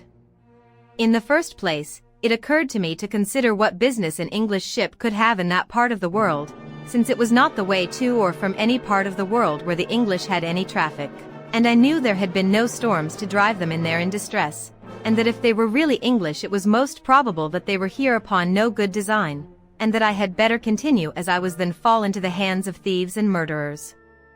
Let no man despise the secret hints and notices of danger which sometimes are given him when he may think there is no possibility of its being real. That such hints and notices are given us I believe few that have made any observation of things can deny, that they are certain discoveries of an invisible world, and a converse of spirits, we cannot doubt, and if the tendency of them seems to be to warn us of danger, why should we not suppose they are from some friendly agent? Whether supreme or inferior and subordinate is not the question, and that they are given for our good. The present question abundantly confirms me in the justice of this reasoning, for had I not been made cautious by this secret admonition, come it from whence it will, I had been done inevitably, and in a far worse condition than before, as you will see presently. I had not kept myself long in this posture till I saw the boat draw near the shore, as if they looked for a creek to thrust in at, for the convenience of landing. However, as they did not come quite far enough, they did not see the little inlet where I formerly landed my rafts, but ran their boat on shore upon the beach, at about 1/2 mile from me, which was very happy for me, for otherwise they would have landed just at my door, as I may say, and would soon have beaten me out of my castle, and perhaps have plundered me of all I had. When they were on shore I was fully satisfied they were Englishmen, at least most of them. 1 or 2 I thought were Dutch, but it did not prove so. There were in all 11 men, whereof 3 of them I found were unarmed and, as I thought, bound, and when the first 4 or 5 of them were jumped on shore, they took those 3 out of the boat as prisoners. One of the 3 I could perceive using the most passionate gestures of entreaty, affliction, and despair, even to a kind of extravagance. The other 2, I could perceive, lifted up their hands sometimes, and appeared concerned indeed, but not to such a degree as the first. I was perfectly confounded at the sight, and knew not what the meaning of it should be. Friday called out to me in English, as well as he could, "Oh master. You see Englishmans eat prisoner as well as savage mans." "Why, Friday," says I, "do you think they are going to eat them, then?" "Yes," says Friday, "they will eat them." "No, no," says I, "Friday. I am afraid they will murder them, indeed, but you may be sure they will not eat them." All this while I had no thought of what the matter really was, but stood trembling with the horror of the sight, expecting every moment when the 3 prisoners should be killed. Nay, once I saw one of the villains lift up his arm with a great cutlass, as the seamen call it, or sword, to strike one of the poor men, and I expected to see him fall every moment, at which all the blood in my body seemed to run chill in my veins. I wished heartily now for the Spaniard, and the savage that had gone with him, or that I had any way to have come undiscovered within shot of them, that I might have secured the 3 men, for I saw no firearms they had among them. But it fell out to my mind another way. After I had observed the outrageous usage of the 3 men by the insolent seamen, I observed the fellows run scattering about the island, as if they wanted to see the country.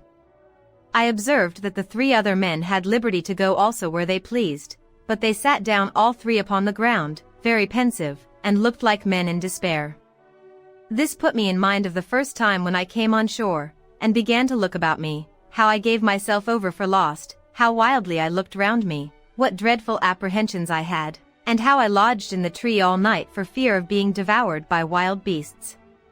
As I knew nothing that night of the supply I was to receive by the providential driving of the ship nearer the land by the storms and tide, by which I have since been so long nourished and supported, so these 3 poor desolate men knew nothing how certain of deliverance and supply they were, how near it was to them, and how effectually and really they were in a condition of safety, at the same time that they thought themselves lost and their case desperate. So little do we see before us in the world, and so much reason have we to depend cheerfully upon the great Maker of the world, that he does not leave his creatures so absolutely destitute, but that in the worst circumstances they have always something to be thankful for, and sometimes are nearer deliverance than they imagine, nay, are even brought to their deliverance by the means by which they seem to be brought to their destruction. It was just at high water when these people came on shore, and while they rambled about to see what kind of a place they were in, they had carelessly stayed till the tide was spent, and the water was ebbed considerably away, leaving their boat aground. They had left 2 men in the boat, who, as I found afterwards, having drunk a little too much brandy, fell asleep. However, one of them waking a little sooner than the other and finding the boat too fast aground for him to stir it, hallooed out for the rest, who were straggling about, upon which they all soon came to the boat, but it was past all their strength to launch her, the boat being very heavy, and the shore on that side being a soft oozy sand, almost like a quicksand. In this condition, like true seamen, who are, perhaps, the least of all mankind given to forethought, they gave it over, and away they strolled about the country again, and I heard one of them say aloud to another, calling them off from the boat, "Why, let her alone, Jack, can't you? She'll float next tide," by which I was fully confirmed in the main inquiry of what countrymen they were. All this while I kept myself very close, not once daring to stir out of my castle any farther than to my place of observation near the top of the hill, and very glad I was to think how well it was fortified. I knew it was no less than 10 hours before the boat could float again, and by that time it would be dark, and I might be at more liberty to see their motions, and to hear their discourse, if they had any. In the meantime I fitted myself up for a battle as before, though with more caution, knowing I had to do with another kind of enemy than I had at first. I ordered Friday also, whom I had made an excellent marksman with his gun, to load himself with arms. I took myself 2 fowling pieces, and I gave him 3 muskets. My figure, indeed, was very fierce. I had my formidable goatskin coat on, with the great cap I have mentioned, a naked sword by my side, 2 pistols in my belt, and a gun upon each shoulder. It was my design, as I said above, not to have made any attempt till it was dark, but about 2 o'clock, being the heat of the day, I found that they were all gone straggling into the woods, and, as I thought, laid down to sleep. The 3 poor distressed men, too anxious for their condition to get any sleep, had, however, sat down under the shelter of a great tree, at about 1/4 of a mile from me, and, as I thought, out of sight of any of the rest. Upon this I resolved to discover myself to them, and learn something of their condition. Immediately I marched as above, my man Friday at a good distance behind me, as formidable for his arms as I, but not making quite so staring a spectre-like figure as I did. I came as near them undiscovered as I could, and then, before any of them saw me, I called aloud to them in Spanish, "What are ye, gentlemen?"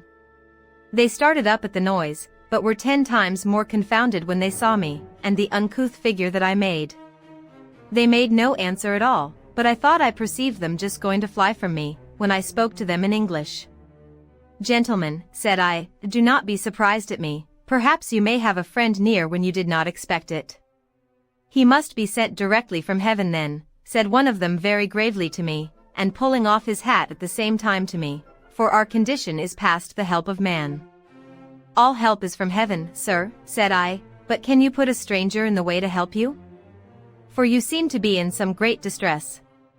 I saw you when you landed, and when you seemed to make application to the brutes that came with you, I saw one of them lift up his sword to kill you." The poor man, with tears running down his face, and trembling, looking like one astonished, returned, "Am I talking to God or man? Is it a real man or an angel?"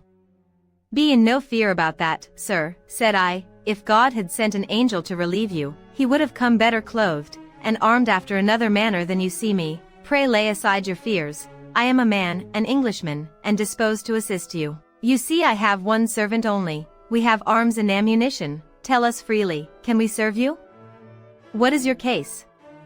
"Our case, sir," said he, "is too long to tell you while our murderers are so near us. But, in short, sir, I was commander of that ship, my men have mutinied against me, they have been hardly prevailed on not to murder me, and, at last, have set me on shore in this desolate place, with these 2 men with me, one my mate, the other a passenger, where we expected to perish, believing the place to be uninhabited, and know not yet what to think of it." "Where are these brutes, your enemies?" said I. "Do you know where they are gone?" "There they lie, sir," said he, pointing to a thicket of trees. "My heart trembles for fear they have seen us and heard you speak. If they have, they will certainly murder us all." "Have they any firearms?" said I. He answered, they had only 2 pieces, one of which they left in the boat. "Well, then," said I, "leave the rest to me. I see they are all asleep. It is an easy thing to kill them all, but shall we rather take them prisoners?"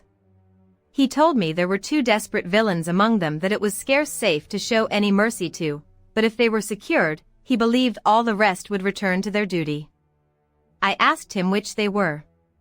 He told me he could not at that distance distinguish them, but he would obey my orders in anything I would direct. "Well," says I, "let us retreat out of their view or hearing, lest they awake, and we will resolve further." So they willingly went back with me, till the woods covered us from them. "Look you, sir," said I, "if I venture upon your deliverance, are you willing to make 2 conditions with me?" He anticipated my proposals by telling me that both he and the ship, if recovered, should be wholly directed and commanded by me in everything, and if the ship was not recovered, he would live and die with me in what part of the world soever I would send him, and the 2 other men said the same. "Well," says I, "my conditions are but 2. First, that while you stay in this island with me, you will not pretend to any authority here, and if I put arms in your hands, you will, upon all occasions, give them up to me, and do no prejudice to me or mine upon this island, and in the meantime be governed by my orders. Secondly, that if the ship is or may be recovered, you will carry me and my man to England passage free." He gave me all the assurances that the invention or faith of man could devise that he would comply with these most reasonable demands, and besides would owe his life to me, and acknowledge it upon all occasions as long as he lived. "Well, then," said I, "here are 3 muskets for you, with powder and ball. Tell me next what you think is proper to be done." He showed all the testimonies of his gratitude that he was able, but offered to be wholly guided by me. I told him I thought it was very hard venturing anything, but the best method I could think of was to fire on them at once as they lay, and if any were not killed at the first volley, and offered to submit, we might save them, and so put it wholly upon God's providence to direct the shot. He said, very modestly, that he was loath to kill them if he could help it, but that those 2 were incorrigible villains, and had been the authors of all the mutiny in the ship, and if they escaped, we should be undone still, for they would go on board and bring the whole ship's company, and destroy us all. "Well, then," says I, "necessity legitimates my advice, for it is the only way to save our lives." However, seeing him still cautious of shedding blood, I told him they should go themselves, and manage as they found convenient. In the middle of this discourse we heard some of them awake, and soon after we saw 2 of them on their feet. I asked him if either of them were the heads of the mutiny. He said, "No." "Well, then," said I, "you may let them escape, and Providence seems to have awakened them on purpose to save themselves. Now," says I, "if the rest escape you, it is your fault." Animated with this, he took the musket I had given him in his hand, and a pistol in his belt, and his 2 comrades with him, with each a piece in his hand. The 2 men who were with him going first made some noise, at which one of the seamen who was awake turned about, and seeing them coming, cried out to the rest, but was too late then, for the moment he cried out they fired, I mean the 2 men, the captain wisely reserving his own piece. They had so well aimed their shot at the men they knew, that one of them was killed on the spot, and the other very much wounded, but not being dead, he started up on his feet, and called eagerly for help to the other, but the captain stepping to him, told him it was too late to cry for help, he should call upon God to forgive his villainy, and with that word knocked him down with the stock of his musket, so that he never spoke more. There were 3 more in the company, and one of them was slightly wounded. By this time I was come, and when they saw their danger, and that it was in vain to resist, they begged for mercy. The captain told them he would spare their lives if they would give him an assurance of their abhorrence of the treachery they had been guilty of, and would swear to be faithful to him in recovering the ship, and afterwards in carrying her back to Jamaica, from whence they came.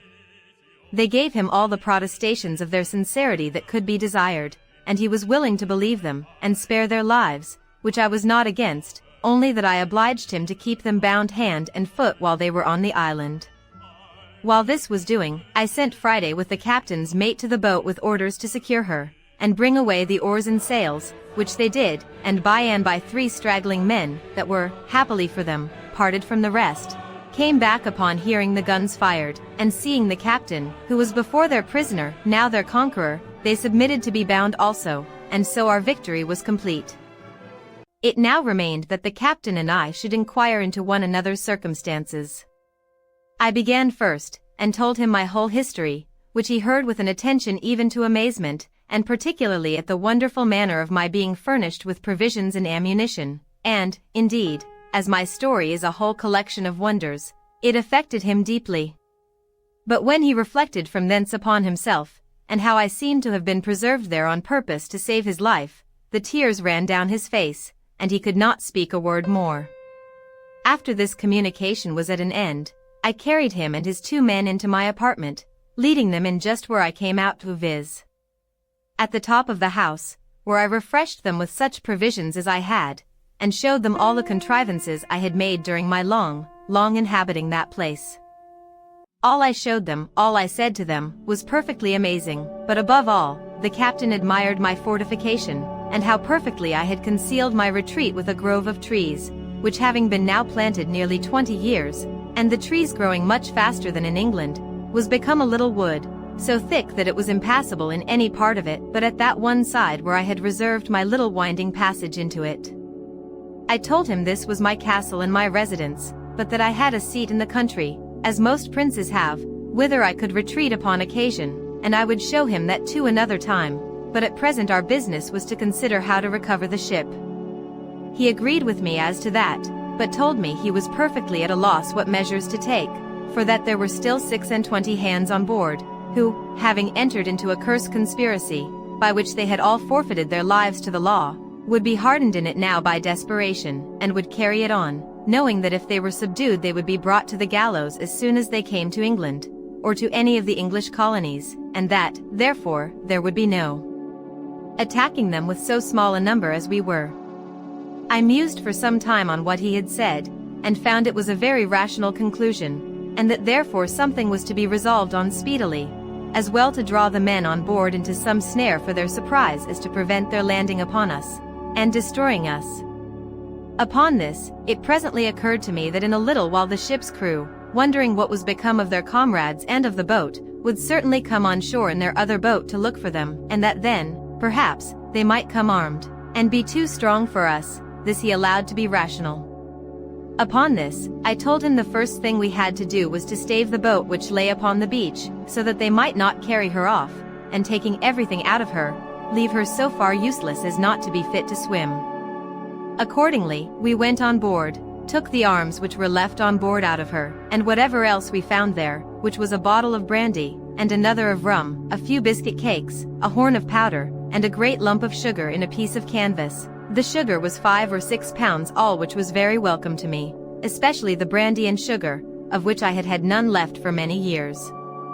When we had carried all these things on shore, the oars, mast, sail, and rudder of the boat were carried away before we knocked a great hole in her bottom, that if they had come strong enough to master us, yet they could not carry off the boat. Indeed, it was not much in my thoughts that we could be able to recover the ship, but my view was, that if they went away without the boat, I did not much question to make her again fit to carry us to the Leeward Islands, and call upon our friends the Spaniards in my way, for I had them still in my thoughts. Chapter 18. The ship recovered.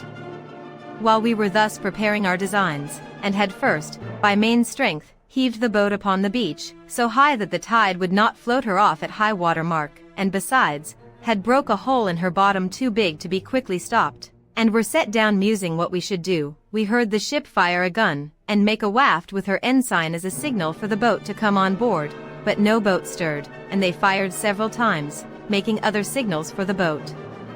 At last, when all their signals and firing proved fruitless, and they found the boat did not stir, we saw them, by the help of my glasses, hoist another boat out and row towards the shore, and we found, as they approached, that there were no less than 10 men in her, and that they had firearms with them.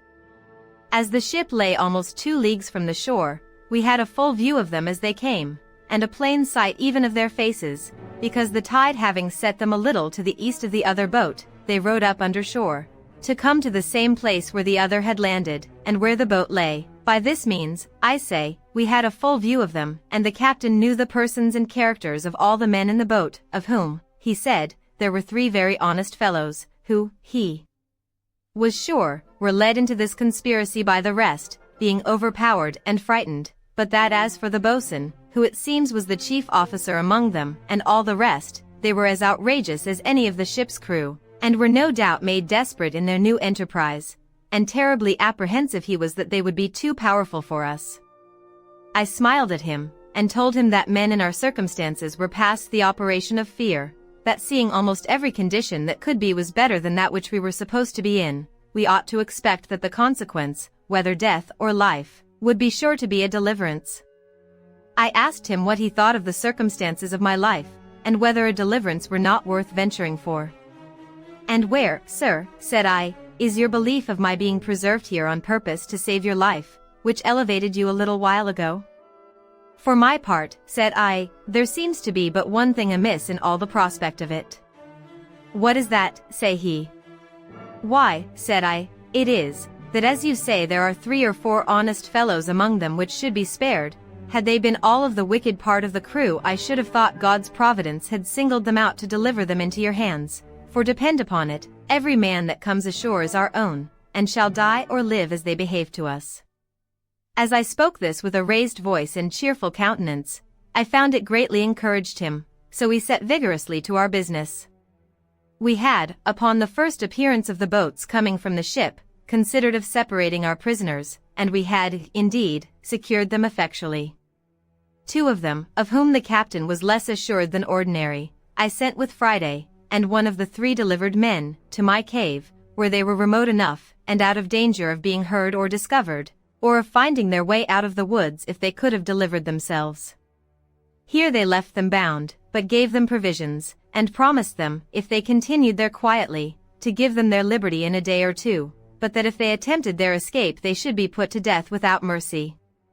They promised faithfully to bear their confinement with patience, and were very thankful that they had such good usage as to have provisions and light left them, for Friday gave them candles, such as we made ourselves, for their comfort, and they did not know but that he stood sentinel over them at the entrance. The other prisoners had better usage. 2 of them were kept pinioned, indeed, because the captain was not able to trust them, but the other 2 were taken into my service, upon the captain's recommendation, and upon their solemnly engaging to live and die with us, So with them and the 3 honest men we were 7 men, well armed, and I made no doubt we should be able to deal well enough with the 10 that were coming, considering that the captain had said there were 3 or 4 honest men among them also. As soon as they got to the place where their other boat lay, they ran their boat into the beach and came all on shore, hauling the boat up after them, which I was glad to see, for I was afraid they would rather have left the boat at an anchor some distance from the shore, with some hands in her to guard her, and so we should not be able to seize the boat. Being on shore, the first thing they did, they ran all to their other boat, and it was easy to see they were under a great surprise to find her stripped, as above, of all that was in her, and a great hole in her bottom. After they had mused a while upon this, they set up 2 or 3 great shouts, hallooing with all their might, to try if they could make their companions hear, but all was to no purpose. Then they came all close in a ring, and fired a volley of their small arms, which indeed we heard, and the echoes made the woods ring. But it was all one, those in the cave, we were sure, could not hear, and those in our keeping, though they heard it well enough, yet durst give no answer to them. They were so astonished at the surprise of this, that, as they told us afterwards, they resolved to go all on board again to their ship, and let them know that the men were all murdered, and the longboat staved. Accordingly, they immediately launched their boat again, and got all of them on board. The captain was terribly amazed, and even confounded, at this, believing they would go on board the ship again and set sail, giving their comrades over for lost, and so he should still lose the ship, which he was in hopes we should have recovered. But he was quickly as much frightened the other way. They had not been long put off with the boat, when we perceived them all coming on shore again, but with this new measure in their conduct, which it seems they consulted together upon, viz. to leave 3 men in the boat, and the rest to go on shore, and go up into the country to look for their fellows. This was a great disappointment to us, for now we were at a loss what to do, as our seizing those 7 men on shore would be no advantage to us if we let the boat escape, because they would row away to the ship, and then the rest of them would be sure to weigh and set sail, and so our recovering the ship would be lost. However, we had no remedy but to wait and see what the issue of things might present. The 7 men came on shore, and the 3 who remained in the boat put her off to a good distance from the shore, and came to an anchor to wait for them, so that it was impossible for us to come at them in the boat. Those that came on shore kept close together, marching towards the top of the little hill under which my habitation lay, and we could see them plainly, though they could not perceive us. We should have been very glad if they would have come nearer us, so that we might have fired at them, or that they would have gone farther off, that we might come abroad. But when they were come to the brow of the hill where they could see a great way into the valleys and woods, which lay towards the northeast part, and where the island lay lowest, they shouted and hallooed till they were weary, and not caring, it seems, to venture far from the shore, nor far from one another, they sat down together under a tree to consider it. Had they thought fit to have gone to sleep there, as the other part of them had done, they had done the job for us, but they were too full of apprehensions of danger to venture to go to sleep, though they could not tell what the danger was they had to fear. The captain made a very just proposal to me upon this consultation of theirs, viz. that perhaps they would all fire a volley again, to endeavor to make their fellows hear, and that we should all sally upon them just at the juncture when their pieces were all discharged, and they would certainly yield, and we should have them without bloodshed. I liked this proposal, provided it was done while we were near enough to come up to them before they could load their pieces again. But this event did not happen, and we lay still a long time, very irresolute what course to take. At length I told them there would be nothing done, in my opinion, till night, and then, if they did not return to the boat, perhaps we might find a way to get between them and the shore, and so might use some stratagem with them in the boat to get them on shore. We waited a great while, though very impatient for their removing, and were very uneasy when, after long consultation, we saw them all start up and march down towards the sea. It seems they had such dreadful apprehensions of the danger of the place that they resolved to go on board the ship again, give their companions over for lost, and so go on with their intended voyage with the ship.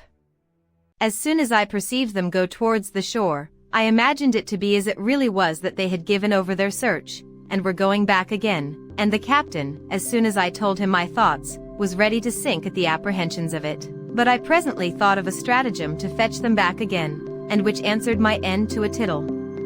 I ordered Friday and the captain's mate to go over the little creek westward, towards the place where the savages came on shore, when Friday was rescued, and so soon as they came to a little rising ground, at about half a mile distant, I bid them halloo out, as loud as they could, and wait till they found the seamen heard them, that as soon as ever they heard the seamen answer them, they should return it again, and then, keeping out of sight, take a round, always answering when the others hallooed, to draw them as far into the island and among the woods as possible, and then will about again to me by such ways as I directed them. They were just going into the boat when Friday and the mate hallooed, and they presently heard them, and answering, ran along the shore westward, towards the voice they heard, when they were stopped by the creek, where the water being up, they could not get over, and called for the boat to come up and set them over, as, indeed, I expected. When they had set themselves over, I observed that the boat being gone a good way into the creek, and, as it were, in a harbor within the land, they took one of the 3 men out of her, to go along with them, and left only 2 in the boat, having fastened her to the stump of a little tree on the shore. This was what I wished for, and immediately leaving Friday and the captain's mate to their business, I took the rest with me, and, crossing the creek out of their sight, we surprised the 2 men before they were aware, one of them lying on the shore, and the other being in the boat.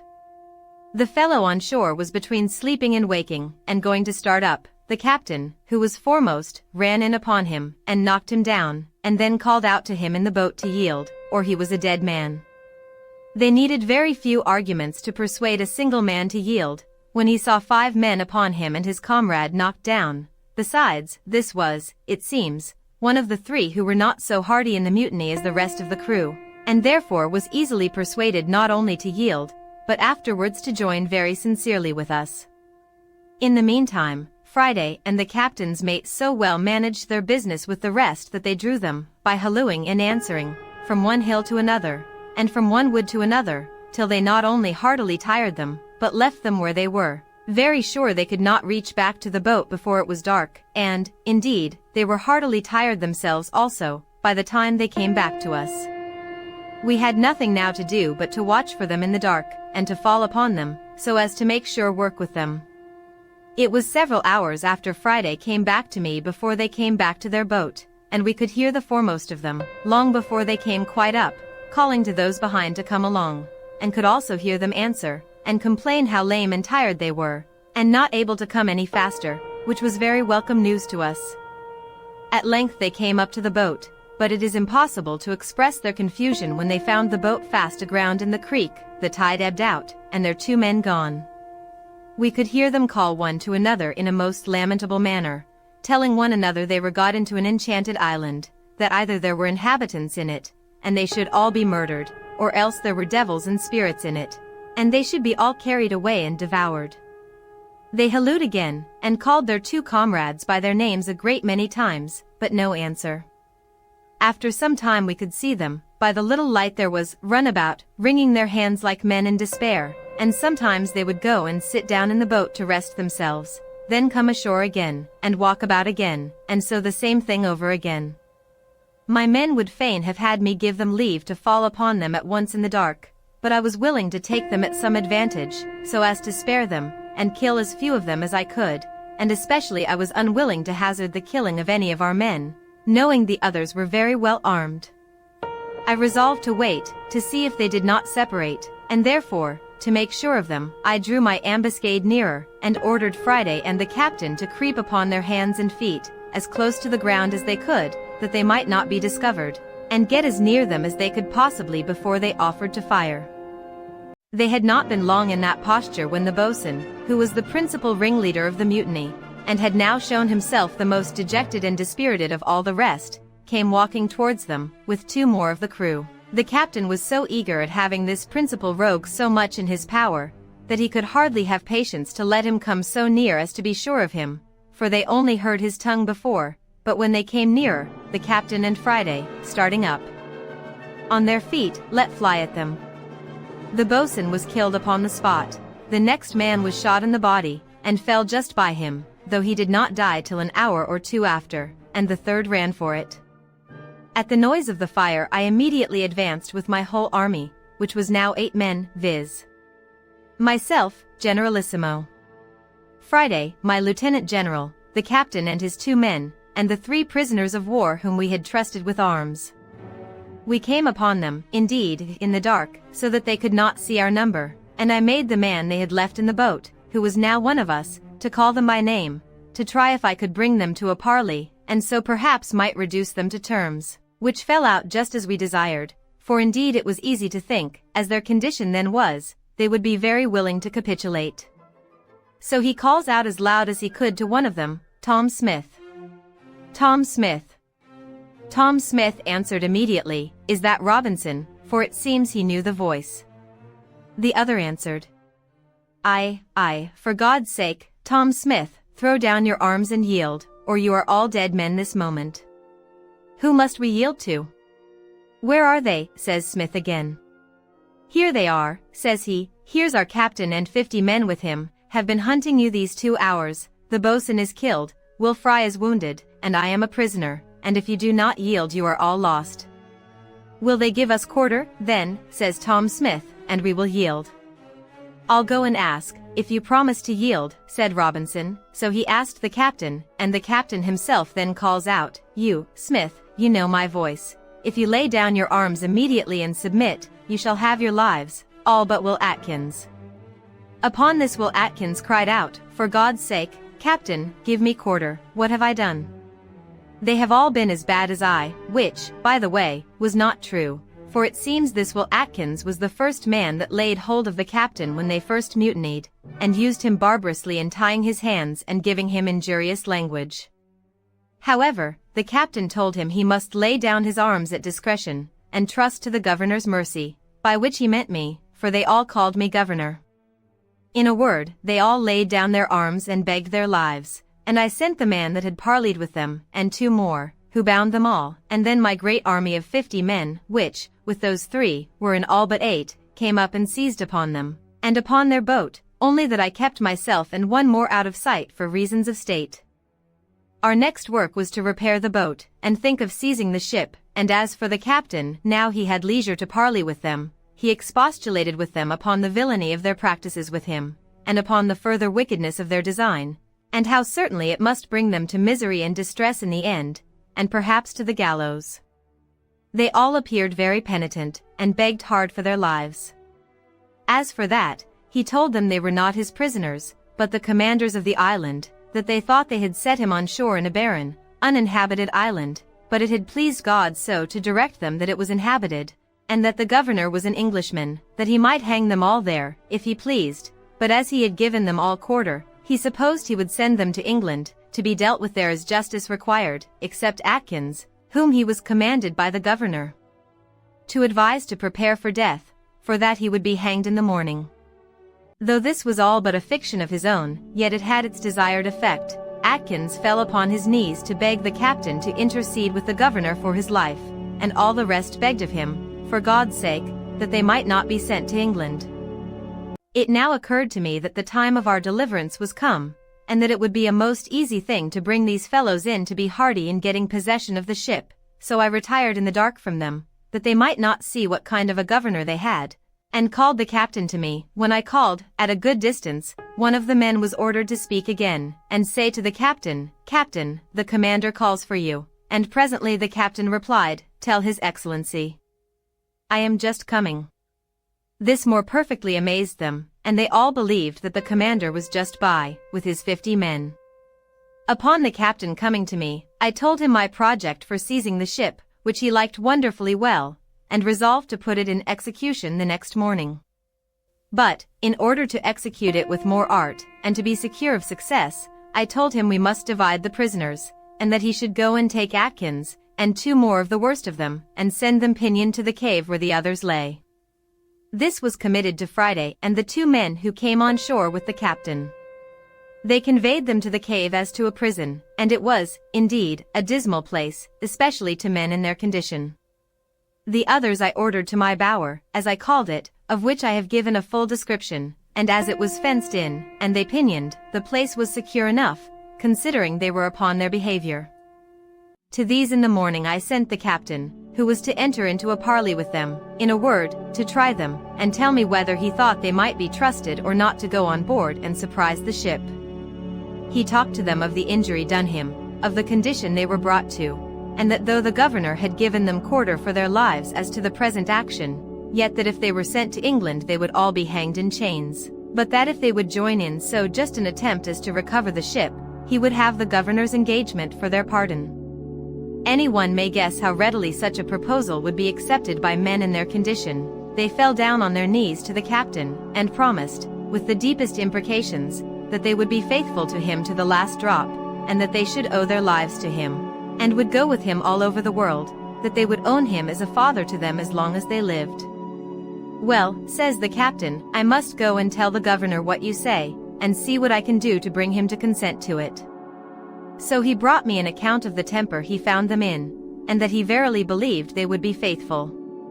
However, that we might be very secure, I told him he should go back again and choose out those 5, and tell them, that they might see he did not want men, that he would take out those 5 to be his assistants, and that the governor would keep the other 2, and the 3 that were sent prisoners to the castle, my cave, as hostages for the fidelity of those 5, and that if they proved unfaithful in the execution, the 5 hostages should be hanged in chains alive on the shore.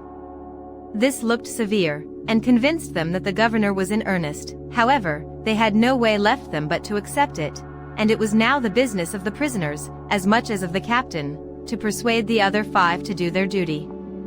Our strength was now thus ordered for the expedition: first, the captain, his mate, and passenger; second, the 2 prisoners of the first gang, to whom, having their character from the captain, I had given their liberty, and trusted them with arms; third, the other 2 that I had kept till now in my bower, pinioned, but on the captain's motion had now released; fourth, these 5 released at last, so that there were 12 in all, besides 5 we kept prisoners in the cave for hostages.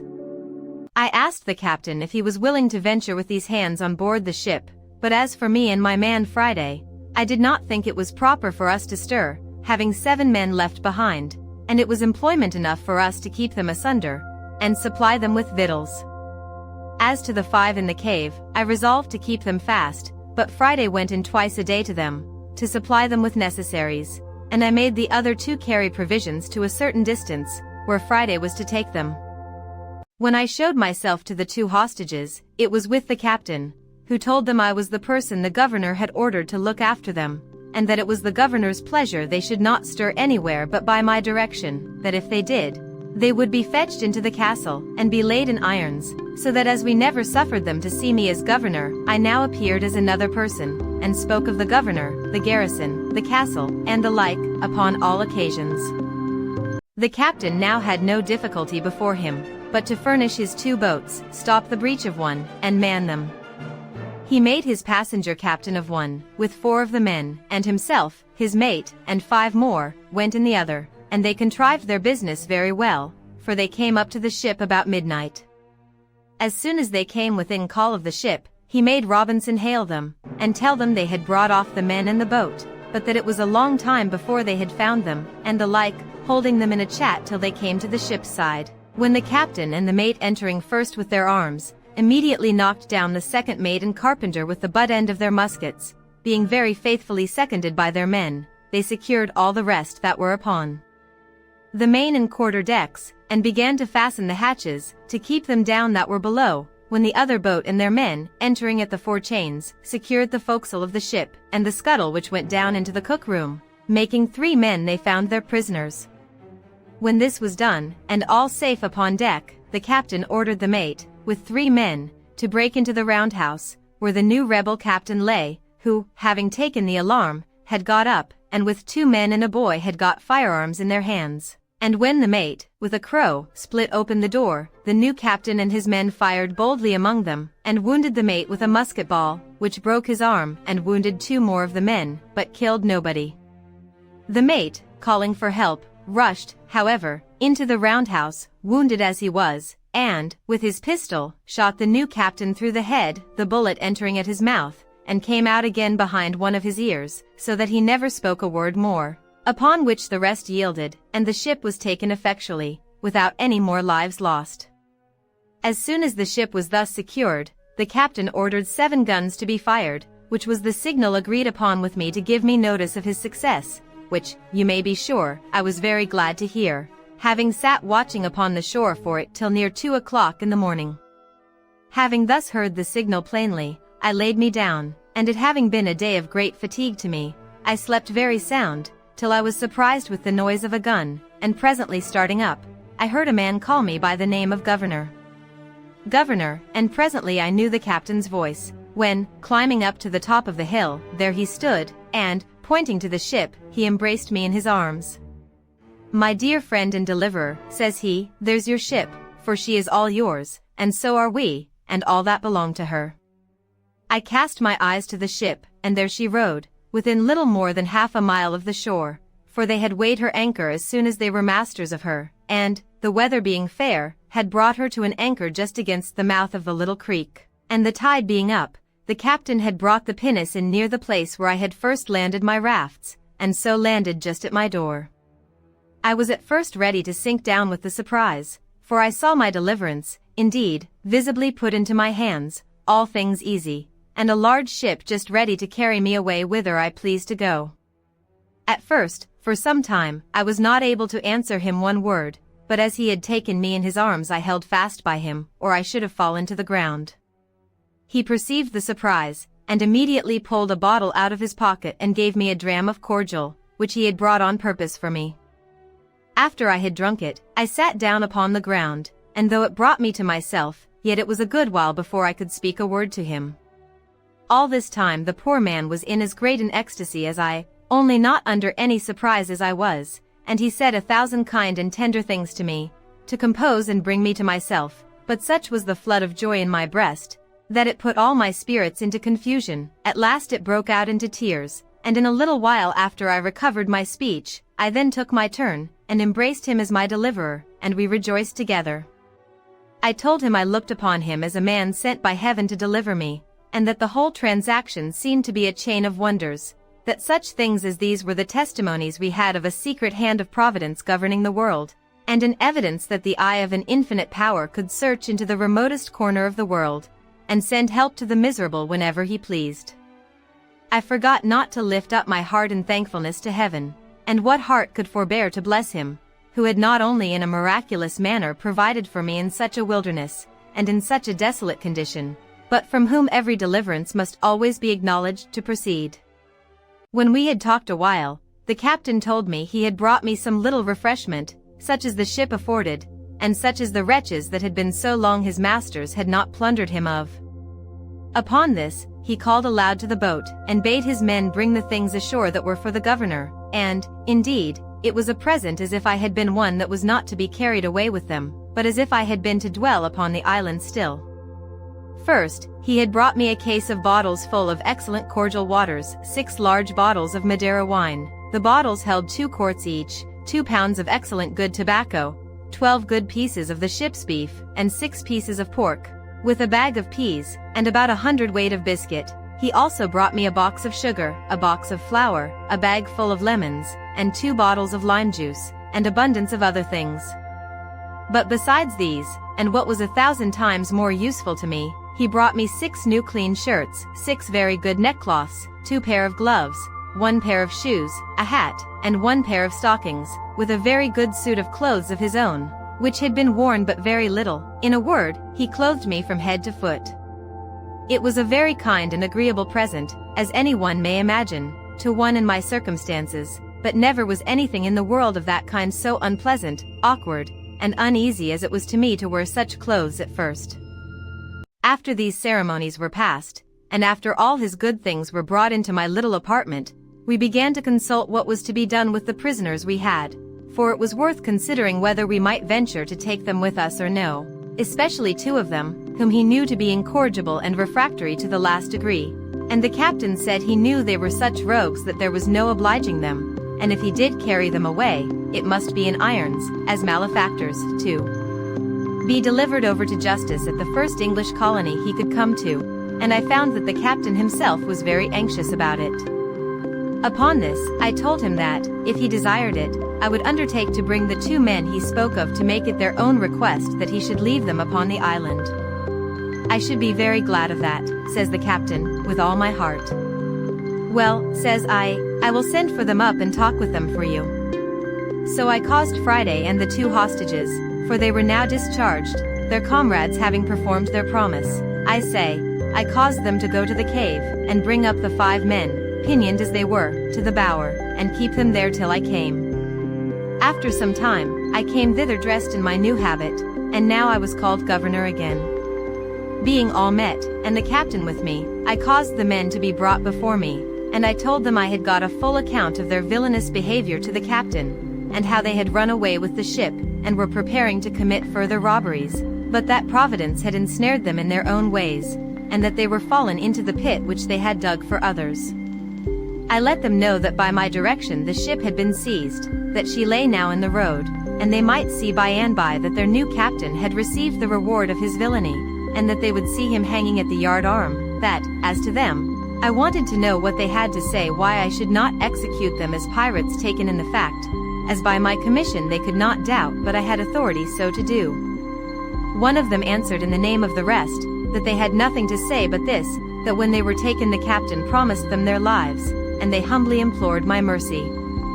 But I told them I knew not what mercy to show them, for as for myself, I had resolved to quit the island with all my men, and had taken passage with the captain to go to England, and as for the captain, he could not carry them to England other than as prisoners in irons, to be tried for mutiny and running away with the ship, the consequence of which, they must needs know, would be the gallows, so that I could not tell what was best for them, unless they had a mind to take their fate in the island. If they desired that, as I had liberty to leave the island, I had some inclination to give them their lives, if they thought they could shift on shore. They seemed very thankful for it, and said they would much rather venture to stay there than be carried to England to be hanged. So I left it on that issue. However, the captain seemed to make some difficulty of it, as if he durst not leave them there.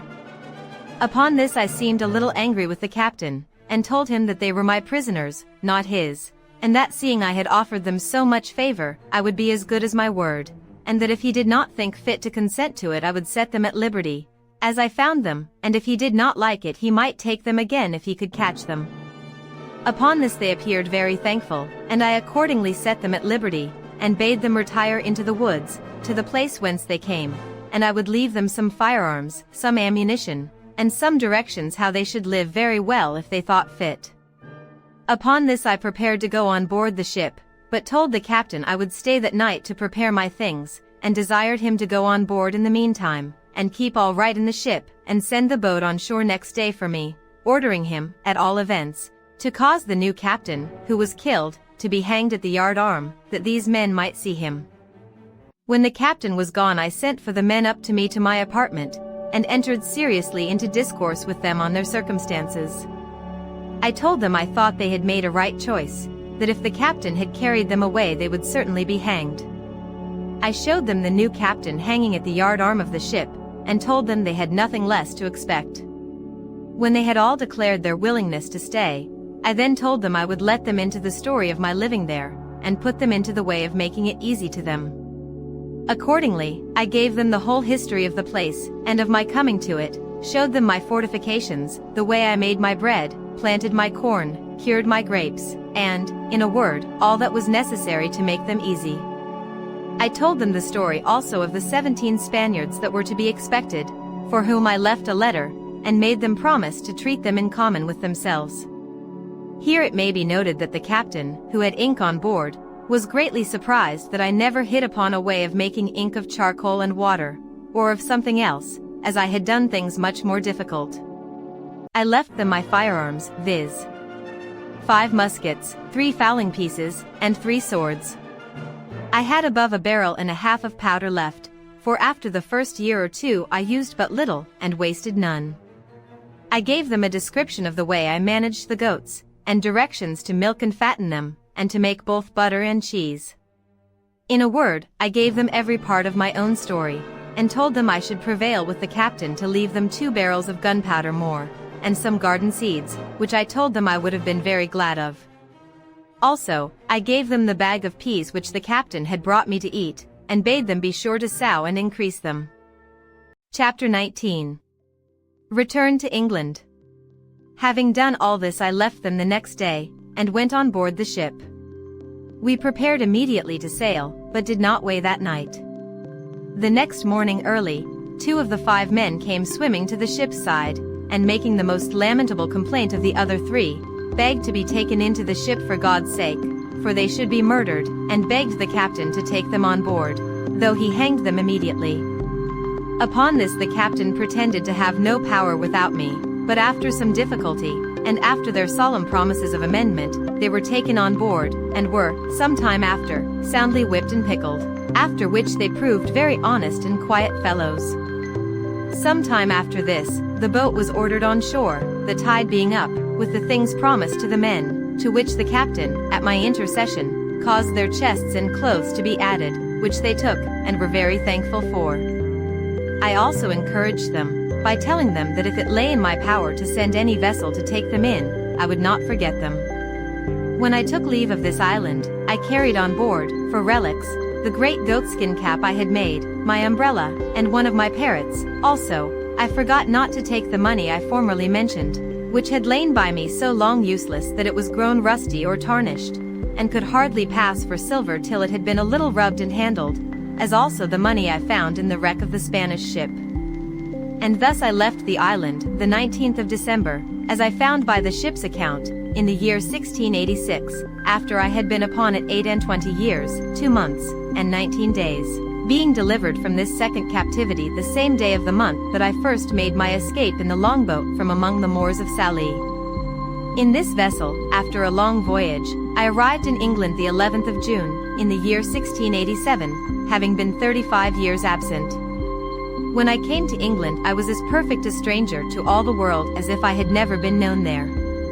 My benefactor and faithful steward, whom I had left my money in trust with, was alive, but had had great misfortunes in the world, was become a widow the second time, and very low in the world. I made her very easy as to what she owed me, assuring her I would give her no trouble, but, on the contrary, in gratitude for her former care and faithfulness to me, I relieved her as my little stock would afford, which at that time would, indeed, allow me to do but little for her, but I assured her I would never forget her former kindness to me, nor did I forget her when I had sufficient to help her, as shall be observed in its proper place.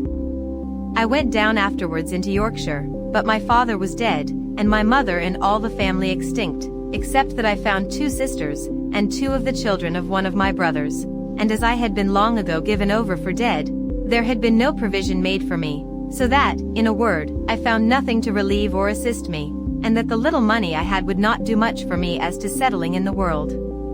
I met with one piece of gratitude indeed, which I did not expect, and this was, that the master of the ship, whom I had so happily delivered, and by the same means saved the ship and cargo, having given a very handsome account to the owners of the manor how I had saved the lives of the men in the ship, they invited me to meet them and some other merchants concerned, and altogether made me a very handsome compliment upon the subject, and a present of almost £200 sterling.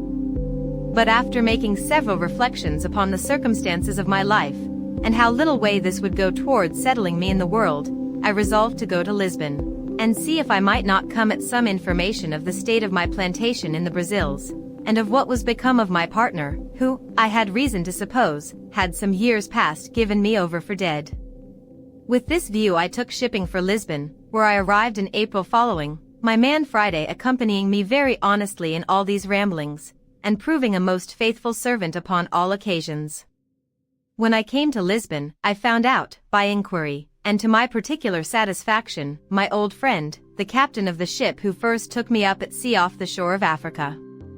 He was now grown old, and had left off going to sea, having put his son, who was far from a young man, into his ship, and who still used the Brazil trade. The old man did not know me, and indeed I hardly knew him. But I soon brought him to my remembrance, and as soon brought myself to his remembrance, when I told him who I was. After some passionate expressions of the old acquaintance between us, I inquired, you may be sure, after my plantation and my partner. The old man told me he had not been in the Brazils for about 9 years, but that he could assure me that when he came away my partner was living, but the trustees whom I had joined with him to take cognizance of my part were both dead, that, however, he believed I would have a very good account of the improvement of the plantation, for that, upon the general belief of my being cast away and drowned, my trustees had given in the account of the produce of my part of the plantation to the procurator fiscal, who had appropriated it, in case I never came to claim it, 1/3 to the king, and 2/3 to the monastery of St. Augustine, to be expended for the benefit of the poor, and for the conversion of the Indians to the Catholic faith, but that, if I appeared, or anyone for me, to claim the inheritance, it would be restored, only that the improvement, or annual production, being distributed to charitable uses, could not be restored. But he assured me that the steward of the king's revenue from lands, and the providor, or steward of the monastery, had taken great care all along that the incumbent, that is to say my partner, gave every year a faithful account of the produce, of which they had duly received my moiety. I asked him if he knew to what height of improvement he had brought the plantation, and whether he thought it might be worth looking after, or whether, on my going thither, I should meet with any obstruction to my possessing my just right in the moiety. He told me he could not tell exactly to what degree the plantation was improved, but this he knew, that my partner was grown exceeding rich upon the enjoying his part of it, and that, to the best of his remembrance, he had heard that the king's third of my part, which was, it seems, granted away to some other monastery or religious house, amounted to above 200 moidores a year, that as to my being restored to a quiet possession of it, there was no question to be made of that, my partner being alive to witness my title, and my name being also enrolled in the register of the country. Also he told me that the survivors of my 2 trustees were very fair, honest people, and very wealthy, and he believed I would not only have their assistance for putting me in possession, but would find a very considerable sum of money in their hands for my account, being the produce of the farm while their fathers held the trust, and before it was given up, as above, which, as he remembered, was for about 12 years. I showed myself a little concerned and uneasy at this account, and inquired of the old captain how it came to pass that the trustees should thus dispose of my effects, when he knew that I had made my will, and had made him, the Portuguese captain, my universal heir, and c. He told me that was true, but that as there was no proof of my being dead, he could not act as executor until some certain account should come of my death, and, besides, he was not willing to intermeddle with a thing so remote, that it was true he had registered my will, and put in his claim, and could he have given any account of my being dead or alive, he would have acted by procuration, and taken possession of the ingenio, so they call the sugar house, and have given his son, who was now at the Brazils, orders to do it. But, says the old man, I have one piece of news to tell you, which perhaps may not be so acceptable to you as the rest, and that is, believing you were lost, and all the world believing so also, your partner and trustees did offer to account with me, in your name, for the first 6 or 8 years' profits, which I received. There being at that time great disbursements for increasing the works, building an ingenio, and buying slaves, it did not amount to near so much as afterwards it produced. However, says the old man, I shall give you a true account of what I have received in all, and how I have disposed of it. After a few days' further conference with this ancient friend, he brought me an account of the first 6 years' income of my plantation, signed by my partner and the merchant trustees, being always delivered in goods viz.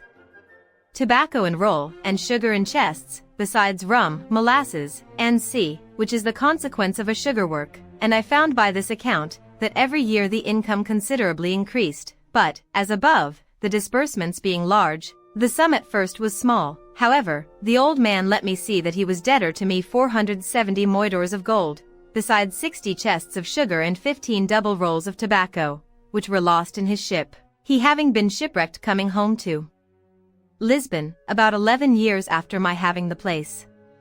The good man then began to complain of his misfortunes, and how he had been obliged to make use of my money to recover his losses, and buy him a share in a new ship. However, my old friend, says he, you shall not want a supply in your necessity, and as soon as my son returns you shall be fully satisfied. Upon this he pulls out an old pouch, and gives me 160 Portugal moidores in gold, and giving the writings of his title to the ship, which his son was gone to the Brazils in, of which he was quarter part owner, and his son another, he puts them both into my hands for security of the rest.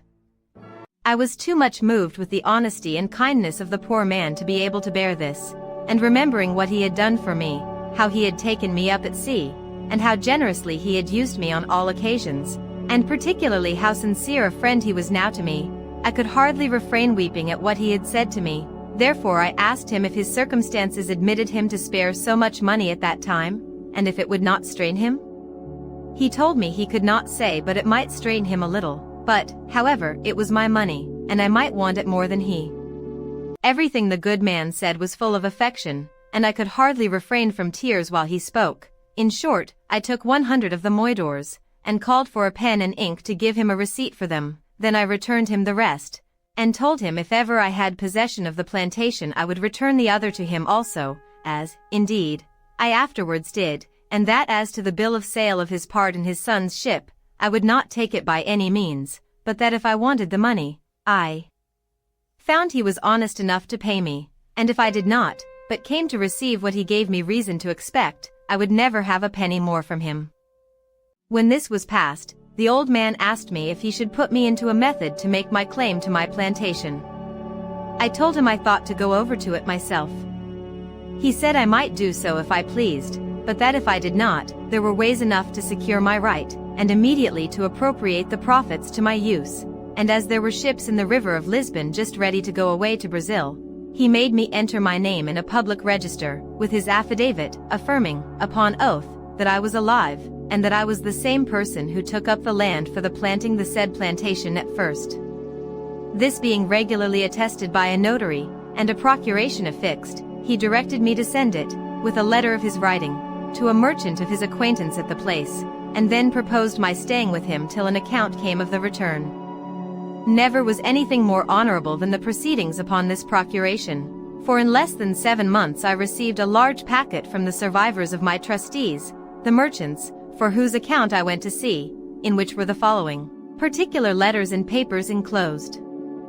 First, there was the account current of the produce of my farm or plantation, from the year when their fathers had balanced with my old Portugal captain, being for 6 years. The balance appeared to be 1,174 moidores in my favor. Secondly, there was the account of 4 years more, while they kept the effects in their hands, before the government claimed the administration, as being the effects of a person not to be found, which they called civil death, and the balance of this, the value of the plantation increasing, amounted to 19,446 cruzados, being about 3,240 moidores. Thirdly, there was the prior of St. Augustine's account, who had received the profits for above 14 years, but not being able to account for what was disposed of by the hospital, very honestly declared he had 872 moidores not distributed, which he acknowledged to my account, as to the king's part, that refunded nothing. There was a letter of my partner's, congratulating me very affectionately upon my being alive, giving me an account how the estate was improved, and what it produced a year, with the particulars of the number of squares, or acres that it contained, how planted, how many slaves there were upon it, and making 22 crosses for blessings, told me he had said so many _Ave Marias to thank the Blessed Virgin that I was alive, inviting me very passionately to come over and take possession of my own, and in the meantime to give him orders to whom he should deliver my effects if I did not come myself, concluding with a hearty tender of his friendship, and that of his family, and sent me as a present 7 fine leopard skins, which he had, it seems, received from Africa, by some other ship that he had sent thither, and which, it seems, had made a better voyage than I. He sent me also 5 chests of excellent sweetmeats, and 100 pieces of gold uncoined, not quite so large as moidores. By the same fleet my 2 merchant trustees shipped me 1,200 chests of sugar, 800 rolls of tobacco, and the rest of the whole account in gold. I might well say now, indeed, that the latter end of job was better than the beginning. It is impossible to express the flutterings of my very heart when I found all my wealth about me, for as the Brazil ships come all in fleets, the same ships which brought my letters brought my goods, and the effects were safe in the river before the letters came to my hand. In a word, I turned pale, and grew sick, and, had not the old man run and fetched me a cordial, I believe the sudden surprise of joy had overset nature, and I had died upon the spot. Nay, after that I continued very ill, and was so some hours, till a physician being sent for, and something of the real cause of my illness being known, he ordered me to be let blood, after which I had relief, and grew well, but I verily believe, if I had not been eased by a vent given in that manner to the spirits. I should have died. I was now master, all on a sudden, of above £5,000 sterling in money, and had an estate, as I might well call it, in the Brazils, of above £1,000 a year, as sure as an estate of lands in England, and, in a word, I was in a condition which I scarce knew how to understand, or how to compose myself for the enjoyment of it. The first thing I did was to recompense my original benefactor, my good old captain, who had been first charitable to me in my distress, kind to me in my beginning, and honest to me at the end. I showed him all that was sent to me. I told him that, next to the providence of heaven, which disposed all things, it was owing to him, and that it now lay on me to reward him, which I would do 100-fold. So I first returned to him the 100 moidores I had received of him, then I sent for a notary, and caused him to draw up a general release or discharge from the 470 moidores, which he had acknowledged he owed me, in the fullest and firmest manner possible. After which I caused a procuration to be drawn, empowering him to be the receiver of the annual profits of my plantation, and appointing my partner to account with him, and make the returns, by the usual fleets, to him in my name, and by a clause in the end, made a grant of 100 moidores a year to him during his life, out of the effects, and 50 moidores a year to his son after him, for his life, and thus I requited my old man. I had now to consider which way to steer my course next, and what to do with the estate that Providence had thus put into my hands, and, indeed, I had more care upon my head now than I had in my state of life in the island where I wanted nothing but what I had, and had nothing but what I wanted, whereas I had now a great charge upon me, and my business was how to secure it. I had not a cave now to hide my money in, or a place where it might lie without lock or key, till it grew mouldy and tarnished before anybody would meddle with it. On the contrary, I knew not where to put it, or whom to trust with it. My old patron, the captain, indeed, was honest, and that was the only refuge I had. In the next place, my interest in the Brazils seemed to summon me thither, but now I could not tell how to think of going thither till I had settled my affairs, and left my effects in some safe hands behind me. At first I thought of my old friend the widow, who I knew was honest, and would be just to me, but then she was in years, and but poor, and, for aught I knew, might be in debt, so that, in a word, I had no way but to go back to England myself and take my effects with me. It was some months, however, before I resolved upon this, and, therefore, as I had rewarded the old captain fully, and to his satisfaction, who had been my former benefactor, so I began to think of the poor widow, whose husband had been my first benefactor, and she, while it was in her power, my faithful steward and instructor. So, the first thing I did, I got a merchant in Lisbon to write to his correspondent in London, not only to pay a bill, but to go find her out, and carry her, in money, £100 from me, and to talk with her, and comfort her in her poverty, by telling her she should, if I lived, have a further supply. At the same time I sent my 2 sisters in the country £100 each, they being, though not in want, yet not in very good circumstances, one having been married and left a widow, and the other having a husband not so kind to her as he should be. But among all my relations or acquaintances I could not yet pitch upon one to whom I durst commit the gross of my stock, that I might go away to the Brazils, and leave things safe behind me, and this greatly perplexed me. I had once a mind to have gone to the Brazils and have settled myself there, for I was, as it were, naturalized to the place, but I had some little scruple in my mind about religion, which insensibly drew me back. However, it was not religion that kept me from going there for the present, and as I had made no scruple of being openly of the religion of the country all the while I was among them, so neither did I yet, only that, now and then, having of late thought more of it than formerly, when I began to think of living and dying among them, I began to regret having professed myself a papist, and thought it might not be the best religion to die with. But, as I have said, this was not the main thing that kept me from going to the Brazils, but that really I did not know with whom to leave my effects behind me, so I resolved at last to go to England, where, if I arrived, I concluded that I should make some acquaintance, or find some relations, that would be faithful to me, and, accordingly, I prepared to go to England with all my wealth. In order to prepare things for my going home, I first, the Brazil fleet being just going away, resolved to give answers suitable to the just and faithful account of things I had from thence, and, first, To the Prior of St. Augustine I wrote a letter full of thanks for his just dealings, and the offer of the 872 moidores which were undisposed of, which I desired might be given, 500 to the monastery, and 372 to the poor, as the Prior should direct, desiring the good Padre's prayers for me, and the like. I wrote next a letter of thanks to my 2 trustees, with all the acknowledgement that so much justice and honesty called for. As for sending them any present, they were far above having any occasion of it. Lastly, I wrote to my partner, acknowledging his industry in the improving the plantation, and his integrity in increasing the stock of the works, giving him instructions for his future government of my part, according to the powers I had left with my old patron, to whom I desired him to send whatever became due to me, till he should hear from me more particularly, assuring him that it was my intention not only to come to him, but to settle myself there for the remainder of my life. To this I added a very handsome present of some Italian silks for his wife and 2 daughters, for such the captain's son informed me he had, with 2 pieces of fine English broadcloth, the best I could get in Lisbon, 5 pieces of black baize, and some Flanders lace of a good value. Having thus settled my affairs, sold my cargo, and turned all my effects into good bills of exchange, my next difficulty was which way to go to England. I had been accustomed enough to the sea, and yet I had a strange aversion to go to England by the sea at that time, and yet I could give no reason for it, yet the difficulty increased upon me so much, that though I had once shipped my baggage in order to go, yet I altered my mind, and that not once but 2 or 3 times.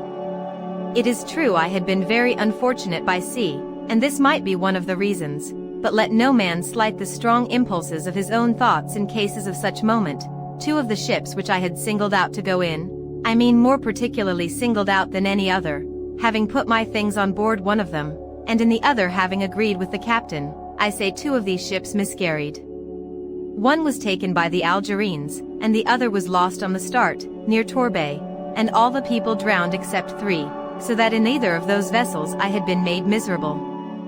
Having been thus harassed in my thoughts, my old pilot, to whom I communicated everything, pressed me earnestly not to go by sea, but either to go by land to the Groine, and cross over the Bay of Biscay to Rochelle, from whence it was but an easy and safe journey by land to Paris, and so to Calais and Dover, or to go up to Madrid, and so all the way by land through France. In a word, I was so prepossessed against my going by sea at all, except from Calais to Dover, that I resolved to travel all the way by land, which, as I was not in haste, and did not value the charge, was by much the pleasanter way, and to make it more so, my old captain brought an English gentleman, the son of a merchant in Lisbon, who was willing to travel with me, after which we picked up 2 more English merchants also, and 2 young Portuguese gentlemen, the last going to Paris only, so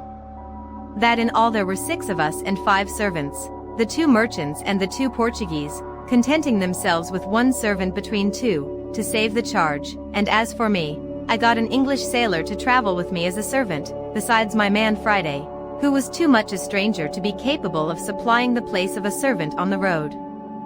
In this manner I set out from Lisbon, and our company being very well mounted and armed, we made a little troop, whereof they did me the honor to call me captain, as well because I was the oldest man, as because I had 2 servants, and, indeed, was the origin of the whole journey. As I have troubled you with none of my sea journals, so I shall trouble you now with none of my land journals, but some adventures that happened to us in this tedious and difficult journey I must not omit. When we came to Madrid, we, being all of us strangers to Spain, were willing to stay some time to see the court of Spain, and what was worth observing, but it being the latter part of the summer, we hastened away, and set out from Madrid about the middle of October, but when we came to the edge of Navarre, we were alarmed, at several towns on the way, with an account that so much snow was falling on the French side of the mountains, that several travelers were obliged to come back to Pampeluna, after having attempted at an extreme hazard to pass on.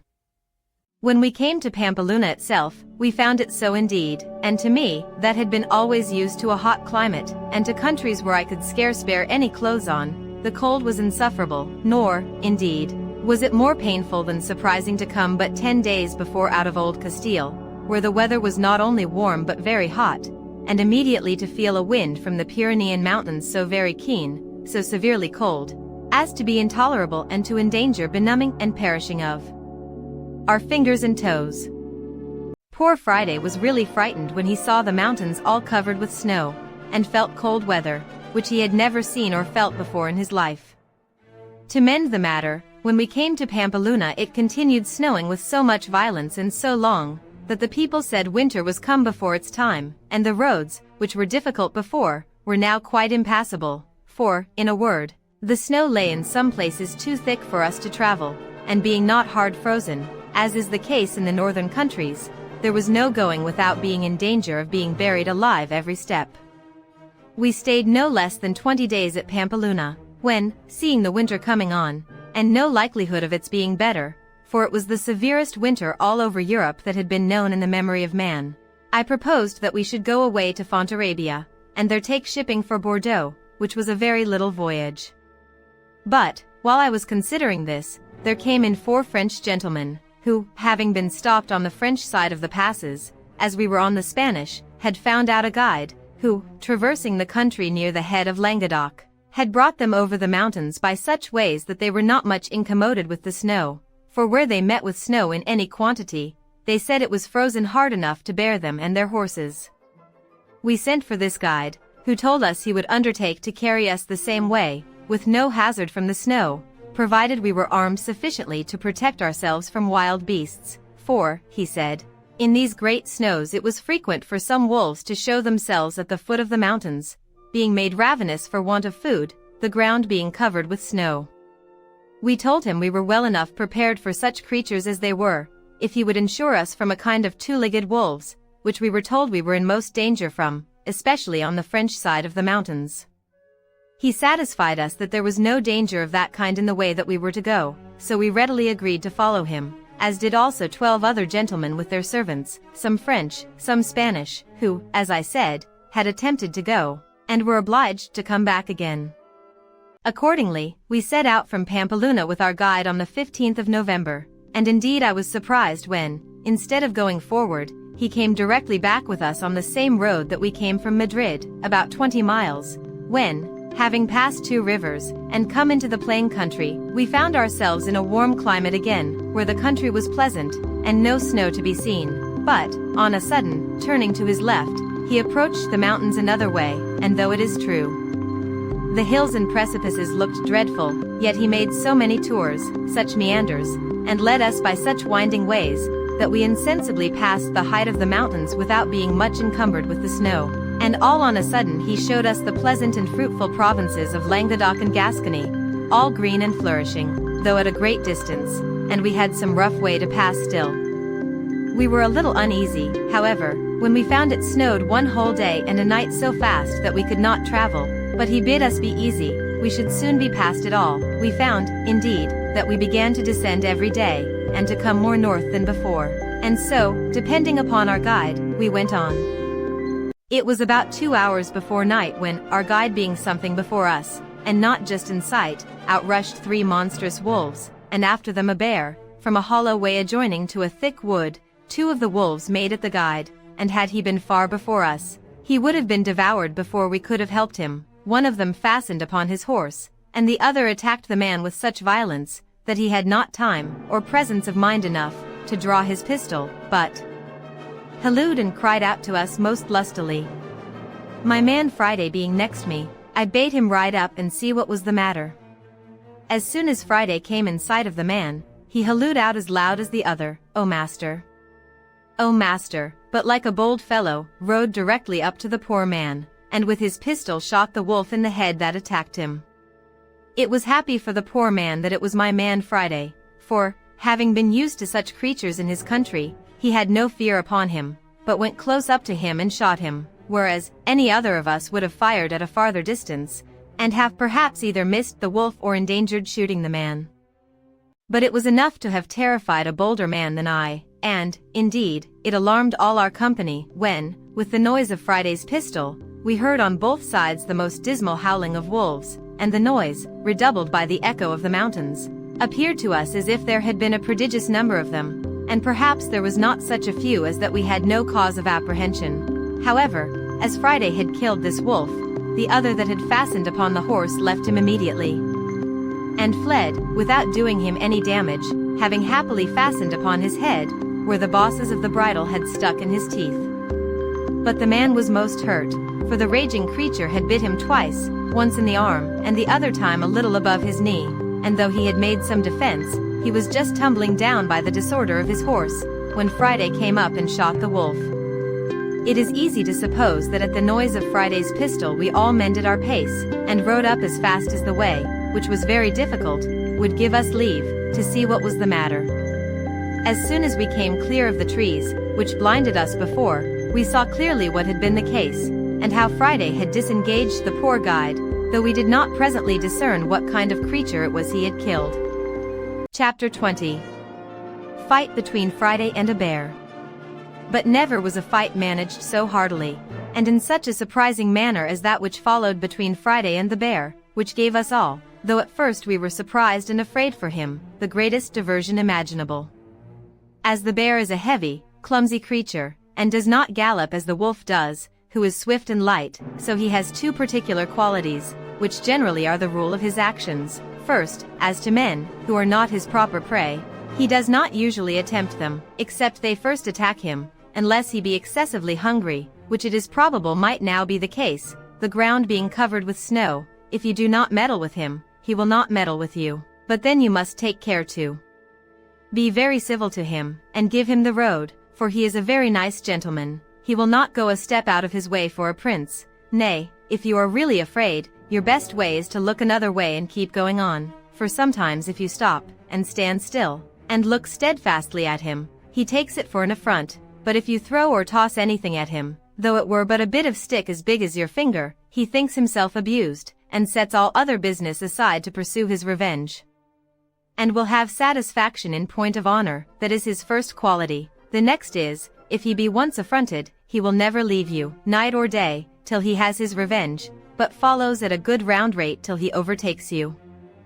My man Friday had delivered our guide, and when we came up to him he was helping him off his horse, for the man was both hurt and frightened, when on a sudden we espied the bear come out of the wood, and a monstrous one it was, the biggest by far that ever I saw. We were all a little surprised when we saw him, but when Friday saw him, it was easy to see joy and courage in the fellow's countenance. "Oh! Oh! Oh!" says Friday, 3 times, pointing to him. "Oh master, you give me te leave, me shack he te hand with him, me make he you good laugh." I was surprised to see the fellow so well pleased. "You fool," says I.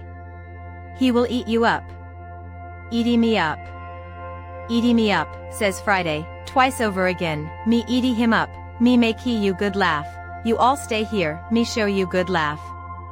So down he sits, and gets off his boots in a moment, and puts on a pair of pumps, as we call the flat shoes they wear, and which he had in his pocket, gives my other servant his horse, and with his gun away he flew, swift like the wind.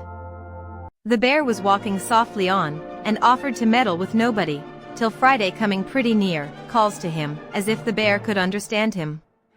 Hark ye, says Friday, "me speaky with you." We followed at a distance, for now being down on the Gascony side of the mountains, we were entered a vast forest, where the country was plain and pretty open, though it had many trees in it scattered here and there. Friday, who had, as we say, the heels of the bear, came up with him quickly, and took up a great stone, and threw it at him, and hit him just on the head, but did him no more harm than if he had thrown it against a wall, but it answered Friday's end. For the rogue was so void of fear that he did it purely to make the bear follow him, and show us some laugh as he called it. As soon as the bear felt the blow, and saw him, he turns about and comes after him, taking very long strides, and shuffling on at a strange rate, so as would have put a horse to a middling gallop. Away runs Friday, and takes his course as if he ran towards us for help, so we all resolved to fire at once upon the bear, and deliver my man, though I was angry at him for bringing the bear back upon us, when he was going about his own business another way, and especially I was angry that he had turned the bear upon us, and then ran away, and I called out, "You dog! Is this your making us laugh? Come away, and take your horse, that we may shoot the creature." He heard me, and cried out, "No shoot,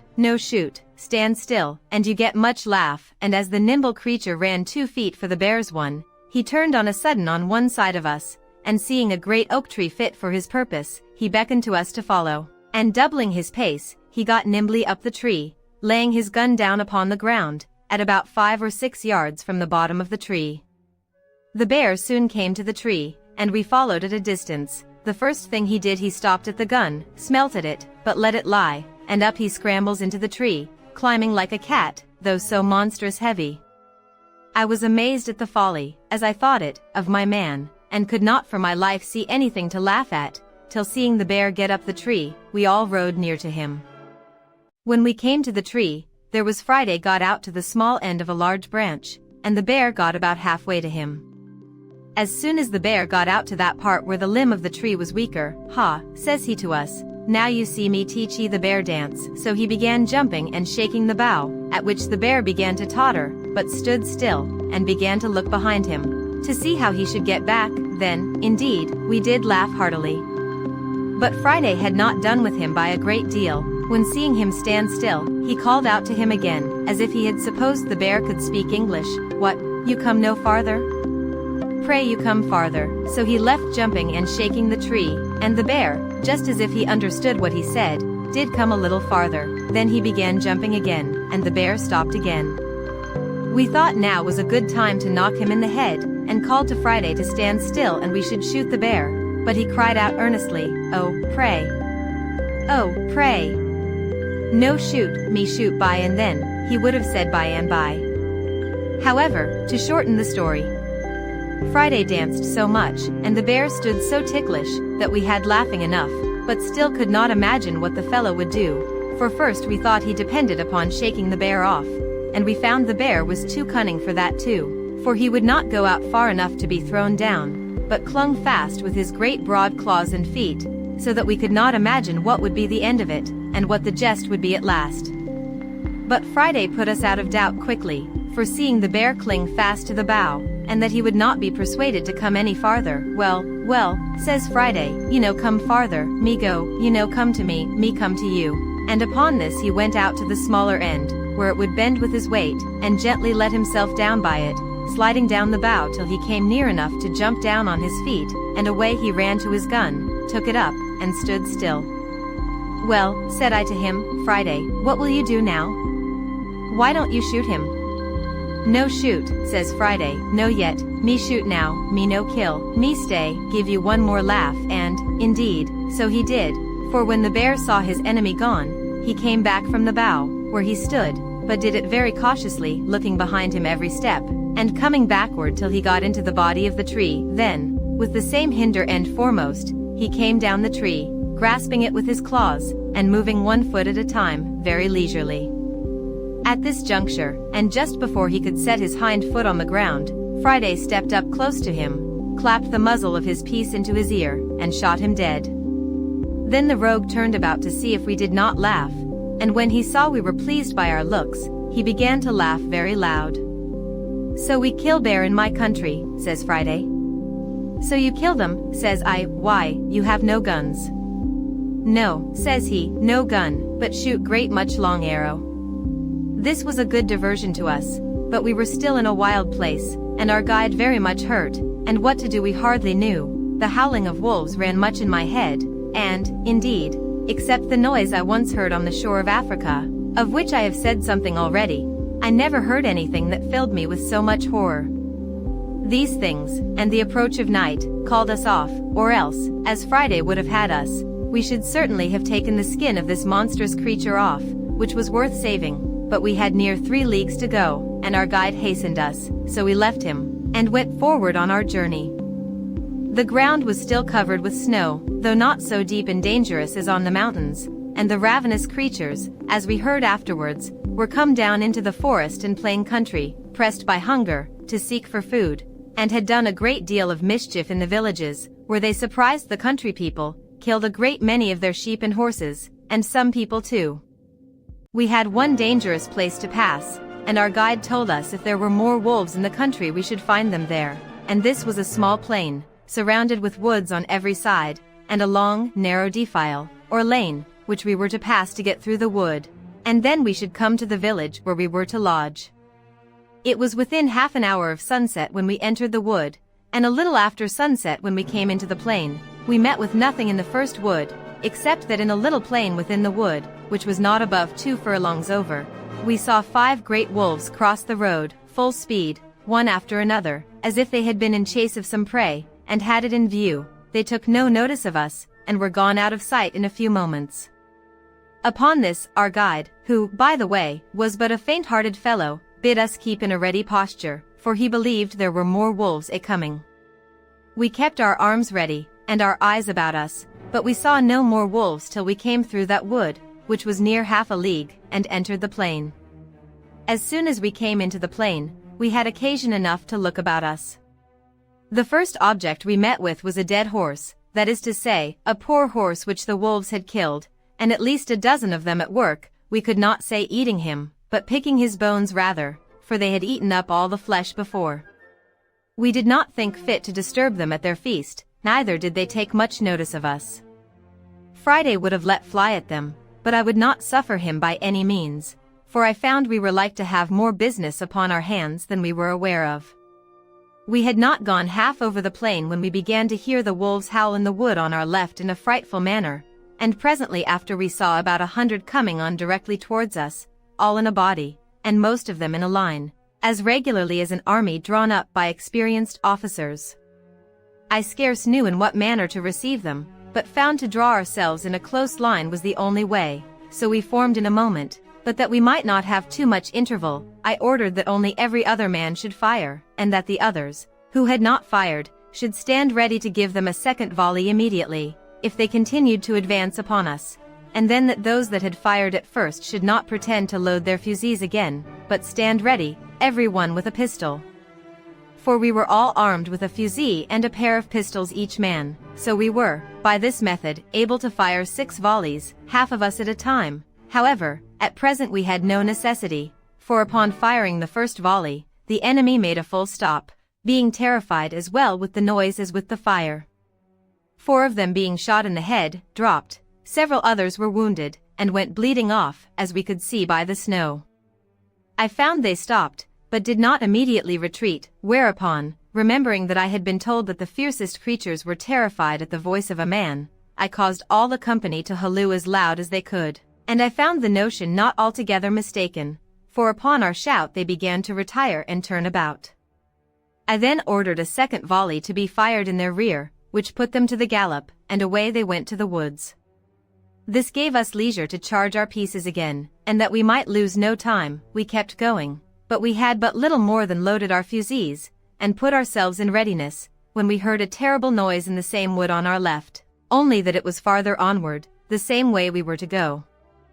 The night was coming on, and the light began to be dusky, which made it worse on our side, but the noise increasing, we could easily perceive that it was the howling and yelling of those hellish creatures, and on a sudden we perceived 3 troops of wolves, one on our left, one behind us, and one in our front, so that we seemed to be surrounded with them. However, as they did not fall upon us, we kept our way forward, as fast as we could make our horses go, which, the way being very rough, was only a good hard trot. In this manner, we came in view of the entrance of a wood, through which we were to pass, at the farther side of the plain, but we were greatly surprised, when coming nearer the lane or pass, we saw a confused number of wolves standing just at the entrance. On a sudden, at another opening of the wood, we heard the noise of a gun, and looking that way, out rushed a horse, with a saddle and a bridle on him, flying like the wind, and 16 or 17 wolves after him, full speed. The horse had the advantage of them, but as we supposed that he could not hold it at that rate, we doubted not but they would get up with him at last, no question but they did. But here we had a most horrible sight, for riding up to the entrance where the horse came out, we found the carcasses of another horse and of 2 men, devoured by the ravenous creatures, and one of the men was no doubt the same whom we heard fire the gun, for there lay a gun just by him fired off, but as to the man, his head and the upper part of his body was eaten up. This filled us with horror, and we knew not what course to take, but the creatures resolved us soon, for they gathered about us presently, in hopes of prey, and I verily believe there were 300 of them. It happened, very much to our advantage, that at the entrance into the wood, but a little way from it, there lay some large timber trees, which had been cut down the summer before, and I suppose lay there for carriage. I drew my little troop in among those trees, and placing ourselves in a line behind one long tree, I advised them all to alight, and keeping that tree before us for a breastwork, to stand in a triangle, or 3 fronts, enclosing our horses in the center. We did so, and it was well we did, for never was a more furious charge than the creatures made upon us in this place. They came on with a growling kind of noise, and mounted the piece of timber, which, as I said, was our breastwork, as if they were only rushing upon their prey, and this fury of theirs, it seems, was principally occasioned by their seeing our horses behind us. I ordered our men to fire as before every other man, and they took their aim so sure that they killed several of the wolves at the first volley, but there was a necessity to keep a continual firing, for they came on like devils, those behind pushing on those before. When we had fired a second volley of our fusées, we thought they stopped a little, and I hoped they would have gone off, but it was but a moment, for others came forward again, so we fired 2 volleys of our pistols, and I believe in these 4 firings we had killed 17 or 18 of them, and lamed twice as many, yet they came on again. I was loath to spend our shot too hastily, so I called my servant, not my man Friday, for he was better employed, for, with the greatest dexterity imaginable, he had charged my fusee and his own while we were engaged, but, as I said, I called my other man, and giving him a horn of powder, I had him lay a train all along the piece of timber, and let it be a large train. He did so, and had but just time to get away, when the wolves came up to it, and some got upon it, when I, snapping an uncharged pistol close to the powder, set it on fire. Those that were upon the timber were scorched with it, and 6 or 7 of them fell, or rather jumped in among us with the force and fright of the fire. We dispatched these in an instant, and the rest were so frightened with the light, which the night, for it was now very near dark, made more terrible that they drew back a little, upon which I ordered our last pistols to be fired off in 1 volley, and after that we gave a shout. Upon this the wolves turned tail, and we sallied immediately upon near 20 lame ones that we found struggling on the ground, and fell to cutting them with our swords, which answered our expectation, for the crying and howling they made was better understood by their fellows, so that they all fled and left us. We had, first and last, killed about 80 of them, and had it been daylight we had killed many more. The field of battle being thus cleared, we made forward again, for we had still near a league to go. We heard the ravenous creatures howl and yell in the woods as we went several times, and sometimes we fancied we saw some of them, but the snow dazzling our eyes, we were not certain. In about an hour more we came to the town where we were to lodge, which we found in a terrible fright and all in arms, for, it seems, the night before the wolves and some bears had broken into the village, and put them in such terror that they were obliged to keep guard night and day, but especially in the night, to preserve their cattle and indeed their people.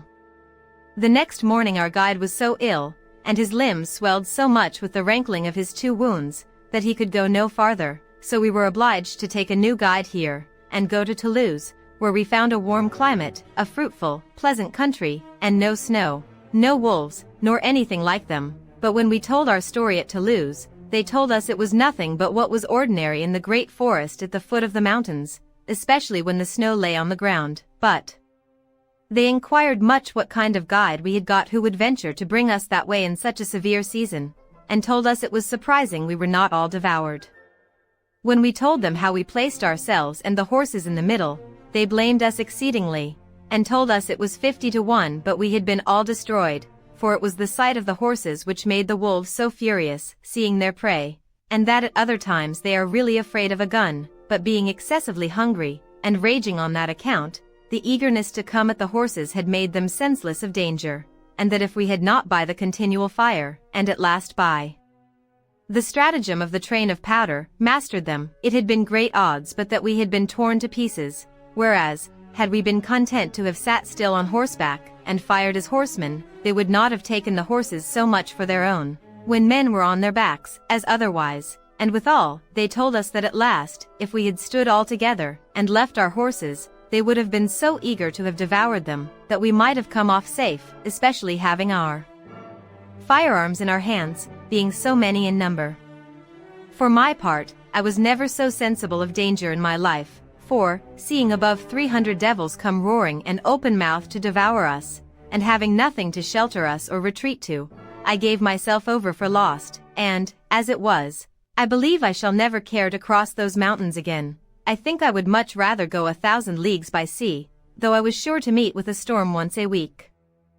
I have nothing uncommon to take notice of in my passage through France, nothing but what other travelers have given an account of with much more advantage than I can. I traveled from Toulouse to Paris, and without any considerable stay came to Calais, and landed safe at Dover the 14th of January, after having had a severe cold season to travel in. I was now come to the center of my travels, and had in a little time all my new discovered estate safe about me, the bills of exchange which I brought with me having been currently paid.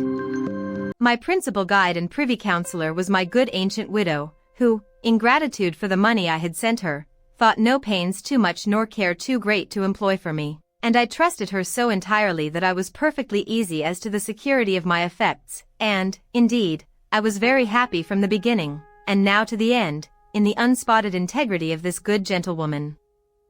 And now, having resolved to dispose of my plantation in the Brazils, I wrote to my old friend at Lisbon, who, having offered it to the two merchants, the survivors of my trustees, who lived in the Brazils, they accepted the offer, and remitted 33,000 pieces of 8 to a correspondent of theirs at Lisbon to pay for it.